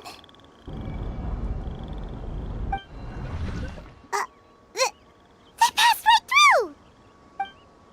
Let's go after them! Hey, Yoimiya! Hey!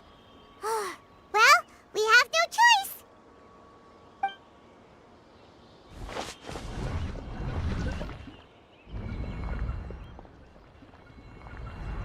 We passed through, but nothing seems to have changed.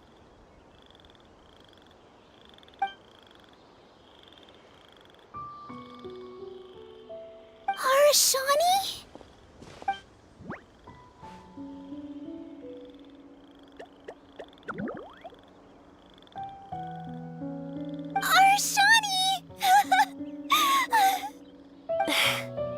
The R&R is sure of a flair for magical journeys. They not only helped Devine find her best friend, but they also showed us what an Earthstone is. Oh, we have to look for one of our own later, to make the purest lens. Yep. It's kind of funny, but Paimon thinks we can actually do it.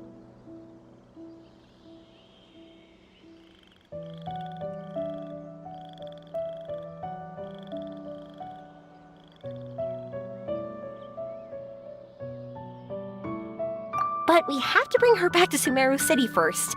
Her mother must be worried sick.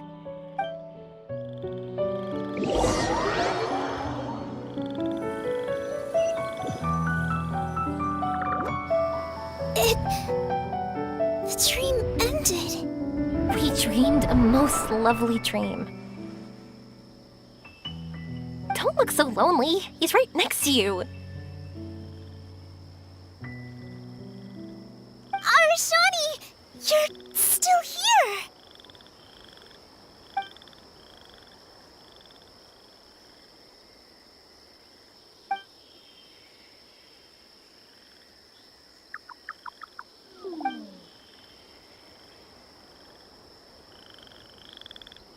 It's okay. I understand. This happened because I lost sight of myself. But I think I understand now. Yoimiya's right. Everyone gets bad luck, but we have to support each other through unlucky times. Thanks for helping me rediscover my memories and dreams. I won't let your work go to waste. You've also helped us a lot, so don't be so humble. To be honest, we didn't know where to start with Earthstone. But now that we're on this track, I think we'll find it easy. Yoimiya, you need this Earthstone because you want to see a meteor shower? Yep. Oh, once we find it, you should come with us. If that's how things are, I'm happy to lend you my Earthstone.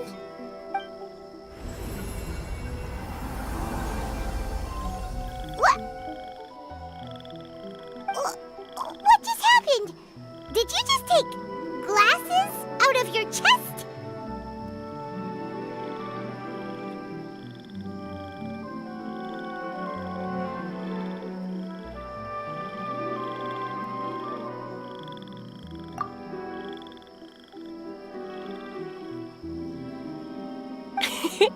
How'd you know we'd need this? I didn't. I just thought that since you helped me find my precious friend, I should help you using something precious to me. And then the light turned into this. Is this what you needed? Thank you. I didn't expect us to solve our problem like this. All right, time to give it a go. Not that I know how to use it, but let's see what my intuition says. Where are you? Where are you? Oh, I think I see it! Oh, it was, pretty obvious. Come on, I'll lead the way. Once we're done watching the meteor shower, I'll accompany you home. Also, thank you for helping us. Actually, let me scrap the pleasantries and give you a heartfelt compliment instead. You all are great storytellers.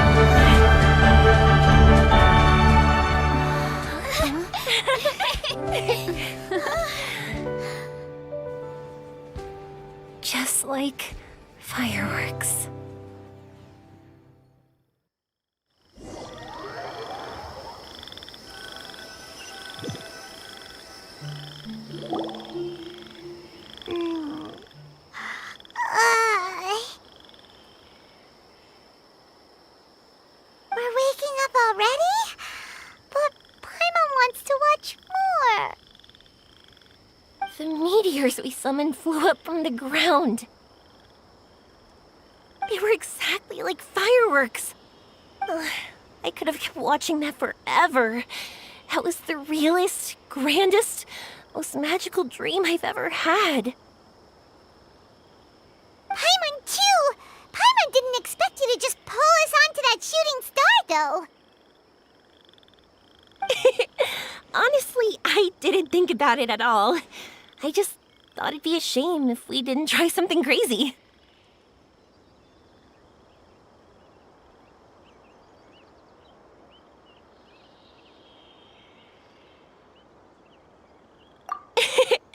You know me. It really doesn't matter to me if our experience was real or a dream. I really should thank you two, though. You set all this up as a backup plan because you knew that meteor showers are hard to catch, right? Don't worry, I loved it so much. I think this ranks as the absolute best gift I've ever been given. Oh, whew. That's good. Paimon was afraid you might be angry after hearing the truth. Why would I be? I dreamed about helpful, friendly, cute Aranara. I dreamed that we ran and jumped atop large mushrooms and we discovered Earthstone in a very unexpected way. And when I thought we had woken up, the next part was even more amazing. From her heart, Athene brought forth Earthstone glasses. We found meteors that flew up from the Earth. And we even became one with the shooting stars themselves.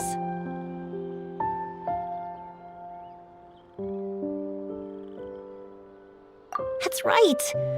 Dreams themselves may be imaginary, but they're also experiences that can never be relived or replicated. If we were sticklers about truth in fiction, we would have missed out on so much beauty and emotion. You sure know your way with words. Paimon's gonna bump you up a few places on the Paimon's best friend list.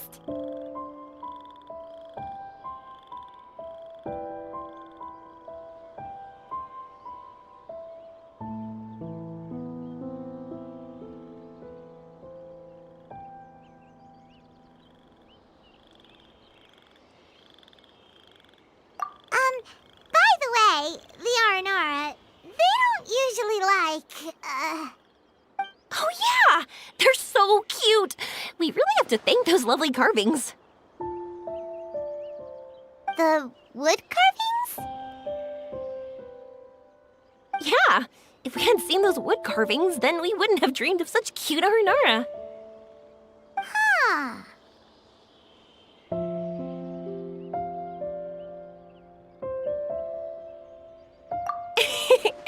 Don't worry, I know.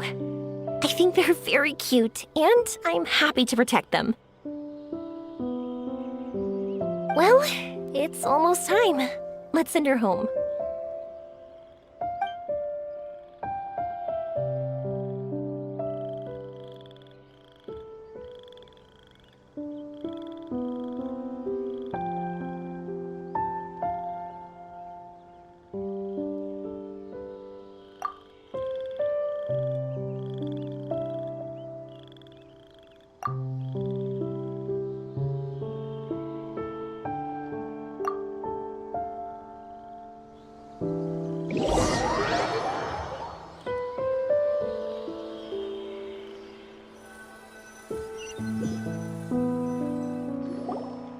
Sumeru's such a nice place. I'll be back for sure. You will always be welcome here. Athene would be happy to see you again. It's a deal. I'll be waiting for you. You got it. Yoimiya, before you go back, I want to tell you about my new dream. I want to travel to Inazuma on my own and watch a fireworks show there. Wow, that's impressive. I didn't expect to be introduced to new customers while on vacation. Don't worry, I'll make you some fireworks that you'll never forget. You do as well. No matter how busy your adventures get, remember to come back to Inazuma. We'll always welcome you no matter when you drop by. You gotta come and watch the fireworks this meteor shower inspired as they soar high in the sky. Sounds like a plan.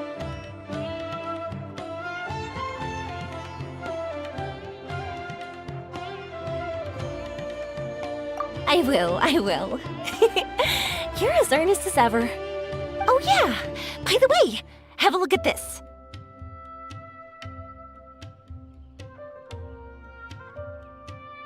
That's right, this is the one you helped me pick. And you said it looked kinda like me. I went to buy another one. This one's for you.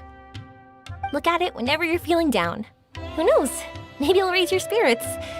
If nothing else, you'll know that I'm supporting you all the way. Of course, meeting in person is still better.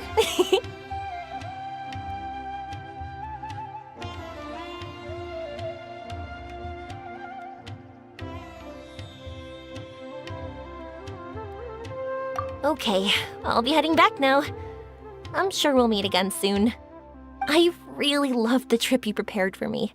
In fact, I'm totally impressed. No matter where you two go, I know that our friendship and its warmth will support you. So, go forward, to the end of your journey, and to the ends of this world. See you around.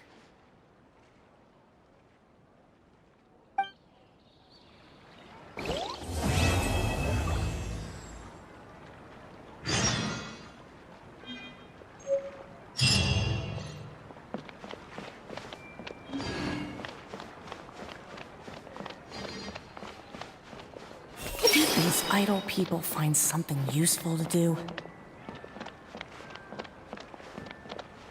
These idle people find something useful to do.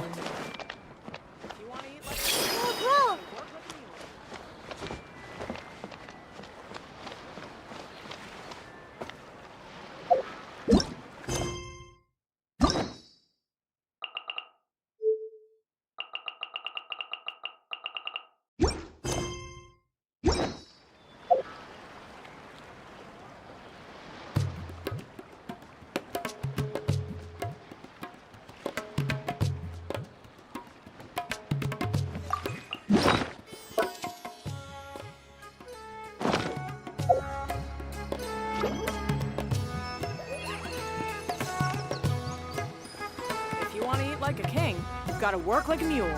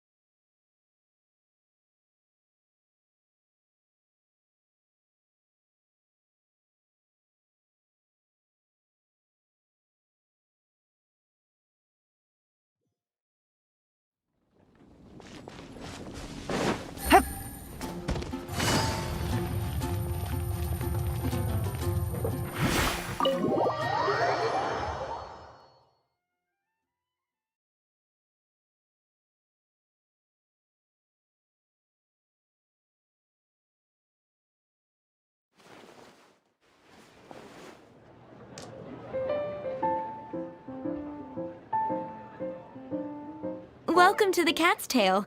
Ah, it's the Traveler and Paimon. What a nice surprise. Oh, and Sucrose the Alchemist. It's been a while, hasn't it? I'm afraid I've already told you before. Fur from the Cat's Tail staff is not for sale, no matter how much Mora you offer.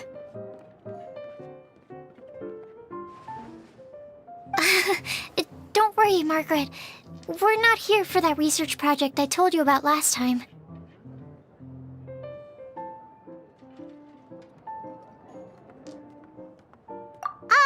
Sucrose, what kind of experiment were you trying to do with the cat's tail?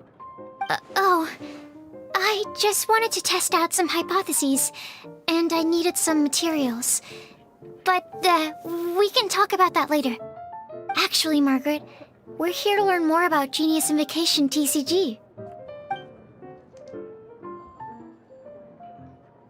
Ah, Genius Invocation TCG. We were just talking about that game. You see, more and more people have been gathering at the Cat's Tail to play, so I thought, why not have a dedicated staff to serve the new customers? Speaking of which, I believe you've already met. Met who? You know, Prince. This is the Cat's Tail after all, so I thought having a cat take care of our new customers would be quite a nice touch.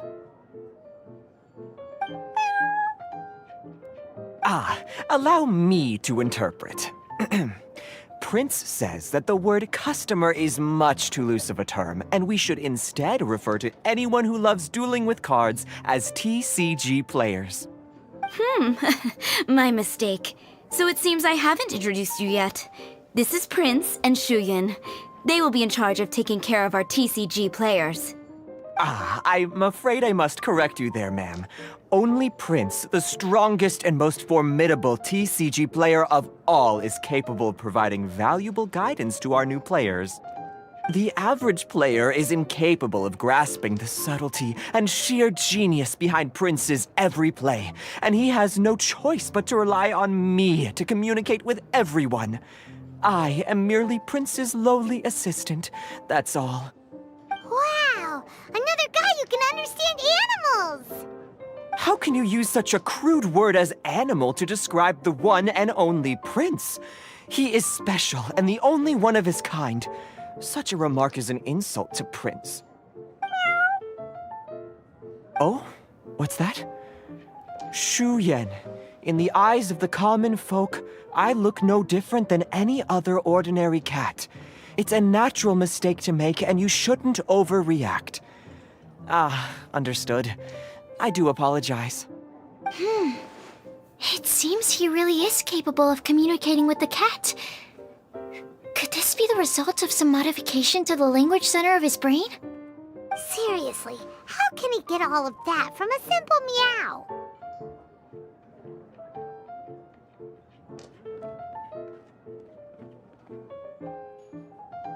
Yes, it was the sacred duels of Genius Invocation, TCG, that formed and cemented our bonds of mutual understanding. It's my firm belief that by simply playing the game, players can develop a deeper level of understanding between one another. So, playing Genius Invocation TCG fosters some sort of a telepathic link between players? Somehow Paimon doubts that. Anyway, if you'd like to know anything about Genius Invocation TCG, then please ask Shuyan, who will ask Prince. Though I'd love to explain more myself, it's time for my daily walk. I'll let Prince play a game with you and walk you through all the rules. Just as a seasoned warrior can foresee the path of his opponent's sword, so too can I, as a TCG master, predict my opponent's every play. It would be improper to pit a newcomer to the art of the card against one such as myself, and I must therefore politely decline. That's what Prince said. Oh, Prince doesn't want to play with us, huh? Fine, then Prince doesn't have to. We'll play you instead. I'm sorry, but from the day I met the mighty cardmaster Prince, I swore an oath that my hands would live solely to hold the cards and not to play them. I will never play another match of my own again.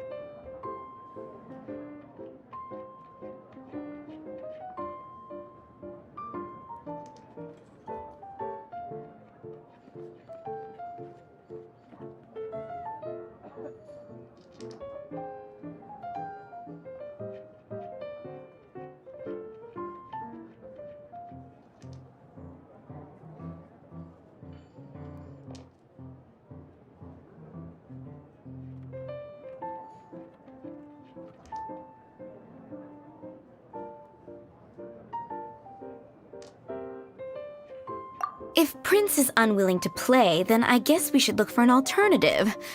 How about this? Diona! Yeah, blah, blah, blah. What is it? I'm pretty busy over here, you know.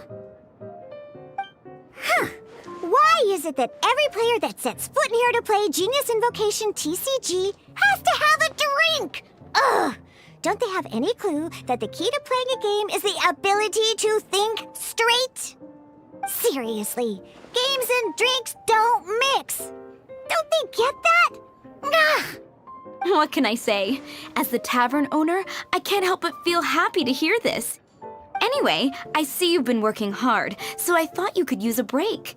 So why not come over here and teach these customers the rules of Genius Invocation? Ha!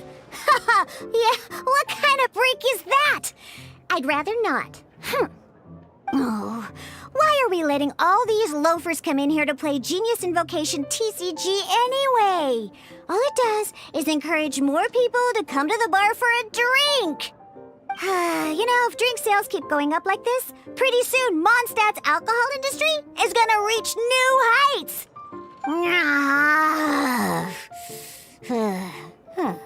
Looks like my first step in destroying Mondstadt's alcohol industry should be stamping out the spread of Genius Invocation TCG. My dear, you are quite mistaken. You said it yourself, a clear mind is necessary to win. Soon, their thirst for victory will overcome their thirst for alcohol. Prince speaks the truth, Diona. Not only is the spread of Genius Invocation TCG no obstacle to your goal of destroying Mondstadt's alcohol industry, it could even support you in this endeavor. Could it really? Sure, why not? Alrighty then, our 2 customers are waiting to learn. Shuyan, let's put you on drink mixing duty for now. But Shuyan is destined for a far greater purpose. Shuyan, drink mixing, now. Okay. Ooh, all right. We'll need some space to learn. Let's go to that empty table over there.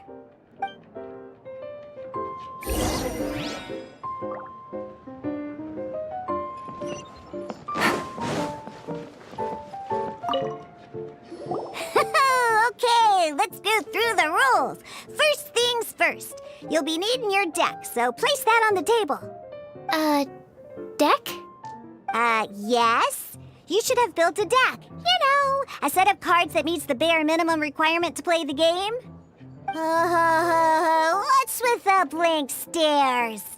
Come on. Don't tell me you came to learn Genius Invocation TCG without bringing any cards.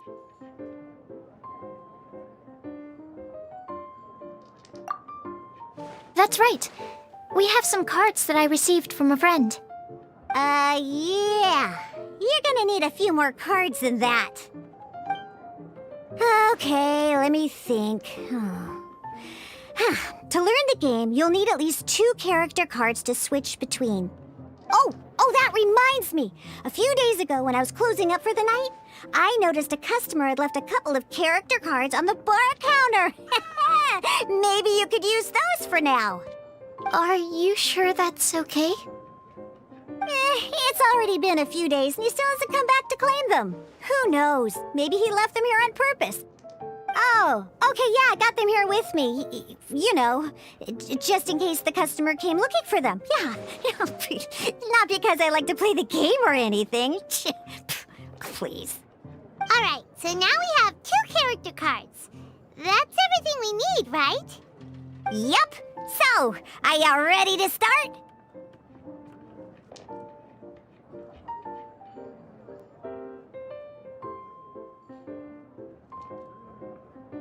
All right, then let's begin.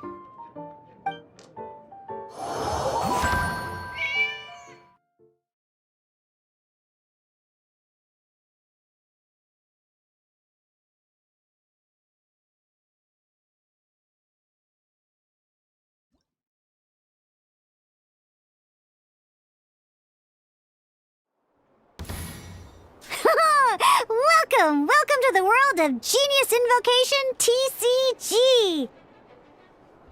Simply put, once you've defeated, now then, you're... Let's go. First, we roll 8 elemental dice at the start of every... These dice correspond to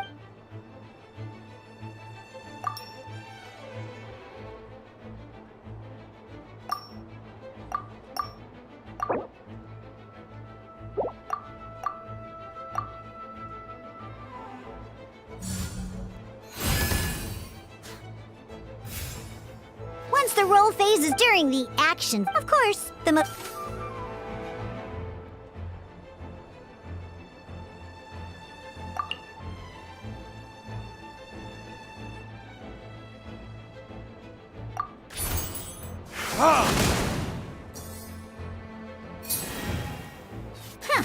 Not bad. You just made your first during the action phase after you use it. And as you can see, once the enemy Now, so we're gonna use them to pick...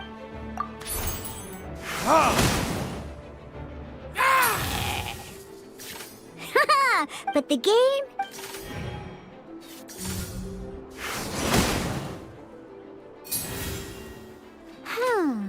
As much... After you end, and once everyone shoot...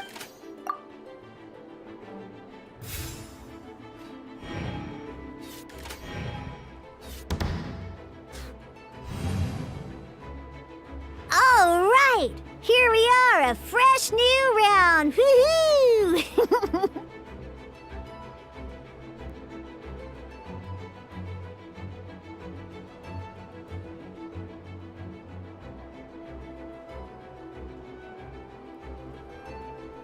And a fresh new...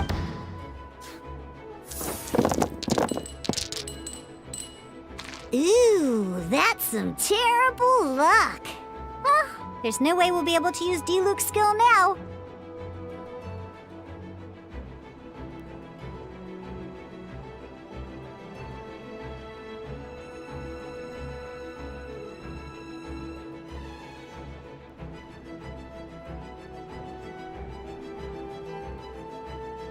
But don't worry, once per round...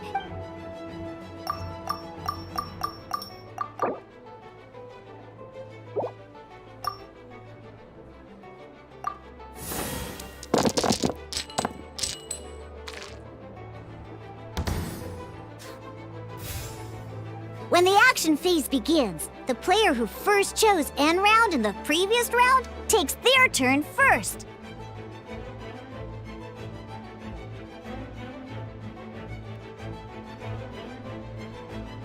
This means that since you've already done, each time you use this...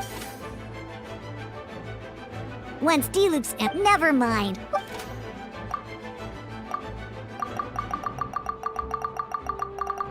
Diluc's normal in any case.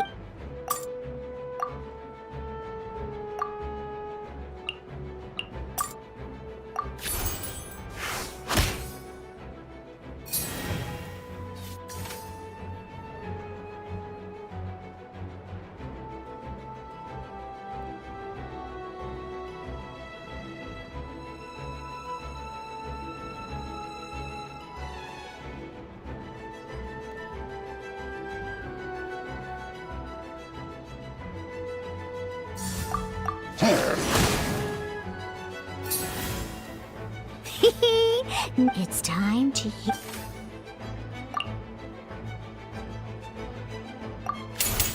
Time for retribution!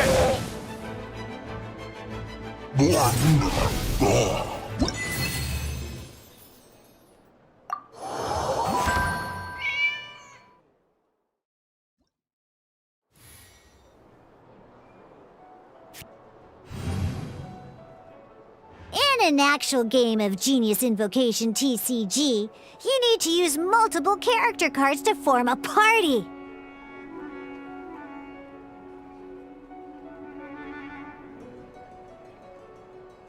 Next up... Oh, it seems like any move by Kai is gonna cost quite a lot of cryo dice.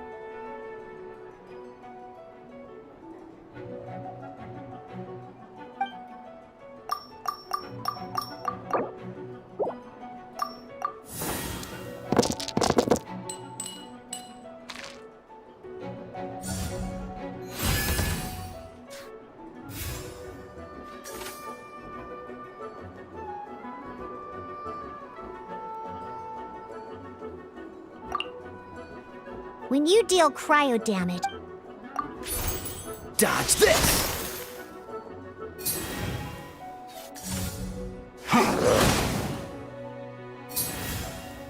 Good! Now our opponent is affected by cryo.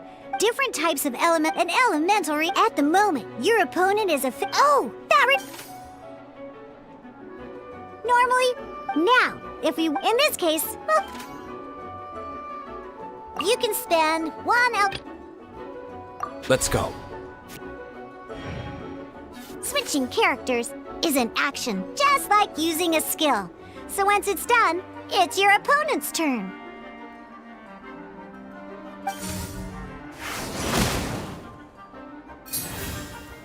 Most skills can only target... Alright then, now...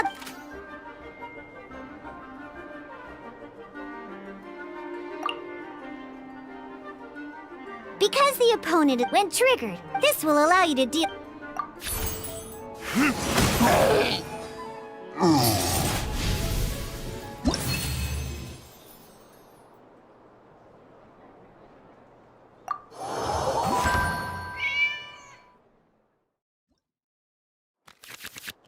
Alright! Next up, let's learn how to use card types other than character cards.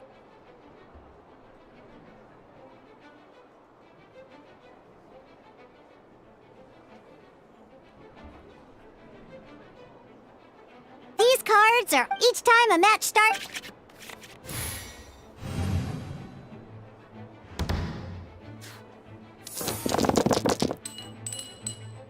Uh-oh. Looks like we don't have any elemental dice we can spend to make an attack.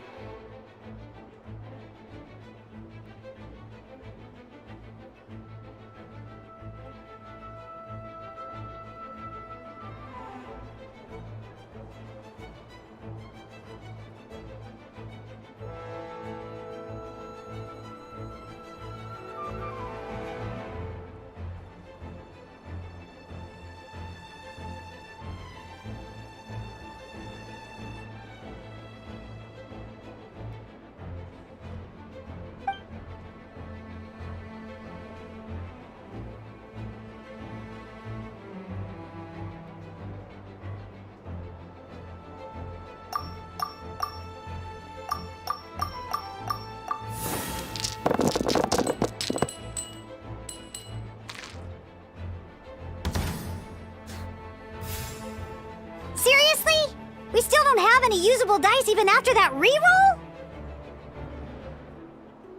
Well, don't underestimate action cards. They can grant all kinds...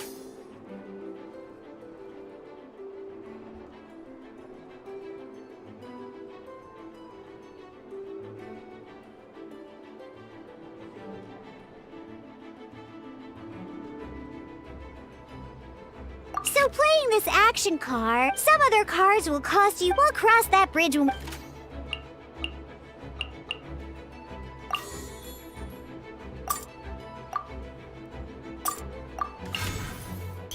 So, playing an action, simply put. But wait, well, not by discarding one... And this card...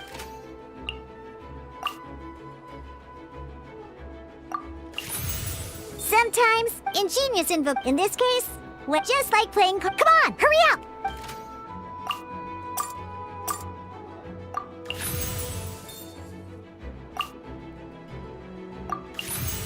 Well,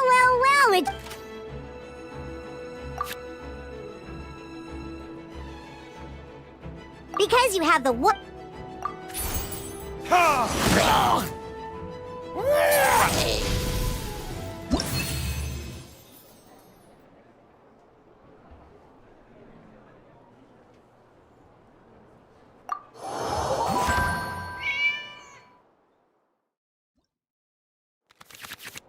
Now comes the final part. At this time, we...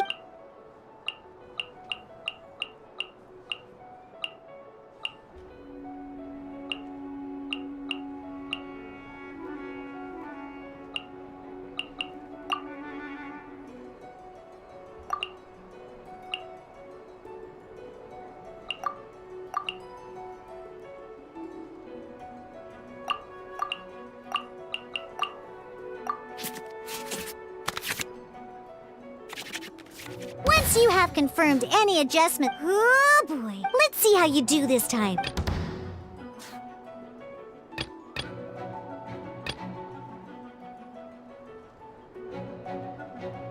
This will be interesting.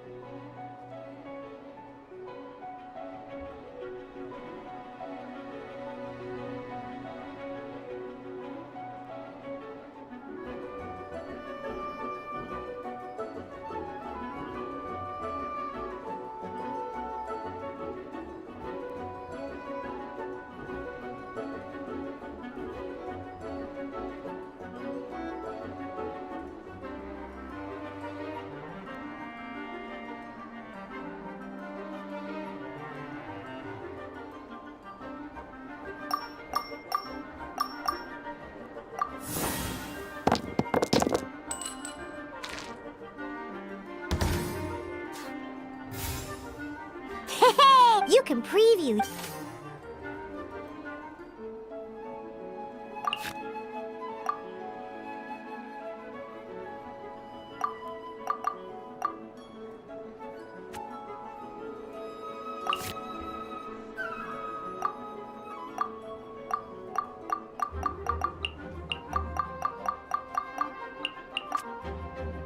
Check it out! So all your opponents reference this to come. Well then, that...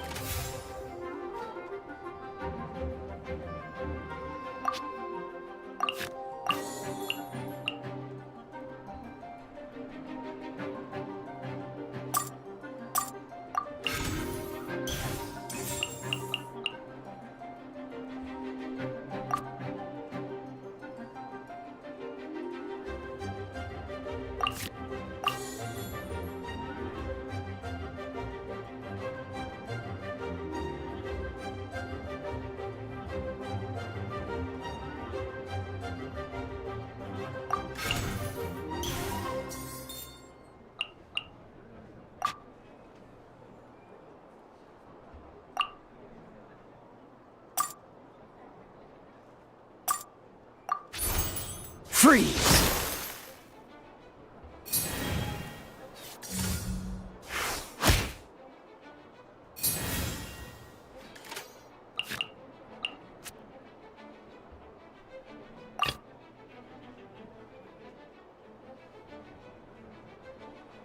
Let's go.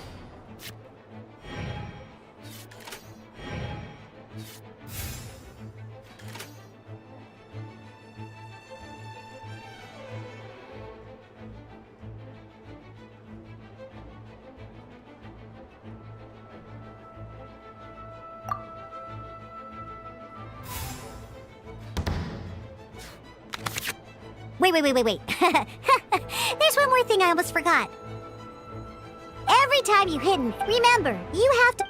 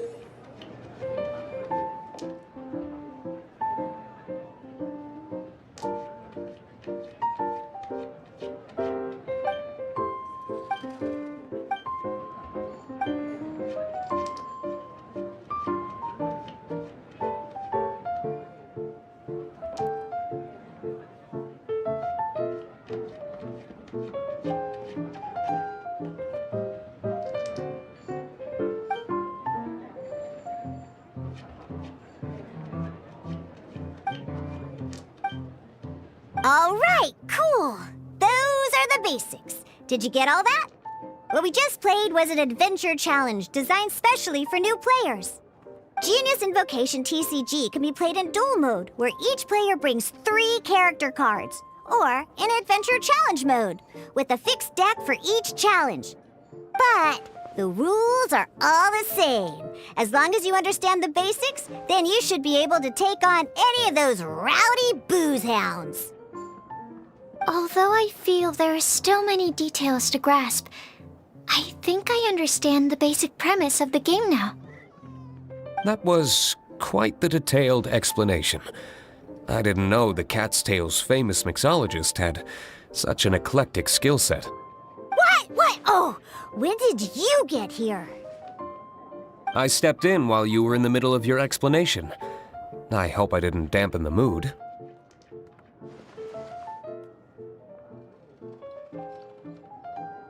You snuck in without making a sound! Anyway, what are you doing here? The Cat's Tail is a player in Mondstadt's alcohol industry. Naturally, you have some collaboration with my winery. I'm here today to discuss a few items of business with Margaret. Too bad she just left. But if you head off right now, you might still catch up with her. Never mind, it's nothing urgent. In fact, I think I'm now more interested in this card that you're using to teach them the game. Wait, this card? It's Diluc's character card! Although I have some degree of experience with Genius Invocation TCG, seeing this particular card is a first for me. A customer left it behind a few days ago, but he wasn't even playing the game while he was here. Oh? And what sort of a customer was he? He wasn't wearing an eye patch, okay? He had a light complexion and a super serious look on his face. He wasn't much of a talker and looked like he was just drinking his worries away. Never seen him around here before. Eye patch, you say?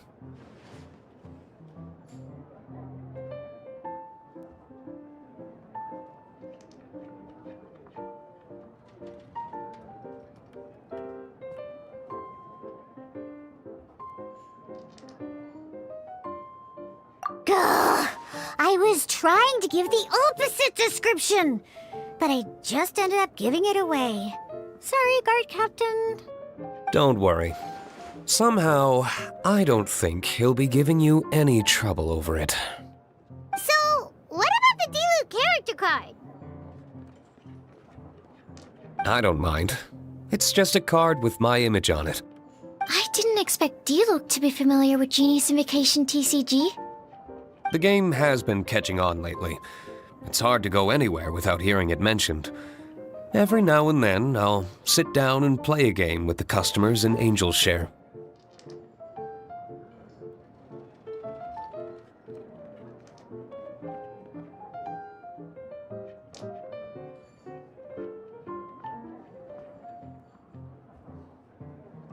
I was hoping we could play a game, but this issue of someone leaving a character card with my image of the cat's tail is very intriguing.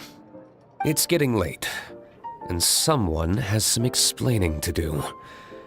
We'll have to have that duel another time.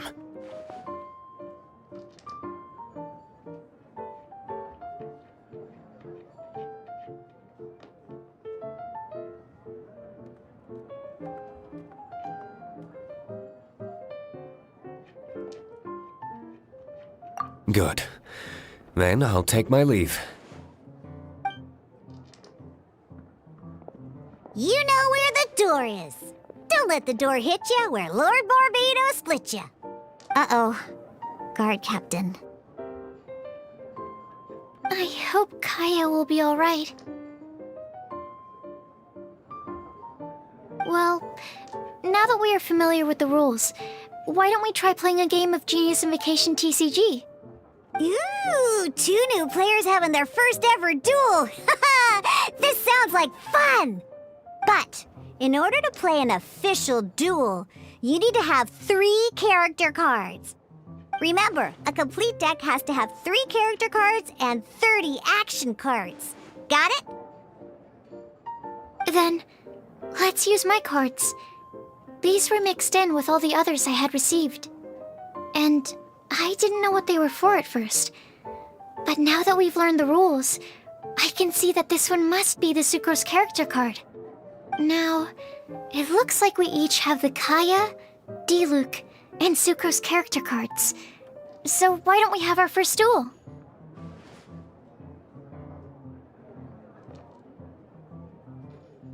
Alright, let's duel.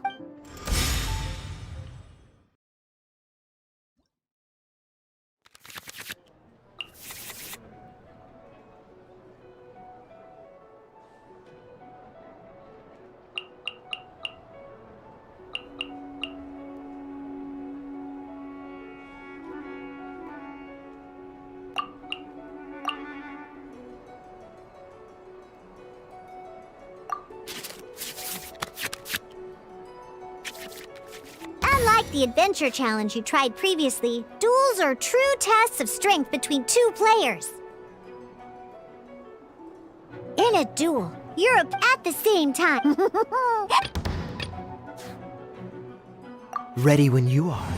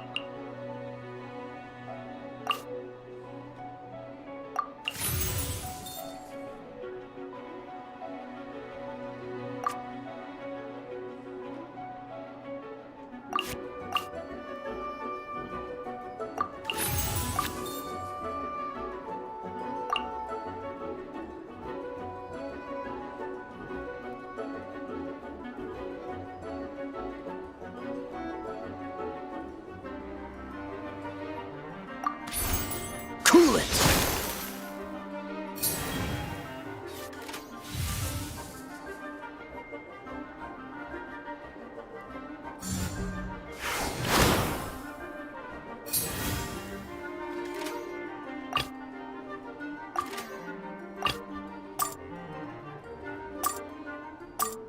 Let's finish this, swiftly.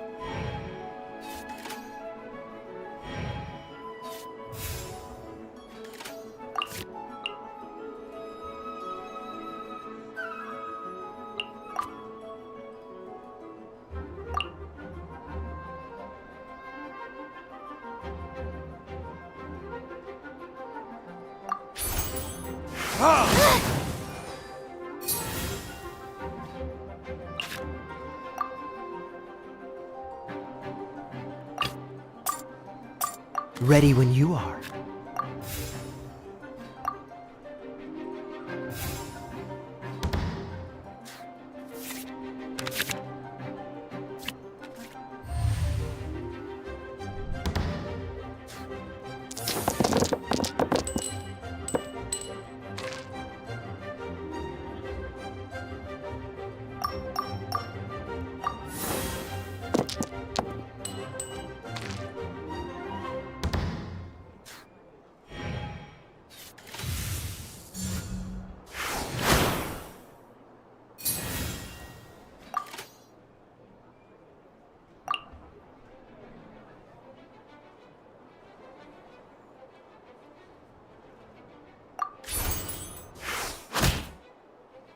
Need to make... Darn. I didn't factor that into the equation.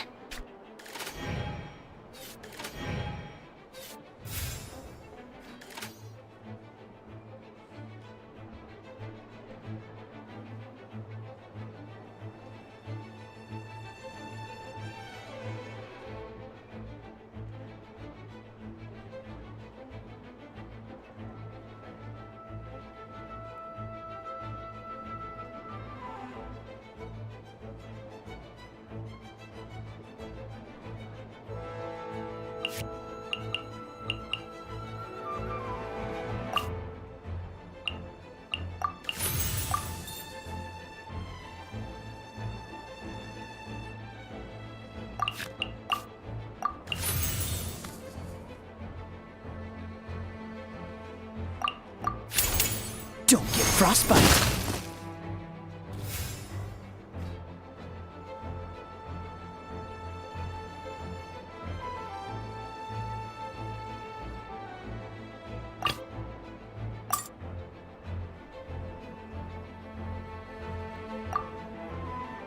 Let's go.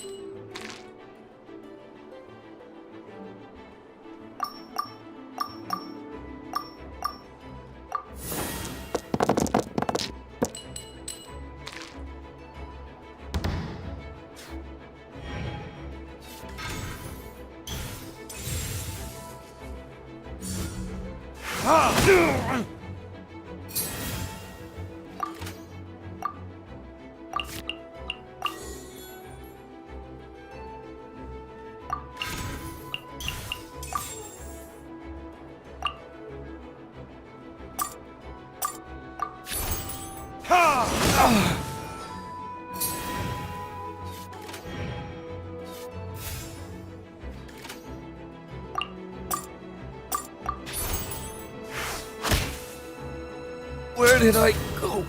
Oh, I wasn't expecting that.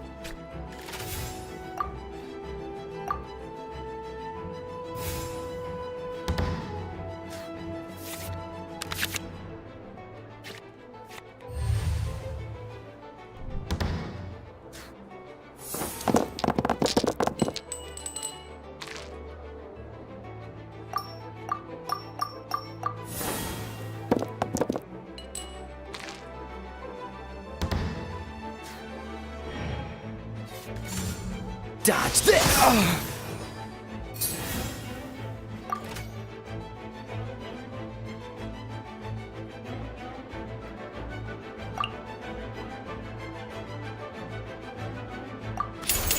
Burn! Don't push your luck.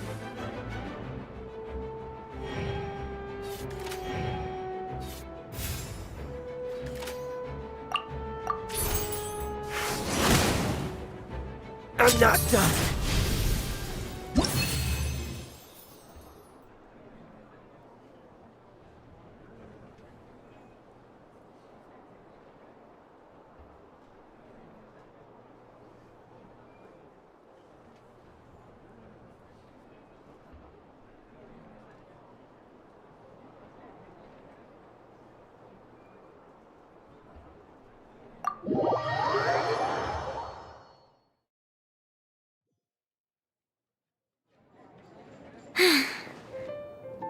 can't believe I lost when we had the exact same character cards. The rules must be more complicated than I first thought. Every decision is a difficult trade-off in this game. If there was only a way to transplant the arms of the two standby characters onto the active character's body. That's not how the rules work, Sucrose. Don't be a sore loser. That kind of thing is looked down on in TCG circles. Oh, I am sorry. I was beaten fair and square. I know that. I just can't stand losing. But it was a fun match. Paimon didn't know you could get so competitive, Sucrose. I always get a little upset when I lose. It's like that with my research, too. It always gets to me when my experiments don't go as planned. Especially when there's an alchemy genius like Albedo around to compare myself to. You lost me at alchemy and experiments. But I'm pretty sure it's normal to feel that way. Playing cards is no different. Each game you lose makes you want to win the next one to settle the score. And the desire to win pushes you to improve your strategy and build a better deck. Seizing victory through a winning combination of luck, skill, and experience is where all the fun of Genius Invocation lies. But what if you keep trying and never win a single game? A losing streak, yeah. That'll definitely get you down. But it's way better to keep trying until you win than to just accept you're a plain old loser and give up. You make a good point, Diona. Besides, Sucrose, you're already making great progress. It'd take at least 8 of our regular booze hounds to match your level. You played well this last match. Thank you. I'm just a little disappointed to lose, that's all. But Genius Invocation TCG is a really fun game. Good! Having fun is the main thing. If you ever want to play again in the future, feel free to come by the Cat's Tail. But don't expect me to play with you. I just mean, this place probably has the right atmosphere. I'll definitely be back. All right. I think you should have all the basics down by now. I need to get back to bartending. Shiyan's likely been busy making his tavern more popular with his delicious cocktails. Pui, pui, pui. And we can't have that. Huh. Burning Mondstadt's wine industry to the ground keeps me pretty busy, you know. So if you need any more help, go bother Shiyan.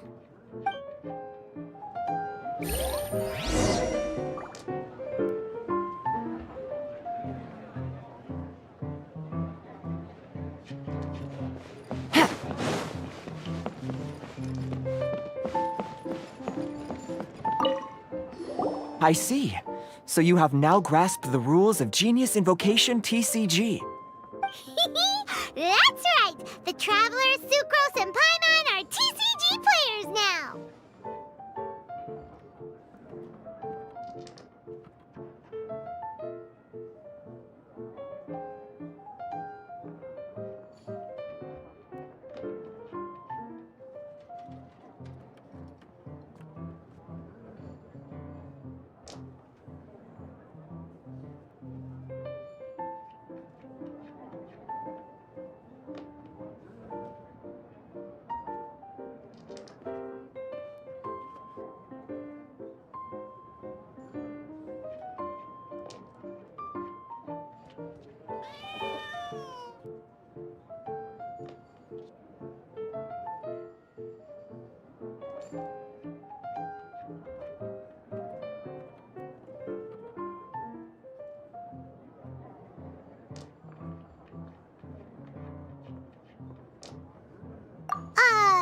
Paimon picked it up from watching you and Sucrose.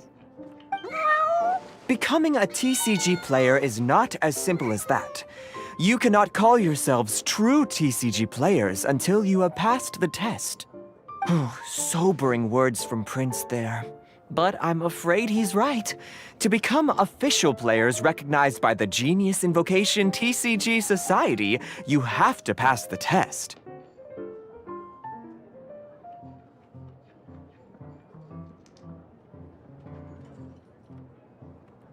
Yes, although to be honest, it's not that difficult.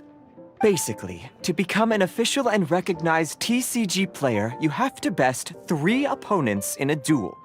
So, you have to win 3 duels against 3 different opponents? The duel you just played can count towards this tally. I agree. Although I didn't get to observe the match myself, I did listen along, and from what I could hear, you both performed at a rather high level. Same way you can hear what Prince says? A well-trained ear is a basic skill expected of anyone hoping to become a TCG master. But back to the matter at hand. The Traveler only needs to beat 2 more opponents to become an official TCG player. Sucrose, you may have lost the last duel, but don't be disheartened. I can assure you that winning 3 games is well within your ability. But first things first, Shuyen. Before that, our TCG newcomers should receive their free gift. Ah, yes, my goodness. Completely slipped my mind. I'm lucky to have Prince here to remind me. Everyone who wants to start playing Genius Invocation TCG is entitled to claim a free casket of tomes.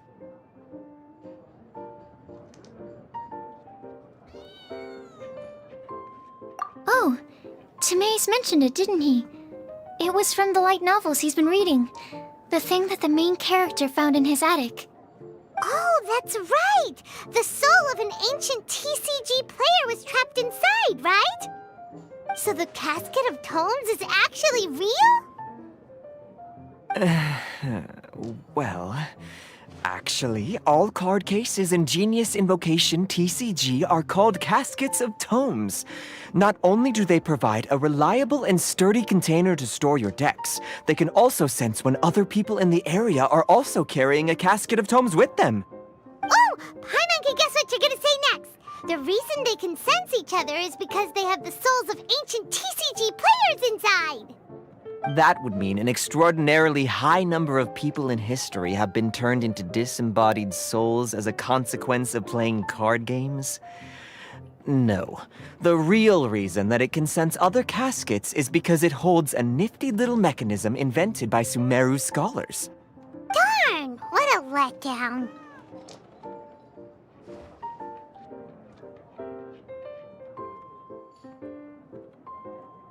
Alright, now let's see this casket of tomes already. All caskets of tomes are issued by Margaret, so you will need to see her to claim yours. Probably for the best. If Prince and I were responsible for handing them out, knowing how eager we both are to promote the game, we'd probably have dished them all out by now. Okay, so go and see Margaret to claim your casket of tomes, use it to find another player, beat them in a duel, and then come back here. But even for the Traveler, that's only 2 wins in total. What about the last one? I shall choose the final contestant she must beat in order to become an official TCG player, for it must be one of comparable prowess. Excellent plan, Prince. Happy dueling, both of you.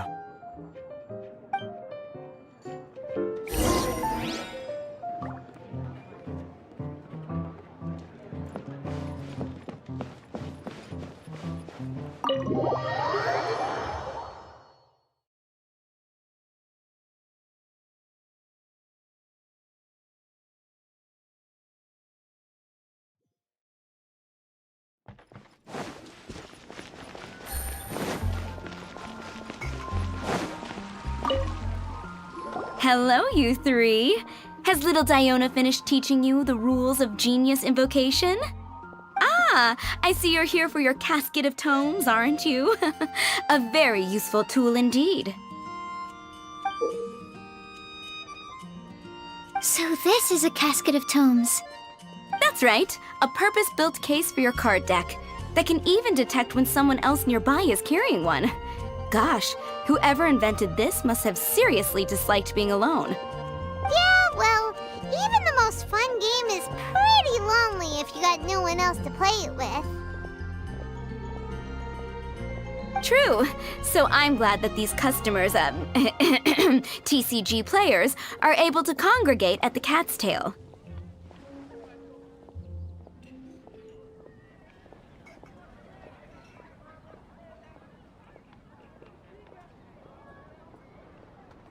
You're not wrong, but that's secondary. The important thing to me is the opportunity for like-minded people to come together and enjoy their favorite hobby. It creates a nice atmosphere. Anyway, now that you have your caskets of tomes, it's time to find some opponents. All right. In that case, I'll go find some people to play against too. Let's meet back at the Cat's Tail in a while.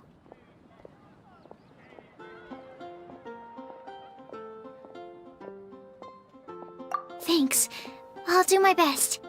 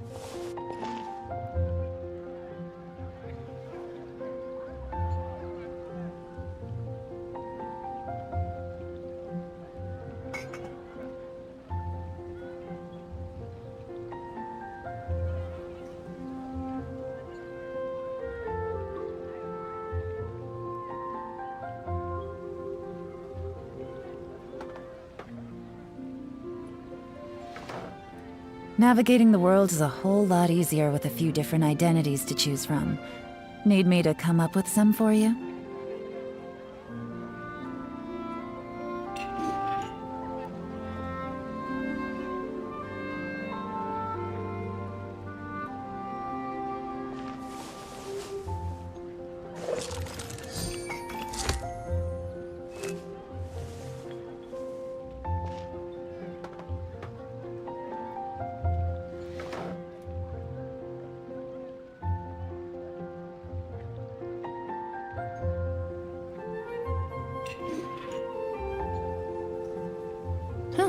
Good roll. All right, maybe I'll take one more day off and knock out the rest of the work once I'm feeling up to it.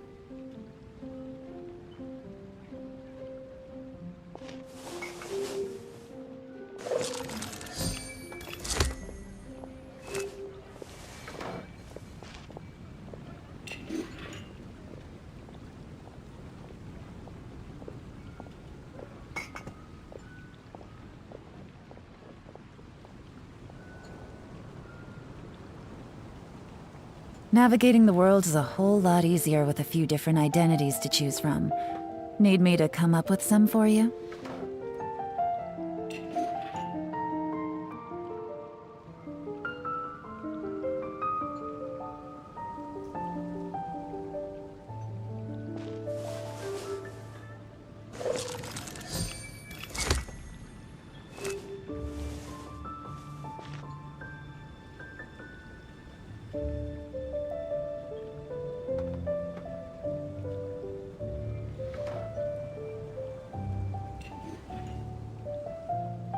I got a new letter from an informant.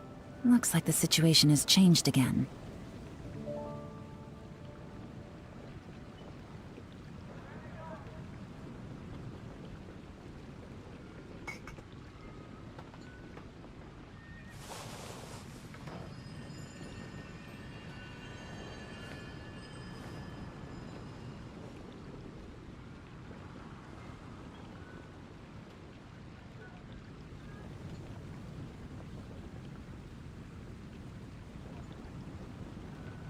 Navigating the world is a whole lot easier with a few different identities to choose from. Need me to come up with some for you?